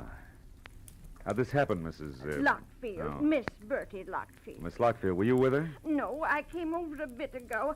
I'm Lola's best friend, you know, her only friend. I came over in my car to cook her some dinner, like I do all the time. I live right by the little cottage at the foot of Old Tower Road, the one with the tall hedges. The dinner, Miss Lockfield, you were saying? Oh, yes. Well, Mr. Marlowe, can we go back to the living room? Oh, sure. Now, Miss Lockfield, you came over to cook dinner, then what? Well, I looked in on her first, like I do all the time. And since she was asleep, I went to the kitchen and set things going. And then? Oh, here, you better sit down, huh? Thank you. Then I went back to my place, fussed around for 10, maybe 20 minutes. Then I came here again and found what we just saw. That pillow clenched in one hand like she'd wanted All to right. hold Take it easy, something. Miss Lockfield. Try to hold on, huh? Now, tell me, you didn't happen to see anything of the new lawyer around, did you? New lawyer? Why, Lola didn't mention a new lawyer. He was due here today? Yeah, a half hour ago. Might help if we knew his name. Why, Mr. Marlowe? Mr. Marlowe? Surely you don't think there was, well, foul play? I don't know, Miss Lockfield. But for one thing, the position of the pillow seems kind of cockeyed to me. Yes, but who on earth would want to... Oh, no, not Jillian. It couldn't be. Mrs. Demarest was quite clear about Jillian. Jillian hated Lola, Mr. Marlowe, but Jillian isn't a killer. Yeah, well, maybe nobody's been killed. But tell me, Miss Lockfield, did this stepdaughter, this Jillian, know that she was getting the money from the brooch? Oh, no, I doubt it very much. Although she did know that Lola had it, of course, And what? and that Lola's money was dwindling, Mr. Marlowe, and that she was selling her possessions one by one. Uh-huh. And therefore, Jillian might think that the seahorse brooch was hers by right of inheritance, huh? Yes. Yeah. Tell me, Miss Lockfield, do you know where Mrs. Demarest kept the brooch? Oh, yes, in the bedroom. I'll show you exactly where. Come. All right. It's behind the portrait of Mr. Demarest, and... Oh, the poor, Oh, poor come on. darling. Take it easy, honey, huh? Did you say behind the portrait? That one? Yes. There's a panel in the wall that slides. Uh-huh. Move the picture to your right, Mr. Marlowe. Then pull out on the panel edging. You'd better use the chair. Yeah. To the right. And out on the panel edging, huh? That's it. See? This velvet case? No, those are earrings. The brooch is much bigger. It's in a silk bag, Mr. Marlowe. Mr. Marlowe, don't you see it? No. And I don't think I will. Miss Lockfield, the velvet case is all there is. The seahorse is gone. I called the law and reported both the theft of the brooch and the death of Mrs. Demarest while Bertie Lockfield prompted over my shoulder. After that, I started through the place looking for anything that could possibly give me a lead on the wandering seahorse. 15 minutes later, all I could show for my effort was a telephone number, Surfside 10229. It meant nothing to me except that it was written on a sheet of brown roll-your-own cigarette paper. When I dialed the number and got no answer, I dropped the paper into my pocket. I told Miss Lockfield to wait for the police and headed for town in the first public phone booth. I started through the local classified directory looking for a lawyer named Elmer Paris. When I didn't find him, I figured he could be somebody's junior partner. So I began at the top. I scored on my seventh nickel. Calder, Kramer, and McDuff. It was the anchor man who answered. Elmer Paris? Yes, we employ a lawyer by that name. One who was fired by Mrs. Lola Demarest early today, Mr. One McDuff? who ceased working for Mrs. Lola Demarest early today. All right, objection sustained. Tell me, where can I get in touch with Mr. Paris? At his desk here in the office where he's been all day. Your reason for asking, sir? The answer you just gave me. Now, one last item, Mr. McDuff. Did your firm supply a new lawyer for Mrs. Demarest late today? We did not. And, sir, we never will. Oh? Each lawyer in this office is, first, a gentleman, second, a competent barrister. The belligerent Mrs. Demarest has use for neither. Good day, sir.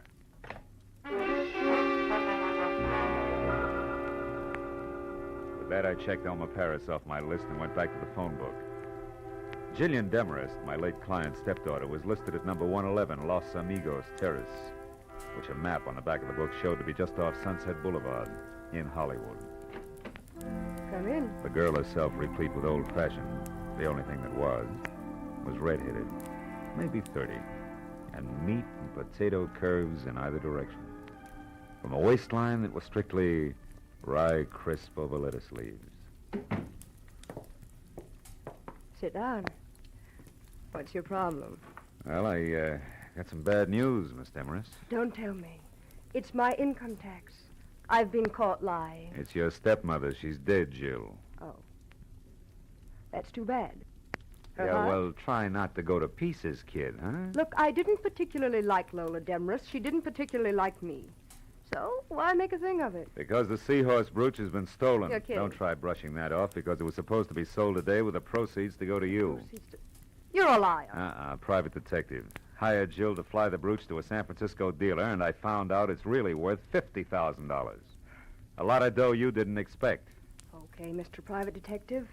At last crack. It means exactly what? That you could have taken the brooch yourself. Try me again. Surfside, 10229. Stop pushing and start listening. If Lola intended to sell the brooch and give me the money, it was for one reason only. My father wanted it that way. So? So do I. And now that you're without a client, maybe you'll work for me. I doubt it. I write and get paid well. 5,000 words a month for a pulp magazine. Torrid stories. It figures. Pays off nicely. Be worth your while. You want to help me? Suppose you're lying and actually stole the brooch yourself. What then? Then you handcuff me to the nearest cop and run for mayor on the Let's Clean Up Local Crime ticket. Now, is it a deal for, say, 1% of the 50,000 if I get it? 0 if I don't. 500 of fun, huh? Mm-hmm. Okay, Jill, it's a deal. Good. And for a starter, do you happen to know who Mrs. Demarest's new lawyer was? New lawyer? I didn't know the old one had been fired. I didn't say he had. Could have quit, you know. Nobody ever quit working for Lola Demarest. It wasn't her nature. Oh? Now, will you please stop barking at me and go out and bite the guy with the brooch? You look like you could do a good job of it. For $500. Yeah. But just think of the opposition, Jill. It's snapping at 50 grand.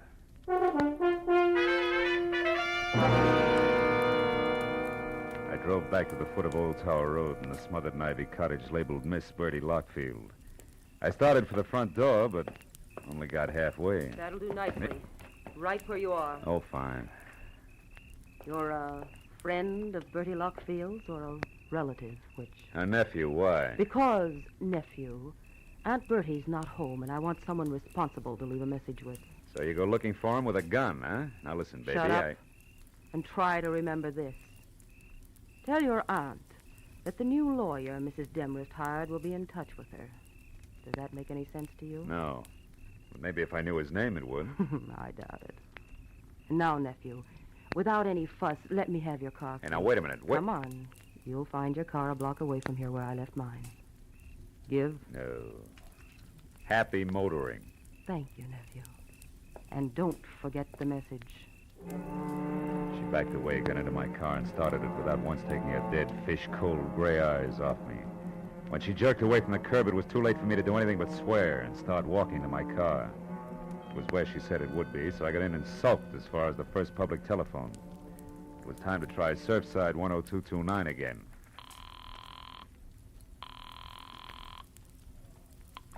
Hello. Hello, I'd like to talk to... To who? Wait a minute, is that you, Lieutenant Matthews? Yeah. Marlowe? Yeah, that's right. Oh, that Demarest case, huh? Well, Phil, the coroner thinks it was murder, all right. Suffocated her with a pillow, but they won't be sure till the autopsy report is in. Yeah, wait a minute, Matthews. Hey, wait a minute. Will you? You're at Surfside 10229, right? Yeah. You got this number from Homicide, didn't you? No, I didn't. I got it from a brown cigarette paper I found at Mrs. Demarest. Huh? Now, look, tell me, Matthews, what have you got and where are you? 51 South Monroe Place. 51 It's South. a dead one, Phil. A guy who sported a beard. The name was Paul Crater. Oh, occupation lawyer, right? No, Phil, wrong. The occupation was able-bodied seaman.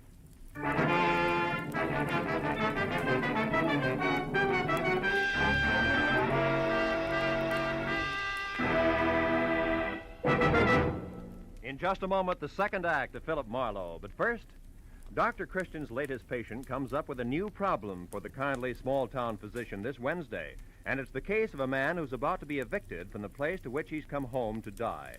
Add to this, the patient is an exceedingly lively, rip-roaring centurion, and you have the makings of a highly dramatic, amusing yarn. Dr. Christian, starring Gene Herschel, is heard every Wednesday on most of these same CBS stations. Now with our star, Gerald Moore, the second act of Philip Marlowe, and tonight's story, The Seahorse Jockey.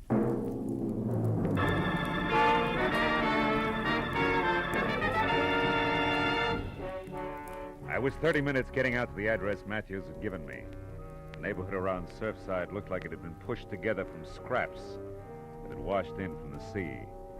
And number 51 Monroe Place was no improvement. It was a corroded little frame house surrounded by a picket fence, with most of its front teeth missing.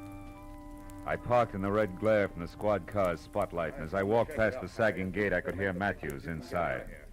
Oh, hello, Marlowe. Come on in. But don't fall over the late Mr. Paul Crater there. Oh, that's him, huh? Doesn't look much like a sailor to me, Matthews, in spite of his whiskers. What do you expect, bell-bottom trousers? All right. Those guys wear suits when they're ashore like anyone else. He was shot twice, Phil. Once in the stomach, once in the chest. Dropped right here in front of the door, huh? Yeah. The way it looked, somebody came up and knocked, and when Crater opened the door, they let him have it. Got a line on him? Well, he was a nice, quiet guy, apparently. Lived here with his sister, Helen. As far as we know, they got along fine. We're still trying to locate her. He worked around here someplace, but we don't know where yet. But what about that Demarest business? Oh, that. Well, Oh, wait a minute. Oh, okay. Matthews. Yeah, Mooney. I see. Jug Nolan. As in J-U-G? Yeah. Uh-huh. He is? No, you come on back. I'll check him later, personally. Well, Phil, that answers one question anyway. Crater here worked out of a boatyard on Front Street. Now, what was that Nolan, J-U-G, about? Jug Nolan. He's the bird who runs the shipyard. Oh. Mooney says he's a genuine old sea dog from roll your owns to Wait a pedal... minute. Did you say roll your own? Yeah. Matthews, how about letting me talk to this Nolan before you and the boys move in? Why? I'd like to check the color of his cigarette papers, and I'll let you know. Well, okay, Marlowe. Only keep your chin in. Maybe Nolan doesn't know anything about what happened to Crater here. Unless he pulled the trigger, huh? I drove through the thick smell of seaweed and dead fish that was Front Street for 10 blocks before I found a battered sign that read Nolan's, dangled over the door to a shanty of an office behind which a tangle of crooked masts stuck up like jackstraws out of a jam of crusty hulks.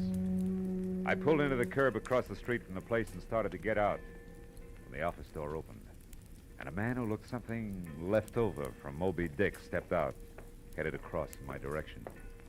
As he passed in front of my car, I got a good look at the butt of the homemade cigarette, drooping over a jaw as heavy as the end of an anchor. It was rolled with brown paper. Odds on, it had to be Jug Nolan. When he swung on down the street and finally went into a bar, I followed. Hey, Sweet. Do it again, huh? Be right with you, Chuck. Snap to it. I gotta get... Well, what do you make of it, mate? Something biting you? Not exactly, Jug. I was just wondering how well you're acquainted with Lola Demarest. Demarest? Yeah. Well enough to know she's got vinegar in her veins instead of blood. Why? Is the old crackpot something to you? No, not now. She was my client earlier tonight. I'm a private detective. Name's Marlowe. Now, keep it. You were up to see her today. I'd like to know why. Go ask her. That's a little tough now. She's dead. Yeah? Well, better late than never, mate. Miss her, do you? I can stand the strain. What was your business with her? Boats. Sure it wasn't seahorses? Don't talk bills to me, mate. I said boats. 2 rusty, rotten scows covered with barnacles enough to sink 'em in another week. But to hear that old gal talk, you think each one was the Queen Mary. Hey, Swede! Yeah? Pour me that drink. Okay, Jug. Here, what's yours, mister? Scotch, Johnny Walker. Take them both out of this. No, you don't. I'll buy my own. And I'm tired of your questions, mate, so haul out. Here, Swede. Suit yourself. Maybe you can bear up on one more question, Nolan. For you, maybe it's easy. Who killed Paul Crater? What was that? Somebody put 2 bullets in Paul Crater in front door of his house. I just came from there. Paul, dead. If you're lying to me, mate, I'll tear you in two. Get your hands off, Jug. Why would I lie? The cops know who did it. Not yet, but they will. I'll find out about this and in a hurry. Slow down, Nolan. There's no rush. Crater's going to be dead a long time. I want to ask you... Get out of my way! Now, look, Nolan, I said I wanted to... Never mind. Okay, Commodore, help yourself. Nolan's ponderous right fist was cocked when I changed my mind, but that wasn't what did it. Over his shoulder, I'd spotted a familiar face. Detective Lieutenant Matthews leaning at the end of the bar and studying his thumbnail intently. As Jug stamped past him and out the door, Matthews jerked the intriguing thumb at a thin, sandy man working a pinball machine, who suddenly lost all interest in the game and left abruptly. And Matthews sidled down the bar toward me. Sorry to step on your heels there, Bill, but we found out that Nolan has 2 judgments against him for assault. Got a very dangerous temper, it seems. Well, you saved me a split lip. Did you hear all of it? Enough to convince me that Jug Nolan didn't do it, but we'll tag him just to play safe. Oh. Chances are he's heading for Crater's house now, which should just give me a good chance to go to his place and look around. Uh-huh. I'll see you, Marlowe. Yeah, so long, Matthew. Something else for you, mister? No, thanks, Swede. Unless you can tell me why so many Surfside sailors grow Van Dykes. Ha, I wondered myself. Maybe it's to hide those dirty collars. I don't know. That's sweet. Couldn't stand the city gas. Hey, here's one with a beaver now, mister. Why don't you ask him? Oh, it's not that important. Come on, let's go, sweet. Set me up some rye whiskey. Okay, all right. Say, Dusek, this fella here wants to know why you sailors grow those chin whiskers. Yeah? Skipper, I'll tell you. A sailor's got to have something to do while he's away with spare time at sea that don't take up too much space. Yeah, well, I guess it beats bike racing. I'll see you, Dusek. Hey, wait, I want to tell you. I went to town today looking for nothing but a change of scene in a chubby blondie shirt, would see. And what happened? Yeah, well, that's fine. Some gal takes a look at my bed and thinks I'm a college professor doing research. I couldn't thaw her out with a blowtorch. Yes, the well, next one runs for her life because she takes me for a judge. And after that, I'm just getting around Hey, to wait a asking minute. me- Hold it, Dusek. Huh?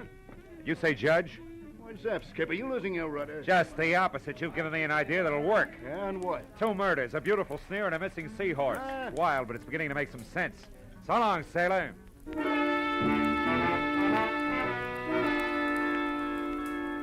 checked Nolan's boatyard first, but his office shack was dark. So I drove hard back to 51 Monroe Place in the hope that Matthews had been right about Jug's destination.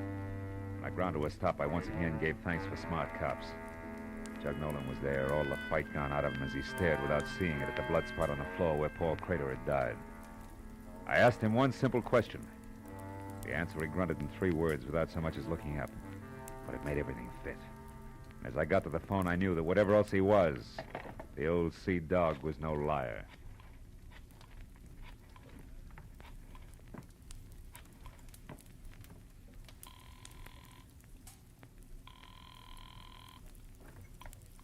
Hello? Is Marlowe, Jill? Oh, I've been waiting for this. What is it?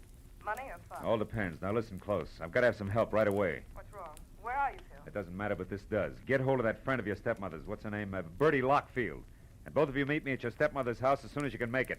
It's important, baby. Don't fail me.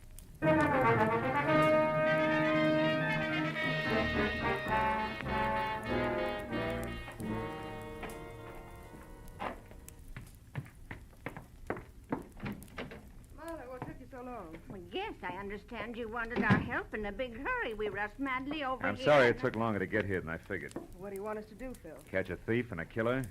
You see, I'm positive now that whoever got away with that jeweled seahorse also held that pillar over Mrs. Demarest's face until she died, and went on to kill Paul Crater in Surfside. 2 murders? Killers have that advantage, baby. For 1 murder or a dozen, the price is the same. Oh, I don't understand, Marlowe. Does the second murder have something to do with my stepmother's death? They follow like links in a chain, Jill. Lola Demarest called me at 4. She was expecting a new lorry at 4:30. When I got here at 5, she was dead and the jeweled seahorse was gone. However, the circumstances indicated that somebody who knew her had done the work. Then you don't think the new lawyer was the one No, who... but I do think the new lawyer came in, just as I did later, through the open back door. Stood right over there and overheard the entire business. Can you prove all this, Marlowe? Not yet. But if you found that new lawyer, you could. Right. That new lawyer's going to turn up soon, and when she does, we'll have something She? more. Yeah, she, Bertie. Lola Demarest's new lawyer is a woman. A woman? The distinguished man in suit and Van Dyke that you shot and killed in Surfside was the lady lawyer's brother, a seaman. You mean Bertie here? Yeah, Jill.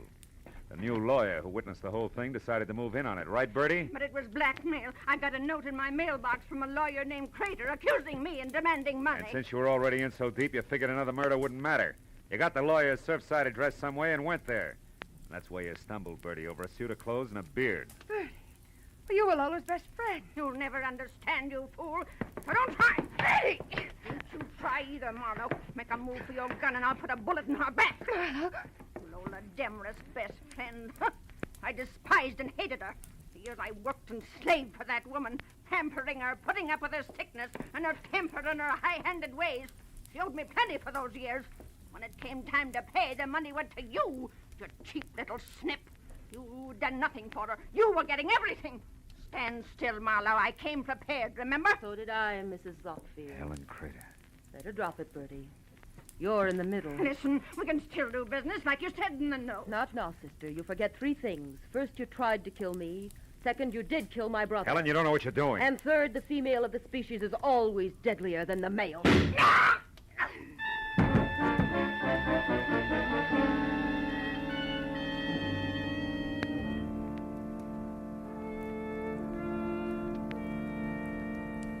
Well, Matthews, that's about it. Yeah. What do you think will happen to Helen Crater? No, that's one I don't have to figure out. Well, she's a lawyer, you know. Say, Maybe by the she way, could- Phil, how did you find out she was the lawyer? Oh, that. Well, you see, the fact that the new lawyer was nowhere around bothered me. Uh-huh. And then when I was in that bar in Surfside, one sailor with a beard told me he'd been mistaken for a judge. So I figured maybe another sailor, also with a beard, could have been mistaken for a lawyer. And you worked back from that? Yeah. Paul Crater's sister, Helen. I finally asked Nolan what Helen Crater did for a living. He told me. You see, he was the guy who had recommended Helen in the first place. He'd come to see Lola about the boats and found out that she needed a lawyer, right? That's right.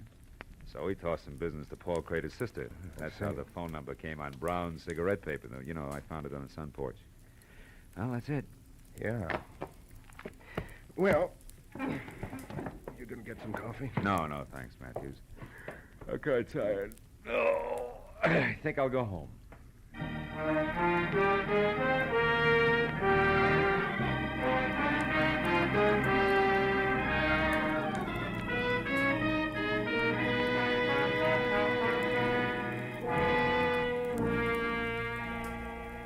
It's almost 3 in the morning. A silent, sterile hour at the short end of a long, long night.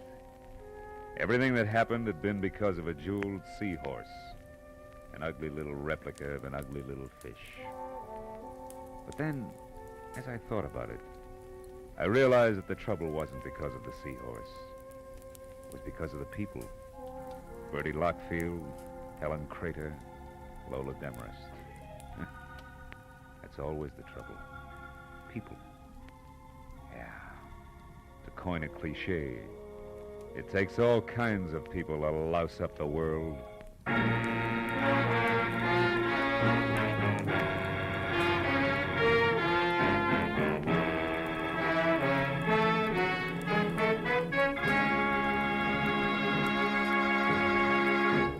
The Adventures of Philip Marlowe, bringing you Raymond Chandler's most famous character, star Gerald Moore, are produced and written by Norman MacDonald and written for radio by Robert Mitchell and Gene Levitt. Featured in the cast were Stan Waxman, Ann Morrison, Ruth Parrott, Eileen Prince, Ed Begley, John Stevenson, and Bob Sweeney. The special music is composed and conducted by Richard Arant. Be sure and be with us again next week when Philip Marlowe says... This time all I had to go on was a postmark, but that was plenty. It led me to a knife between a pair of shoulders, a woman with a second-hand face, and a corpse by a water wheel.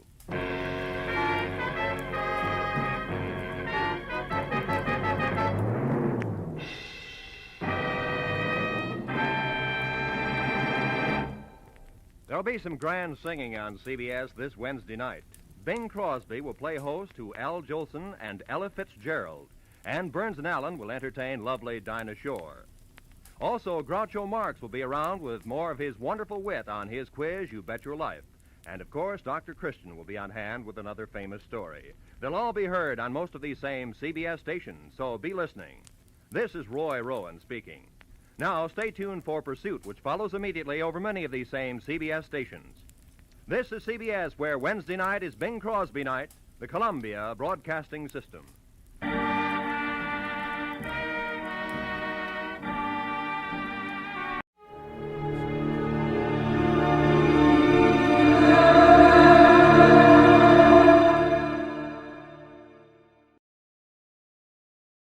Wrigley's Wrigley's Spearmint Chewing Gum, the refreshing, delicious treat that gives you chewing enjoyment, presents for your listening enjoyment Edmund O'Brien as Johnny Dollar.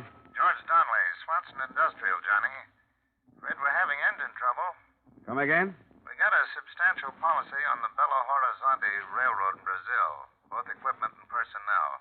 It's only a small road, but our losses in the past few months have been extensive. What happened?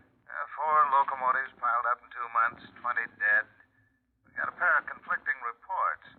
Looks like either insurance fraud or murder. With my luck, George, it's probably both.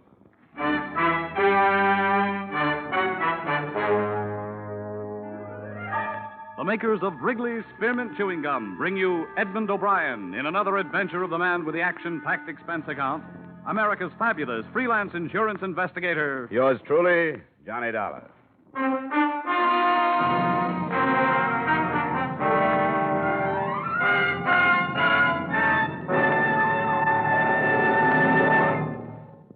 To make every day more enjoyable, treat yourself often to refreshing, delicious Wrigley's Spearmint Chewing Gum.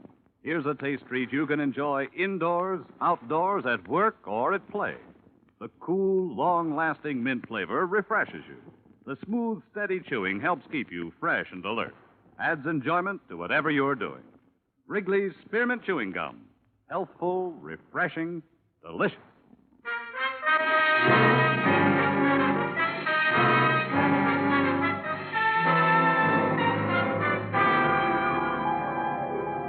Expense account submitted by Special Investigator Johnny Dollar to Swanson Industrial Insurance Corporation of Hartford. Attention, George Donnelly. The following is an accounting of my expenditures during investigation of the Belo-Horizonte Railroad matter. Expense account item 1, $500.38, transportation Hartford to New York to Rio de Janeiro. I found the executive offices of the railroad, all right. Avenue Graca Arana, 392. But I didn't find the president, Mr. Benjamin J. Hulley. Reason? They'd taken him to the hospital that afternoon. A nurse at the Santa Maria told me that Benjamin Hulley had left strict orders that the minute I came in, I should be admitted to his room. I found him propped up in a bed. There was the smell of alcohol and boiled milk. Ulcers. Peptic or duodenal, we don't know. Nobody knows. The end product, the acid indigestion. Insurance? You'll have ulcers, too. Probably. It starts with heartburn, then the gnawing pain before meals. Then all of a sudden, you've got them. The disease of the businessman. Hey, maybe we'd better postpone our talk for a while. Now, what's the difference whether I think about it or talk about it? This way, get it out of my system. Otherwise, it eats at me. Consider yourself a treatment. Well, we'll cut it short. I can give you a condensed version. 4 locomotives, 20 dead. But what am I giving you this for? You've got reports. 2 of them. One said accidental. The other said equipment had been tampered with. Ridiculous. Accidental. How could it possibly be accidental? 4 in 2 months. Easy, Mr. 4 Hulley, in 2 now, months. Easy. Listen to the facts. One engine caved in a wooden trestle over the Rio das Valles. A trestle that had held up for almost a half-century. 2 dead. Only cabin tender, luckily. Could have been a freight. Another derailed at Bomb Despacho. 2 more collided off a siding a few miles west of the port of Vittorio. Accidental, my foot. Who sent you the accidental report? Myers, Henry Myers, foreman of the roundhouse at Belo-Horizonte. That stupid, moronic, idiotic, blundering fool? You're going to pop something carrying on like this, Mr. Hulley. If you don't calm down, I'm going to get kicked out of here. Don't treat me like a baby. I know what I'm doing. Now, I meant to write a personal letter to Mr. Donnelly thanking him for the checks. They were prompt, very prompt. Your company's to be complimented. We'd rather be informed. Just what kind of a railroad do you run, Mr. Hulley? Manganese. Nothing but manganese. A little bauxite, but not enough to cover the bottom of a gondola car. Manganese is our load. And if you ask me, that's the trouble right there. Where? Peter Yaradan. Who's Peter Yaradan? He's beyond description, Mr. Dollar.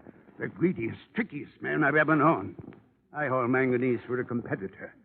At first, he tried to buy me out. I wouldn't sell. Then he used other methods. He spread vicious rumors about Belo-Horizonte Railroad stock being worthless. It almost ruined me. How about the crashes? Isn't there any evidence that someone tampered with the machinery? No, none. Whatever proof might have existed would have been destroyed in the crash, which is exactly why I suspect Sheridan. Why, with this railroad in his hands, he'd control the entire market down here. Well, I think I've taken up enough of your time, Mr. Holly. Mr. Dollar, I'm an old man. I've worked very hard. I started as an engineer with this railroad 25 years ago. Worked myself up to the presidency. Whatever this road is, I've made it. I'd be everlastingly grateful if you'd put Sheridan just where he belongs, behind bars. My job is investigation, not prosecution, Mr. Holly. Take my word, Mr. Dollar, it's Sheridan.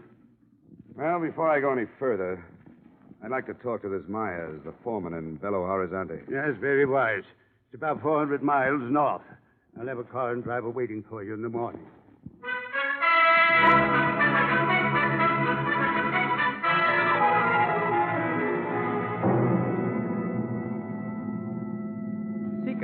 That is what my mother has named me. I do not know why. Perhaps after a pig or a cow. My mother named all her children after animals. It is what you might call nickname. Of course, nicknames are terrible things. They stick to you like paste. You like the way I drive? You drive swell. Swell? Good, fine, great. Oh, no, not that. The compliments are too much. Maybe fine, perhaps good, but not great. Why you go to Belo-Horizonte, Mr. Dollar? Business? You're silly. You're silly. You think you can keep your business from me? You think you are hiding something in the state of Minas Gerais? You're foolish to try. Then why am I going to Belo-Horizonte? Your name is Johnny Dollar. You investigate people for an insurance company. You are here by the engine crashes. You are going up to see Mr. Myers, who worked for Mr. Holly. You will find nothing. Is that enough? Why did you find out these bits of information? What? Around the town. How do you know I won't find anything? A brilliant mind. A gift of my father, who also had a brilliant mind. Tell me, do I really look like a driver? Why? What are you supposed to be? This is merely a costume. I am in reality a poet, philosopher, a seventh son. Say, can't you make this thing go faster, seventh son? Americans. Through the mountains faster. You're crazy. That is why you make so much money, and that is why Americans have ulcers.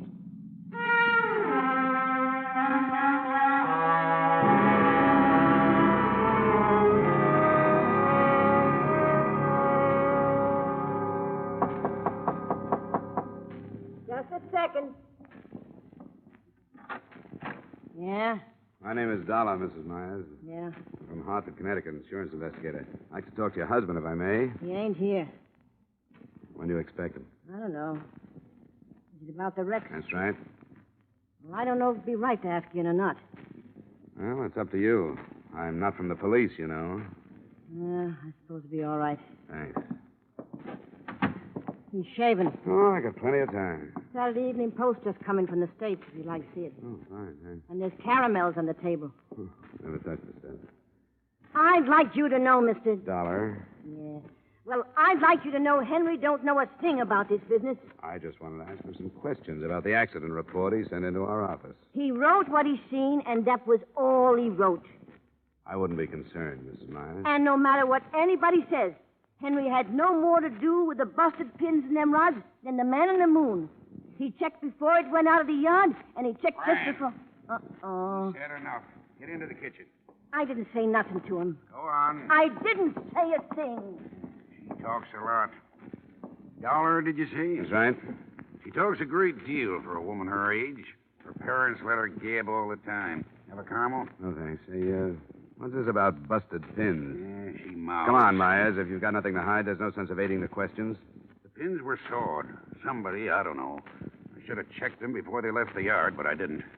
That's why you reported the crashes as accidental? All right, I was scared. A man gets scared for his job. How do you know about the busted pins? After the wreck, one of the guys told me. You mean somebody knew the pins were broken, and he let the engine leave the yards? Yeah. Who? Come on, Myers. Who? You'll have to find that out yourself, Dollar. You're in plenty of trouble, Myers. I told you all I'm going to tell you. Now get out of here. Okay. But if you change your mind, I'll be at the San Carlos Hotel. I'll remember that. The San Carlos. All day.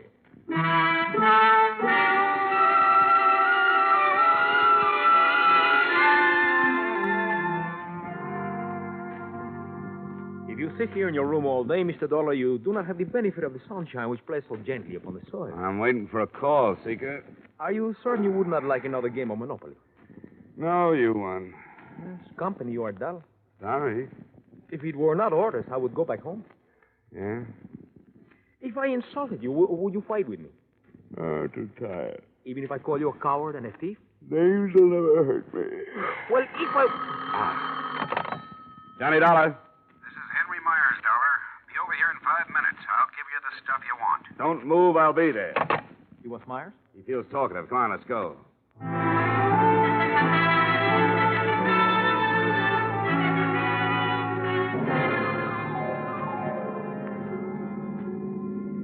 How did you know he would call? I didn't. Then why were you waiting? What else could I do? The American mind. Shrewd. Here. Let me over to the next corner. All right. And pick me up in about a quarter of an hour. No. I'll go in with you. All right, come on then. Do not run so fast. Oh, my ain't Pete. Pooped. Poop, Pete. No answer. Look on the floor.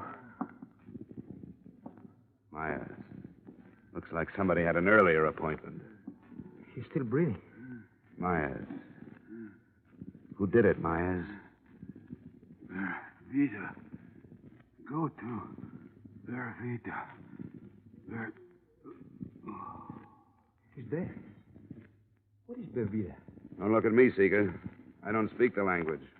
Somebody's coming. It's Mrs. Myers. Come on, Seeker. Oh, hello. What you been doing? Talking to Henry? Don't go in there, Mrs. Myers. Why not? I get poison oak or something? It's my house. Don't, Mrs. Myers. It's your husband. What's the matter with him? He's dead. What? Somebody shot him. Let me in there. Mrs. Myers, please. Henry, I knew they'd do it. I knew they'd get him. I knew it. I knew they'd get him. I knew they'd get him. Mrs. Myers. I knew they'd get him. Mrs. Myers! Who, Mrs. Myers? Who would get him? Yaradan. Wish I'd never heard the name. Yaradan.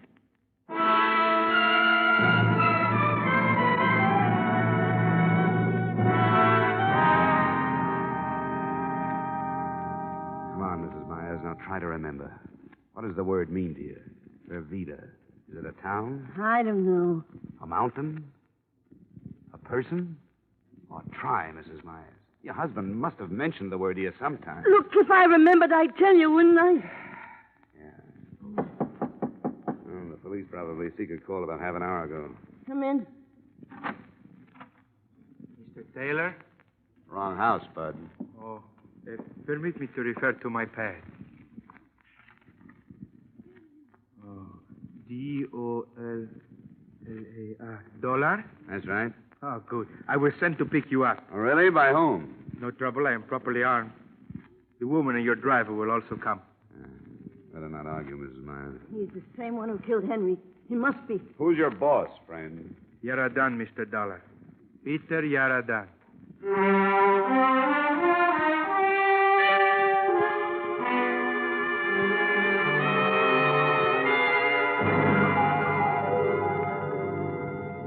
You may go in now, Mr. Dollar. How do you do, Mr. Dollar? Mr. Yaradan? Correct. Be seated, please. I will send my man for something cool. No, thanks, but I'm not going to be here long. You have faith in my tolerance, Mr. Dollar. In your intelligence, Mr. Yaradan. A man of your reputation should know better than to play with guns. At times, a man of my reputation has no choice. Careful, Mr. Dollar. Let's get to the point. Very well. I hear that your investigation is not progressing very satisfactorily. I thought perhaps arrest might gain you a new perspective. I doubt it.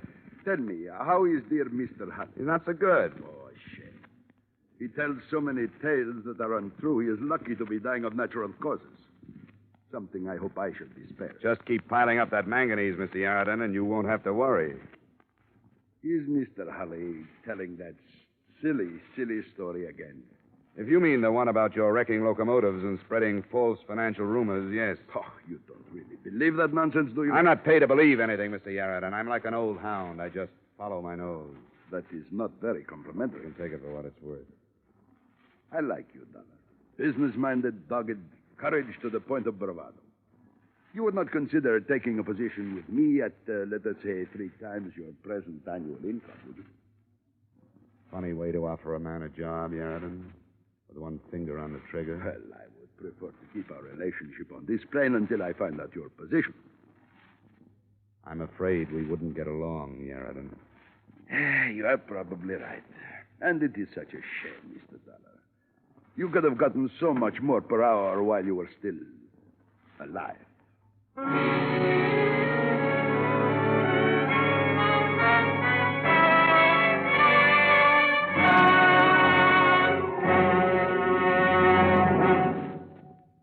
To make every day more enjoyable, treat yourself often to refreshing, delicious Wrigley's Spearmint Chewing Gum. A lively, full-bodied, real mint flavor cools your mouth, moistens your throat, freshens your taste. And the chewing itself gives you a little lift, helps you keep going at your best.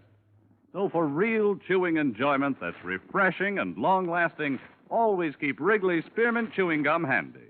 Healthful, delicious Wrigley's Spearmint Gum will make every day more enjoyable. And now, with our star, Edmund O'Brien, we return you to the second act of Yours Truly, Johnny Dollar.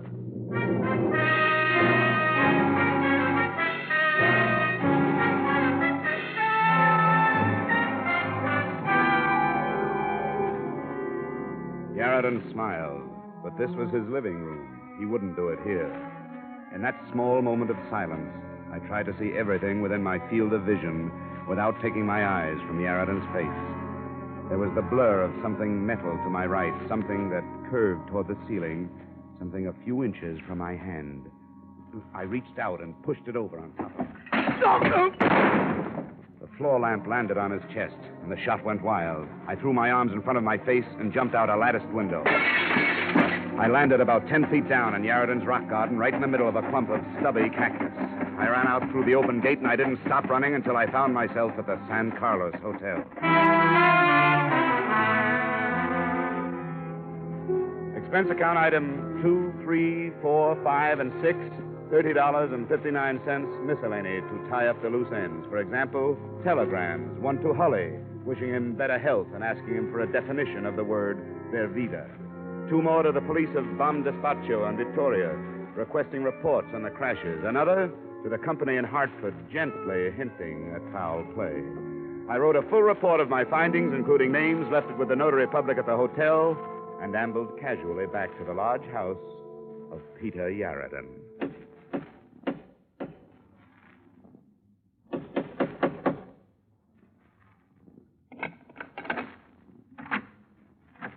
Hello, Bud. Well, don't just stand there with your teeth showing. Invite me in. Thank you. Now run to the study like a good little boy and tell your boss he has a caller. Hurry up now. Put up your hands, Mr. Dollar. Don't be silly. You don't think I'd come back here without adequate protection? Put that thing away. Come with me.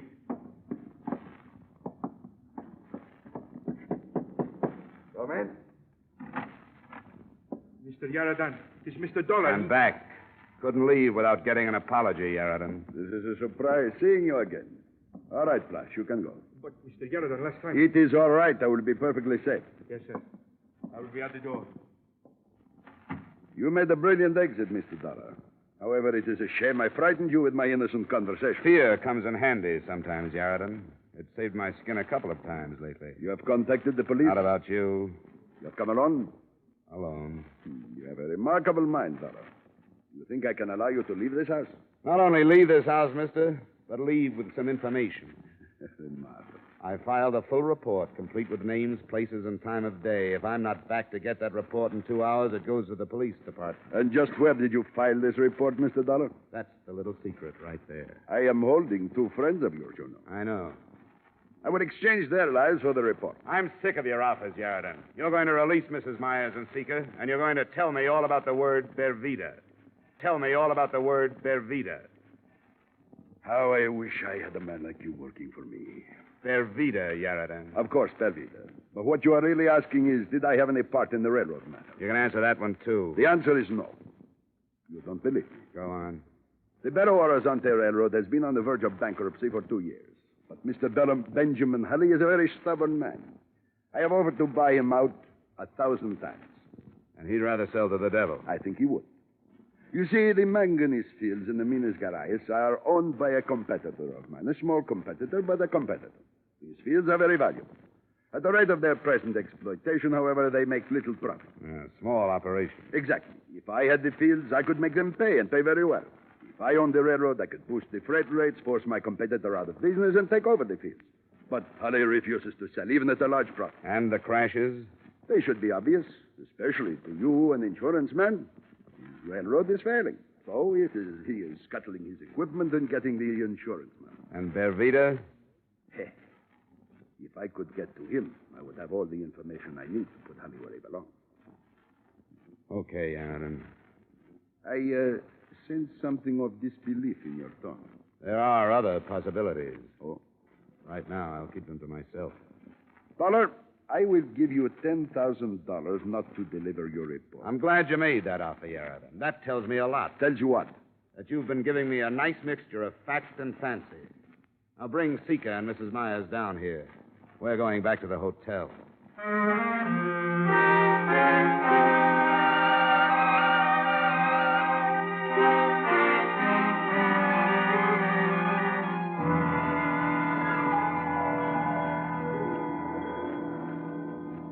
Look, Mrs. Myers, whoever he is, wherever he is, his life's in danger. If you don't trust me, you better find somebody real fast, or Mr. Pervita is going to be dead. Oh, they wouldn't kill him. He's in somebody's way, or Yaradan wouldn't be that interested. All right, all right. There was 20 killed in the 4 crashes, Mr. Dollar. 20 dead, that's right. Yeah. And 1 injured. Ah? A survivor. The only witness. Pervita. Yeah, Pervita. Where is he? Small cabin in the mountains. I'm the only one that knows besides Henry, and Henry's dead. Pervita was fireman on one of the engines that crashed near Victoria. He saw somebody pull the hand switch, so the 2 locomotives was on the same track.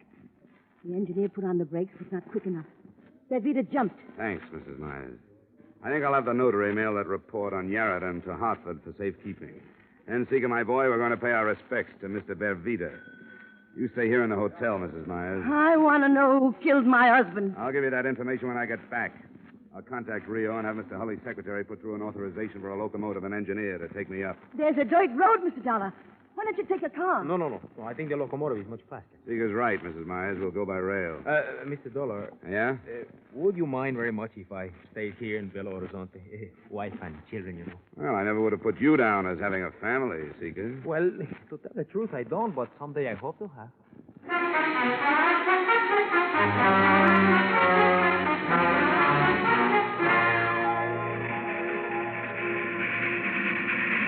Should be around the next curve. That must be the place. Up ahead.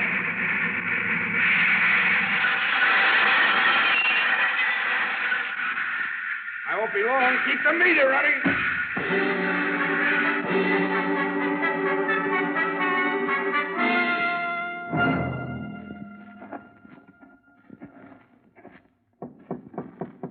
Who is it? My name is Dollar.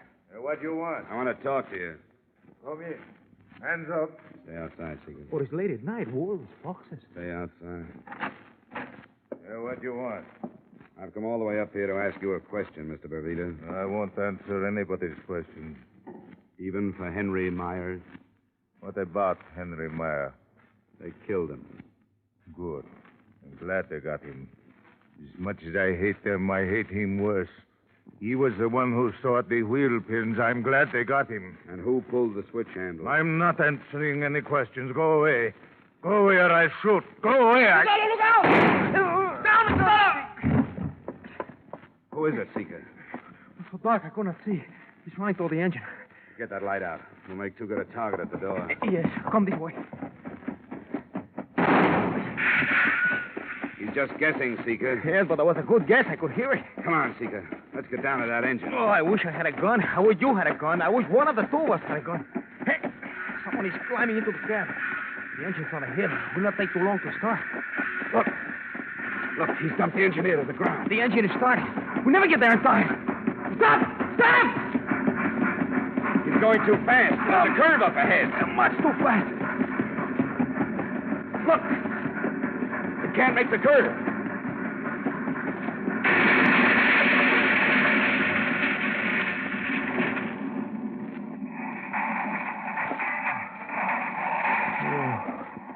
There is.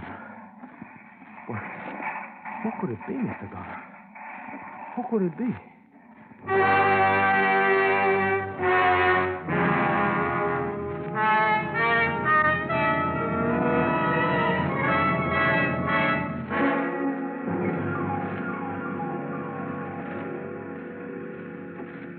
There is nothing left of it, Mr. Dollar. Nothing but twisted pipe. Look out. Don't touch it, Caesar. Most of it's still at boiling point. There is no sign of anyone. Yeah, but there was someone in that cab. Must be a trace of them somewhere around here. Come on, let's keep looking. But the boiler exploded. You think there was any part of a man in this bunch who wrecked you crazy, Mr. Dollar? See? Look there. You find something? Yeah. There's a wallet. The outside's burned to a crisp. Can you open? Yeah, but I can't read the cut. Wait. There's one that isn't burned. What does it say, Mr. Dollar? It says, this certifies that the holder is a 25-year member of the Railway Engineers of South America. And the name? What is the name? Benjamin J. Hulley, late president of the Belo-Horizonte Railroad.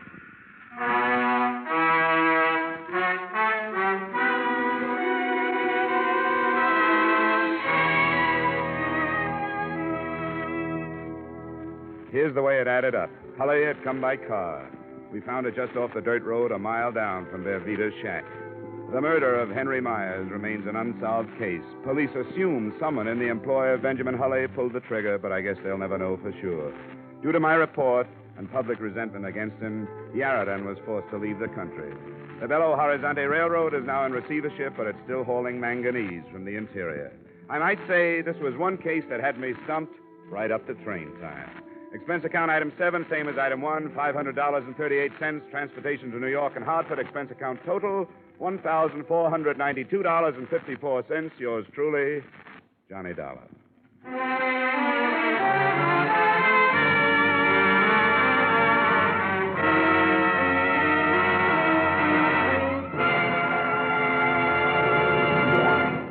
Remember, friends, to make every day more enjoyable, treat yourself often to refreshing, delicious Wrigley's Spearmint Chewing Gum. There's lots of cooling, real mint flavor in every stick. And chewing Wrigley's Spearmint helps keep you feeling fresh and alert. You feel better, work better, get more fun out of doing things. So indoors, outdoors, wherever you go, keep some healthful, refreshing Wrigley's Spearmint Chewing Gum handy. To make every day more enjoyable, treat yourself often to delicious Wrigley's Spearmint Chewing Gum.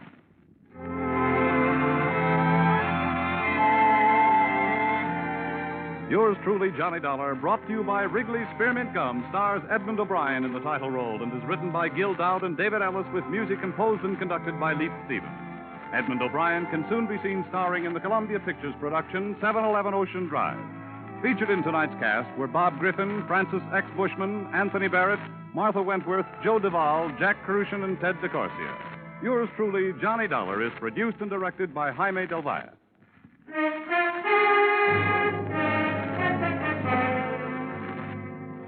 The makers of Wrigley's Spearmint Chewing Gum hope you've enjoyed tonight's story of Johnny Dollar and that you're enjoying delicious Wrigley's Spearmint Chewing Gum every day. We invite you to join us again next week at the same time when, from Hollywood, Edmund O'Brien returns in another adventure of... Yours truly, Johnny Dollar.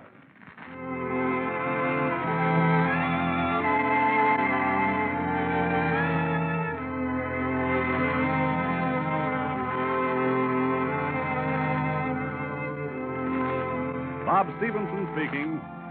This is CBS, the Columbia Broadcasting System.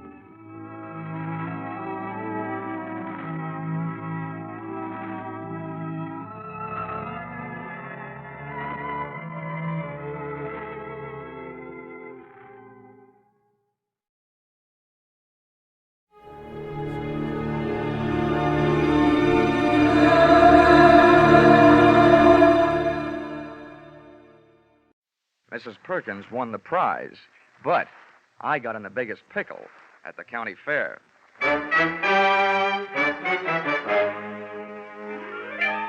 This is another in the adventures of America's fabulous freelance insurance investigator, Johnny Dollar.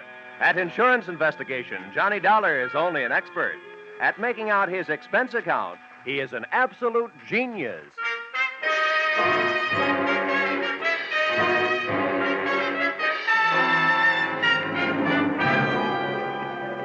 Expense account submitted by Special Investigator Johnny Dollar. To Home Office, Corinthian Liability and Bonding Company, Terminal Building, Hartford, Connecticut. The following is an accounting of my expenditures during my assignment as bodyguard to Grand Blue Ribbon Champion, Spotted Poland China Hog, Rosie Barron of Iowa. Or How You Cast My Pearls of Wisdom Before Swine.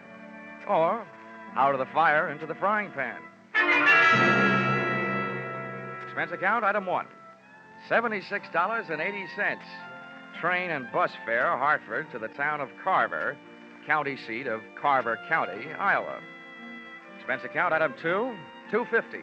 1 Coke, 3 handkerchiefs, a bottle of salt tablets, and sunglasses, with which to combat the Corn Belt heat. Item 3, 6 bits, jitney ride to the Carver County Fairgrounds. Undoubtedly named that because the band I found in the midst of playing its afternoon concert was only fair. Hey, friend. How's that? I'm looking for a pig named Rosie Barron of Iowa. Can you tell me where I'll find his cage? Cage? They don't keep Rollo in no cage. Rollo?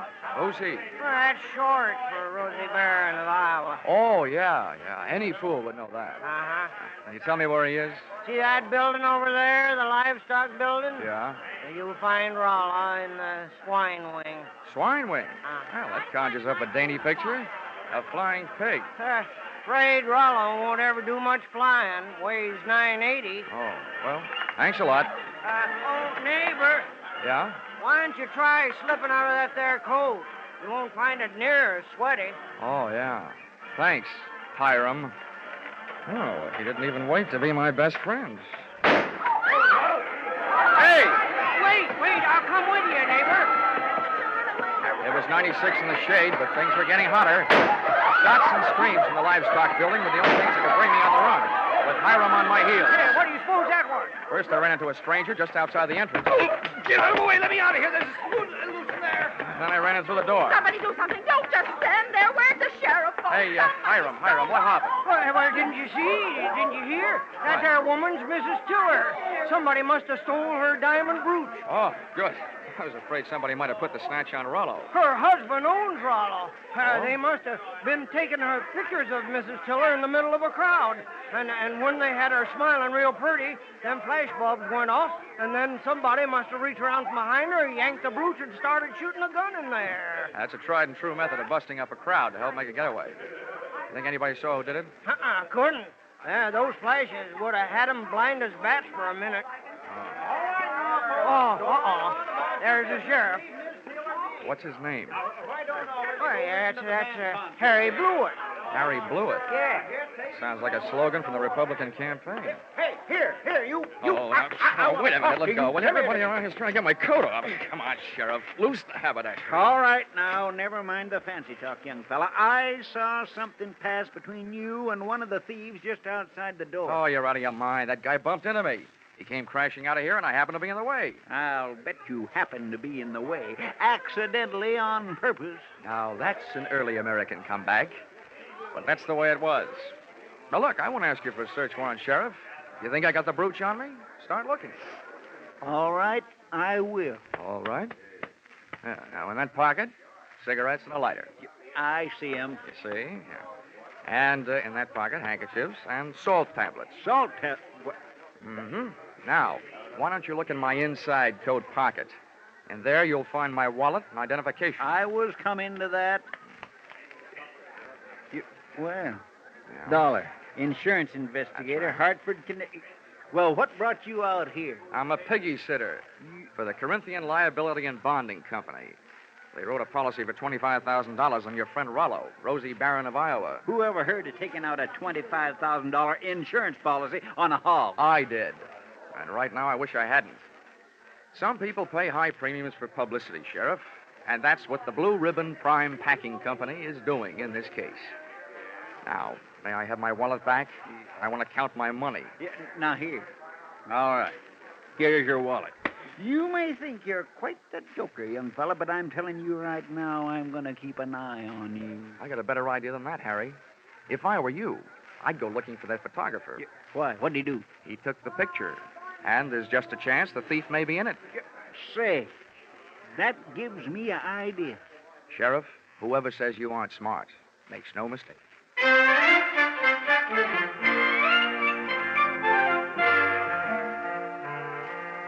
Rollo, the prize porker, wasn't hard to find. First, I followed a few signs. Then it was a matter of closing in on a contented series of juicy, slurping grunts that came blurping up out of a succulent mound of Louisiana yams. Rollo was all fat and a yard wide. His table manners weren't much. He didn't look very smart, but he sure looked healthy. 980 pounds on the hoof. A fine figure of a pig. Pardon me, miss. Could you tell me who's in charge around here? Well, just for the moment, I am. Well, I'm trying to find a Mr. Worthington Tiller, who I take it owns this monster. Monster? What? What's the matter? Have I said something wrong? You certainly have. And you've also said it to the wrong person. In case you don't know it, my name is Alva Anderson. Oh, my name is Johnny Dollar. How do you do? What's all this got to do with Rollo? Nothing. I just raised Rosie Barron of Iowa from a suckling, that's all. Kind of got away from you, didn't it? I'm sorry, Miss Anderson. I apologize. To you, too, Rollo. I'm sorry about the interruption, Miss Anderson. Some fool made off with my wife's diamond brooch. How's this excitement affecting Rollo? I hope he hasn't lost any weight. Well, he took it very well, Mr. Tiller. Oh, good. This gentleman wants to see you, Mr. Dollar. Oh? Yes. Oh, from the insurance company. That's good, right. Good. Well, I'm glad you're here. We'll have your picture taken right away with my wife and Rollo. Oh, it'll make grand publicity for Blue Ribbon Prime Packers. Oh, I don't mind having my picture taken. Just so long as your wife doesn't mind having people pinch her diamond brooches. Oh, well, now, don't worry about that. It was fully insured. Oh, that kind, The thing I want you to worry about is Rollo here. As president of Blue Ribbon, I paid Miss Anderson $10,000 for this magnificent swine, and I don't want anything to happen to it. You bought him for $10,000, insured him for $25,000, and you don't want anything to happen to him? Well, I don't mind paying those exorbitant premiums when I get back the kind of publicity this will bring in. I can see it in the papers now. America's fabulous insurance investigator, Johnny Dollar, sent from Hartford, Connecticut to guard the life of that fabulous prize swine, Rosie Barron of Iowa. Well, Mr. Tiller, I don't mind getting my name in the paper for a pig, just so long as it is not in the obituary column. I just couldn't stand having my tombstone read, Johnny Dollar no longer am. He gave up his life for a great big ham.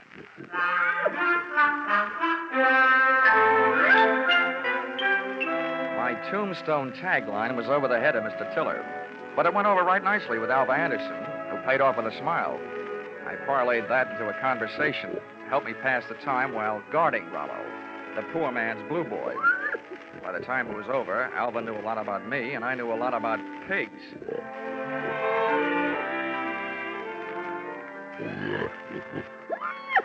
You know, you have beautiful eyes, Alva.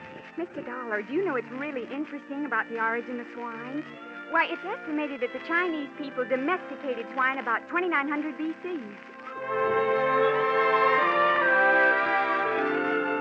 And not only that, but I'm sure you'd like Hartford. And, Mr. Dollar, you probably don't know this, but a pig is one of the most important food animals.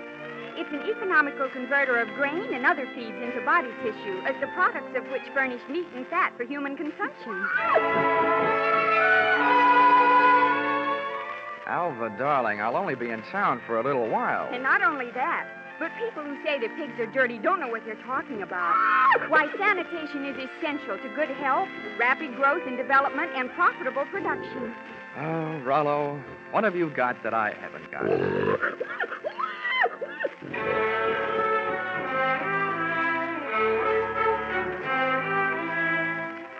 I still don't know tell whether Alva stuck around because of my charms or Rollo's. But she was still there at the changing of the guard when Mr. Tiller, in person, came to relieve me long enough for a trip to the dining hall. And what do you think they had for dinner? What else? Baked ham. Oh, dinner was wonderful, Johnny. Coming from you after eating baked ham, that sounds practically cannibalistic. Oh, Johnny, stop. More coffee? Nah, I've had it. Alva, you know, there's something I've been trying to say to you for the past 5 hours. Yes, Johnny? Well, it's just that, well, I want... What? Oh, he's the sheriff. Oh, why doesn't he blow his siren? Well, I have to be going. It's time to get Rollo ready for the winner's parade past the grandstand. I'll just run along. I'll just go with you. Hey, Dollar, I want to talk to you. Well, I'll see you later, Johnny. Yeah. Well, Sheriff. Hey, you being a sort of investigator, Dollar, I knew you'd be interested in my methods. Well, you're sure interfering with mine. Huh? Yeah. Oh, well, do you know what I did? What? I found that photographer, had that picture developed, and rushed it up to the state capitol. And they just called me. Dollar, there's a known criminal in that photo. He's got that brooch, and he's on the loose. Do you know what that means? Yeah. It means that you shouldn't be sitting here talking to me. Who is this villain? They say he's the... Ooch over here. Yeah. What? They say he's known as Little Rocky. Originally hailed from Arkansas. You'd know him if you saw him. He's the fella that bumped into you. Oh. I want you to help me look for him. I take only one job at a time, Sheriff. Right now, I got a pig to mind. And there goes the Grand March. Boy, in case I'm interested later, how much do you pay your special deputies a day? $7 and expenses. Sheriff Blewett, I'm afraid that blows it.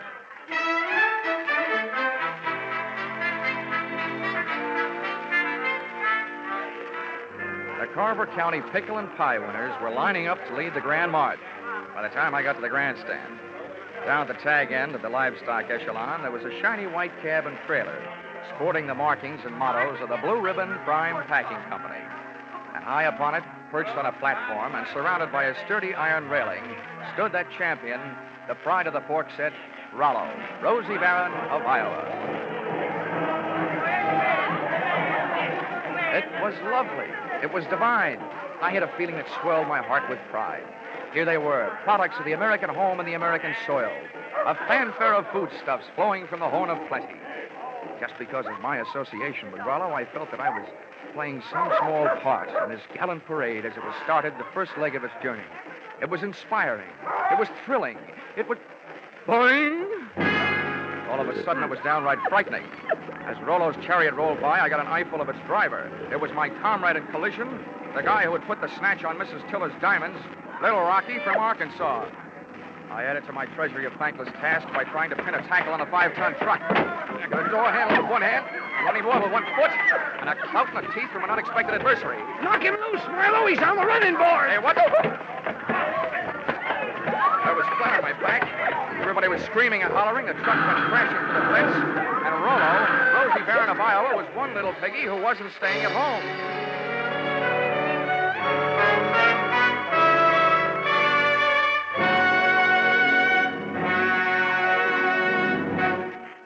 In just a moment, the second act of Johnny Dollar. But first, taking in the action from Johnny Dollar, are you? All right, that's good, because staying with CBS is the way you'll head straight for the big return from vacation 8 days from now, Monday the 29th, of Lux Radio Theater and all the other big Monday night CBS favorites.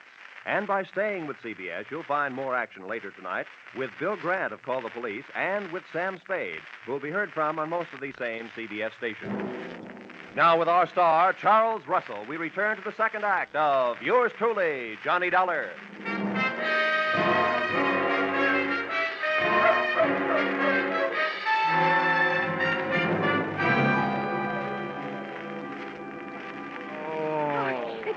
Johnny, are you all right? Can you get up? Oh, the spirit's willing. I'm not sure about my spine. Here, let me help. I'm the guy who goes around telling kiddies never to hitch rides on trucks. Well, nobody can say I didn't make a dent in Iowa. It was wonderful the way you tried. But what are you going to do now? Right now, I don't know. The only place I can think of at the moment where I might find a hot pig is a barbecue stand. Oh, this is no time to be funny. Well, look, up until now, all the laughs are on me, kid, so let me be the judge, huh? Well, what are you going to do? Well, first I'm going to practice my arithmetic and see what adds up. You can't unload a stolen pig in a pawn shop. So, question number one is, where do you unload it? Where would you go? Well, where would I... Well, I'd never thought of it. Well, here's what I figured. The Rollo on the hoof is too well known to peddle for anything like the dough he's really worth. I mean, he's not like a big diamond that you can cut up and Or is he? What is the going price on pork? The market this morning was at $23.50. Well, that kind of money hardly sounds like Little Rocky's kind of project. But maybe things are tough. By the way, Alva, have you ever been in Arkansas by any chance? Why do you ask? Just wondered. Hey, Dollar, just a minute. I want to talk to you. Barnyard bloodhound himself. Yeah, Sheriff? Would you mind, Alfred? I was just leaving. How could she be that cold on such a hot night? Huh? What's bothering you, Sheriff? I saw your little performance, Dollar, when you leapt at that truck. Just how hard was you really trying? How hard was I... I ought to punch you in the nose, badge or no badge. Now, don't you go getting huffy. I just want you to know that I don't fool easy. When I'm on a case, I'm suspicious of everybody. Yeah, that must be rough on your wife. How often do you have her in handcuffs? Huh? Well, Now, look, Sheriff, all I need from you is the use of a car so I can go looking for old Lardhead. No, you don't. There's enough missing around here as it is. Rollo, Miss Tiller's jewelry, and I ain't about to add a county vehicle to the mess. And besides, I want to keep an eye on you. Good. You might learn something. Come on. Here, wait a minute. Where are you going? Over to the Ferris wheel. That truck hasn't been off the fairgrounds more than a couple of minutes. I want to get a look at the countryside. Ferris wheel. Say, that gives me an idea. I hoped it would. Come on. Say, you know, Sheriff, I don't know very much about this farm-side ferreting racket. Well, there's more to it than meets the eyes, I can tell you that. Oh, yeah, I bet there is. Tell me, didn't I see a feed trough on Rollo's truck with a lot of mash in it? Well, now, let's see. If he ate yams this afternoon, he'd eat mash tonight, all right. Does mash kick up any kind of a smell? Oh, sour swill. But the pig seems to like it. Uh-huh. How does this sound to you, Sheriff? Suppose right after you take your ride to the top of the Ferris wheel to case the countryside, we were to get ourselves a nice hungry pig. Say, that gives me an idea. We could take that pig and he could smell that mash in the air and sniff out the trail of that truck. Sheriff, if you aren't a genius, I wouldn't be surprised. Oh, Shaw. It was planting time in Iowa that night, at least for ideas. Two of which I had planted in the not-too-fertile mind of Sheriff Harry Blewett. And as long as it took us to walk from the trotting track to the Ferris wheel, it came harvest time for notion number one. Right this way for the big ride on the big wheel. Hurry, hurry, hurry. Okay, mister, okay. I'm the sheriff. I want you to run me up to the top of that wheel and hold me there long enough for me to get a look around.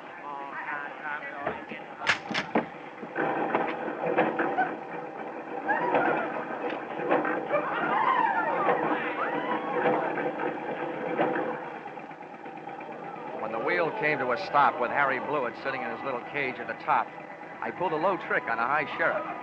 I bought a pink lemonade from the juice stand next to the Ferris wheel, walked over to the motor that rolled the big heap, unscrewed the cap on the gas tank, and gave it a big, long drink.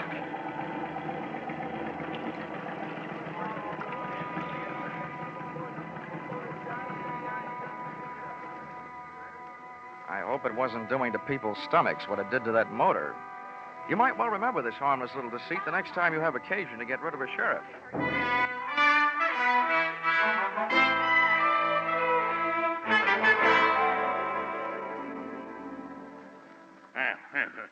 This kind of publicity is a little too expensive, Dollar.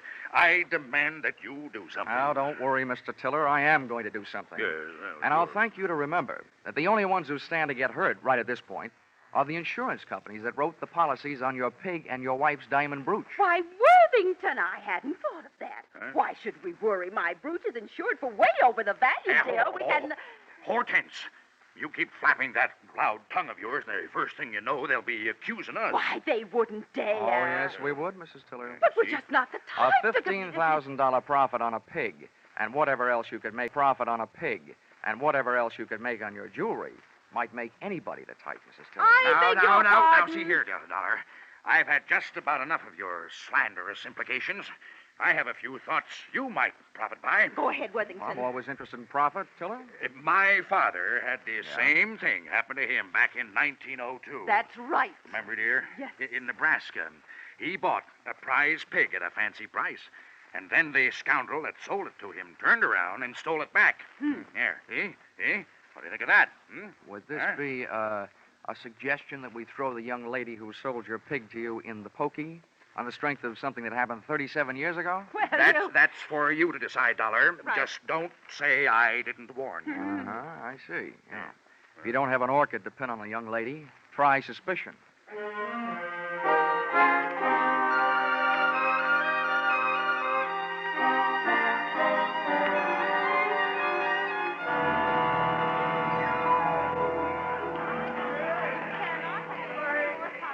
With most of the crowd packed in the grandstand watching the free attractions, I had a good chance to scout the fairground for Alva Anderson, from whom I wanted to learn a little bit more about the habits of not only pigs, but their ex-owners.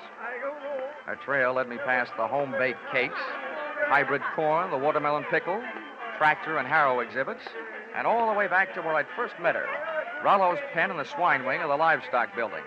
But when I got there, Rollo's cupboard was bare. Alva was leaving for the rear door in the company of a small, tough-looking gent carrying a sack over his shoulder.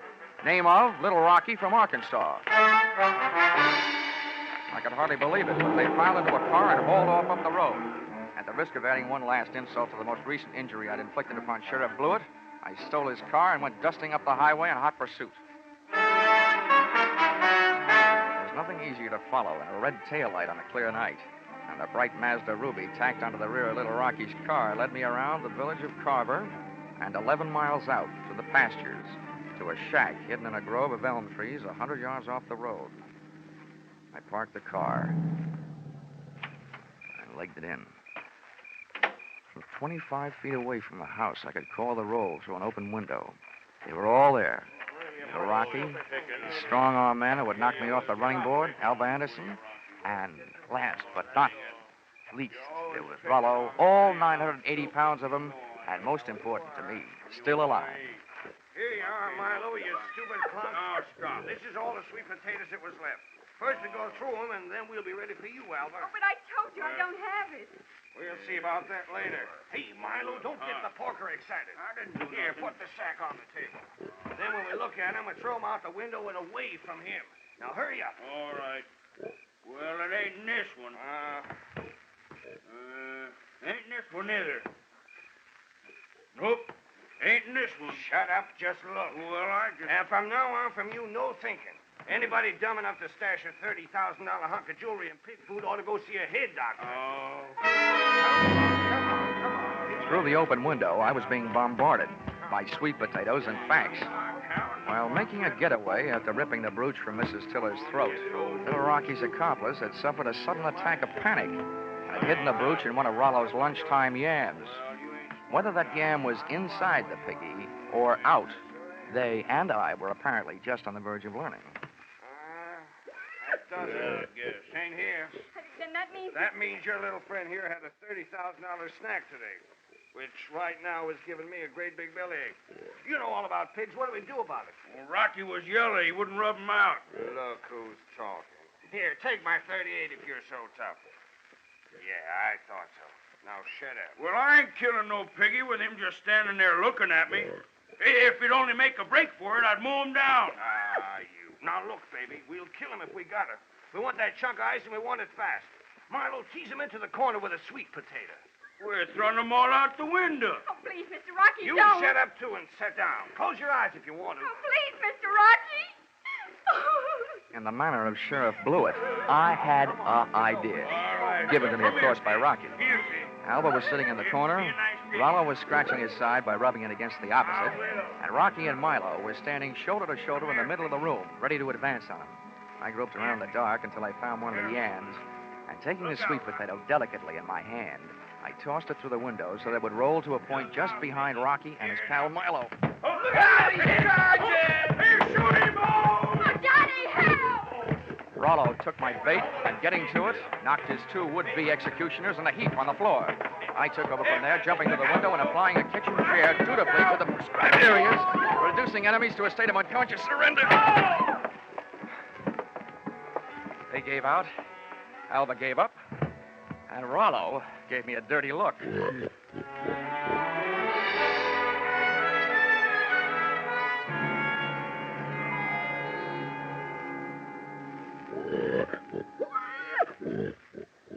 Well, Mr. Tiller, here he is, safe and sound, good as new, fat and sassy. Well, good. Congratulations. And not only that, but in him someplace, he not only has a good fighting heart, but also that diamond brooch of your wife's. Oh, yes, very interesting. Very interesting. Well, I'd better go charter a plane. Rollo is due in Kansas City at noon tomorrow. Oh, but it might upset him, Mr. Tiller. Rosie Barron of Iowa's never flown before. He might lose weight. Yeah, what's the big hurry to get him to Kansas City? Is he booked for a personal appearance? Oh, no. No, hardly that. He's due to be slaughtered at a special ceremony. All the plans are made. Oh, I wouldn't want to disappoint my boys. They've been looking forward to this. Oh. How do you like that? Why, it's almost murder. Poor Rollo. Oh, Johnny. Come on, let's get out of here, Alva.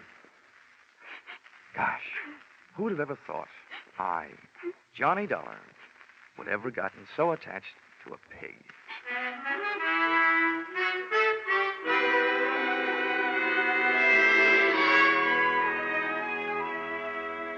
Expense account, item 4, $3.50. Dinner for Alva and me.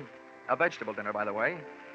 And speaking of that, reminds me, if you find a $30,000 brooch in a pork chop, it'll only mean that the Blue Ribbon Prime Packing Company didn't have much luck when they went looking for it.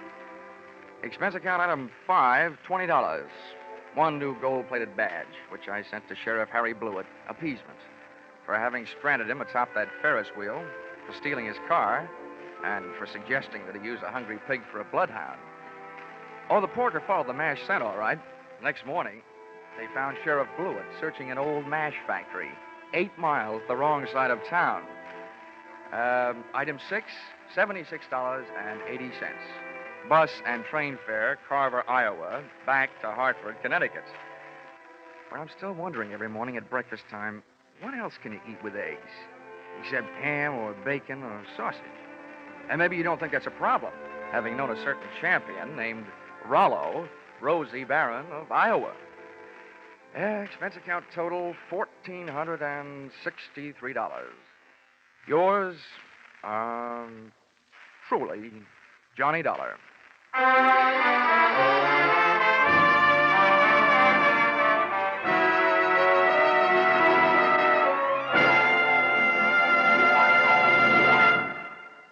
Yours truly, Johnny Dollar, is produced and directed by Norman MacDonald and stars Charles Russell with script by Paul Dudley and Gil Dowd.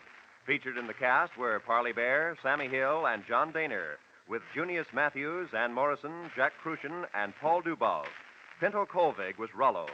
The special music is written and conducted by Leith Stevens.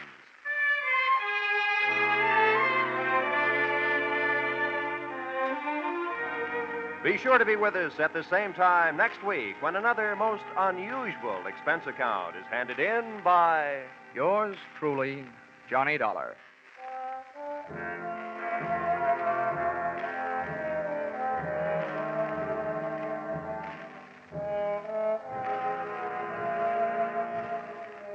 Your Hit Parade on Parade will be back tonight in the familiar CBS Jack Benny time with the great tunes of August 12 years ago. Sweet Leilani and Where or When. Many another still green in your memory will be among the hits you will hear. Speaking of hits, put down August 29th this year in your little book. That's when Arthur Godfrey and his talent scouts, the stars of Lux Radio Theater, My Friend Irma, and Bob Hawke return to join Inner Sanctum. So make your Monday nights a regular date with CBS. This is Roy Rowan speaking. Stay tuned now for Your Hit Parade on Parade. This is CBS, the Columbia Broadcasting System.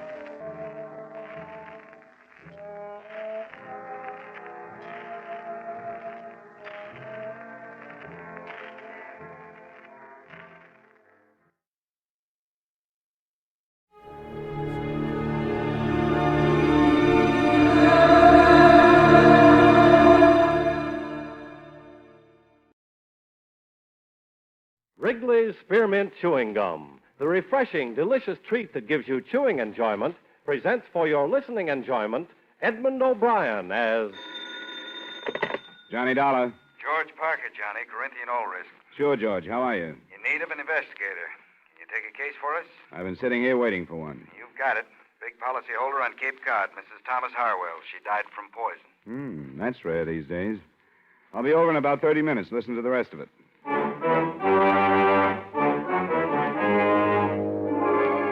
the makers of Wrigley's Spearmint Chewing Gum bring you Edmund O'Brien in a transcribed adventure of the man with the action-packed expense account, America's fabulous freelance insurance investigator. Yours truly, Johnny Dollar.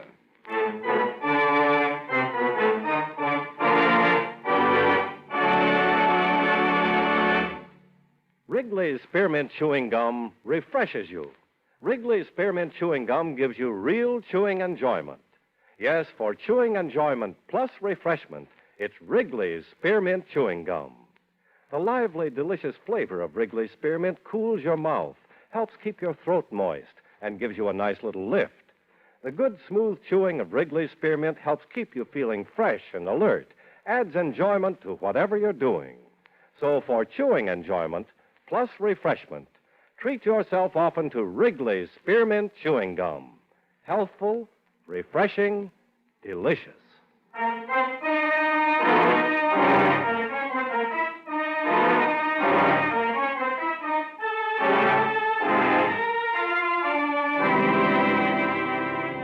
Expense account submitted by Special Investigator Johnny Dollar to Home Office, Corinthian All Risk Insurance Company, Hartford, Connecticut.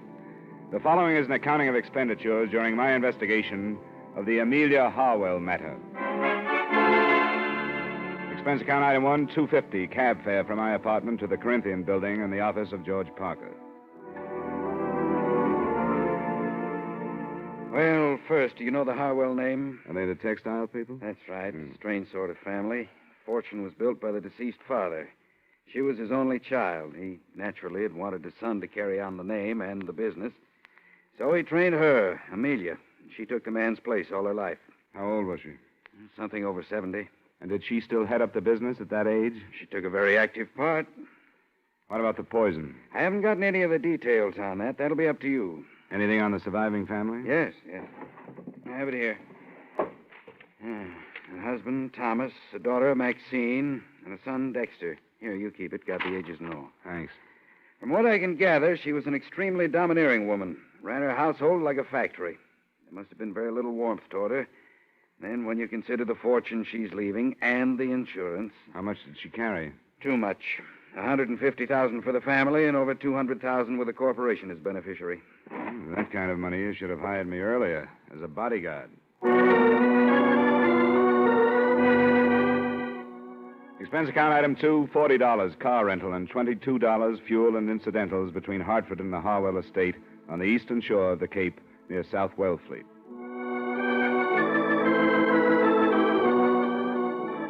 The mansion was as solid as the family's Dun and Bradstreet rating. Heavy brick construction with turrets, shuttered windows, and massive double doors that opened into a coldly formal entry hall.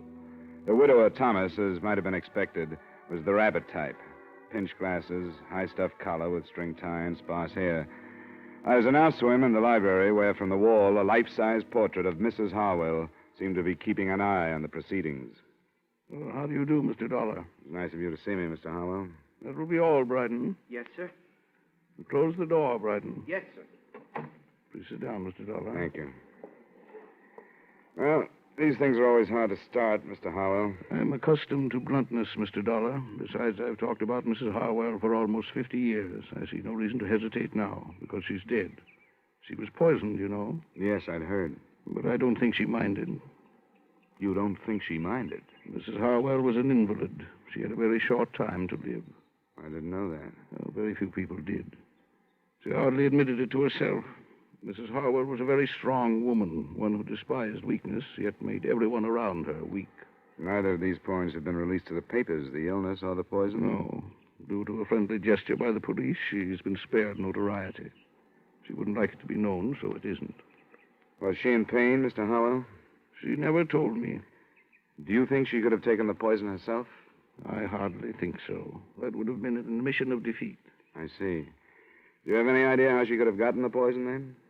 You're asking me if I suspect the children, and you're finding it difficult to do so. Is that correct? It's hardly a pleasant thing to bring up. The time for delicacy has passed. I'm afraid I don't approve of my daughter or my son at all. Oh? They're the worst sort of rich men's children, or rich women's, I should say. I was never allowed to be their father. All they've had is a mother. They have no gumption, no ambition. They've been overly educated and have developed nothing but insatiable lusts for their mother's money. And it's too late to change them. Without it, they could not exist. I understand they live here. They do. I shall have Bryden call them to the drawing room if you wish. That won't be necessary right now. What about the servants? Well, there are 8. Mrs. Harwell settled a small amount on each, but unfortunately they are above suspicion. They're common people, and as a result, good. Did Mrs. Harwell have a nurse? She wouldn't hear of it. Well, certainly a doctor, then. Yes, Dr. Stevens in the village. Thanks, Mr. Harwell. I won't take up any more of your time. You're welcome any time, Mr. Dollar. Please give Dr. Stevens my regards.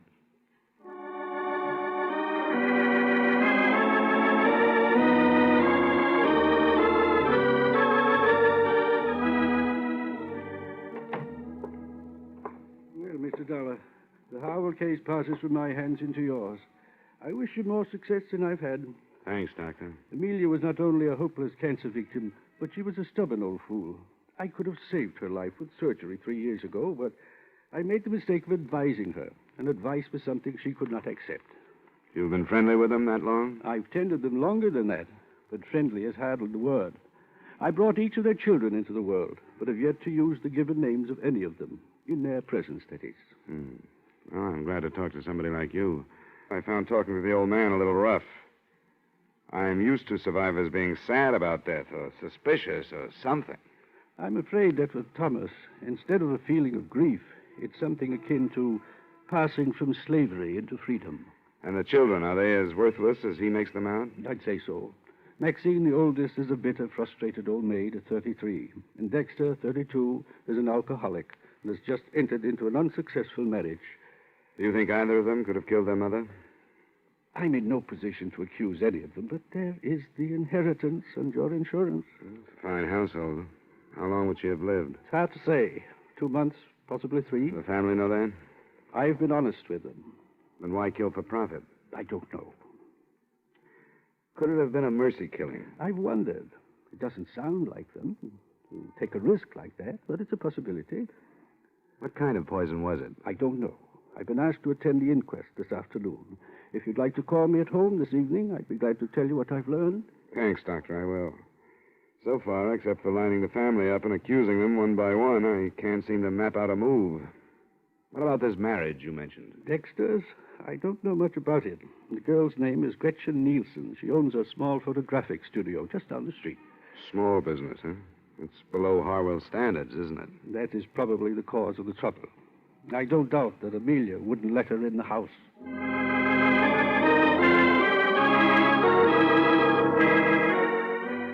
Through the plate glass window of her studio, Gretchen Nielsen looked like a girl anyone would enjoy having around the house. She lived up to her Nordic name, fine straight features, warm blue eyes, and a look of strength about her. I got her home address and knocked at the door of her small house 15 minutes after she arrived home that evening.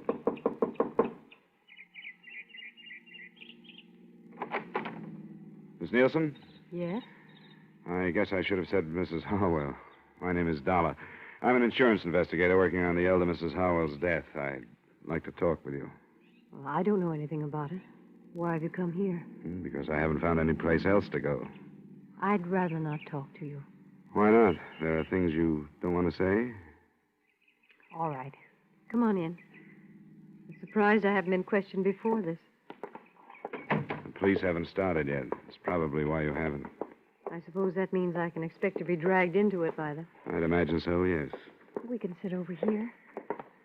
You know she was poisoned, don't you? Yes, I didn't until Bryden the butler told me. I read about the death in the paper and phoned out there. Why aren't you living there with your husband? You have no right to ask me things like that, have you? You don't have to answer my questions, but it might be a good idea to get things out in the open. Why? Because there has to be a reason for Mrs. Harwell to die the way she did. Could your marriage to Dexter be behind it in some way? I don't see how. Wouldn't they let you and Dexter live together in the house? I didn't give them a chance to let me. They knew I'd never live there. What did they tell you?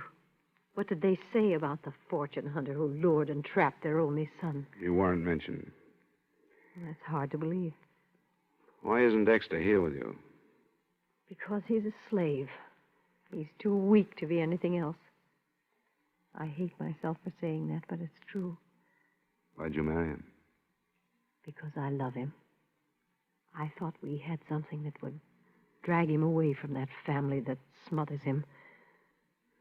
But when the time came, he wouldn't leave them. Why not? Because his mother never taught him to do anything but hold out his hand for the money that was always there for the taking. He's due to come into some money of his own now. Quite a chunk. You led the conversation to this point, didn't you? Dexter would never kill for the money. There has to be a reason why she died. I think her husband did it. Why? To stop her suffering. I caught her off guard a few times. I know she was in pain. And I know she was frightened. Probably for the first time in her life. I think he knew that, too, and wanted to help. That could be. First, you sounded like you hated her. Now you don't. I feel sorry for her. Because she made so many mistakes. And now she's dead, and there's nobody to correct them.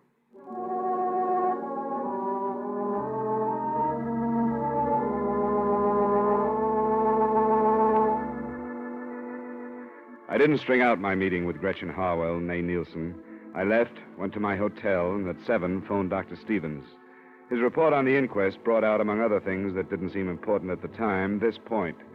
The cause of death was a non-alkaloid poison, administered in suicide or by person or persons unknown.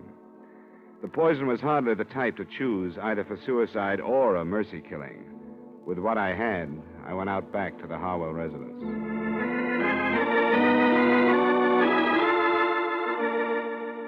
I'm sorry, sir. Mr. Harwell has retired. Is the rest of the family up? Yes, sir. I wonder if you'd tell them that I'd like to see them. Very well, sir. If you'll wait in the library, I'll tell them you're here.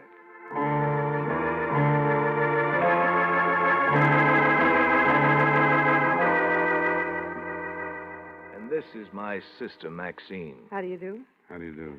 Now, what do you want? I understand both of you were here the night your mother died. Yes. Yes, that's right. I've just gotten the verdict of the inquest. The poison that killed her was not a pleasant one.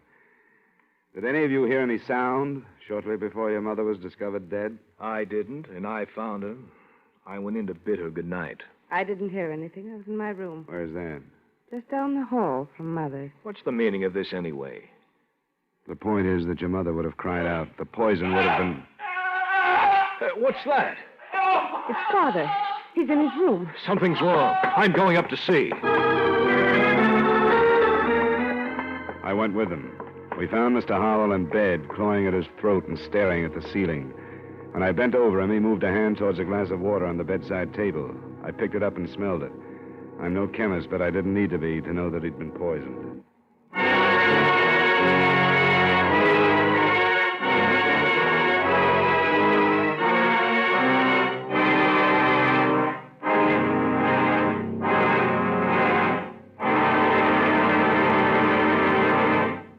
Friends, wherever you are, whatever you're doing, you'll enjoy chewing Wrigley's Spearmint Gum. Chew Wrigley's Spearmint while you're working. The lively, full-bodied flavor of Wrigley's Spearmint gives you a refreshing little lift. The smooth, pleasant chewing of Wrigley's Spearmint Gum helps keep you feeling relaxed and satisfied, makes your job seem easier. Chew Wrigley's Spearmint Gum in your home, when you're out walking or driving, when you're enjoying outdoor sports and other activities. Wrigley's Spearmint Gum tastes good anytime, and the natural chewing aids digestion and helps keep your teeth bright and attractive. Yes, wherever you are, whatever you're doing, you'll enjoy chewing Wrigley's Spearmint Chewing Gum. Healthful, refreshing, delicious.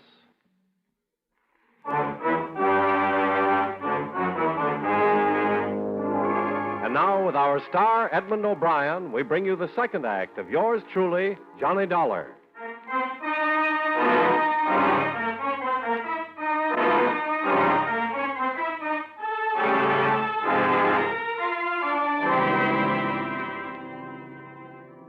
I tried to read something in the expressions of the son and the daughter as we stood for a moment around their father's bed. There wasn't much in them. No surprise, no fear, no satisfaction. Maxine looked a little embarrassed and left to phone Dr. Stevens. Dexter looked a little vague and said he thought he knew where a medical book was. And I was left alone with Thomas Harwell. I'm all right. I'm all right. Call them back, Mr. Dollar. I'm all right. I won't die. Of course you won't. I'm all right. How much water did you drink? Not very much. I was so thirsty, too. But I think I smelled it. I only sipped. I felt a terrible burning in my throat. I could hardly breathe. Who would do this to me? I was hoping you could tell me, Mr. Harwell. We won't talk about it now. Dr. Stevens is coming out to have a look at you. I'm glad he's been called. He's my friend.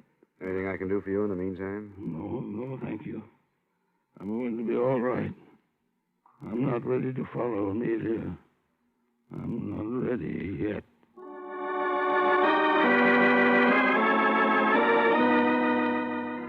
I took the glass of poisoned water with me when I left the room. I put it on a table in the hallway outside his door and stayed with it until Dr. Stevens arrived. He spent about 15 minutes with Mr. Harwell, and then he joined me. He's all right. Where's the family? I sent him downstairs. Good. You said you had the glass? Yeah, here it is. Smell it. There must be enough poison in this to kill 100 people. He's a very fortunate man. Can you tell if it's the same stuff that killed his wife? I'd say yes. Carnation or some such. What did he say to you? Very little. I'm only his doctor, you know. But he did tell me that it was unnecessary for this to be reported to the police. Oh? I told him it would be absolutely unethical if I didn't. It sounds to me as though he's trying to protect the children. I guess they're used to that. By the way, did you notice the marks on his throat? No. It looks as if somebody has tried to strangle him. Strange. I didn't notice. Would it be all right if I talked to him now? Oh, I think so. I gave him a very mild sedative, but it won't go to work for a while. Do you want me to wait? Not unless you think you should. He doesn't need me any longer, and if you'll stay here in case of another attempt... I will. I'll call you if anything develops. Fine. Good night, Mr. Dollar. Good night, Doctor. Yes? How are you feeling, Mr. Harwell? Oh, quite well, thank you. Quite well. I'm glad you came back, Mr. Dollar. I want to talk to you. I'm glad to hear that. I spoke to Dr. Stevens. About not reporting this to the police? Yes. Why must he be so uncooperative? Why don't you want the police to know? Because no matter how serious the purpose was, the results were harmless. I want the subject dropped. Are you afraid of what police investigation might bring out? For the sake of the family reputation, I do not want their meddling. I intend to manage this in my own way. Tomorrow morning, I'm going to discharge all of the servants. You told me earlier that they were all above suspicion. Do you remember? Until this attempt upon my life, I thought they were. It's hard to understand, Mr. Harwell. If you really think that one of the servants tried to poison you, you must realize that the same one killed your wife. Still, you want the matter dropped. I do. Amelia is gone, and I see no possibility that she will return because I bring about for myself and my family the unpleasantness of police interference. You may believe in your logic, but I'm sorry it won't work. It'll have to be reported. Then, young man, leave this house. I didn't want you here. You will never be allowed under this roof again. All right, Mr. Harwell. Good night.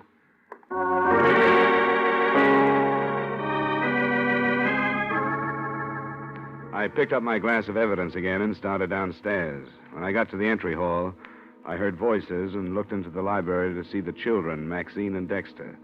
Their conversation had ended by the time I walked in. How is he? He's all right. Back to normal. What are you doing with that glass? I'm taking it to the police. They'll want to know if it's the same poison that killed your mother, and there's a chance of finding fingerprints on it. Here we go again. Your father didn't want me to take it to the police. Why shouldn't he want to report that somebody tried to kill him? You think he's afraid that one of us did it? Is that what... Kill him. You think he's afraid that one of us did it? Is that what you mean? Well, it's come to mind. Get out of here, Dollar. I don't have to listen to this. Wait, Dexter, wait a minute. That's what he thinks. The police are going to, too. Then I'll listen to them. It's their business, but not his. I don't have anything to be afraid of. I didn't keep a 3-month-old marriage secret like you wanted me to. Dexter. And I didn't break the news to her by telling her that she was going to be a grandmother like you wanted me to. You think everything's wrong. Dexter, shut up. You're drunk. Oh, let him accuse you. I'm not going to listen to him. I'm going to bed. He drinks too much. Is what he said true? About the baby? Yes, it's true. And he's living here? Obviously. I met his wife. She seems to deserve better. Yes, she does. Dexter was here waiting for Mother to die. Because he knew she'd disinherit him if he moved out. And now, neither one of us had better say any more until we get legal counsel.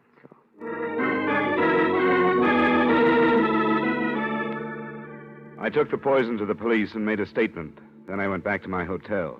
2 or 3 phone calls to Gretchen Harwell got no answer, so the next morning I found her at a studio before the day's work began. What are you doing here? I tried to reach you last night and couldn't. What do you want? Somebody tried to poison Mr. Harwell. Oh, he's all right. Yes, I phoned you a number of times last night, but there was no answer. I was out. I stayed with a girlfriend. And you left a few things unsaid the last time we talked. Didn't you? You found out about the baby. Yeah. And you've come to congratulate me. How nice.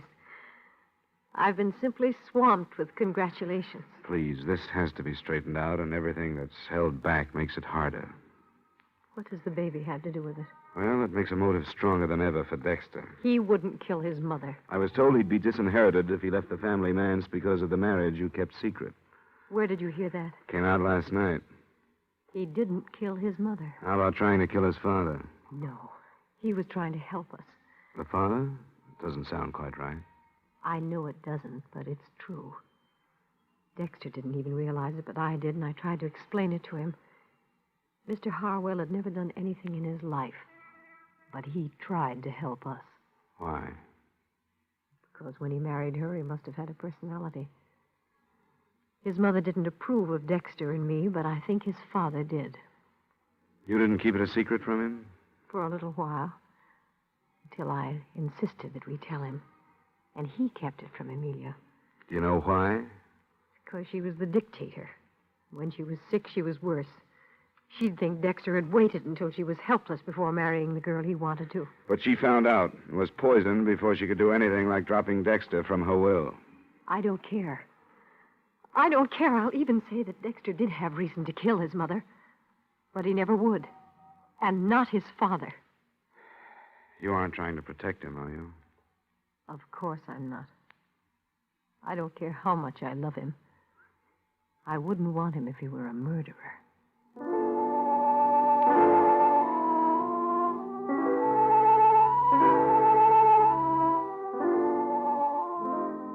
I did a lot of thinking after I left her. It would have been easy to be swayed by her, and I took that into consideration. In my hotel room, I tried to line up all the points that had come out. Only 2 of them added. By phone, I tried them on Dr. Stevens. He was more agreeable than I'd expected him to be. It was just before noon the next day when once more I walked through the Harwells' front door. In here, sir. They're waiting for lunch. Mr. Dollar. Well, that will be all, Bryden. Yes, sir. Mr. Dollar, I thought I told you not to enter this house again. You did, Mr. Harwell. But I thought the fact that I might save one of your children from a murder trial might make a difference. Which one, if I may ask? Dexter.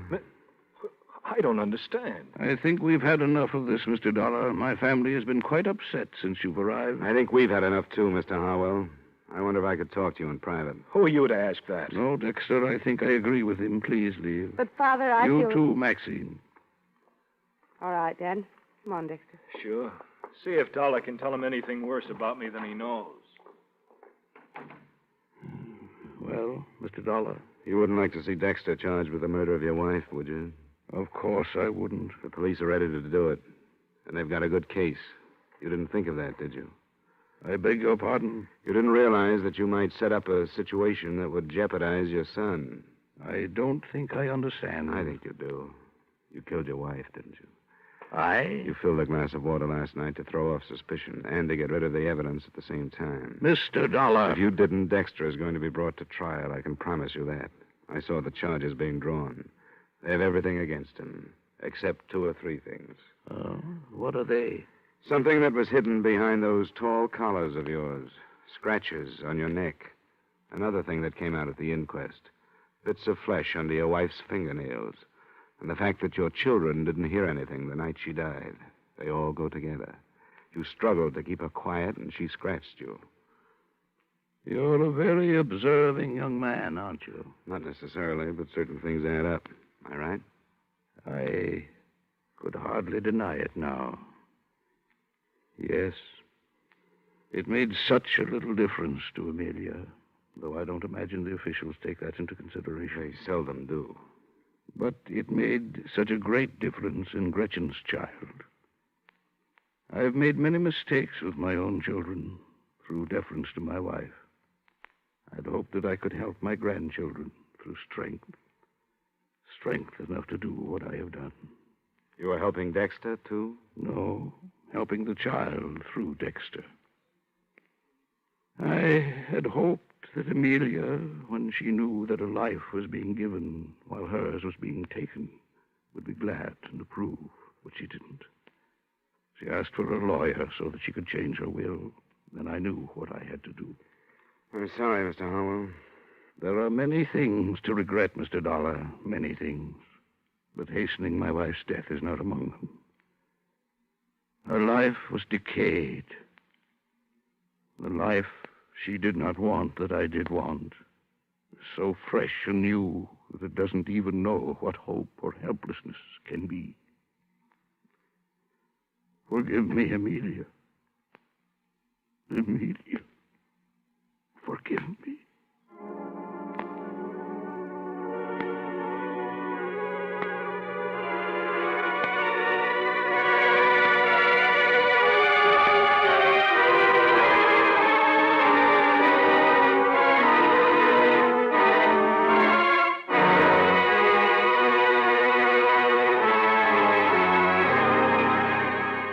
Expense account item 3, miscellaneous, $35.85. Item 4, same as item 2, transportation back to Hartford. Expense account total, $122.35. Yours truly, Johnny Dollar.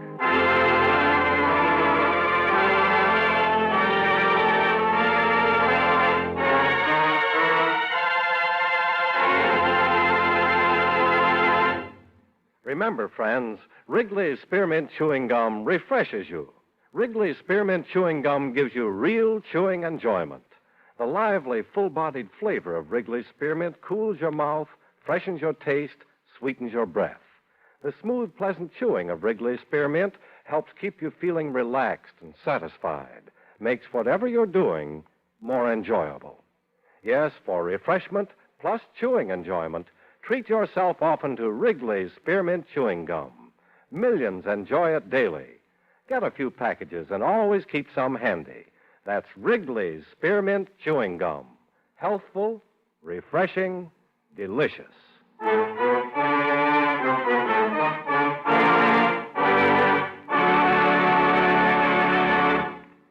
Yours truly, Johnny Dollar, brought to you by Wrigley's Spearmint Chewing Gum, stars Edmund O'Brien in the title role and is written by Gil Dowd with music by Eddie Dunstetter. Edmund O'Brien can soon be seen starring in the Paramount Pictures production, The Turning Point. Featured in tonight's cast were Victor Perrin, John McIntyre, Herb Butterfield, Jeanette Nolan, Virginia Gregg, and Peter Leeds. Yours truly, Johnny Dollar, is transcribed in Hollywood by Jaime Del Valle.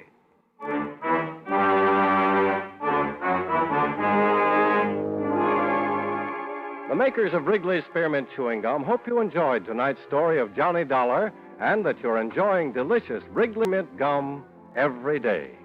We invite you to join us next week at this same time when, from Hollywood, Edmund O'Brien returns as... Yours truly, Johnny Dollar.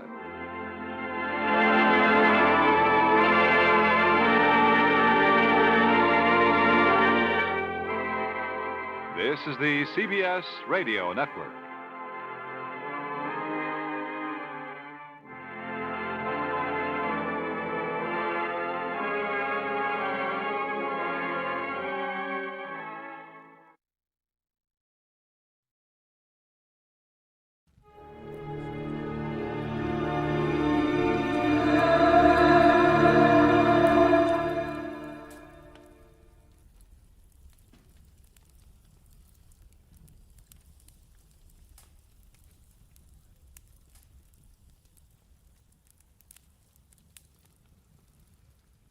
Get this and get it straight.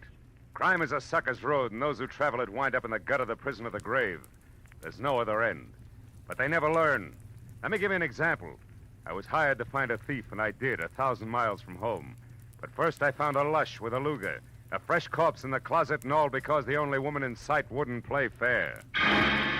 From the pen of Raymond Chandler, outstanding author of mystery, comes his most famous character and crime's most deadly enemy, as we present The Adventures of Philip Marlowe.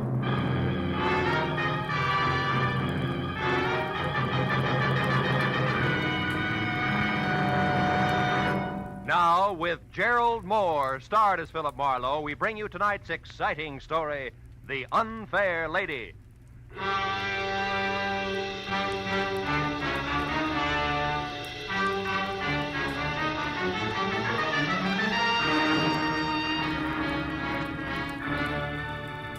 The knock on my office door was soft, almost apologetic.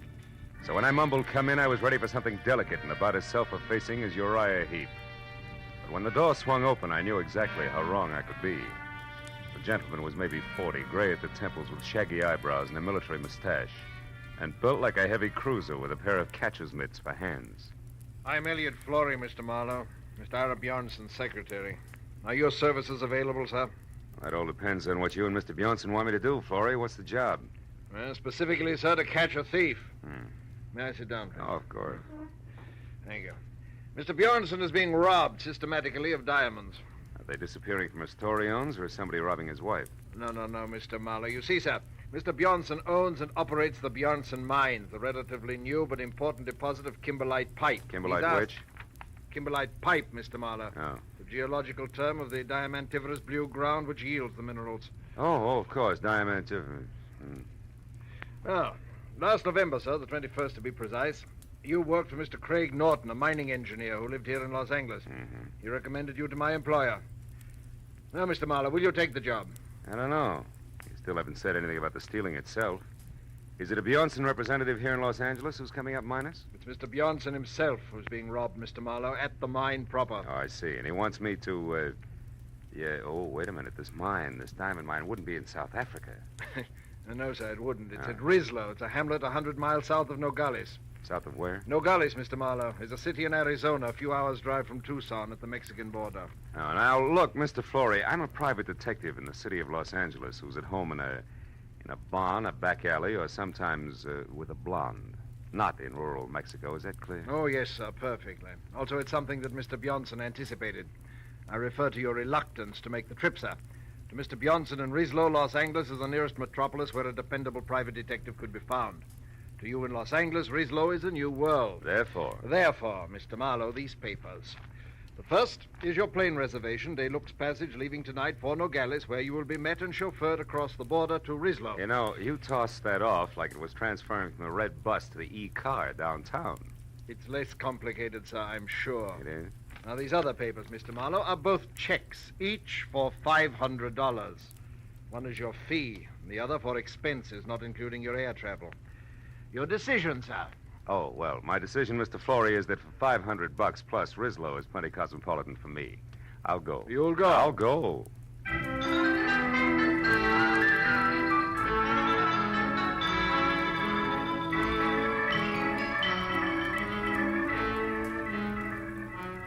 At 8 the next morning, we dropped gently out of the clear sky over Nogales, where I was met by a short, round Mexican who ushered me into a car labeled Bjornson Mines, and suggested that I sleep for the next 3 hours, which was the travel time to Rislo, 100 miles south. So after 30 minutes of panoramic, dry, sandy hills and occasional cactus, I did. When I woke up again, it was better than noon, hotter than Hades, and we were parked at a filling station in Rislo itself, which could have passed for home if you happened to be a prairie dog. It wasn't until I had my eyes wide open that I realized that the man leaning on the running board inches away and staring at me like my eyebrows were on upside down was not my driver. He was shaggy hair all around an unshaven, unpleasant face that was home to a pair of watered eyes that said he was drinking himself to death. And when he talked, I knew it was on cheap rum. You're the new mining engineer, maybe? Yeah, I didn't know it showed. Since you're an American, that means you gotta be an engineer. Oh. No other Americans come out this way. I'm an American myself, you know, from Philly. Good old Philly. Yeah, it's a great town. What's for sale? Hot transits? No, just being friendly. Name's Calder, M.J. Calder. I'm staying over at the Granada Hotel for a while, first floor rear. Why don't you look me up some night, any night along about 8? I used to be an engineer myself. Might chew fat a while. Yeah, we might do that. So, well, I'll look forward to it. So long, pal.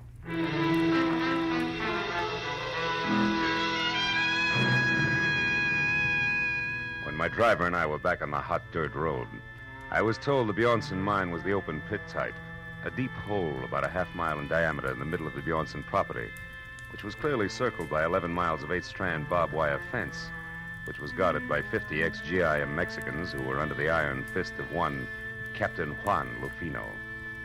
20 minutes later, when we entered the main gate and were slowly driving up a neatly landscaped white pebble road, I got a different picture of life at the Bjornson mines. It was the residential side, plush and strictly Beverly Hills, and the sprawling red brick house past the green and white tile swimming pool to the guest house beyond. Inside, I found the multimillionaire himself. It was a bald 50, perspiring and shaped like a bowling pin. At 10 o'clock last night, Marlowe, it happened again. $5,000 worth of stones. The 7th robbery in as many weeks, excluding, of course, the usual trickle. The usual trickle? $1,000 or maybe $2,000 worth a month. That stealing nobody can stop. The natives, the guards, visitors, everybody. But most of them we catch, Marlowe, because in the first place, our policing is very thorough. And second, to steal a rough diamond is one thing, but to get rid of it is something else again. Well, tell me, Mr. Bjornson, these big thefts you're concerned about, do they all have anything in common? Yes. 2 things, Marlowe. They always occur at night, and they are the work of somebody who knows my habits and has a good knowledge of the inside of my house. The big safe is never bothered. It is always some drawer or cabinet where I am keeping stones temporarily. I see. And, Mr. Bjornson, has anybody ever seen this thief? Last night, Helen Austin saw what could be the man running through the grounds at about 11 o'clock. She said he was tall with a lot of wavy hair. She said that he was not a Mexican. Oh, by the way, Marlowe, Mrs. Austin and her husband are staying in the guest house where you will be put up. He works for you, Mr. Bjornson? No, Kelly Austin has a mine of his own about 5 miles from here. Smaller than ours, but rich, nevertheless. Oh, this will be Captain Lufino. Don't mind if he appears unfriendly, Marlowe. He considers your presence here a personal insult. Come in. You wish to see me, Senor Bjornson? Yes, Lupino. This is Mr. Marlowe, the detective. Ah. When Senor Flore came back this morning, Senor Marlowe, he spoke very highly of your reputation in Los Angeles. Mr. Flore only talked to my friends in Los Angeles, Captain. Now, Mr. Bjornson, you were telling me about the Austins. Yes, they have been with us for 2 or 3 months now, while their new house is being constructed at their own mine. Their last place burned to the ground. I would suggest, Marlowe, that you speak to her as soon as possible. Also, the captain here will tell you of some evidence that he found here on the ground last night. No, Senor. It turned out to be nothing. What kind of nothing, Captain? A fountain pen, yes. It belonged to one of the office workers. Senor Barneson. Yes? Did you tell him about that Nat Campbell? Oh, no. Marlowe, the International Diamond Exchange keeps us advised of the movements of the bigger black marketeers whenever possible. 3 days ago, we were told that a man named Nat Campbell, an American who was at one time an engineer, has been operating in Mexico close to the border. Is there an accurate description of him? No. Anything else you have to know, Captain Lufino will take care of you.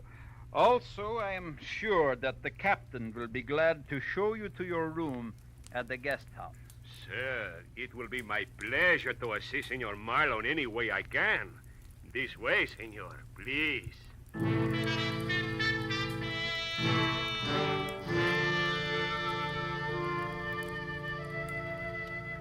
Captain Lufino's interpretation of assist was to hand my suitcase to a boy, point a thick thumb in the general direction of the guest house, and disappear. So after thanking him for his trouble, I went to my room, unpacked, changed into a dry shirt, which was damp again in 3 minutes, and then started for the suite on the opposite side of the building, where I'd been told I could find Helen Austin. But when I was halfway to a screen door, I stopped at the sound of a raised voice that I'd heard before. It was Mr. Elliot Florey, who was about to leave and unhappy about the whole thing. When I was close enough to see Mrs. Austin, I could also see why. The lady was blonde, deeply tanned, just a shade off beautiful and almost dressed in a white linen shorts with halter to match. I told you Elliot, last stop night. it. Why You're do you... behaving like a fool. Oh, am I? Well, you just wait a bit, my dear. We'll see who the fool is around here. Oh, yes. Marlowe, what are you doing out there? Calling on Mrs. Austin. Why? Do I need a visa, Florey? No. No, Mr. Marlowe. You don't need a visa. You don't need anything. Well, come in, won't you? Elliot was just leaving. Yes, I have to be running along. I'll see you later, Helen. I can't wait. Well, sit here, Mr. It's Phil, isn't it? Phil Marlowe? Mm-hmm. Nice name.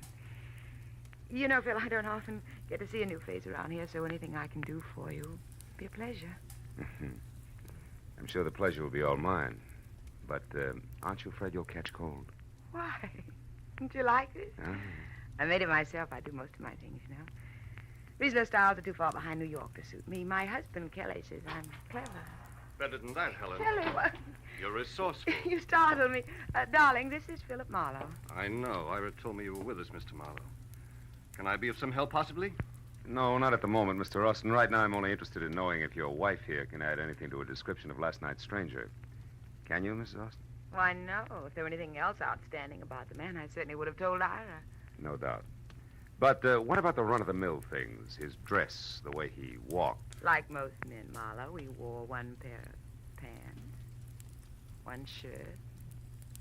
He had only one head. Also, like most men, he smelled of liquor. Rum, maybe? We all drink rum here. How about joining us in some after dinner? Long about 8?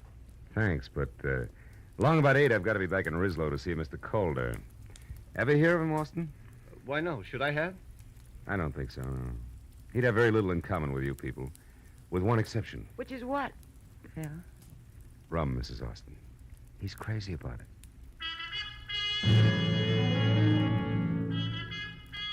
After I left Kelly in what with one healthy cloudburst ad, it would make a great Sadie Thompson, I found Ira Bjornson and told him that I thought last night's stranger, one M.J. Calder and Nat Campbell, could be all one and the same, and that I would like to go into Rislow and check on just that, which suited him fine. So after apologizing for having just let Captain Lufino go off for the evening in his car, he gave me the keys to a battered station wagon and wished me good luck. 4 hours later, when it was dark and I was in Rislow and walking the dirty length of the ground floor corridor of the Granada Hotel, which was darker, I had a feeling I was going to need it. Yeah? Who is it? Marlowe, Calder, the new man at Bjornson's mine. Oh, fine. Be right with you. Yeah. Hey, didn't expect you to take me up so soon. Yeah, well, you know the mines, Campbell. One's just as dull as the next, huh? That's right. What did you call me? Campbell. That's it, isn't it, Nat? No. The name's Calder, M.J. I told you that today. Yeah, and at the time I believed you, good old Philly included. Come on, Rummy, uncover the masquerade's over. Open up while you still can talk. What do you say? Okay. Okay, ain't the biggest secret in the world. Here, sit down. For keep. Why, you lousy lush! You don't aim any better than you lie! I had enough, I tell you. All right, we'll see. Now, come on, get up. We'll start all over again after we check you once. Your kind usually has a nasty Luger tucked away someplace. All right. Now, what do you know about... Hey, Campbell, that stuff over there seeping under the closet door. The color isn't right for rum, brother. It's too red. Well, Captain Lufino. Yeah, he's dead, Marlowe. So don't move. You'll be right with him. Yeah, you see, I was right, Campbell. Your kind always has a nasty Luger someplace. Marlowe, I didn't do that. I didn't kill him. Oh, yeah, sure. He committed suicide in your closet and closed the door as a gag, I suppose. Yeah, that's enough. I don't try to be funny. I didn't even know he was here. I was out. When I come back, I found him. Campbell, that line retired with a flintlock rifle. If you hadn't parboiled your brains in fusel oil, you'd realize it. But it's the truth. I'll tell you what the truth is, cousin. Lufino had a piece of evidence that tabbed you as being out of Bjornson's mine last night at 11 o'clock. But he passed it off as a fountain pen that meant nothing because he resented me horning into his territory. Then he came here alone to put a pinch on you and get the credit. Only you dropped him instead. That's a lie. And I can prove it by the best witness in Mexico, next to Bjornson himself. Who are you talking about? One Mr. Elliot Flory, that's who. I was in the Cafe Quilota last night at 11, and Flory saw me there. No dice, Campbell. Flory didn't get in from no galleys until this morning. You're pretty seedy for a big city boy. Yeah? You can check the bartender at the cafe and see if I'm not right. But right now, I'm going to put you away so I can get out of here. Turn around, walk slow. Out the back way and down the stairs. Go on, move. What are you going to make my murder look like? Robbery? Don't act so brave. You'll live because I figure you'll clear me one way or another, whether you like it or not. Now, hold it. That's far enough. Now open that cellar door. Okay. When you get out, don't waste time looking for me. I won't be around. So long, countryman. Don't hurt yourself. Go down!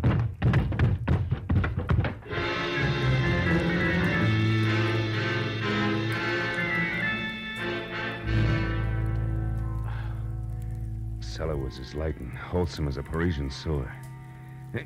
Even with the help of several generations of termites, it took a half an hour to break out. When I got upstairs again, it was deserted except for the late Captain Lufino. I went through his pockets, but they held nothing more exciting than battered cigarettes and some small change, but under the tight sash around his waist was a small green suede pouch containing 3 minute diamonds in the rough. I began to see what Bjornson meant by the usual trickle. Everybody, including the chief of his own guard, seemed to be in on the act. I dropped the pouch in my pocket and headed for the Quilota Cafe, where 2 American bucks and a nasty snarl at the bartender brought me the fact that Elliot Flory actually had been there last night. Had waited 2 hours for somebody who didn't show up, and then left. That made my next stop the mine. So I bounced the station wagon out of town, back to Bjornson's house, and started in. But a pair of bare shoulders above a snug linen halter intercepted me. Hello. You're back safe, I see. Enjoy all the sights in our filthy, stinking little town? Not much, Mrs. Austin. You should have taken me along as a guide. I could show you lots of interesting things. Like what, for instance? Like the sky and the moon.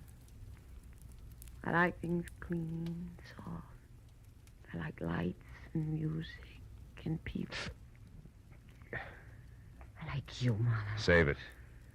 That Buttons and Bo's routine is strictly your own problem. I've got work, and it starts with Elliot Flory. Where is he? What makes you think I'd know that? Because you two have been keeping close track of each other for some time. You're anxious to drop it, but Flory isn't. And now he's got a hold over you, and you're worried silly. Well, and you skip did... that, too. From what I know, I can fill in a very unpleasant yarn, and I will if I have to. So come on, baby, no dramatics. Let's have it. Where's Flory? Marlowe, you're a louse. But at that, you're better than he is. Went over to our place of mine about half an hour ago. I don't know why he wouldn't tell me. Just warned me to keep my mouth shut and left. That doesn't make sense. Where's Mr. Austin? My good husband is off somewhere checking on supplies, he said. Okay, I'll pay a call on Flory right now. When I get back, baby, I'll have a lot of answers, so I advise you to wait up, huh? Sure. When you're all through with him, do me a favor, will you, Mr. Tough Detective? What, throw him back? No, kill him. After she said it, she stared at me for a moment and then turned and walked away, and from the bitterness in her face, I figured she had more on her mind than she told me about. But as I beat it around to the driveway where I'd left the station wagon, climbed in and wheeled out the gate, I forgot about theories and headed for the Kelly Austin mine and a big-scale diamond thief as fast as the rutted road and loose body bolts would permit. I'd barely gotten out of sight of Bjornson's house, where from somewhere out of the truckload of shadows I was hauling in the rear end of the station wagon, the muzzle of a gun was shoved hard against the back of my neck and held there. Pull over and stop, Mr. Marlowe, but don't take your hands off the wheel. Austin, you're off your rocker. You've been working too hard. Not so hard that I didn't get back in time to see you kissing my wife. You don't deny it, do you? Well, for what it's worth, you got your subject backward, but never mind Don't that. turn around, Marlowe. I'm sorry about this. I liked you when we met today. Now, listen. We'll take this up later in detail. Right now, I'm after a guy who's been biting into Bjornson's diamonds, and I'm sure it's his own secretary, Elliot Flory. Flory? Why, that's absurd. Yeah? And what's more, he's currently up to something cute at your mine. He's at my mine, Flory? That's what I said. Now, after I've seen him, Buster, I'll be indignant with you all night if you like. You're a clever liar, Marlowe, but it won't work. You're not getting out of this that easily. I'm getting out of this that easily. I'm going to tell Bjornson what you've done, but first, you cheap masher, I'm going to get some satisfaction out of you personally like this. Oh!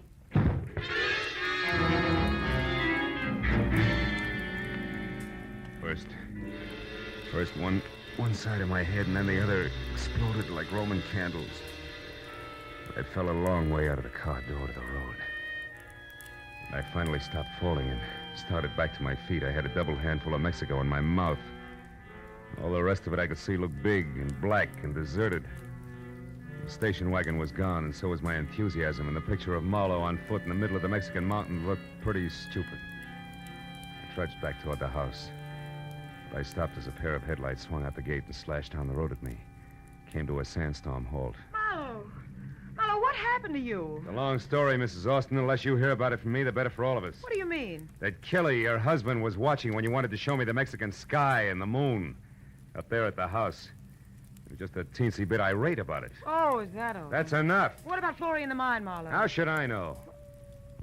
When I got tangled up as a heavy in this corny gaslight melodrama, Wait a minute. Did you put that jacket on since I saw you last? No, what's the matter? Come over here in the light. Come on! Sure. Now, listen, Helen. You told me once sewing was your hobby. Did you happen to make this item yourself? Yes, Simon. What's so important about that? Hunt your long shot, but if it pays off, I'll catch both a killer and a diamond thief. I'm going to borrow your car, beautiful. Wait a minute. I'm coming with you. No, you're not. I've got to get Florrie and stop a murder, and that takes a different kind of speed than you've got. So long, baby. With every jolt of the car, another Roman candle went off in my head, but I kept the gas pedal jammed to the floor until I saw the turn-off sign for the Austin mine. Then I cut the lights and pulled over. It was 400 yards up the side road to the gate where a Mexican sentry in a battered sombrero leaned against a post on a barbed wire barricade. I skirted him and followed a path outside the fence until I found the landmark I was looking for. There was another sombrero, and a few feet away, sprawled out, sleeping soundly from a blow on the back of his head, was its owner. 2 strands of the barbed wire had been cut. So I crawled through and up to the edge of the big pit. It looked black and bottomless until a tiny flicker of light down deep inside winked on for an instant and then went out again. That was my cue. But I was 15 tooth-and-nail minutes playing mountain goat on tiptoe down 150 vertical feet of ladders and catwalks before I was near the bottom and close enough to hear a pick biting hard clay. When it stopped suddenly, so did I, and listened with my .38 clenched in my hand. But Florrie had been surprised by someone from the bottom of the pit, not by me. Austin, how did you... No. Don't shoot, Austin, please. Why not, Mr. Florrie? You found what you were looking for, didn't you? Didn't you? Yeah. Yes, I did. And what precisely did you find? My mine has run out? That it's worthless? That I've kept it going only with stolen diamonds? That's right. I suspected it. Now I know. You're the one who's been stealing from Bjornson. You bring the diamonds here, you salt your own ground with them, and then remine them as fresh stone. And get the full market price, yes. But what do you hope to achieve with this information now, Mr. Florrie? You realize that I have to kill you? No, wait. I have nothing against you, Kelly. In fact, I have a proposition to offer you. You're in a poor position to bargain, but go ahead. Now, you'll never get away with killing me. Won't I? I got away with one murder. Bruno. He would have found out about me eventually because I made a mistake last night. But that sot Campbell will take the blame for him. And right now, you're just another trespasser, so make your offer. Make it good. Go on. All right. I promise you, no one will ever know about this. If you'll get out of Mexico and leave Helen here with me. You dirt. I'm not going to shoot you, Florrie. I'm going to strangle you with my bare hands. I ought to turn right back and let you. Gas, cool's out. Drop it, Austin. Stand still, both of you. No, it's too late for that. You hit him, Marlowe. You got him. I think he's dead. Yeah. I got something for you, Florrie. I hope I can get the slime off my fist.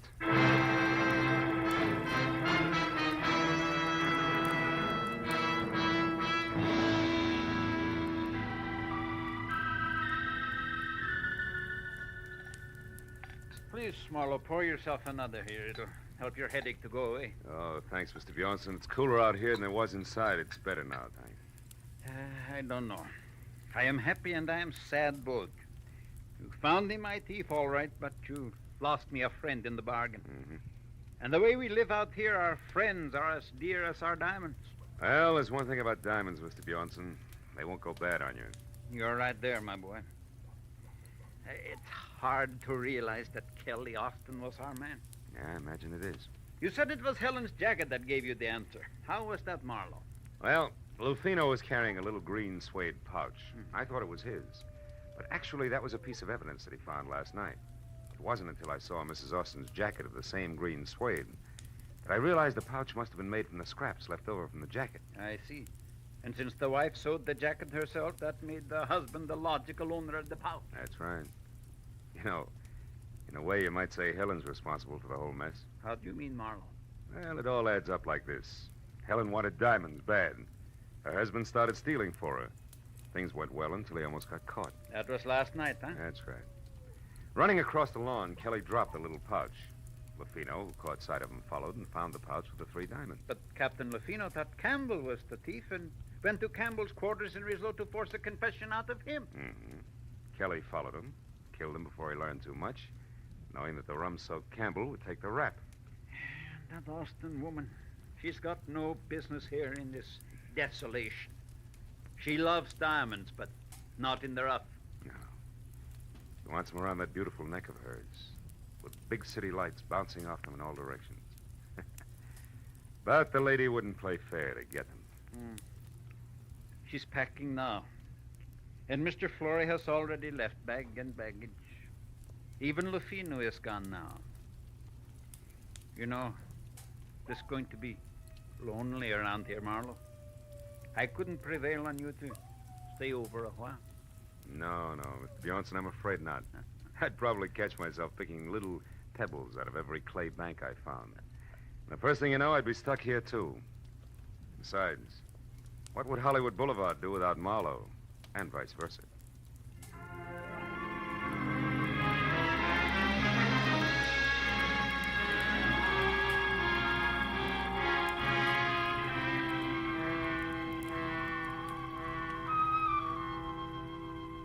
When the driver who was taking me back to Nogales was finally ready, and we started out of the mines, I took a long last look down into the gaping, dirty, lonely pit that was the Bjornson diamond field.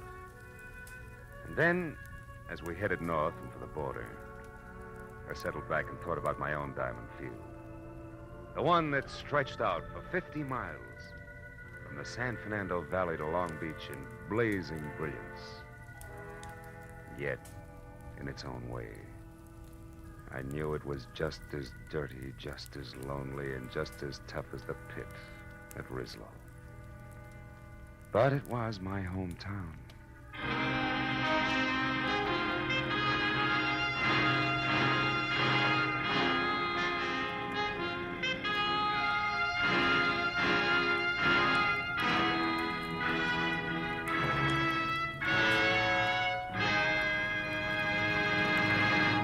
The Adventures of Philip Marlowe, created by Raymond Chandler, star Gerald Moore, and are produced and directed by Norman MacDonald. Script is by Mel Donnelly, Robert Mitchell, and Gene Levitt. Featured in the cast were Parley Bear, Betty Lou Gerson, Hans Conried, Paul Dubov, Wilms Herbert, and Nestor Paiva. The special music is by Richard O'Runt. Be sure and be with us again next week when Philip Marlowe says...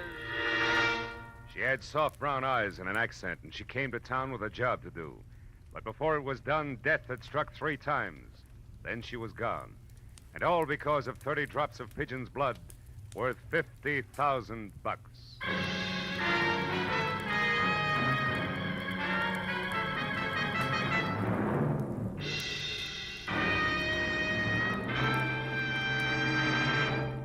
Later this evening on CBS, you'll hear a voice saying quietly, "A tortoise told a household pest, goodbye, goodbye." And MD said, "You'll pass the test up in the sky." Those words are a magic key to $53,000 in cash and prizes. Like to take a try at it? Then be waiting for Sing It Again, CBS's hour-long fun fest of music, laughter, and wonderful songs later tonight on most of these same CBS stations. This is Roy Rowan speaking. Now, stay tuned for Gangbusters, which follows immediately over most of these same stations. This is CBS, the Columbia Broadcasting System.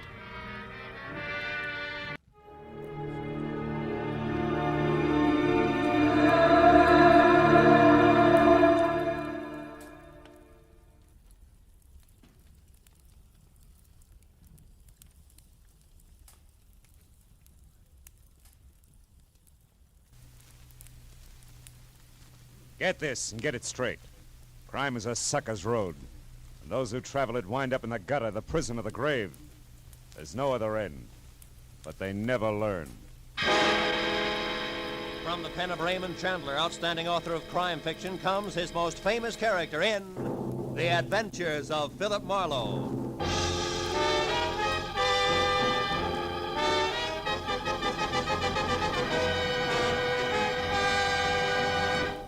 Now, with Gerald Moore, starred as Philip Marlowe, we bring you tonight's exciting story, The White Carnation.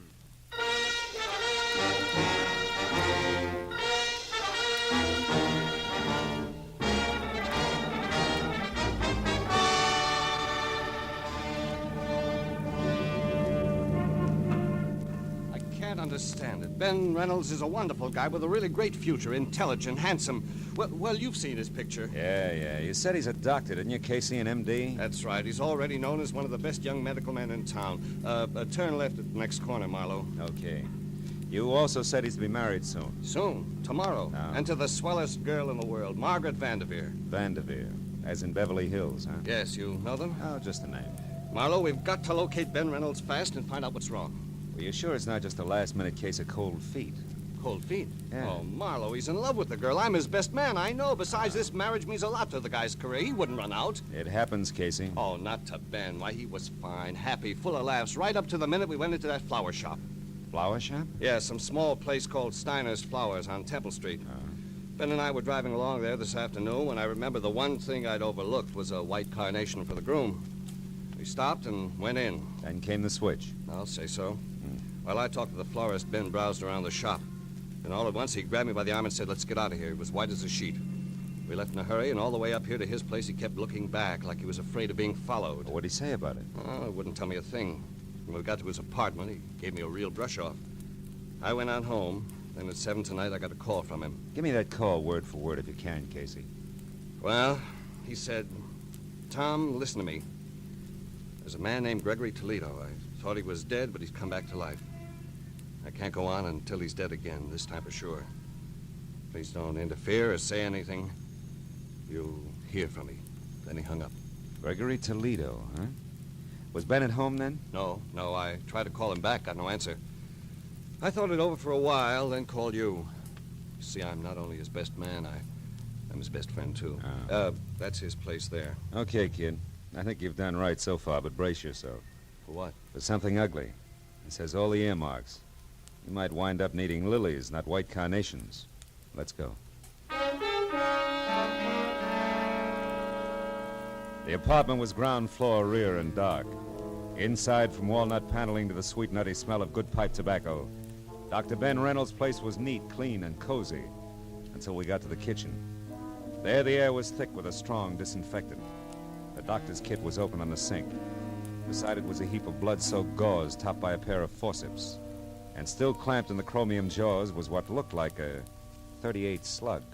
He must have performed this just before he left. Yeah, possibly on himself. This bottle of 100-proof bourbon here is the anesthetic he used. Hey, Marlowe. The cigarette case here. I've never seen that here before. Marlowe, look. What? The name on this thing. Toledo. Yeah, as in Gregory Toledo. He was here, Marlowe. Yeah, but now 2 + 2 doesn't quite make 4. Look, you say Ben told you on the phone that he couldn't go on until Gregory Toledo was dead.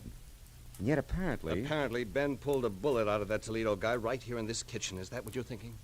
Yeah, that's what I'm thinking. Let's check the other rooms again, huh? See if we can get a lead on where he went. Right. I'll look in the bedroom. All right. I'll start on the desk. See if his clothes are still there, will you? Everything seems okay in here. Good. Oh. Say, Casey, did Ben like Armenian or Hungarian food a lot? No. Not that I know of. Why? Well, because his phone book is open to restaurants, and every one of that kind is checked off. Even the gypsy tea rooms. Well, that's funny. You never went to those places. What's it mean? Nothing, maybe. Let's see, got through them as far as Sarkessian's Gypsy Cellar, 3rd Street. Ring any bells? Not a one. What are we going to do, Marlowe? You're going to go home and get some rest. Well, we've got to find him. That's what you hired me for, isn't it? I'll call you when I've got something. Where are you going now? Steiner's Flower Shop. See what else he stocks beside white carnations. I'll call you, Casey. I unsnapped the front door lock, went out to my car, and drove down Temple Street almost to Alvarado. I still had a block to go when I saw the red spotlights on a pair of prowl cars parked up ahead. It was too close to be coincidence. The little store marked Steiner's Flowers was crawling with law. I pushed through the whispering circle of morbidly curious, keeping a respectful distance outside, and went up to the door. There, Detective Lieutenant Matthews spotted me and motioned me in. Hey, Marlowe. What brings you here? Business. Stop for a bachelor button. Uh-huh. Well, you're a bit late. The joint's closed. Proprietor's been murdered or so, I think. You think? Can't you tell? All right, let's put it this way. He's dead under suspicious circumstances. Ah, that's one way of putting it. You know there's not a mark on him? Nothing. Here, take a look. The back room. All right. There you are. That's him. One Harlan Steiner. There was a gun beside him on the floor, been fired once, very recently. What caliber, Matthews? Oh, 38. And no bullet holes in here, so he might have scored. Hey, why? Just curious. Uh-huh. Now, wait a minute, what's this? Motive, maybe. List of currency denominations and amounts sent over from his bank and dated today adds up to $40,000. Hey, that guy had $40,000 cash delivered here? That's right.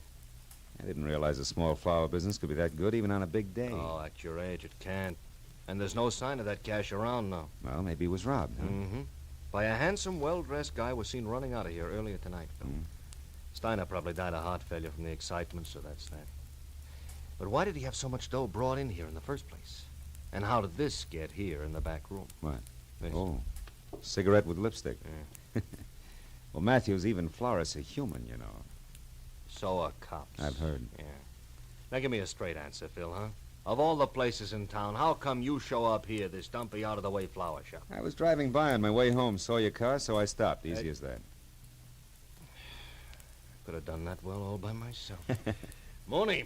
Yeah? You can have it now. Tell him at the morgue I want a fast job. We've seen all we can here. Okay. All except that at the front door, Matthews. What? Get a load of it. Maybe she's your lipstick. Oh. Steiner here now? Are you a friend of Steiner's, miss? Not exactly, sir.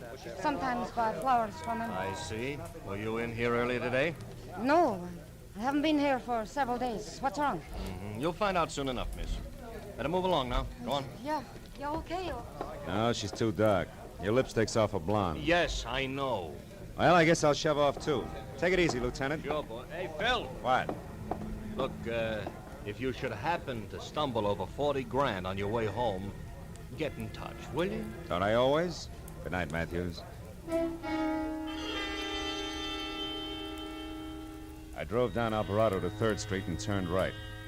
In a few minutes, I was parked in front of a gaudy doorway at the foot of a half a dozen steps dimly lit by a rusty hanging lantern under a sign. Said Sarkessian's Gypsy Cellar. Armenian dishes are specialty, Alec Sarkessian, proprietor. Inside, the place was a stone floor, imitation oak booths, all empty. The 5 feet high that hustled toward me out of a dark corner was Sarkessian himself. The welcome smile dribbled off his face like spilled beer when I said all I wanted was some information. Why you come here for it, huh? What kind of information do you want? On some people, Mr. Sarkessian. Do you know a man named Gregory Toledo? No. Well, how about Reynolds, Ben Reynolds? No. Okay. Try, never mind, that girl on the billboard there. Who's she? Madame Vadena, just like it says, she's on the billboard. What's her real name? Ruby Vadena. She works here. Works. If somebody wants to call looking at tea leaves in a cup, work. But the customer expects it. The customer is always right. So Ruby Vadena works here, but not tonight. All right, where can I find her? Why? Because I saw her a few minutes ago in a certain flower shop. Oh, that's a very good reason. Now, look, mister, I run a restaurant, not a Lonely Hearts. You look, Sarkessian, your little gypsy's in a murder right up to her big brass earrings. I gotta talk to her right now. A murder? I knew it's that fake. Oh, that no good. She ruins my business. What kind of appetite can murder give anybody, I ask you? I ask you for the last time, where does Ruby live? In Villa Garibaldi on the end of Reposa Street. Thanks. When you find her, tell Sarkessian says she's fired. She don't come in my place again, you hear? She's washed out.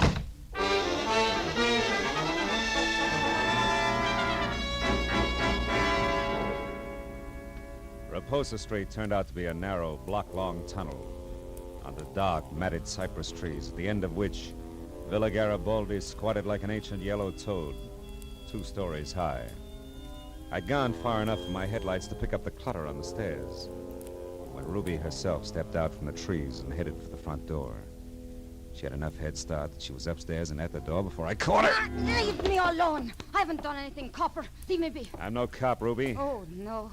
Lisa and I saw you at the flower shop. You're not kidding anybody. Is this your door here? Maybe, but you can't get in there without a warrant, Copper. So keep it out here and keep it short. What do you want? Who is Gregory Toledo? I don't know. All right, let's try an easier one. What was that florist Harlan Steiner to you? If you're not a cop, what do you care? I'm a private detective, honey, and I care plenty. You know what happened to him, don't you? I think he's dead, if that's what you mean. He was just a friend, that's all. Oh, no. You're not the type for just friends, Doc. Hey, wait a minute, sugar. Somebody's in your room. Oh, no. The money. Open the door. Hurry up, will you? I'm trying Well, to. come on. Get out of my way. Reynolds! Ben, stop! Stay back, you! For an instant, I'd seen Ben Reynolds, his face twisted in fear, a package wrapped in green oil paper clenched in one hand. Then he grabbed up the only lamp and smashed it at me. In the dark, I heard him run through the kitchen and out the back door. By the time I got outside, he was gone. I started for my car to follow him, but stopped again at the sudden sight of a gun barrel shoved out from the shadows between two trees and pointed straight at me. Don't move, fella. Not 1 inch or I'll kill you. You sound like you mean it. I do. You're not going any farther, fella. Don't try. And whoever you are, forget about the green package. You'll live longer. Yeah, I'll take your word for it. Just tell me one thing, baby. Are you and the doctor a team? That all depends. Now go on. Back the way you came. I've got an appointment with the doc, and I wouldn't want to keep him waiting. Start walking.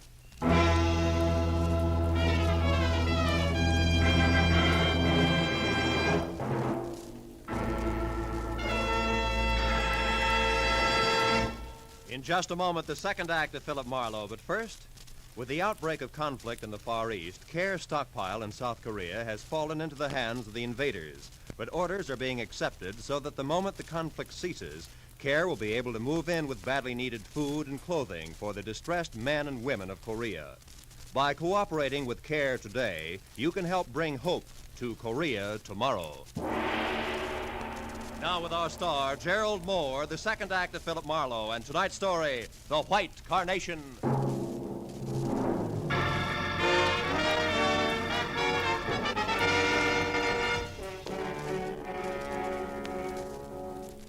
When the lady in the dark left for her appointment with the doctor, I knew that my next move should be a tight huddle with the good gray heads of Homicide. But I also knew that first there was the matter of Ruby Vadena. I could tell by the way she was coming for me. The kind of enthusiasm you see only at feeding time at the zoo. Where is it? The money. Where did it go? How do I know? You're the fortune teller. Now, what'll it be? Cards, teacup, crystal ball? Or should we just try some plain old-fashioned conversation, Ruby, huh? Now about what? Well, for one thing, $40,000 that won't sit still. For another, your connection with Steiner's murder. The law's just itching to hear about that one. Not the police. I don't want to tangle with them again. I mean... Oh. Could be embarrassing talking over the good old days, Ruby. Is that it? What do you want to know? You and Steiner and the 40,000. What's the story? Steiner and I were supposed to go away together to be married. He loved me. You loved the 40 grand. Go on. The money came from the sale of his flower shop. He brought it over here tonight, said he'd be back. When he didn't show up, I went to find him. That's all I know. Not enough, Ruby.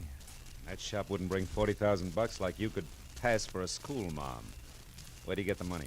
I haven't the slightest idea. But I do have a suggestion. Oh? If you can get your hands on the money, which is really mine now, I'll split it with you, And we could even take a long, long trip, huh? No dice, baby. I wouldn't sleep nights worrying about my traveler's checks. So long, clairvoyant.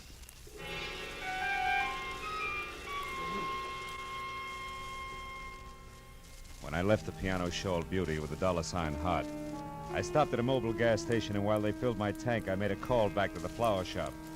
Learned that Detective Lieutenant Matthews had gone down to the morgue. But 20 minutes later, when I was there, I was still a step behind, because Matthews had since gone on to headquarters. However, I was also a step ahead. They had just learned why Steiner had died. Connor, the attendant, was pleased as punch to tell me all about it. Hey, see, Marlowe? Right here, the back of the neck. That slap of the hypodermic needle. Hole's no bigger than a mosquito bite. Real hard to find. Mm-hmm. And it was an injection that killed him, Connor, huh? Some kind of poison? We'll have it tagged in a couple of hours. Want me to let you know what it is? No, never mind. I'll be in touch with Lieutenant Matthews anyway. By the way, Connor, mind if I use your phone? Why should I? They don't send me the bill. Over on the wall there. Thanks. But, Marlowe, Huh? no long distance, huh? Oh, no. Downtown, Connor. Not another inch. That case, help yourself. Mm-hmm. You know, Marlowe, one night some news hawk got on the tube here and talked to his girl in Long Beach for 40 minutes. It was 2 weeks later we found out it was Long Beach, Long Island, not Long Beach, California. Homicide, Lieutenant Matthews. Marlowe Matthews, I'm down at the morgue. Oh, what is it, Marlowe? Steiner, or are you still just a wayfaring stranger? No, it's Steiner. Look, Matthews, I found out a couple of things that might help. I figured you would. Who is it, Marlowe? Well, so far it could be a Dr. Reynolds, but there's more to it. There always is. Wait there, Phil. I'll be over. Okay, but one thing first, Matthews. Does the name Gregory Toledo is in Ohio mean anything to you? Offhand, no. Why? Where does it fit in? Yeah, well, I'm not sure. When I started, Dr. Reynolds was out to kill Toledo again. It seems he's come back to life. Come back to what? Sounded like you said... I did, yeah. Well, we'll talk about it when you get here. So long, Matthews. Hey, pardon me for butting in, Mr. Marlowe, but that's kind of funny. What you said, I mean. Why? It was the name you threw at Matthews, Toledo. You see, No, I couldn't count. Well, Oh, wait a minute, Connor. Huh? What's funny about the name Toledo? Come on, it can count plenty. Oh, it's just a coincidence, that's all. That can be enough. Let's have it. Okay, Marlowe. About 6 or 7 years ago, we had a dead one in here named Toledo. Yeah? The front part I don't recall, but it wasn't that Gregory. Anyhow, the cops shot him full of holes for resisting arrest. What's the kind of funny part? Oh, not much, Marlowe. Only you just tied somebody named Toledo to this Steiner here who was killed with a hypo. And? And the Toledo bird I'm talking about was a dope peddler. Dope peddlers, Marlowe, are sometimes real handy with hypo needles. Nothing, huh? No. Not unless it fits tighter. Hey, look, Connor, you keep files here, don't you? Yeah. You could get me an address on the Toledo you're talking about, a first name, next of kin, so on, couldn't you? Sure I could. What's more, I'd be glad to, Marlowe. Why, if this meant something, it'd be... Yeah, well, let's get to the files, huh, Yeah, Connor? yeah, sure, Yeah, this boy. way. Morgue attendant cracks case. Specialty... right over here. Here we are. Bias, Toledo. Yeah, Toledo. Here it is, Now, Marlowe. let me see that. Toledo, John Edward, August 18th, 1943. Shot to death by police officers Celestes and Hogan Badge. Resisting arrest. Address, 31 Juniper Place, Ocean City, California. Next of kin. Holy smoke. Gregory Toledo, a son. Connor, you're a genius. Oh. Now, do one more thing for me, will you, please? Yeah, sure. When Lieutenant Matthews gets here, tell him I'm sorry to stand him up, but that if I'm real lucky, he won't be mad at all. Yeah, but Marlowe, this address at Ocean City's 7 years old. I know, Connor. That's why I said real lucky. I'll see you.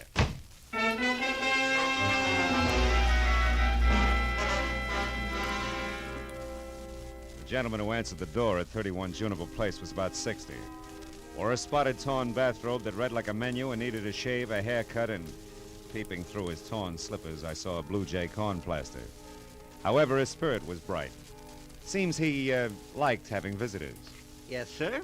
You're the manager? Oh, I am indeed. Have been for 18 years. Albert A. Keyline. You were looking for a room, sir? No, just some information, Mr. Keyline. My name's Marlowe. I'm a private detective, and I... A private detective? Well, come right in, sir. My goodness, don't often get to chat with a man in your profession. No, I welcome I the opportunity. I usually keep the living room closed except on Sunday, but tonight I think we can forget that regulation. Yeah, well, look, The Morris chair there is the best one. Make yourself comfortable. Thank you. Mr. Keyline, did you know John Toledo? Toledo? I most certainly did. He stayed here for 5 years. I'm unhappy to inform you. He was killed on my front lawn there in 1943. It was good riddance to... Oh, I see why you're here, Mr. Marlowe, but frankly, I expected the police, not a private detective. Well, why should you expect the police? Because not 2 hours ago, Emma Mallory, my neighbor, saw Greta Toledo over at the amusement pier. Greta Toledo? Amusement pier. Greta Toledo? You mean Gregory Toledo, don't you? I don't think so. I would have said Gregory if I meant Gregory. Oh, I don't doubt that for a minute. Besides, that boy'd know better than to come back to Ocean City. It's done him enough harm. I said Greta Toledo, John Toledo's daughter, Gregory's twin. Twin? Wait a minute, Mr. Keyline, this is important. Greta and Gregory Toledo are twins and the children of John Toledo? That's right, sir. All three lived here for 5 years, like I said, and a more different brother and sister you never heard of. Well, different like what? Like heaven above Careful. and that other place below, that's what. The boy was fine. The girl a terror. At 13, she was tormenting Alec, and at 18, when she left here, she was a brazen hussy. Both went their separate ways from here a week after John was buried. You haven't seen him since? No, except one night about a month later when the boy, Gregory, came here to visit me and asked for all the pictures I had of him and his father and sister. I used to be an amateur photographer, you know. I got a pictures, medal one time at pictures, Mr. Keyline, why did he want them? Sentiment, I guess. He was kind of soft-hearted. I gave him the whole batch except one of Greta, and I only saved it because the lighting was so good. I've got it right here. I took it a couple of weeks before they got John. Look, see how the sunlight behind her head gives a soft feeling to the whole picture? Yeah, it's practically a halo. Yes, sir. Very professional. I'll just take that now, Mr. Marlowe. I might try and improve it someday. Yeah, the best of luck. Keyline, don't move your finger. My finger? Well, why not? Mr. Marlowe, are you sure you feel all right? Frankly, no. But I hope to get better as I go along. Listen, Keyline, that neighbor of yours, that Emma, who said she saw Greta Toledo at the amusement pier, was it the big one off the foot of Surf Street? Oh, sure was. Emma saw her go behind one of the concessions and take a flight of stairs down to the beach. Which flight of stairs? There's a half a dozen of them, Keyline. Think, will you? You don't have to. I know, because Emma said it was the flight by the cotton candy concession. You know, that fuzzy stuff. And he's near the merry-go-round. I'm sure of that because Emma mentioned the merry-go-round. She never leaves out any details, you know. Emma's a thorough...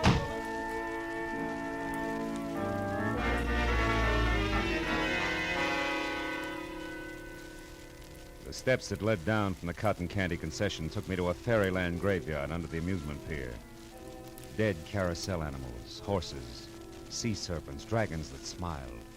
All broken and bent and piled any side up. Some rusted brown, some of the bilious green discolor of old brass. Then a lot of steel and stone dwarfs who must have belonged to some long ago winter wonderland. Also broken and rusted. But beyond that, the people were real, both of them. One was Greta Toledo. She was the same lady in the dark who had stopped me outside of the gypsy's place. The other was the man I'd started out to find. The man who was out to re-kill Gregory Toledo. Dr. Ben Reynolds. Wait a minute, Gregory. One thing we still have to talk about. Or should I call you Dr. Reynolds? All right, get to the point, Greta. I am. That's why I asked you to meet me here. It's a safe place to talk. What did it talk about? You were shot and I gave you medical attention. You demanded that I get $40,000 that was yours, and I did? You did, hero. But only to keep me from letting everyone know that the fine Doc Reynolds is really Gregory Toledo, the son of a dope peddler. All right, sister mine. What do you want? Just this. You're really on my hook, brother. I got a big news flash for you. I wasn't shot in self-defense tonight. It was while I was committing a murder in a flower shop, some filth named Harlan Steiner. What? Yeah, a murder. With a hypodermic needle. I murdered a man who was double-crossing me. Tried to take this $40,000 here. We got it from a sale of opium. He's trying to take this money and run with it in a gypsy lady Now, love. Listen. How tight do you think you can squeeze me? There's an end to everything, even blackmail. Don't you see that? I'd be much worse off as a murder accomplice than exposed as a doctor with a very unsavory family background. Also, Greta, I've got a few moral compunctions. A doctor's supposed to save lives, not destroy them. Then see what you can do about yours, Doctor. Don't try it, Greta. Lousy aim, sister.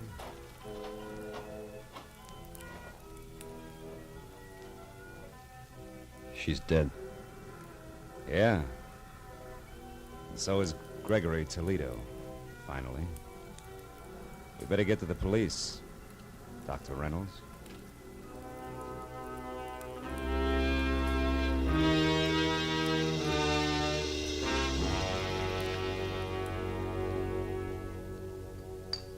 Well, Marlowe, you stepped out of turn all right, but you happened to step in the right direction. How? I still don't know.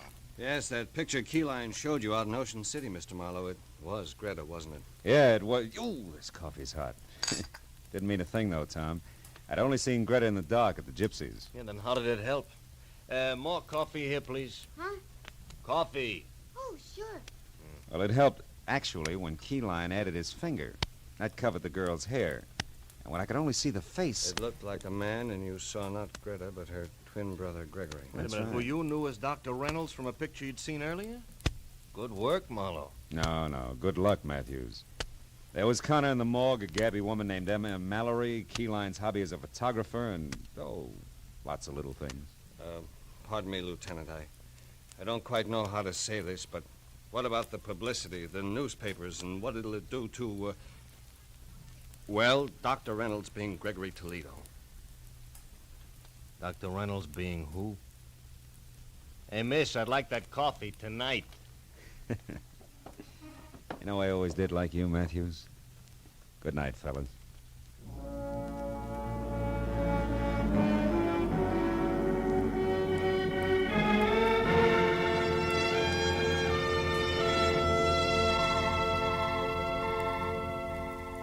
When I got outside, it was pushing 4 o'clock in the morning.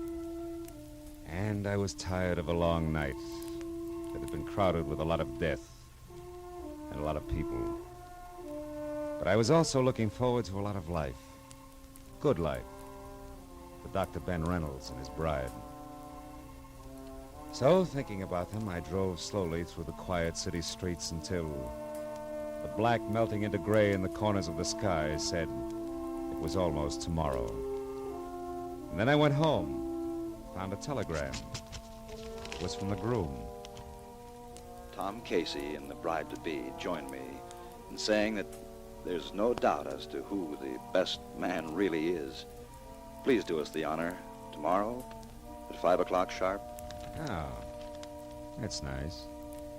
Now, all I need is one white carnation and, I wonder where that gypsy girl is.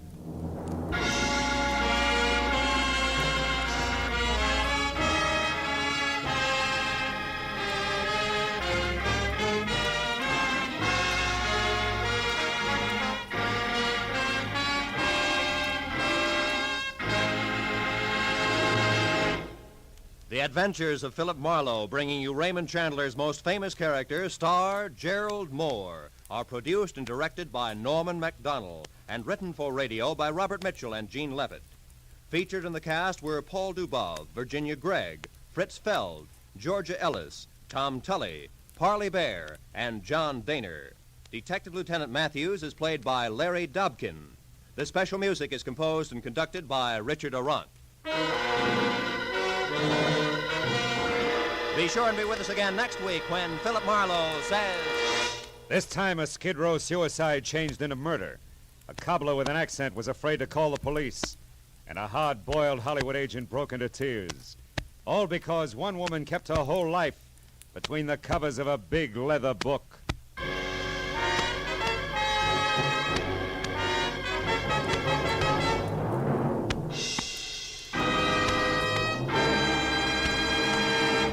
There's a very charming, very amusing young couple to be found at CBS, the Star's address every Saturday evening.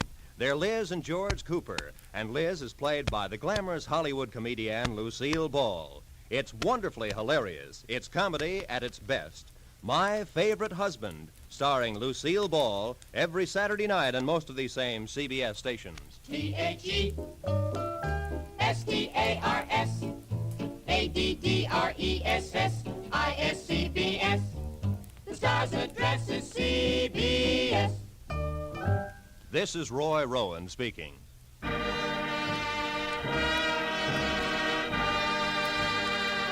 This is CBS, where you dance to the music of Vaughn Monroe, Saturday nights, the Columbia Broadcasting System.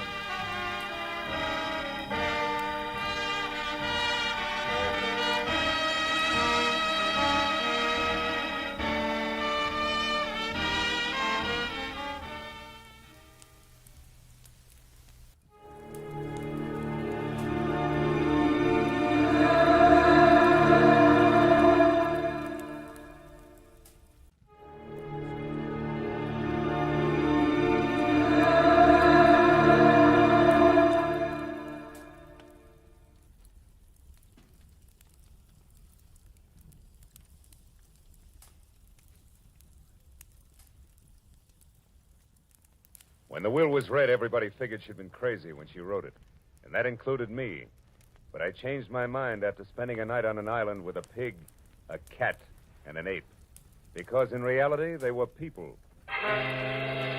From the pen of Raymond Chandler, outstanding author of crime fiction, comes his most famous character as CBS presents The Adventures of Philip Marlowe.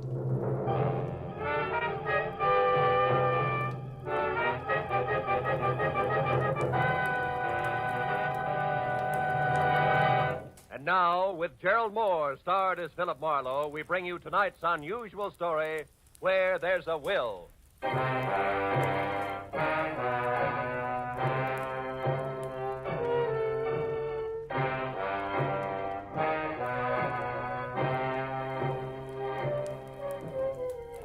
had spent the whole day on a noisy job which had concerned itself with a lot of people who talked a lot and said nothing. When I finally locked up my office for the night, I was worn out. As I drove slowly along the street, I was glad to be heading for home and a little peace and quiet. At least that's what I thought. But when I pulled up for a full stop sign, only a half a block from my apartment, something happened which brought my little dream of peace and quiet to an end. The car door opposite me flew open, and something mighty excited jumped in. I'm being followed. Drive on, please. The law? No, please drive on. Okay, lady, get a good grip on the upholstery.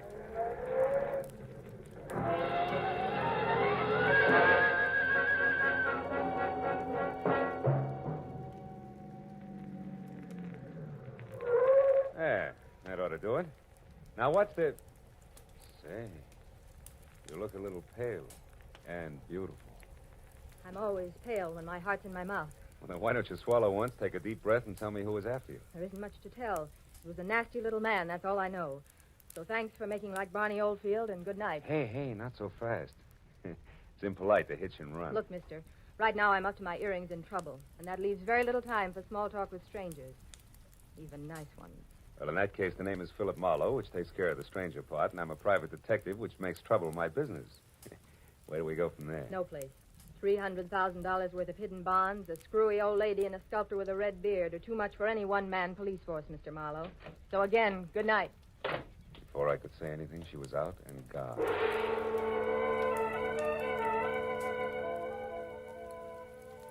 There was only the heady scent of taboo in the air, and the memory of a gorgeous profile with jet black hair and pale blue eyes. I sighed like a schoolboy and decided to put her under the heading of things that pass in the night. But I couldn't. Why, out of all the cars in Los Angeles, should she have picked on mine? Well, the next morning, as I was walking down the corridor to my office door, I was still seeing pale blue eyes. Maybe that's why I didn't notice the man who waited outside my door until I was almost on top of him. He was well-dressed and about 35. He looked like a man who had forgotten how to smile. Marlowe. Right. I want to compliment you on your behavior last night, Mr. Marlowe. Barbara told me about it. Oh? Come on in, Mr. Shields. Edward Shields. Would you be interested in aiding 3 people in a search for more than $250,000 in negotiable bonds? 1% of which will be yours if the bonds are found? Being a fairly fast man with figures, yes, I would. Splendid. I'd like a few details. Well, Mr. Marlowe, my aunt, Bernice Mayhew Shaw, died, leaving her entire fortune to charity, with the exception of the bonds I mentioned. Those are to be divided equally among 3 of us, the sole heirs, if we find them within 24 hours. That sounds like something you dream about after a midnight snack of pizza and pig's knuckles. Perhaps. But you didn't know my aunt. Beside myself, the beneficiaries are Barbara Haynes, the girl you met last night. She was Aunt Bernice's personal secretary. And another nephew, Harlan Crane, who, at the moment, happens to be a sculptor. Happens to be? 6 months ago, he was a sailor. Before that, a writer, without even a rejection slip to his name. My cousin is irresponsible, impetuous, and completely self-indulgent. The will itself, Mr. Shields, what are the exact conditions? At precisely noon today, the 3 of us are to meet with Luther Willard, my beloved aunt's lawyer, who will give us each a large sheet of tissue paper covered with specific markings. Individually, the sheets mean absolutely nothing. But combined, one over the other, the transparent sheets form a coherent map to the location of the bond. But why all the intrigue? My dear departed aunt had a peculiar sense of humor. In addition to this, she was never particularly fond of any of us. She was sure that our individual shortcomings would make cooperation among us impossible, even for so short a period as 24 hours. And the fact that a man followed Miss Haynes last night convinced you that there was something to that, huh? Convinced me? No. He may have been nothing but a personature. Nevertheless, I do feel that to play safe, a fourth party, a custodian of the map, so to speak, would be advisable. That's fine. When do I go to work, Mr. Shields? At noon, at the lawyer's office. However, I regret that first you must be approved by the third heir. I don't like to ask this, Mr. Marlowe, but would you mind very much calling on my cousin, Harlan, personally? Not at all. As a matter of fact, I think he might prove very interesting. Yes. I'm sure he will. As interesting as an ape in the zoo.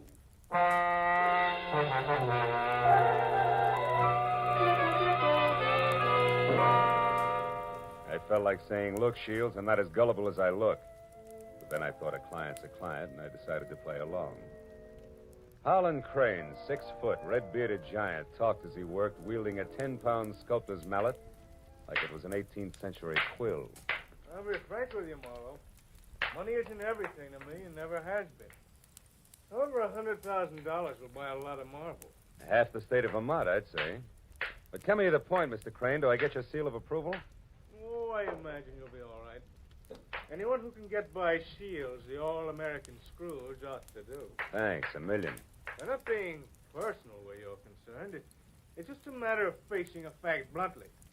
Edward Shields is conniving, avaricious, and dull. I heartily recommend him to nobody.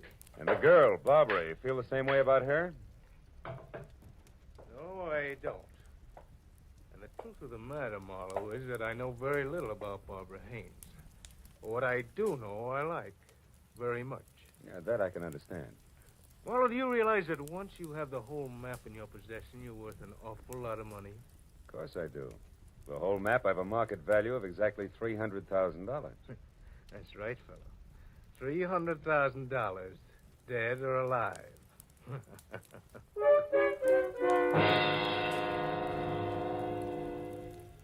I know it was small of me, but I didn't exactly see the joke. And things got less funny as time went on. Later, as me and my trio got off the elevator at the lawyer's office, old Luther Willard, Aunt Bernice's attorney, was waiting for us, so excited he could hardly talk. I've been held up. What? Yes. A little man. He wanted the map. Little man, dark complexion? Yes. Had a scar on the side of his neck. Are the maps all right? The maps? Oh, yes, they're all right. Now, wait a minute, everybody. Give him a chance.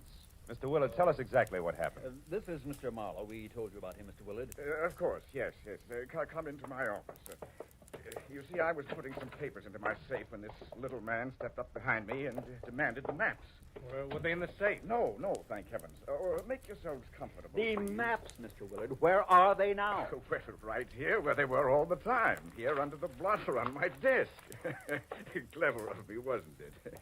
Wax seals, still intact. I'll take all 3 of them right now, Mr. Willard. That is, if there are no objections. All right, then I guess we can be on our way. Hold on, Mr. Marlowe. There are still 2 things you people must know. First, in the event the bonds are not recovered within the 24 hours, I am instructed to open another sealed envelope, which I'm happy to report is kept in my bank vault. That envelope contains a complete and simplified map and is to be turned over to a designated charity. And second, if any of you die before the allotted time is up, the bonds are to be divided among the surviving persons. And if none of us survives, Mr. Willard? Why, in that case, the bonds again go to charity. You see, Harlan, your aunt was a very generous woman.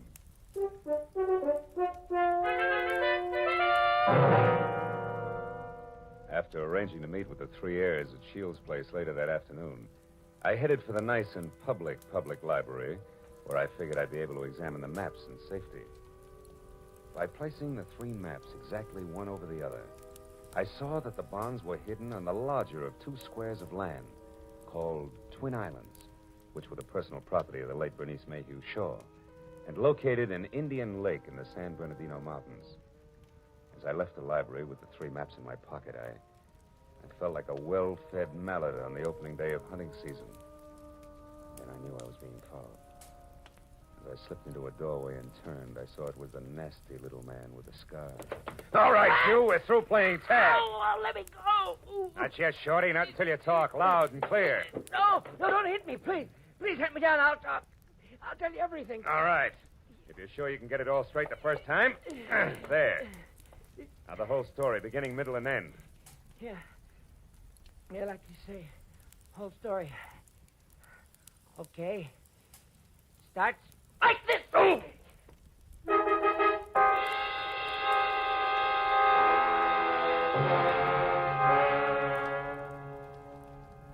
By the time I figured out that it had been the sawed-off end of a broomstick that had slammed my stomach up against my backbone, the little man was out of sight. Another 5 minutes went by before I quit calling myself sucker and I started to think straight. The nearest public locker was in the Santa Fe Trailways bus depot on Cahuenga. I went up there and deposited 2/3 of the map for safekeeping until we were ready to leave for Indian Lake. And I found a telephone, and a half a dozen calls later, I knew that a caretaker named Jumbo was the sole inhabitant of Twin Islands. And my last call was to him. I wanted some kind of a welcoming committee ready for us. When I left the phone booth, it was only 1 o'clock. So I returned to my apartment where I figured I'd rest until 3, when we were all to meet at Shields' place. But that was my second mistake. Because the moment I closed my apartment door, I was positive I wasn't going to get much rest. I had an unannounced visitor. Yeah, you look surprised, Mr. Marlowe. I am. I didn't recognize you at first without your broomstick. Yeah, I traded that in on this .22 target pistol here. It's more expensive, but it's better. Makes me as big as you are. Maybe bigger. Yeah, but how much does it do for your personality? Quite a bit. Gives me poise. And poise gives me manners. So in asking for that map in your pocket, I'll even say please. Come on, Marlowe. I won't say please twice. No, I don't think you would. Here. Thank you. Now, before I go, one more thing. The hall outside here is straight and narrow, right to the stairs, and that makes it fine for shooting. So after I step out, don't do anything rash. For a while.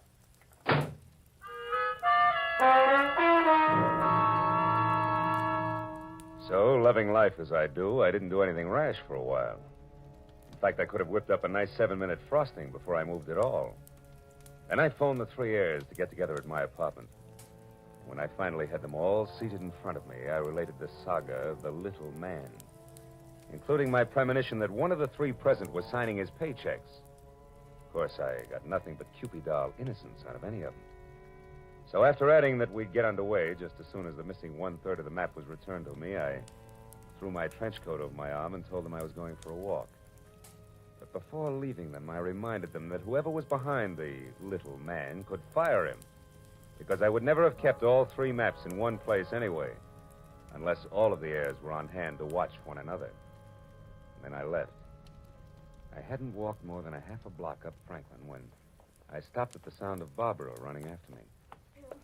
Phil, I'm scared. Harlan and Shields are acting like a couple of wild men, calling each other every name under the sun. What'd you expect? Chit-chat about the weather? I quit acting like a bobby soxer within squealing distance of Sinatra and try a cigarette. It'll calm your... What is it, Phil? Why are you smiling like that? What's wrong?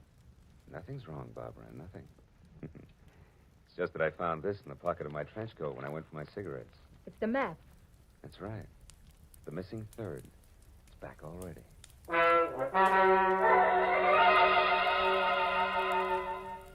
When that missing 3rd part of the map turned up so fast, I figured the heirs had decided to play ball. But I made a mental note to keep my eyes on them anyway. At 3 o'clock, I went to Edward Shields' hillside house in Laurel Canyon for the scheduled meeting. Shields wasn't home yet, but Cousin Harlan was there, admiring the view. Barbara showed up a few minutes later in a convertible, and Shields arrived last by cab. It finally began to look as though we might actually start out all together. Well, I see we all arrived, safe and sound. Yeah. Disappointed? Only by your clumsy attempts at humor, Harlan. Stop it, boys. Let's get started. Phil, have you looked at the map? Where are we going? To Indian Lake. It's a 4-hour drive, so if you're all ready, I suggest we get started. Very well. I'll go up to the garage and get the car. So Aunt Bernice hid the bonds in a roost at Twin Islands, eh? Well, well, well. Nobody seemed surprised at the location Aunt Bernice had chosen to hide her bonds. And Holland, Barbara, and I stood on the front porch watching Shields as he climbed the very steep driveway to his garage in the car. But Barbara got more of my attention than Shields. She made a mighty dreamy picture. And she leaned casually back against the rail of the porch. She wasn't aware that I was watching her. And I suddenly saw her go tense, her eyes filled with fear, and I quickly turned to follow her stare. Shields' car was going at a rapid clip down the steep driveway. I still couldn't figure out Barbara's concern, and then she started screaming. The car's out of control. The car was headed for the edge of a cliff. His brakes are out. You go over. The tree stopped him. Shields, are you hurt? No, I'm all right. The brakes. I tried to stop You them. hadn't hit that tree. Should have gone over the edge. Let's have a look at those brakes, Shields. Well, no wonder. What is it? Brake line's broken. Every drop of fluid drained out. I might have been killed. No might about it, Shields. We stood there for a while, all looking at one another, but nothing was said. Brake lines rarely snap accidentally. And I remembered that Harlan had been at Shields' house early, and the car had been in the garage, and Barbara... Well, I had to admit that she actually had anticipated the car going out of control. Well, the 24 hours for finding the bonds was slipping by, and I knew we had to get to Indian Lake. We held a short powwow without passing the peace pipe, and we decided to take Barbara's car. We picked up the rest of the map, which I'd checked at the bus station, and we shoved off. After a 4-hour drive that was about as relaxing as the thought of an overdue time bomb in a day nursery, we finally pulled up to the shores of Indian Lake. Jumbo, the caretaker, was waiting at the dock. He knew how to handle a boat, and a few minutes later we could see Twin Islands. We headed for the smaller of the two, where I could make out a rambling lodge. The other island, a quarter of a mile away, seemed deserted. Shields was the first one ashore. Here, Barbara, let me help you. Run along, boy. I'll help Barbara. Thanks, Harlan. Well, Marlowe, what now? Well, first we go up to the house. Oh, Jumbo, you got everything ready for us? Hey, Jumbo. Huh? Oh, sure. Everything's ready, Mr. Marlowe. Just like you said, I opened 4 of the upstairs rooms. Open the rooms? We're not going to sleep out here, are we? I'm going to try. But this isn't a vacation. We're here to find the bonds and get out. You realize it's almost 9 already? That leaves us just 15 hours, Marlowe. Yeah, I know. I got a good watch, and I count to 24, and I'm also giving orders to Don't you 3. get high-handed, Marlowe. You're an employee of ours, and that's all. Let's get the map together and start looking for those bonds right now. Take it easy, big man. The bonds are hidden on the other island. The map is as tangled as a second-hand spider web. We wouldn't get anything at all down in the dark. That's your opinion. Look, you people hired me to help you find those bonds. If I have to get nasty to make you take orders, I can do that, too. Now, let's play like we're smart and go up to the lodge and relax. All right, Marlowe. But remember, we'd better have those bonds by tomorrow, or someone else will be nasty. Very nasty. And I mean me. What? You too?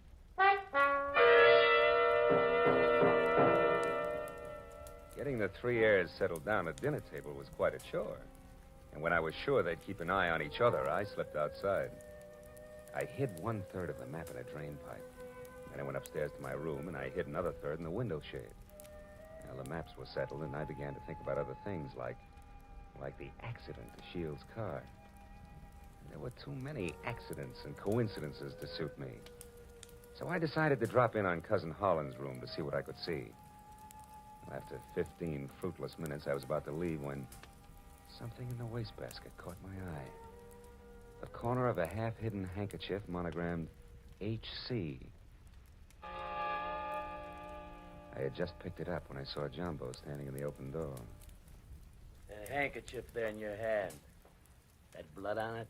No. No, it looks more like brake fluid. And in this case, it's practically the same thing, huh? I think we'll leave it right here in the wastebasket, Jumbo.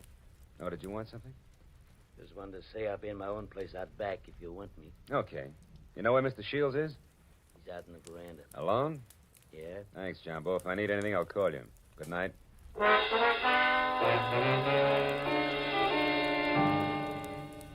Shields. Oh, it's you, Marlowe. What's wrong? You sound like a man expecting trouble. I was nearly killed in my car this afternoon, and I don't think that was the end of it. Yeah, and don't stand too close. The end of it. Yeah, and don't stand too close to high windows. Thank you. It's comforting to know that I am not alone in my suspicions. Maybe, How are you betting? On the beauty or the beast? Don't be absurd. I hope someday to marry Barbara. Yeah? Well, a guy might be beating your time right now with a sculptor's mallet. You may be naive, Mr. Marlowe, but Barbara isn't. I saw them just a moment ago walking down to the boathouse. Harlan's galloping after her like a half-baked idiot, as usual. But if Miss Haynes prefers me, what can he do about it? There was an answer for that, but it seemed a little obvious under the circumstances. Well, a few minutes later, Shields went inside, and I made a beeline for the boathouse to water down a certain hot-headed sculptor named Harlan. When I got within earshot, I knew I'd be as welcome as whooping cough at a glassblower's convention. So I stopped and listened. Barbara, darling, I'm falling in love with you. You know that, don't you? Let me hold you close. Harlan, Oh, Harlan. This is real, Barbara. For the first time in my life, I'm truly in love. I want to do things for you, make you happy. Please wait. I'm not completely free. There are still ties with Edward, you know. Shields. That fat, stingy Babbitt. He's no man for you. Why, if he so much as touches you from now on up... Wait a minute, Barbara. Marlowe, you cheap snooping eavesdropper. Eavesdropping's a minor vice compared to some of the shenanigans going on around here. Just what do you mean by that? A word to the wise is sufficient. You, I'll give a few more. Now, somebody's trying to cut our little triangle down to two sides before noon tomorrow. What I've seen so far I don't like, so I'm warning everybody. Just what are you accusing me of? Why, Harlan, stop it. Don't be a fool.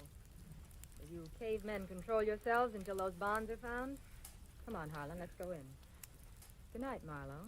Don't get your head caught in any transoms.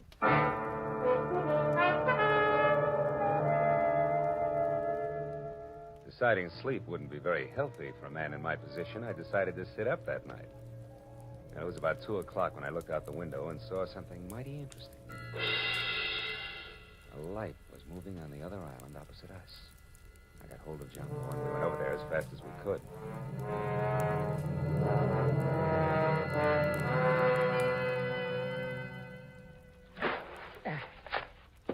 Yeah, we're beach. That light's dead ahead, Mr. Marlowe. Looks to me like it's up on the picnic shelter. Yeah, I'll see you later, Jumbo.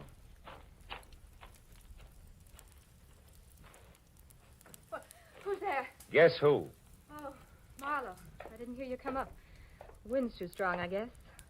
I'm glad to see you. Spooky here all alone. Oh, sure. What's the idea? Decide to do a little freelance prospecting? No, that's right. Bernice Mayhew loved this spot, and I had a hunch she hid the bonds here in the base of this table. Oh, I guess I was wrong. Oh, come on, Marlowe. Limber up. You can't blame me for trying. Listen, beautiful, don't flap your eyelashes at me. I can't see anything but double crosses right now. All right, if you've had your fun, let's go back to the lodge, Don't huh? be that way, Phil. Phil, the sun will be coming up in 2 or 3 hours. Why not wait for it here with me? Barbara, baby, don't burn up too many calories with that routine. Because I only keep 1/3 of the map on me. You think you're so smart. Bright ideas hatch in that cute little brain of yours, too. Now let's... Oh, comes the gun with a pearl handle, no less. Stay away from me, Marlowe. Over there. Hey, what's going on here, Eddie? Jumbo! Look out, Jumbo! Jumbo stepped into the light and Barbara turned. I made a swipe at her gun hand that knocked pistol, purse, and lamp all over the picnic shelter. I found the gun and gave it to Jumbo. Then I started to pick up an assortment of knickknacks that had spilled out of a purse. But I never finished, because one of the items made my eyes pop. It was the monogrammed handkerchief covered with brake fluid that I'd found in Harlan's room. It all made sense now. It tied up everything that I'd suspected right along. Only 2 of my trio had planned to split up the $300,000 worth of bonds from the first. As I ran for the motor launch, I yelled at Jumbo to bring Barbara over in the rowboat. All the way back, I had the panicky feeling that I was probably too late. But when I sneaked in the front door of the lodge, there were still 2 voices, and they came from the open kitchen door. With my hand on my gun, I edged along the wall and peeked in. Shields, you're a fool. Perhaps. But I'm going to kill you and have a perfect case of self-defense. What are you talking about? Your hopelessly framed cousin, Harlan. I ruined the brakes on my own car. I planted your handkerchief, stained with brake fluid, in your room. Marlowe found it. He's convinced that you tried to kill me. He's also convinced that he was brought into this whole thing by coincidence. He doesn't know that he was deliberately involved in our search for the bonds, just so he'd make a reputable witness. You're out of your mind. Not at all. I'm going to kill you and say it was self-defense. Marlowe will testify that you tried to kill me before. What Marlowe's going to do is blow your head off if you don't drop that gun, Shields. Marlowe. Yeah, Marlowe. Who knows he wasn't brought into this thing by coincidence, but has stuck around to see the fireworks and who almost saw them just now. Bill, what's happened? Barbara, couldn't you hold Marlowe on the other island? You Shut up, Shields. Barbara's little mistake was that she should have gotten rid of Holland's handkerchief after she took it out of his room so he wouldn't see it. Barbara, I don't understand. You planned all this with Shields against me? Well, I did in the beginning, Harlan, but I changed my mind when I fell in love with you. I let Marlowe find the handkerchief in my purse. I wanted him to stop Edward. Oh, darling, don't you see... Come on, Miss Bankhead. Cut the dramatics. The show's over. Let's have it straight, huh? All right. We might as well if we're going to find those bonds before it's too late. Edward and I did plan it. We even hired the little man who tried to get the maps from you. And when that didn't work, you planned to get rid of Holland and split the $300,000. So we failed. So what? We're right back where we started. 100,000 apiece. Now let's go find those bonds. Not so fast, beautiful. What happened to Holland just now was a little more serious than a hot foot. It was attempted murder. He can slap you two in the jug this minute if he wants to. But I'll leave it up to him. Okay, Holland, what do you say? It's your move. No. I've got a better idea. Marlowe, 1/3 of that map is mine. Give it to me. Okay. There it is. Harlan, what are you going to do? Harlan, no. Don't burn it. There. Now we all lose. Now none of us will get the bonds. That's probably how Aunt Bernice wanted it anyway.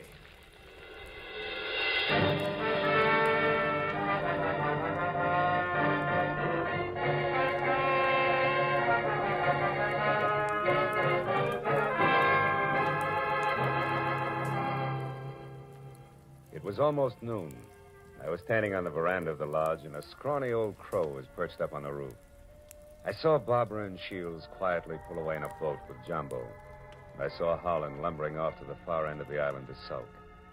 And as I watched the three of them, I couldn't help thinking.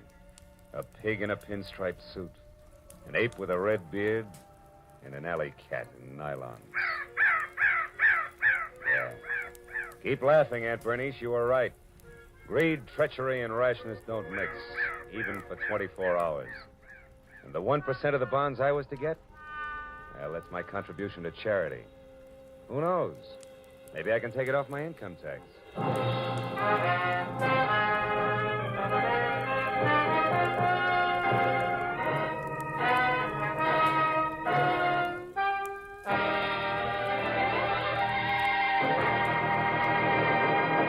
The Adventures of Philip Marlowe, created by Raymond Chandler, stars Gerald Moore and is produced and directed by Norman MacDonald. Featured in tonight's story were Mary Shipp, Parley Bear, Don Diamond, Ted Von Eltz, and Wilms Herbert. The special music was conceived and conducted by Richard Orant.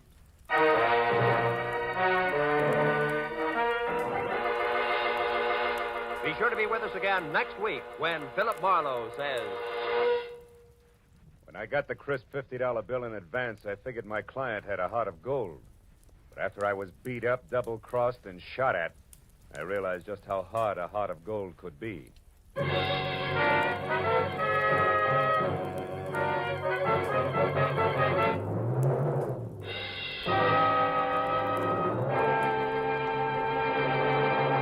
Raymond Chandler, Dashiell Hammett, John Dixon Carr. 3 great names in the world of mystery and thrills. 1 down, 2 to go today on CBS. Now that you've heard Raymond Chandler's Philip Marlowe in action, CBS invites you to hear Dashiell Hammett's Sam Spade in action tonight, followed by John Dixon Carr's personally written radio series, Cabin B-13. Chandler, Hammett, Carr, today and every Sunday, over most of these CBS stations. It's a mystery if you miss them.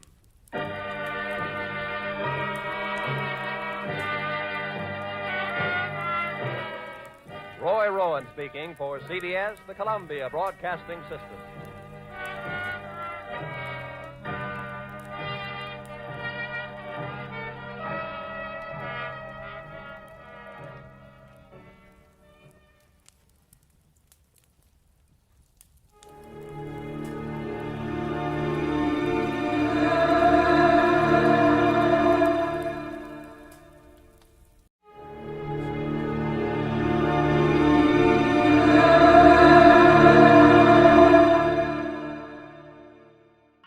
Autolite and its 96,000 dealers present Suspense.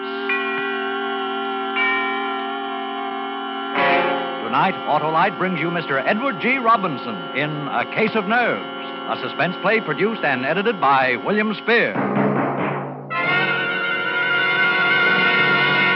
Say, Hap, where'd you get that medal? Won it at the carnival last night, Harlow. Shot 10 clay pigeons out of 10. Well, that's real firing, Hap. Sure as an Autolite spark plug. Guess I qualify as an expert, eh, Wilcox? Well, Hap, the clay pigeon field is a bit limited. But take Autolite engineers. You see, they design and build Autolite spark plugs to work as a team with the coil, distributor, and all the other important parts of the ignition system. That means Autolite spark plugs are ignition engineered by experts, and they're world famous for quality and dependability. I guess that's why Autolite spark plugs are unexcelled in quick starting, smooth performance, and gas mileage. Right, and these same Autolite engineers developed the famous Autolite resistor spark plug, one of the greatest advances in spark plug design for automotive use in the past 20 years. So, friends, see your friendly Autolite spark plug dealer tomorrow. Have him replace worn-out spark plugs with ignition-engineered Autolite spark plugs. Whether you choose the resistor type or the regular type, you can't buy a better spark plug for your car because you're always right with Autolite. And now, with A Case of Nerves and the performance of Edward G. Robinson, Autolite hopes once again to keep you in suspense.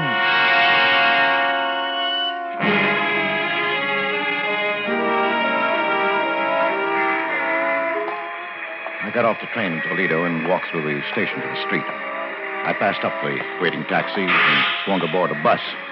Taxi drivers are likely to remember you, and I couldn't take a chance on that. I hadn't paid any attention to the bus. I didn't know what the line was or where it was going. It didn't make any difference. I didn't know Toledo very well anyway. I watched out the window, and when I came to a likely neighborhood, I got off. Strange, unfamiliar quarter of the city, and yet familiar because every city has neighborhoods like it. Drab, faceless houses looking almost alike. And then most of them drab men and women anxious to make a dollar by renting a room. Now, this here is a nice room. It's the best one I got. Your windows on two sides. There's a nice soft bed. Well, I'll take it. How long you figure on staying? Oh, just overnight. I'll pay you now. Oh, well, that's $2, please. Yeah. Oh. What's the matter, mister? Are you sick? Yes, I'm very sick. Is there a doctor near here? Say, you are sick. Yeah, I think I'll go to bed. That doctor. Oh, yeah. There's Dr. Martin just around the corner. He's young, but he's good. Well, would you call him for me, please? Ask him to come right up. Oh. Yeah, sure. Right away.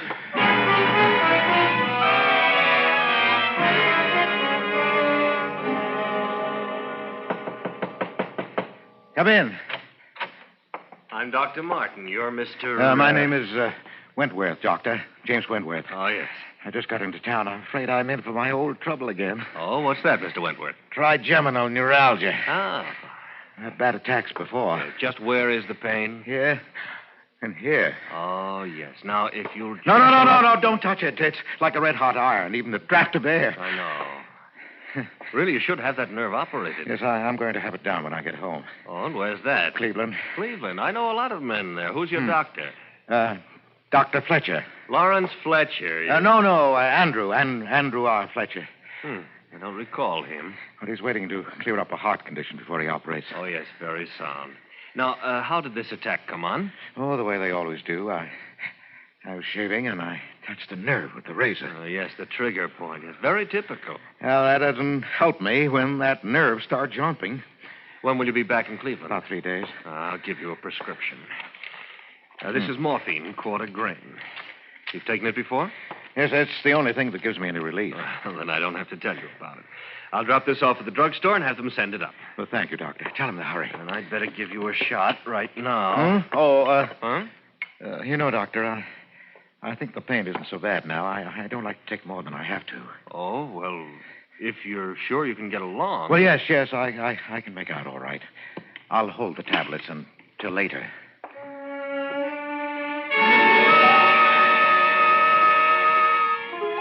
I paid Dr. Martin, young Dr. Martin of Toledo, and he left. I waited for the package to arrive from the drugstore. Then I stayed the night so the landlady wouldn't think it was peculiar. In the morning, I got on the train, went back to Cleveland, to the hospital with the little white tablets in my pocket. The little white tablets with which I would kill Louise.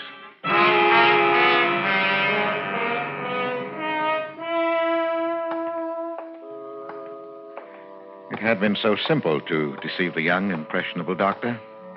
So simple to counterfeit the symptoms that I'd seen Louise react to for 4 years now. It would keep her in bed for 4 years more. Great. For 20. I'd live with the tic douloureux, a painful nerve so long. Too long indeed. Dr. Bantua had to come every day now. The nurse had to be on hand day and night to combat Louise's attacks, to quiet the raging nerve with morphine. Yes, but not for long. In my pocket were the little white tablets that would bring her peace. I went into the hospital kitchen. Oh, hello, Mr. Baker. Oh, hello, Nellie. I'd like to bring Mrs. Baker a milk. Of course. I'll just give it a touch of the fire to take the chill out. I've missed you. Been away, I hear, Mr. Baker. Yes, I had to go out of town. And you ask me it's a good thing. For you, I mean. You needed a change. The hospital day after day was telling on you. No, I don't think so. Yes, it was. I could see. You're a good man, Mr. Baker. Believe me, it's like a saint you're bearing your trials. Not like some others I could mention. Well, isn't the milk ready, Nellie? It is. There we are. Spoonful of sugar. Just the way Mrs. Baker likes it. Well, thank you, Nellie. And give Mrs. Baker my regards. Yes, I'll do that, Nellie. Now, it was just a matter of stepping into an alcove on the way to Louise's room, dropping the white tablets into the warm milk. Sugar would mask the bitter taste. Oh, here. An ideal spot. Mr. Baker. Huh? Oh, nurse. Did I startle you? I didn't mean to. No, of course not. Oh, bringing I was Mrs. Baker a milk, I see. Well, I'm going up there myself. May I keep you company? Yes, of course. Nurse White walked beside me to Louise's room. The chance for the night was gone. Another night of pain for Louise. I felt the sudden anger of the nurse. And a moment later, I realized how unreasonable it was. It was hard to be angry with anyone so pert, so alive, so beautiful. Even in her severe uniform, she managed to remain feminine, provocative. There was always a flower at her shoulder. Today, it was a sprig of flowering dogwood. And her quiet, unprofessional perfume was an exciting tingle in my nostrils. And then, we were in front of Louise's door. Hello, Mrs. Baker. Look what I brought you. Albert, dear. Hello, darling. Oh, I'm so glad you're back, darling. I missed you. I missed you, too. Here's your milk. You never forget, do you, Albert? How was your day? Just fine. Wasn't it, Miss White? Oh, yes, Mrs. Baker. A very good day, all things considered. Well, I'm glad. I brought you something else, Louise. Oh, the locket. Hmm. Oh, thank you, Albert, for remembering. Look, nurse, isn't it beautiful? Oh, it is. It's an old piece, isn't it? It belonged to my mother. I had to hunt all over the house for it. Whatever gave you the sudden notion you wanted it anyway? I don't know. I've had a feeling I'll be joining Mother soon. Oh, Louise, please don't talk that way. Now, Mrs. Baker, you're going to be up on your feet before you know it. And that's almost enough talking tonight, Mr. Baker. No. Mrs. Baker, do you want me to leave a tablet for you? Yes, thank you, dear. Here you are. I hope you don't need to take it. Well, good night. Good night, Miss White. The tablet. You've been taking it every night? Well, I try not to. But lately, the pain... Yes, I know. Oh, Albert, dear, you deserve something better than this. Please, dear. Now, your nose to the grindstone to pay for the doctors and nurses. Oh, don't worry. A little handball at the club, and then this room. Yes, but you're going to get better, dear. You must believe the doctor. That's what Pauline says. Pauline? The nurse. Oh, yes, of course. Oh, is she looking out for you all right? She's a dear. And very pretty, don't you think? Pretty? Yes, I suppose so. I hadn't noticed. I used to be pretty. You used to embarrass me sometimes the way you looked at me. But you're still beautiful, Louise. You'll always be. I'm sorry, dear. I won't talk like that again. You'd better go now, Albert. I'll try to sleep. Yes. Well, good night, dear. I'll see you tomorrow.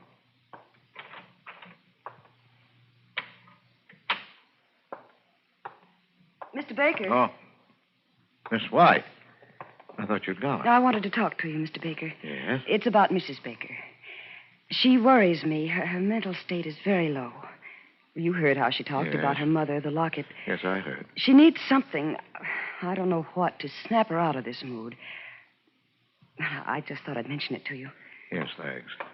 Oh, where are you going? To put the morphine away. You know, I don't see why Dr. Van Tour doesn't give her more of that stuff. She needs it. Yet you ration it out as though it were poison. Well, it is poison, Mr. Baker. That's why I'm particularly careful about Mrs. Baker. But you don't think she'd actually... Oh, well, usually the ones who talk about it don't do it, Mr. Baker, so I wouldn't worry. Hmm. Well, good night. Wait a minute. Yes? Miss White. Pauline, isn't it? Why, yes, I didn't think you knew. Well, would you mind, when we were alone, if I called you Pauline? I'd like it. Thanks. Well, you know, this is an awful thing to ask, but, well, you know, it's been pretty lonely for me. Oh, yes, I know. That is, I can guess.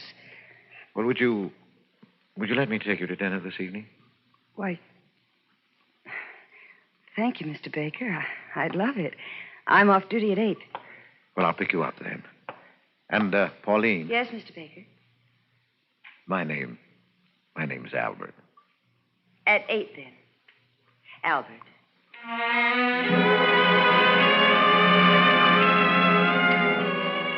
My heart sang. She was perfect. Everything was perfect. I had my poison. I had my witnesses. Louise had said just the right things in their presence, talking about her locket, making her veiled hints at suicide. How beautifully everything fell into place. I started toward the lobby door when I heard my name. Oh, Baker. I say, Baker. Oh, Dr. Van Tour. How are you? Oh, fine, fine. Say, I want you to meet someone. This is Dr. Martin of Toledo. I looked at him, at the man who stepped forward to shake hands with me, and my mouth went dry. This was Dr. Martin of Toledo who had given me my murder prescription. The eager, bumptious young man who stood there now looking straight into my eyes and saying, Hello. How's that bad nerve of yours?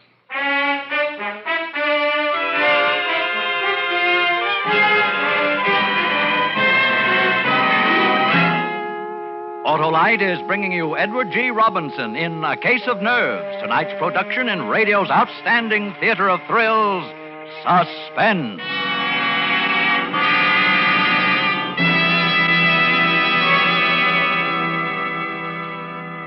Say, Harlowe, I had my fortune told at the carnival, too. Oh, that's so. What'd the gypsy see in the crystal ball, huh? Well, he said I would soon consult with an expert about... Ignition-engineered Autolite spark plugs? Yeah. Well, they're built by experts because Autolite engineers are the experts who design and build complete ignition systems used as original factory equipment on many makes of America's finest cars. So naturally, they engineer Autolite spark plugs to work as a team with the coil, distributor, and all the other important parts of the ignition system. You mean, of course, they know how to build ignition-engineered Autolite spark plugs that can't be beat for quick starting, smooth performance, and gas mileage. Precisely. And it was these same Autolite engineers who developed the famous Autolite resistor spark plug, one of the greatest advances in spark plug design for automotive use in the past 20 years. Oh, that gypsy had nothing on you, Wilcox. Well, friends, see your friendly Autolite dealer tomorrow. Have him replace worn-out spark plugs with world-famous ignition-engineered Autolite spark plugs. Whether you choose the resistor type or the regular type, you can't buy better spark plugs for your car because you're always right with Autolite. And now, Autolite brings back to our Hollywood soundstage our star, Edward G. Robinson, in A Case of Nerves, a tale well calculated to keep you in suspense. I was caught flat-footed. I couldn't answer, couldn't even turn and hide. Dr. Martin stared at me a minute, unbelievingly, and then his jaw hardened. After a long time, he put out his hand. Because there was nothing else to do, I took it. Oh, this is Mr. Baker, Doctor. It's his wife who has this trigeminal condition. His wife, eh? Well, yes, of course. You didn't think I meant Mr. Baker, did you? He's as strong as an ox. Yes, I can see that. No. I ran into Dr. Martin in the doctor's lounge, Baker. He was telling me about a case he just saw in Toledo. Was Toledo, wasn't it, Martin? Symptoms were remarkably similar to Mrs. Baker's. Remarkably. I thought he might like to look in on Mrs. Baker. You don't mind? She's sleeping, I think. Oh, it's too bad. Well, another time, perhaps, eh, Doctor? Oh, yes, certainly, Doctor. Well, I've got to run. Glad I ran into you, Martin. Have lunch sometime, eh? Yes, glad to. I'll see you later, Baker. Yeah, sure, Doctor, sure. I'll have to be going myself now, Mr. Baker. Wait, Doctor. I want to talk to you. Don't see that there's anything to talk about. Yes, but there is.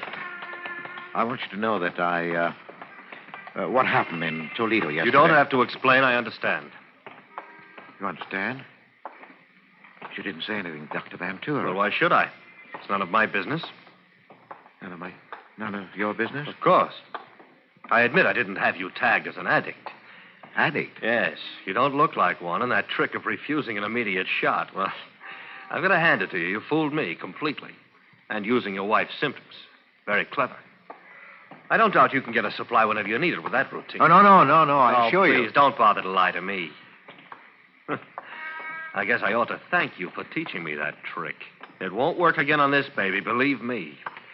And now, if you'll excuse me, Mr. Baker, or Mr. Wentworth, I'm heading for a spot of handball. Oh, wait. Yes? No hard feelings? No, of course not. Look, Doctor, if you really mean that about no hard feelings, and if you haven't got a partner, well, I play a pretty good game. That's what I call a switch, anyway. All right, hop in.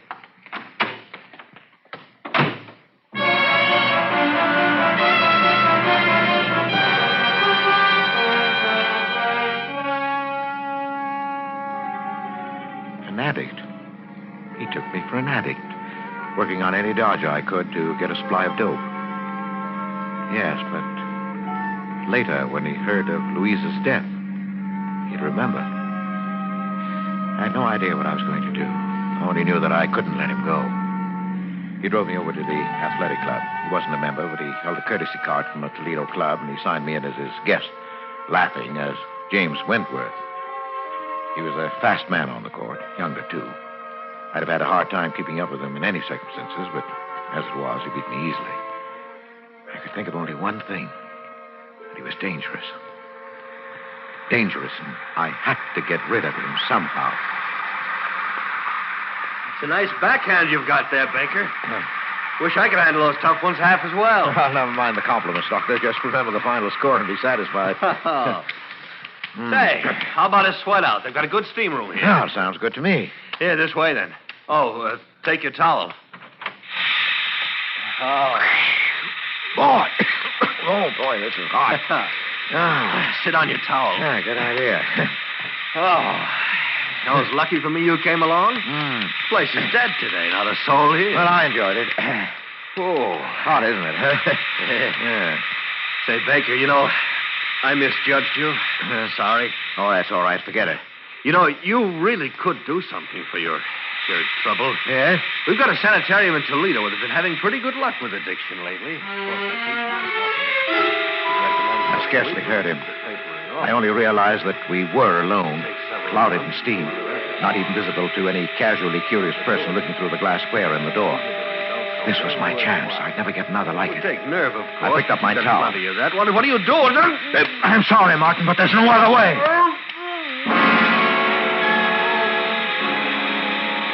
I whipped my towel over his head and got behind him where his flailing arms couldn't reach me. I didn't want to leave any marks on him. With my free hand, I covered his mouth and pinched his nostrils shut through the towel. He fought hard. But in a few minutes, he hung limp in my arms. And after a few minutes more, I knew he was dead. I left him there, hidden in the steam. In the locker room, I dressed quickly, parted my hair on the wrong side, and plastered it down in a way I'd never normally wear it. The man at the reception desk barely glanced at me as I passed him. Later, when they found Martin, they'd look for a man named Wentworth. They'd never find him because he didn't exist.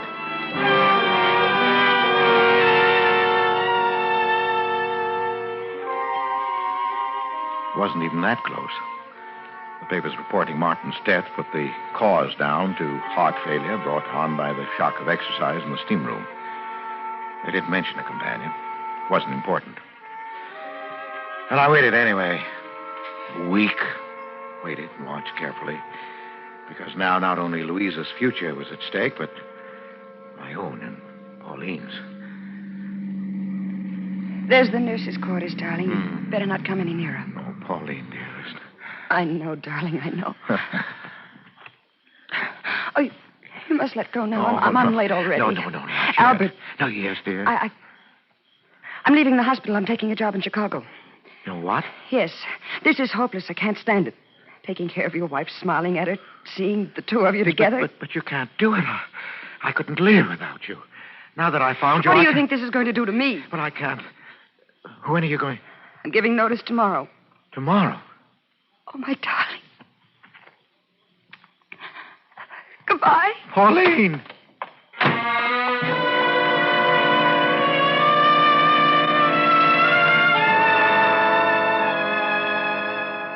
She was gone. She said goodbye. So I knew what you meant. When I saw her again, it would be in the hospital across Louisa's bed. She'd be Miss White, and I'd be Mr. Baker. No, I couldn't stand that now. Yes, but there was one sure way to hold her. The little white tablets were still in my pocket.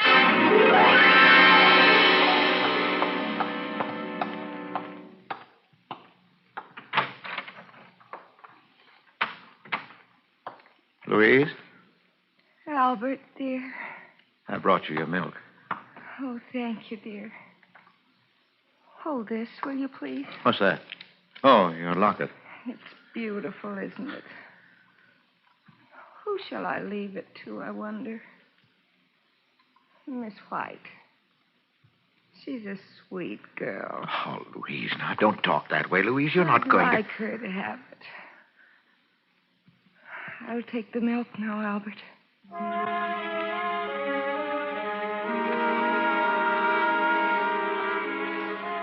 She drank it. I had to clench my jaws to keep from crying out. She smiled and held out the empty glass to me. And it was over. I went home and tossed sleeplessly, waiting for the inevitable. Hello? Yes? Yes? No, I'll be right over.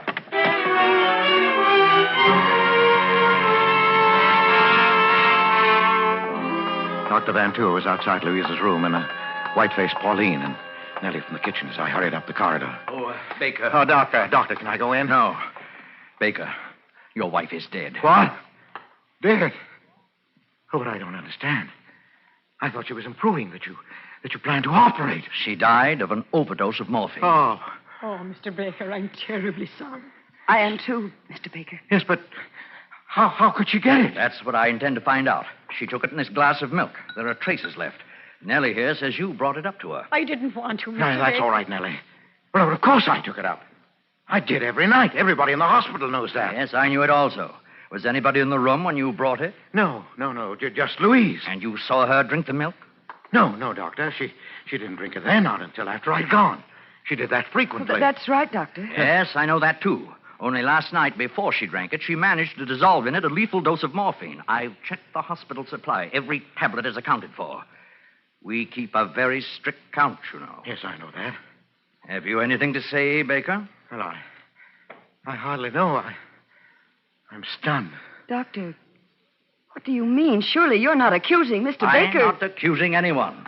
That will be up to the police. Now, wait a minute, Doctor. You're making a mistake. It seems perfectly clear. Yes, but I didn't kill her. Oh, no? Then how did she die? Well, she took her own life. She'd hinted more than once. Miss White, you remember? Yes, Doctor. I spoke to Mr. Baker about it myself. You know she was very depressed. That's true, nurse, but the morphine, it must have come from the outside, or we'd have missed it. No, wait a minute.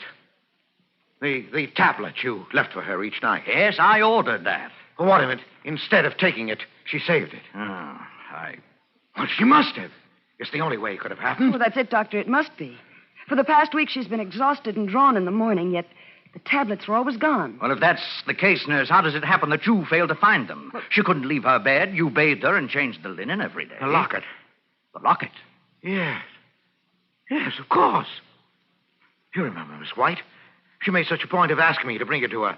And then the way she talked about joining her mother. Yes, I do. I do remember. She wanted you to have the locket, Pauline. It was her last wish. Now, where is it? I have it here. It's clutched in her hand. Let's...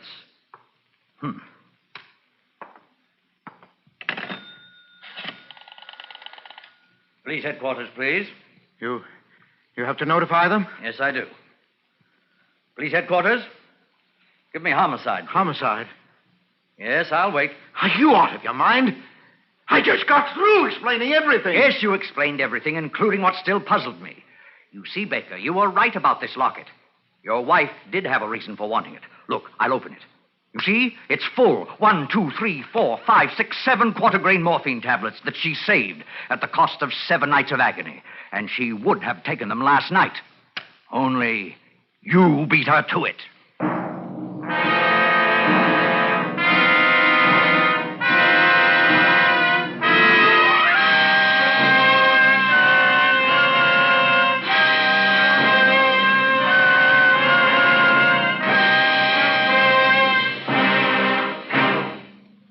Suspense, presented by Autolite. Tonight's star, Mr. Edward G. Robinson.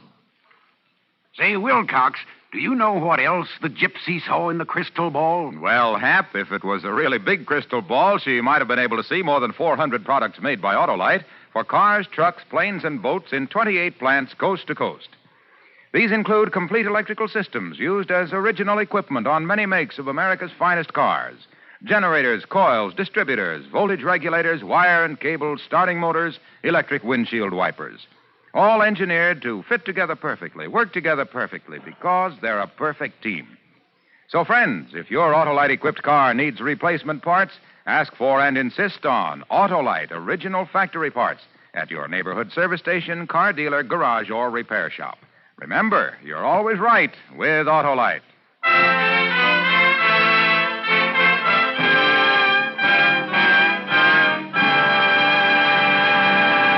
Next Thursday for Suspense, our star will be Charles Boyer. The play is called The Case of Henri Vibard. And it is, as we say, a tale well calculated to keep you in suspense.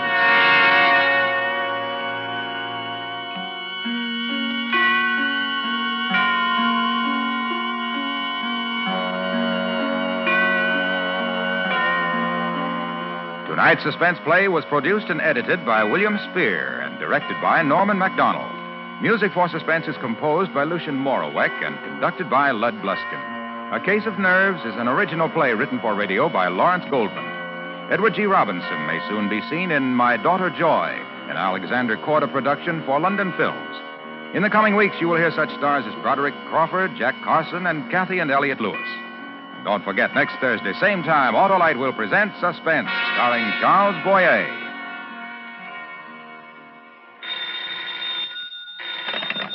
You can buy world-famous Autolite resistor or regular spark plugs, Autolite stay-full batteries, Autolite electrical parts at your neighborhood Autolite dealers. Switch to Autolite. Good night. Autolite, sponsor of Suspense, is proud to acknowledge receipt of the National Safety Council's Public Interest Award for exceptional contribution to highway safety. This is the second consecutive year that Suspense and its sponsors have been so honored. This is CBS, the Columbia Broadcasting System.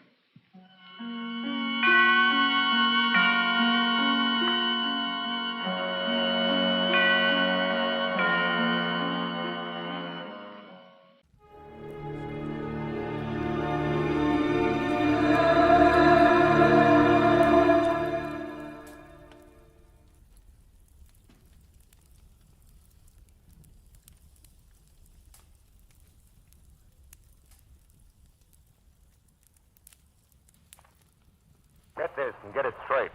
Crime is a sucker's road, and those who travel it wind up in the gutter, the prison, or the grave. I didn't know it, but I was caught in a smokeout that led from a search for a lady in black, past murder at a highway inn, to gunfire at a warehouse, for a girl already dead in the morgue. From the pen of Raymond Chandler, outstanding author of crime fiction, comes his most famous character in The Adventures of Philip Marlowe.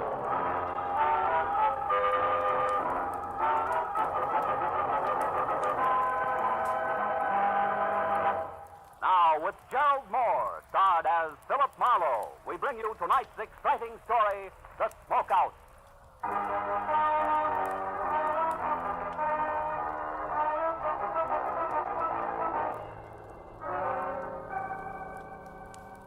Never seems to fail. A sleepless night that leaves you with raw nerves and sandpaper eyelids is always followed by a day that never ends. A kind of long, tough day that keeps you on the move until life in the city is finally reduced to no more than a confused clatter and stink of exhaust fumes and an aimless mob of shallow people milling around looking for nothing but a chance to con each other out of a lousy butt. And this was no exception. Because when I finally decided to quit, to get out of it, to go someplace quiet and relaxed, I found myself instead in a hurry all over again. I was on my way to a very public building on Spring Street at the stubborn instigation of one Detective Lieutenant Matthews of Homicide, whose phone call 20 minutes ago had caught me as soon as I opened my apartment door. Where you been, Marlowe? Don't you ever check in at that office of yours? And on days like this, Matthews, they don't give me a chance. What's up? Tell me all you know about Vera Hamlin, Phil. Who's Vera Hamlin? A girl. No fooling. Are you real sure you don't know her? Positive. Am I supposed to? Maybe she used another name. Pretty, blonde, about 5'6", a sweet kid, apparently. I can think of a lot of women who fit that description, Matthews. Yeah, you could. But this one wrote you a letter yesterday. I didn't get it. Then I haven't been to my office at all today. Why? She wanted your help. How do you know? Well, we picked it up from the imprint in an open pack of stationery in her apartment. Oh? Better come down and take a look at her, Phil. Take a look at her. Where is she? In the morgue. Oh. She was struck by a car last night. Accident? What makes you ask that, Marlowe? Your dubious tone of voice, Matthews. Well, was it an accident? I guess so. Maybe I've been a cop too long. I get suspicious myself on dark nights. Can understand it. Come on down, Phil. Right away. I'll meet you there.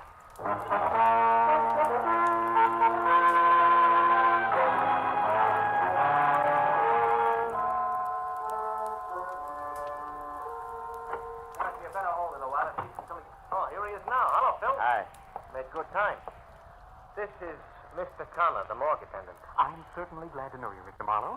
Is this your first visit? No, I've been here before, Connor. Well, Matthews, for what good do you think this is going to do to the police department? Let's see her and get it over with. All right, let's go, Connor. Certainly. Step this way, please, gentlemen. Follow me. Happy fella, isn't he? Well, civil sense. Here to the right. Now, let's see. Egram, Barnigan. Now, here we are. Hamlin, Vera. There. Well, Marlowe? Hmm. You know her, Marlowe? No. Okay, that's all. All right, Lieutenant Matthews. Come on, Phil. Let's get out of here. Yeah. Now, look, Matthews, I told you on the phone I didn't know. What'd you get me down here for? Because there's some angles on this death I don't like to look at. That letter to you was one of them. Got the letter? No, I read the whole thing in from the lab and that imprint they worked on. She was worried. She wanted you to investigate something for her. You were supposed to call her today. Know anything about her? Yeah, she came to L.A. about 6 months ago from Omaha. Mm-hmm. She worked for a guy named Brasso, who's a produce wholesaler, 77 Market Street. Lately, she was seeing a lot of him after office hours. What's wrong with that? Nothing. She was killed in front of Brasso's house at 2 a.m. and she was getting out of her car, and Brasso wasn't home at the time. Oh? He has a fair alibi, puts him out on Highway 101 north of Santa Monica when it happened. Excuse me, gentlemen. I'd better get the phone. Yeah, do that. What about the motives, Matthew? No motives. Well, then why are you so upset? Why was she so upset? What did she want you for? That's not enough for you to If I go had on. that one answered, I'd know where to go from there. I know, but you're pinning a murder rap on What do somebody. you mean murder rap? I'm not up to that. It's for yet. you, Lieutenant. All right, thank you. Excuse me a minute, Phil. Hello, this is Matthew. Yeah. A witness. Says it was murder. Phil, get a load of this. What? Yeah, give me that again. Yeah, a woman. Saw it happen, huh? Great. Who was it? The lady in black. Where'd you get that? It sounds corny. Where did you get that? It sounds... What? You mean there's a story about it out now in the L.A. Journal? Yeah, I'll be back there in 5 minutes. And listen, get a hold of the reporter who wrote that story and hang on to him. I want to talk to that wise punk. How do you like that? How do you like Yeah, Vera Hamlin murdered with an eyewitness to prove it. Only the police department is the last outfit in town to know. Come on, Phil. Where to this time? To buy a newspaper, find out what's going on.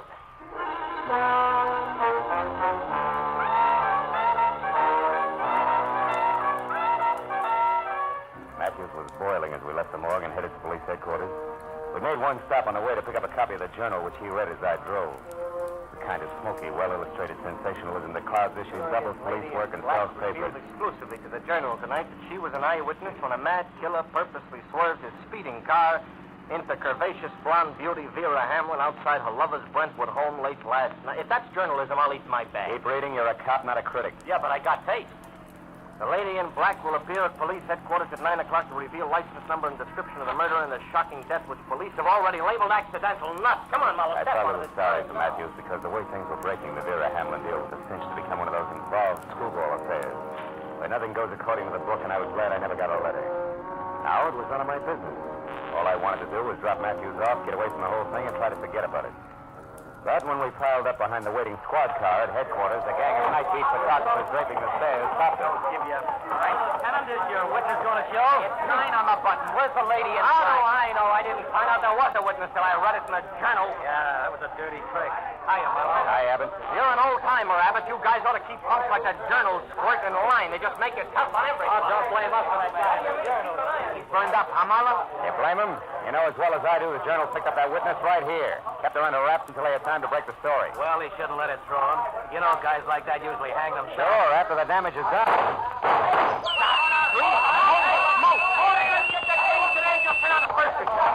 Now, I've had enough today, Matthews. Besides, nobody in City Hall signs my check. Good night.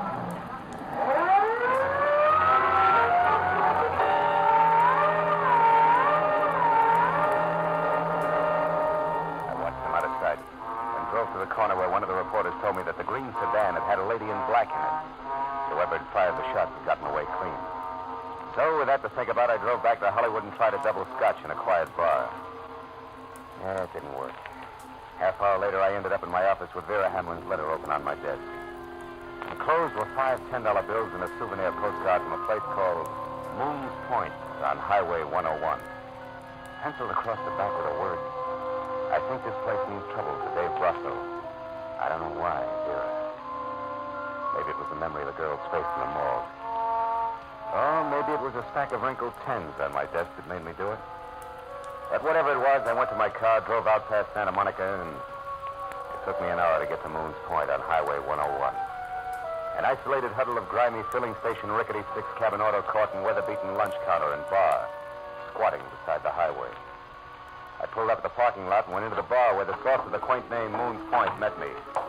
Moon himself.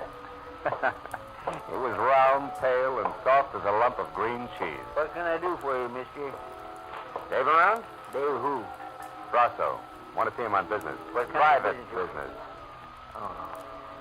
Okay.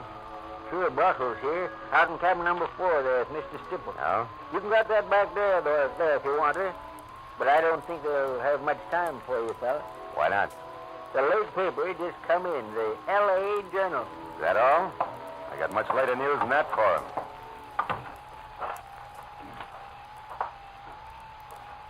Hey, you. Who's there? Pull it down, will you? My name's Baggett. Agent sign asking for Dave Brasso. Well, I think you're a cop, and I might be able to do you a little favor. What do you got in mind, Baggett? Well, since there don't seem to be much love lost between you and Brasso, I'll tell you. I believe in an eye for an eye and a tooth for a tooth, see? I used to be a driver for Dave Brasso, only yesterday I got canned. Thrown out. Pull off my truck and fired for no reason at all. So? Oh, so I've been sticking close to him, just waiting for a chance to pay him back. And I've been finding out things you might like to know. Give me a for instance. Well, for instance, he had a fight. A knockdown, drag-out argument with that Vera Hamlin girl last night, just an hour or so before she was run over. She claimed he was seeing another woman. What's that proof, Baggett? She was found dead in front of his house, Bud. You added up. And that's not all either. I know why he's hanging around out here. Also, why it ain't gonna do him one bit of good. I got plenty to tell him. Wait a minute, hold it. Okay. Yeah. That's Monty Stipple who opened the door to number 4 here. I gotta get out of here. But I got plenty to tell, Bud, so when you're finished in there, come on over behind the grease rack at the filling station. I'll be waiting for you. I don't know how you feel, Dave. You're on edge. You got reason to be, but running back into town won't help you any. So they got a witness. She's already told it. Wait a minute. There's somebody outside here. Yeah, that's right. I want to see Dave Brasso. And Mr. Brasso is pretty busy right now, mister. Not too busy to see me. Oh, you cop? No. And you must be a crummy reporter, so scram. You look Mr. Brasso up at his place of business some other time. You mean after he skipped town to keep the witness from putting a finger on him? Why, you Hold it, snooping... Monty. Wait. Who are you? What's your dive, soldier? Name's Marlowe, private detective. I'm here because Vera Hamlin wrote me a letter yesterday. Vera? Monty, get lost for a couple of minutes, will you? I want to talk to this guy. Don't you Go think you on, better go let me- on, beat it. Well, okay. All right, soldier. Come on in. You wanted to see me? I'll take a good look. Well? Okay, so you're big, Brasso. Husky enough to run over somebody and kill him without even getting into a car. I'll let that one go by, soldier. Where's the letter? Locked up in my office. What'd she say in it? She wanted something to look into and said this was a good place to start. Jealous little fool. Is that what the fight was about last night? Right. You do find things out, don't you, soldier? That's my business. Well, maybe you know who this lady in black here in the paper is and what she's going to tell. Maybe. Might even know who was jumping up to try to kill her tonight and shut her up. Who was that? You mean somebody... Come on, Brasso. Let's stick closer to the truth. You're a lousy actor. For instance, Vera wanted me to come to this dump because you and Sipple are holed up here. Why? That doesn't concern you. It's business. Sure, and when a girl accidentally gets in the way of business, she's run over by it. Is that the way you work? You keep talking on the same thing, soldier, and I don't like it. I was in love with Vera Hamlin. Maybe you're trying to use that to nail me in a frame. Maybe you're a sneak for that stinking louse Weber. Maybe you didn't get any letter from Vera at all, so get out of here and think up a new one. Your theories are getting way ahead of you, Buster. Who's Weber? Jerk. I said get out. I take that back for an answer, soldier, and you can get more of the same anytime you want it at 77 Market Street.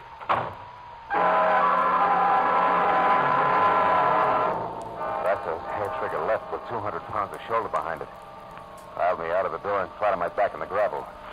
Which tallied my interview with him at 0 with one minor exception. My spiteful informer, Baggett, had some basis intact for his story, so I dusted myself off and made for the rear of the deserted filling station where the grease rack stood. There was nobody around. I waited a few minutes for him, and then I skirted wide around the auto court and looked in at the scaly window at the bar.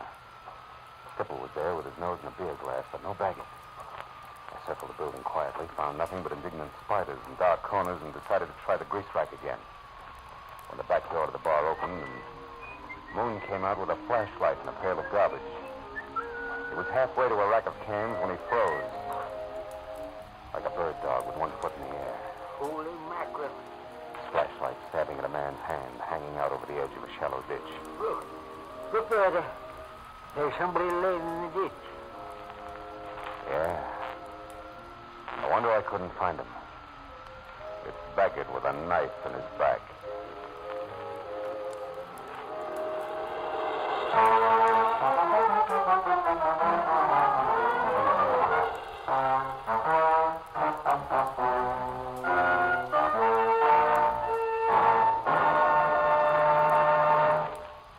Now, with our star, Gerald Moore, we continue with the second act of Philip Marlowe and tonight's story, The Smokeout.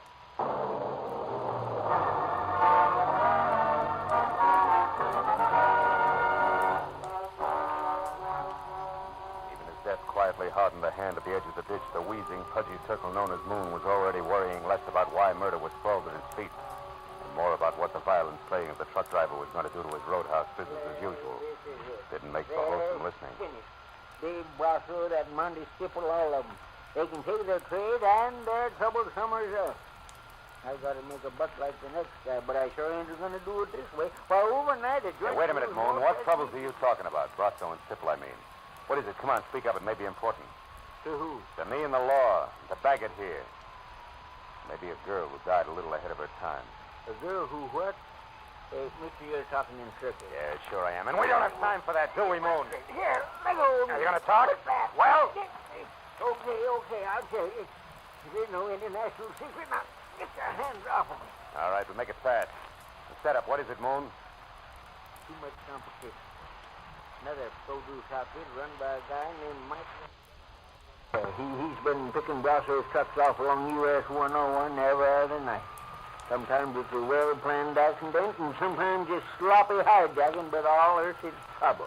Trouble Brasso can't prove. Is that it? Yes. That's the reason for Monday Stipple and the meetings out here. Stipple's supposed to get the proof for Brasso. There's a guy going to the car next to mine. Oh, that's Brasso, Marlowe. And like I said, I've had enough. For my dough, it's time to call the cops. Good luck, sucker. Dave Brasso was out in front by no more than 30 seconds, so as I ran toward my car on the wall of dust, his tires had kicked up. I figured I had an even chance of catching up with him before he got back to Santa Monica and into heavy traffic. But I figured differently when I had one hand on the door of my car. I had to. Company said so. I'm holding a gun. Please don't move. She was standing someplace behind me, and when I did as told, she moved around in a wide, careful arc until we faced each other across a chunk of dark night. It revealed only two things. One, she was holding a gun, and two, there was no mistaking her. This was a lady in black. Those car keys there in your hand. Throw them here, please. Now, wait a minute. I'm sure we can talk. Please, let me have them. Okay. Now what? Now, whoever you are, you can look for these when I'm Hey, gone. listen. I don't want to be interfered with. Now, wait a minute. Oh, I get it. You're afraid something will jar the sale price you've set for Brasso, huh? Yep. What are you talking about? That ever-stinking routine known as blackmail. But to be very specific, a mystery witness, you, the lady in black, who almost gets to the police to tag a killer. Almost so she could scare said killer into Jenna's frame of mind when next they meet. In other words, baby, it was all an act of pressure play on Dave Brasso. Now it's time to collect. Do I go on? No, you don't. You just do as I say. You just turn around and walk. And think a little. Think about the pistol shots that you neglected to mention, which somebody took at me while I almost went to the police. Or did I do that myself? Also for the sake of Mr. Brasso's frame of mind. It's possible. I don't think so. Now go on, start walking. You don't make much sense standing here. As I moved away from her, she backed off quickly toward a car that was nuzzling a high hedge near the far side of the roadhouse. So I knew that any move I intended to make had to be done right then and there. But she must have known just as much because that was when the gun she held got mad enough to start spitting my way. I dove for the gravel at my feet, then practically burrowed my way across a dozen uncomfortable yards of chopped rock to the shoulder of a line of trash cans, all of which left me scarred, safe, and in time to do nothing more effective than swear. I had a pair of teasing tail lights on a green sedan that were already winking out of sight. Didn't help much.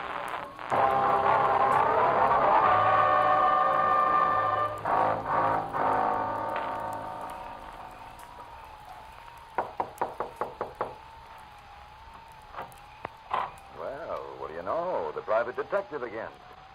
Well, what's it this time? Bill Brasso, Stipple, is he in? Oh, he isn't. That's funny. No, I don't think so. I only think you're funny. The panic, Marlowe. Moon and I have been watching you comb that gravel out there searching for the key. We couldn't catch the chatter, but she certainly made you look stupid. And just so you don't go on looking that way, don't bother playing so wide-eyed about Brasso being in here either. You see, I know you know he isn't. It won't work, sonny boy. Maybe a little pressure will. I doubt it. I don't bend easy, Marlowe. Also, I don't happen to know where Brasso went.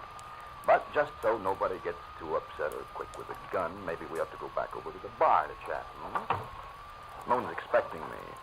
Besides, it's cozier there. It won't be. Once the cops start pouring in. Incidentally, it makes it your turn not to play dumb. I mean Ernie Baggett being very dead out in the back. Even Stephen, Marlowe? Yeah. Okay. I know about Baggett. From Brasso? I heard you. Nice night. Marlowe? You know, Stipple, you're making a big mistake. What? Protecting Brasso can't pay off anymore. You said I was protecting him. I worked for Dave Brasso, period. If he knocked off a couple of people, and I'm not saying he has, it's got nothing to do with me. What's done's done. Which doesn't include the girl, huh? Who? That witness? What's the difference? What happens to her? She's living on borrowed time right now, any way you look at it. Why? Because of what she knows? No. Because of the way she handles what she knows. All that gab in the papers. You know, she's lucky those 3 shots that were thrown at her only came out of a pistol. Could have been a howitzer, considering the advance notice she gave. Hey, Moon. What? The cops here yet? No, they ain't. Highway patrol took 5 minutes, 10 minutes ago. I sure wish they'd get here. Don't worry, they will. Well, Marlowe, will it be? Hey, private detective. Come out of it. What's up? Around here, Stipple, nothing. Nothing at all. Where are you going? To 77 Market Street. The Brasso Produce Company. Brasso Produce Company. I think it's where both your boss and the lady in black are going to get together. And what gives you that idea? A hunch, Stipple. Just a hunch. Goodbye.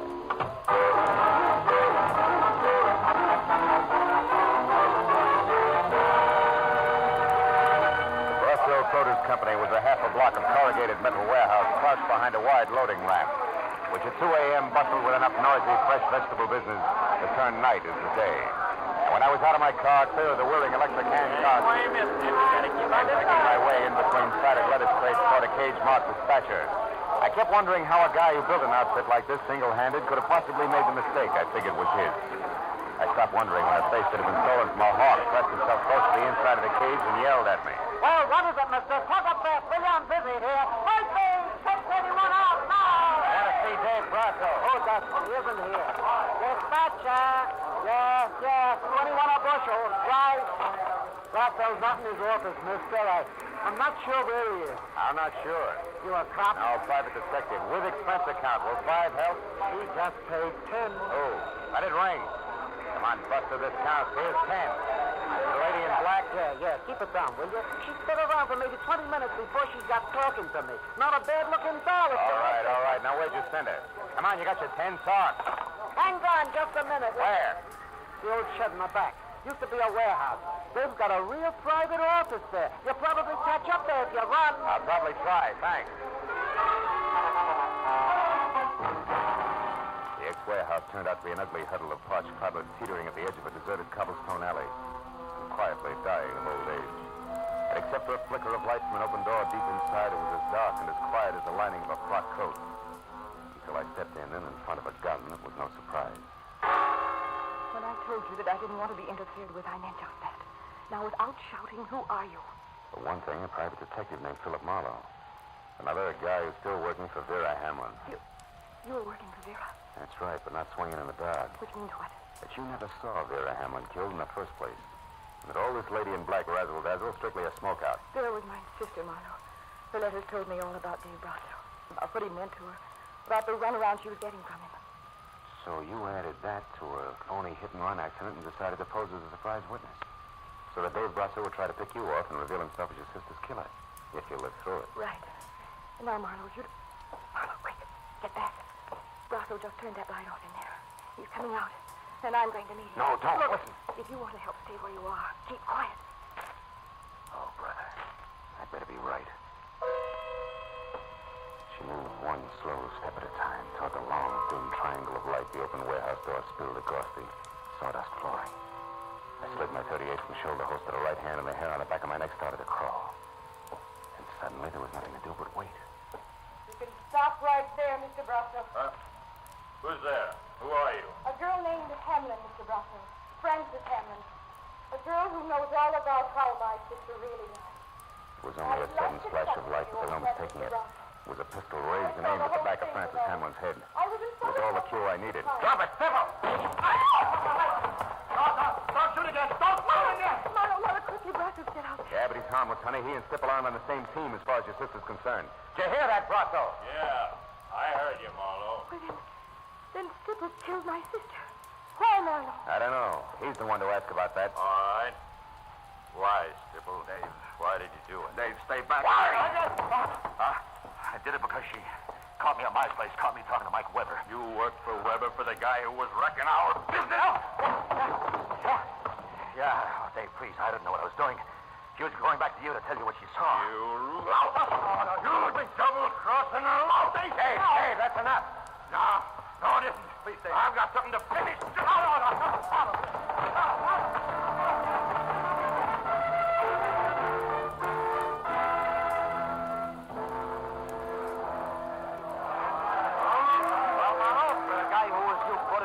On the city payroll? You did all right tonight. Hey, but Doc Matthews. Hey, Lieutenant, how about the story? We're pushing our deadline on a bulldog edition. Yeah, we work for daily papers, Matthews. You've been holed up in that warehouse with Marlowe and that heavy for a half hour now. What gives? Hey, how bad is Stipple's wound? Look, the wound is nothing. It's a scratch, although I wouldn't say he ain't hurt. But the story will have to wait until I'm down at headquarters. I haven't got it all myself. Oh, Lieutenant, you're kidding. Sure, I got lots of time for it. Listen, Abbott. Monty Stipple killed both Vera Hamlin and Ernie Baggett. He killed the lady because she found that he was crooked, and he killed Baggett because he was afraid Baggett knew too much. And now, so long. Oh, but Lieutenant, tonight I got something less than love for the gentlemen of the press. Hey, Phil, come on. Miss Hamlin's over there. All right. Look, Marlowe, before it's impossible for me to stay away from those dear boys any longer, tell me, where did you run across the switch? I mean, what tagged Monty Stipple for? Mistake he made, Lieutenant. calling the shots when he was blindfolded? Or in other words, what? Matthews, I'm tired. Tomorrow, huh? No. We can talk then. Come on, Marlowe, Frank. please. Okay. Well, it's something like this. Back at Moon's Point, Sybil told me how lucky the lady in black was. Only 3 shots were thrown at him. And he had no way of knowing how many shots had been thrown, huh? Attaboy. Unless, of course, he threw them himself. Sure. Francis had a smokeout plan, which was an inspiration to me because knowing Stipple was a liar and proving it were 2 different things. So you led him to the warehouse, and while Miss Hamlin here gunned for Brasso, Stipple gunned for her. You're so right, and good night, Lieutenant Matthews. Listen, Marlowe, Good night, Lieutenant. Okay. Good night, Phil. Good night, Lieutenant. Good night, Lieutenant. Thanks, Marlowe. And what? More questions? Uh-huh. But not under vital statistics. Oh. Marlowe, one way or another, my crazy plan has worked, right? I guess so. Well, then tell me. Now that Stipple's caught and, well, it's all over, am I supposed to feel good? I don't know, baby. Maybe that's what's so screwy about revenge. It's got all the permanence of a smoke ring, even when you're positive it's justified. Cigarette?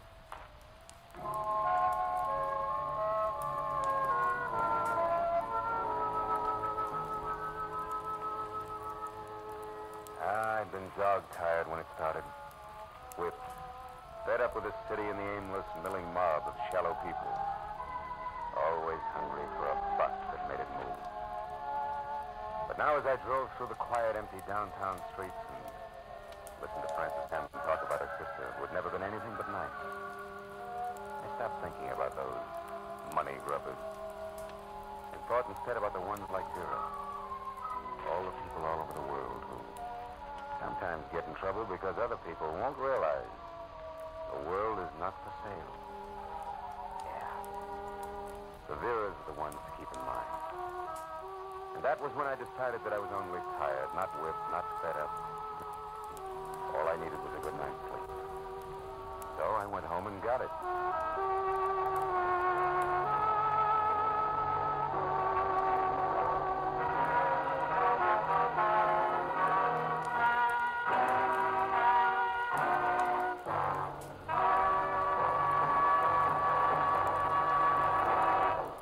The Adventures of Philip Marlowe, bringing you Raymond Chandler's most famous character, star Gerald Moore, and are produced and directed by Norman McDonald.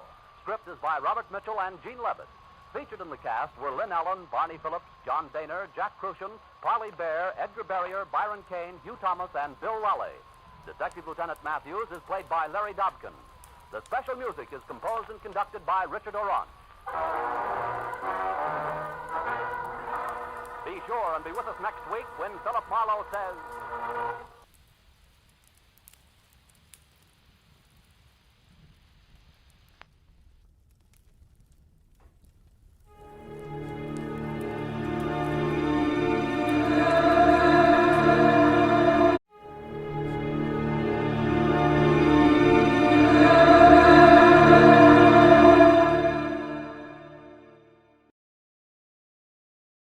Time now for Edmund O'Brien as... Yours truly, Johnny Dollar.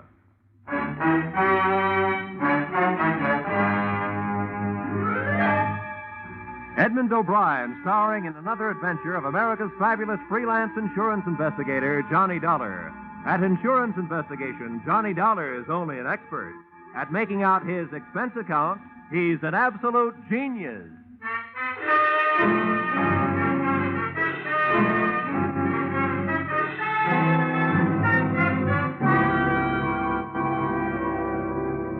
Expense account, submitted by Special Investigator Johnny Dollar to the Great Columbian Life Insurance Company. The following is an accounting of my expenditures during the investigation of the circumstances surrounding the murder of your policyholder, Loyal B. Martin, or how to take a vacation in Fairfield County. Expense account, item 1. $3.20 mileage from Hartford, Connecticut to the country estate of the deceased. I drove up a long cement driveway towards a mausoleum-type manor house. There were rolling green lawns liberally sprinkled with statuary, and the thought occurred to me that if he had spent much of his life here, the late Mr. Martin was most fortunate. He'd feel right at home in a cemetery.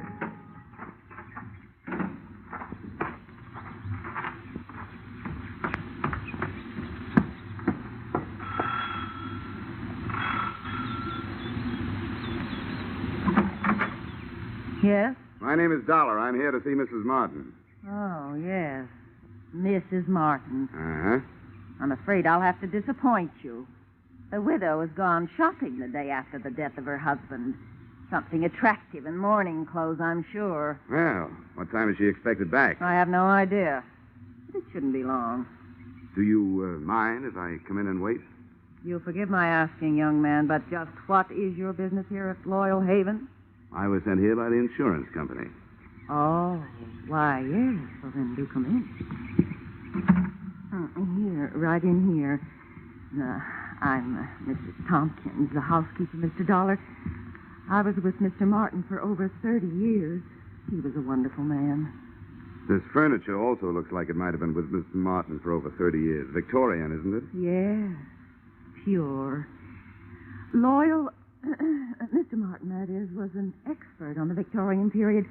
Please sit down. Thank you. Mr. Dollar, I suppose you'll think it's indelicate of me at this time, but about Loyal's insurance, his policies, did they... Yes, Mrs. Tompkins, they did. One of his policies leaves you a nice, sizable amount. But before you start counting it, maybe you and I had better have a little understanding. Yes? Well, I'm not here to represent the payoff department. I'm here to investigate the murder. Oh, I see. Yes, before the company pays off, they want to make sure that among the beneficiaries, they don't pay off the murderer, because they really don't have to do that. Oh, I didn't realize... No, neither do a lot of people. You know, that's the way quite a few good murders are wasted. Yes, I suppose you're right. Well, if that's what you're here for, I suppose you'll want to talk to the police. Lieutenant Markwood is in the library. That's where it happened. Oh, library, huh? Well, that might help. If I can't find any other answers, I can always try looking some up in a book. Which way do I go? The door, just across the hall. Thank you. And what a hall. The only thing missing was old Queen Victoria herself. Even the musty odor clinging to the green velvet seemed to have been passed down through the centuries. There was a brace of moth-eaten pheasants on the wall and a bouquet of moth-eaten flowers under glass on a marble-top side table. The library was the same, but there were three things that looked out of place. A, an old suit of armor. B, a glass case filled with new, well-polished sporting rifles and shotguns. And C, a very gruff-looking lieutenant of the police who eyed me as I came in. And who are you? Oh, here's my little breath saver. Oh, yeah, Johnny Dollar. They told me you'd be here. Well, I've told everybody else I better tell you don't touch anything. They want to re-fingerprint the whole room. Okay. What'd you find, Lieutenant? Nothing but the cadaver with 2 bullet holes in his back. Haven't got a caliber report from ballistics yet. Have you an estimated time of departure? Yeah, the coroner says Martin died after dinner last night. Uh-huh. Anything to go on? Just the usual. Faith, hope, and suspicion. His wife, too young and too pretty for an ugly old buck like Martin, must have married him for his money. Then there's that housekeeper, Sarah Tompkins. Yeah, I met her on the way in. Well, she used to be the old man's intended, from what I can find out. Probably jealous of the young wife. Then there's the brother, Marty. He showed up a few weeks ago, broke and brooding. Probably in love with the young wife. And then there's Nick Bellotti, a private detective who hired himself out as Martin's bodyguard. Bodyguard, huh? No doubt also in love with the young wife. Could be. Who's your choice? Except for the fact that there are only 2 bullets, I think they all did it.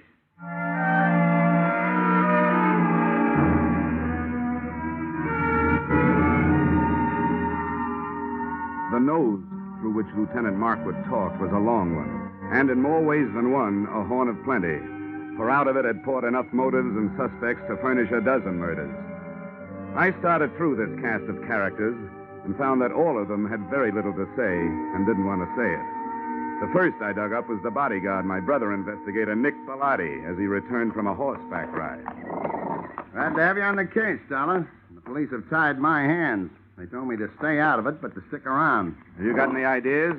Everybody seems to think it was an inside job, that somebody in the household did it. I'm not so sure. The reason I was around was because old man Martin made too many dollars and too many enemies doing it. But that's only my opinion. Why don't you talk to the old boy's younger brother, Marty?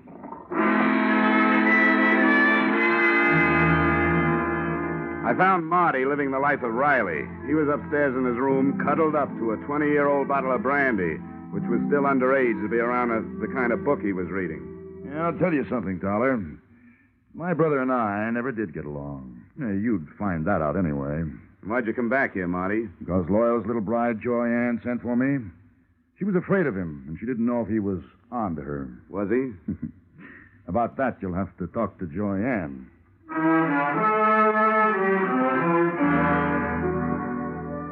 Joyanne didn't get home until 3 o'clock in the afternoon. I caught up with her 20 minutes later as she came dripping out of the swimming pool. The suit she was wearing would have gotten her pinched on the Riviera. Oh, that was refreshing. It certainly is. Toss me that towel, will you? Yeah, surely. Here, Mrs. Martin. Joyanne, I hate formality. Who are you? Well, I'm from the insurance company, here to find out whether you killed your husband or not. Good for you, Mr. Dollar. That's what I like. Men who get right down to the point. I was told you were here. Oh? Nobody told me about you. Oh, come on over and learn. I want to stretch out here in the sun. Here, you man the fly swatter. Okay. Come on, sit down. Here beside me. If it gets too warm, slip off your shirt. Oh, thank you. Well, suppose we start talking business. Marty tells me you sent for him to come here because you were afraid of your husband. How come? Well, I knew Marty before I knew Loyal. Matter of fact, he's the one who introduced me to... What do you call a dead husband? You call him unlucky, I guess. Anyway, for the purposes of this conversation, I'll know who you mean if you just say husband. But you didn't answer my question. I meant, were you afraid of your spouse? And if so, why? Yes, I was afraid of him. Oh, I might as well tell you, Mr. Dollar. I want to be frank with you. The only thing Loyal didn't have to offer me was love. I seem to be a girl who needs just that. Frankly, I tried to make up the deficit. Mrs. Tompkins, the housekeeper, saw to it that my husband found out about it. From then on, it was like living with a madman. So endeth my confession. So beginneth my suspicions. What about this housekeeper? Until I came along, she always thought that Loyal would wind up marrying her. No, don't get me wrong. I realize that I'm still the best jury bait around. If you killed him, you might make some headway with a self-defense plea. Thanks. I'll remember that. In the meantime, just in case this thing gets messy for me, and it shows signs, I'm going to spend what's left of my free time enjoying myself. Well, that won't sound good to a jury, but it sounds good to me. If I spend too much time around here, I might wind up having to plead self-defense myself. Oh? From me? No. From that bathing suit.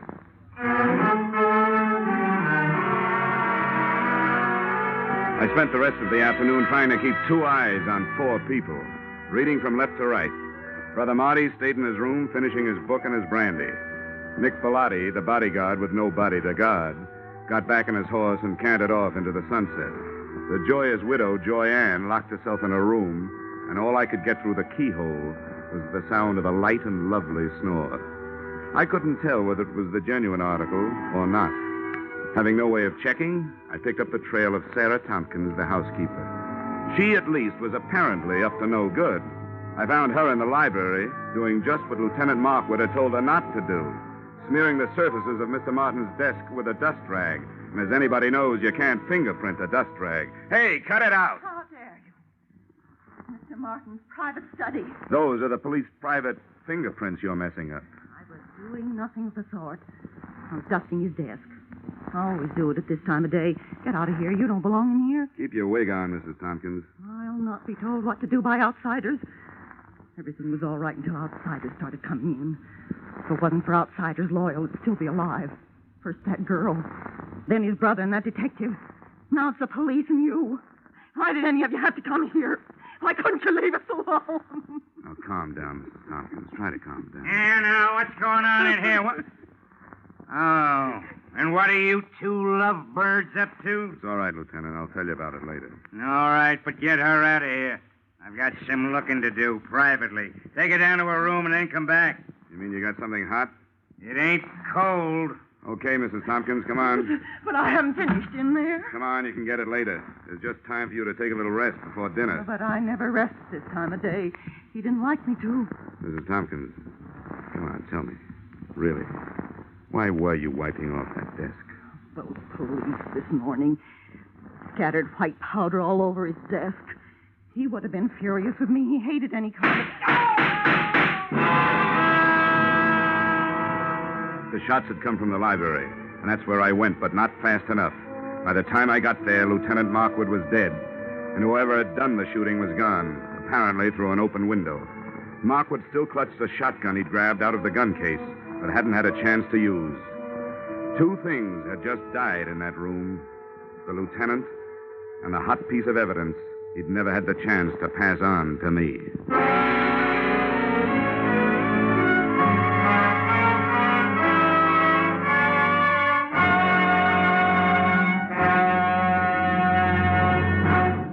In just a moment, we return to the second act of Johnny Dollar. But first, the cream of the wit and the best of the music, which Arthur Godfrey brings you in the daytime on CBS, can now be heard on Godfrey's Digest, a new Saturday evening show heard on most of these same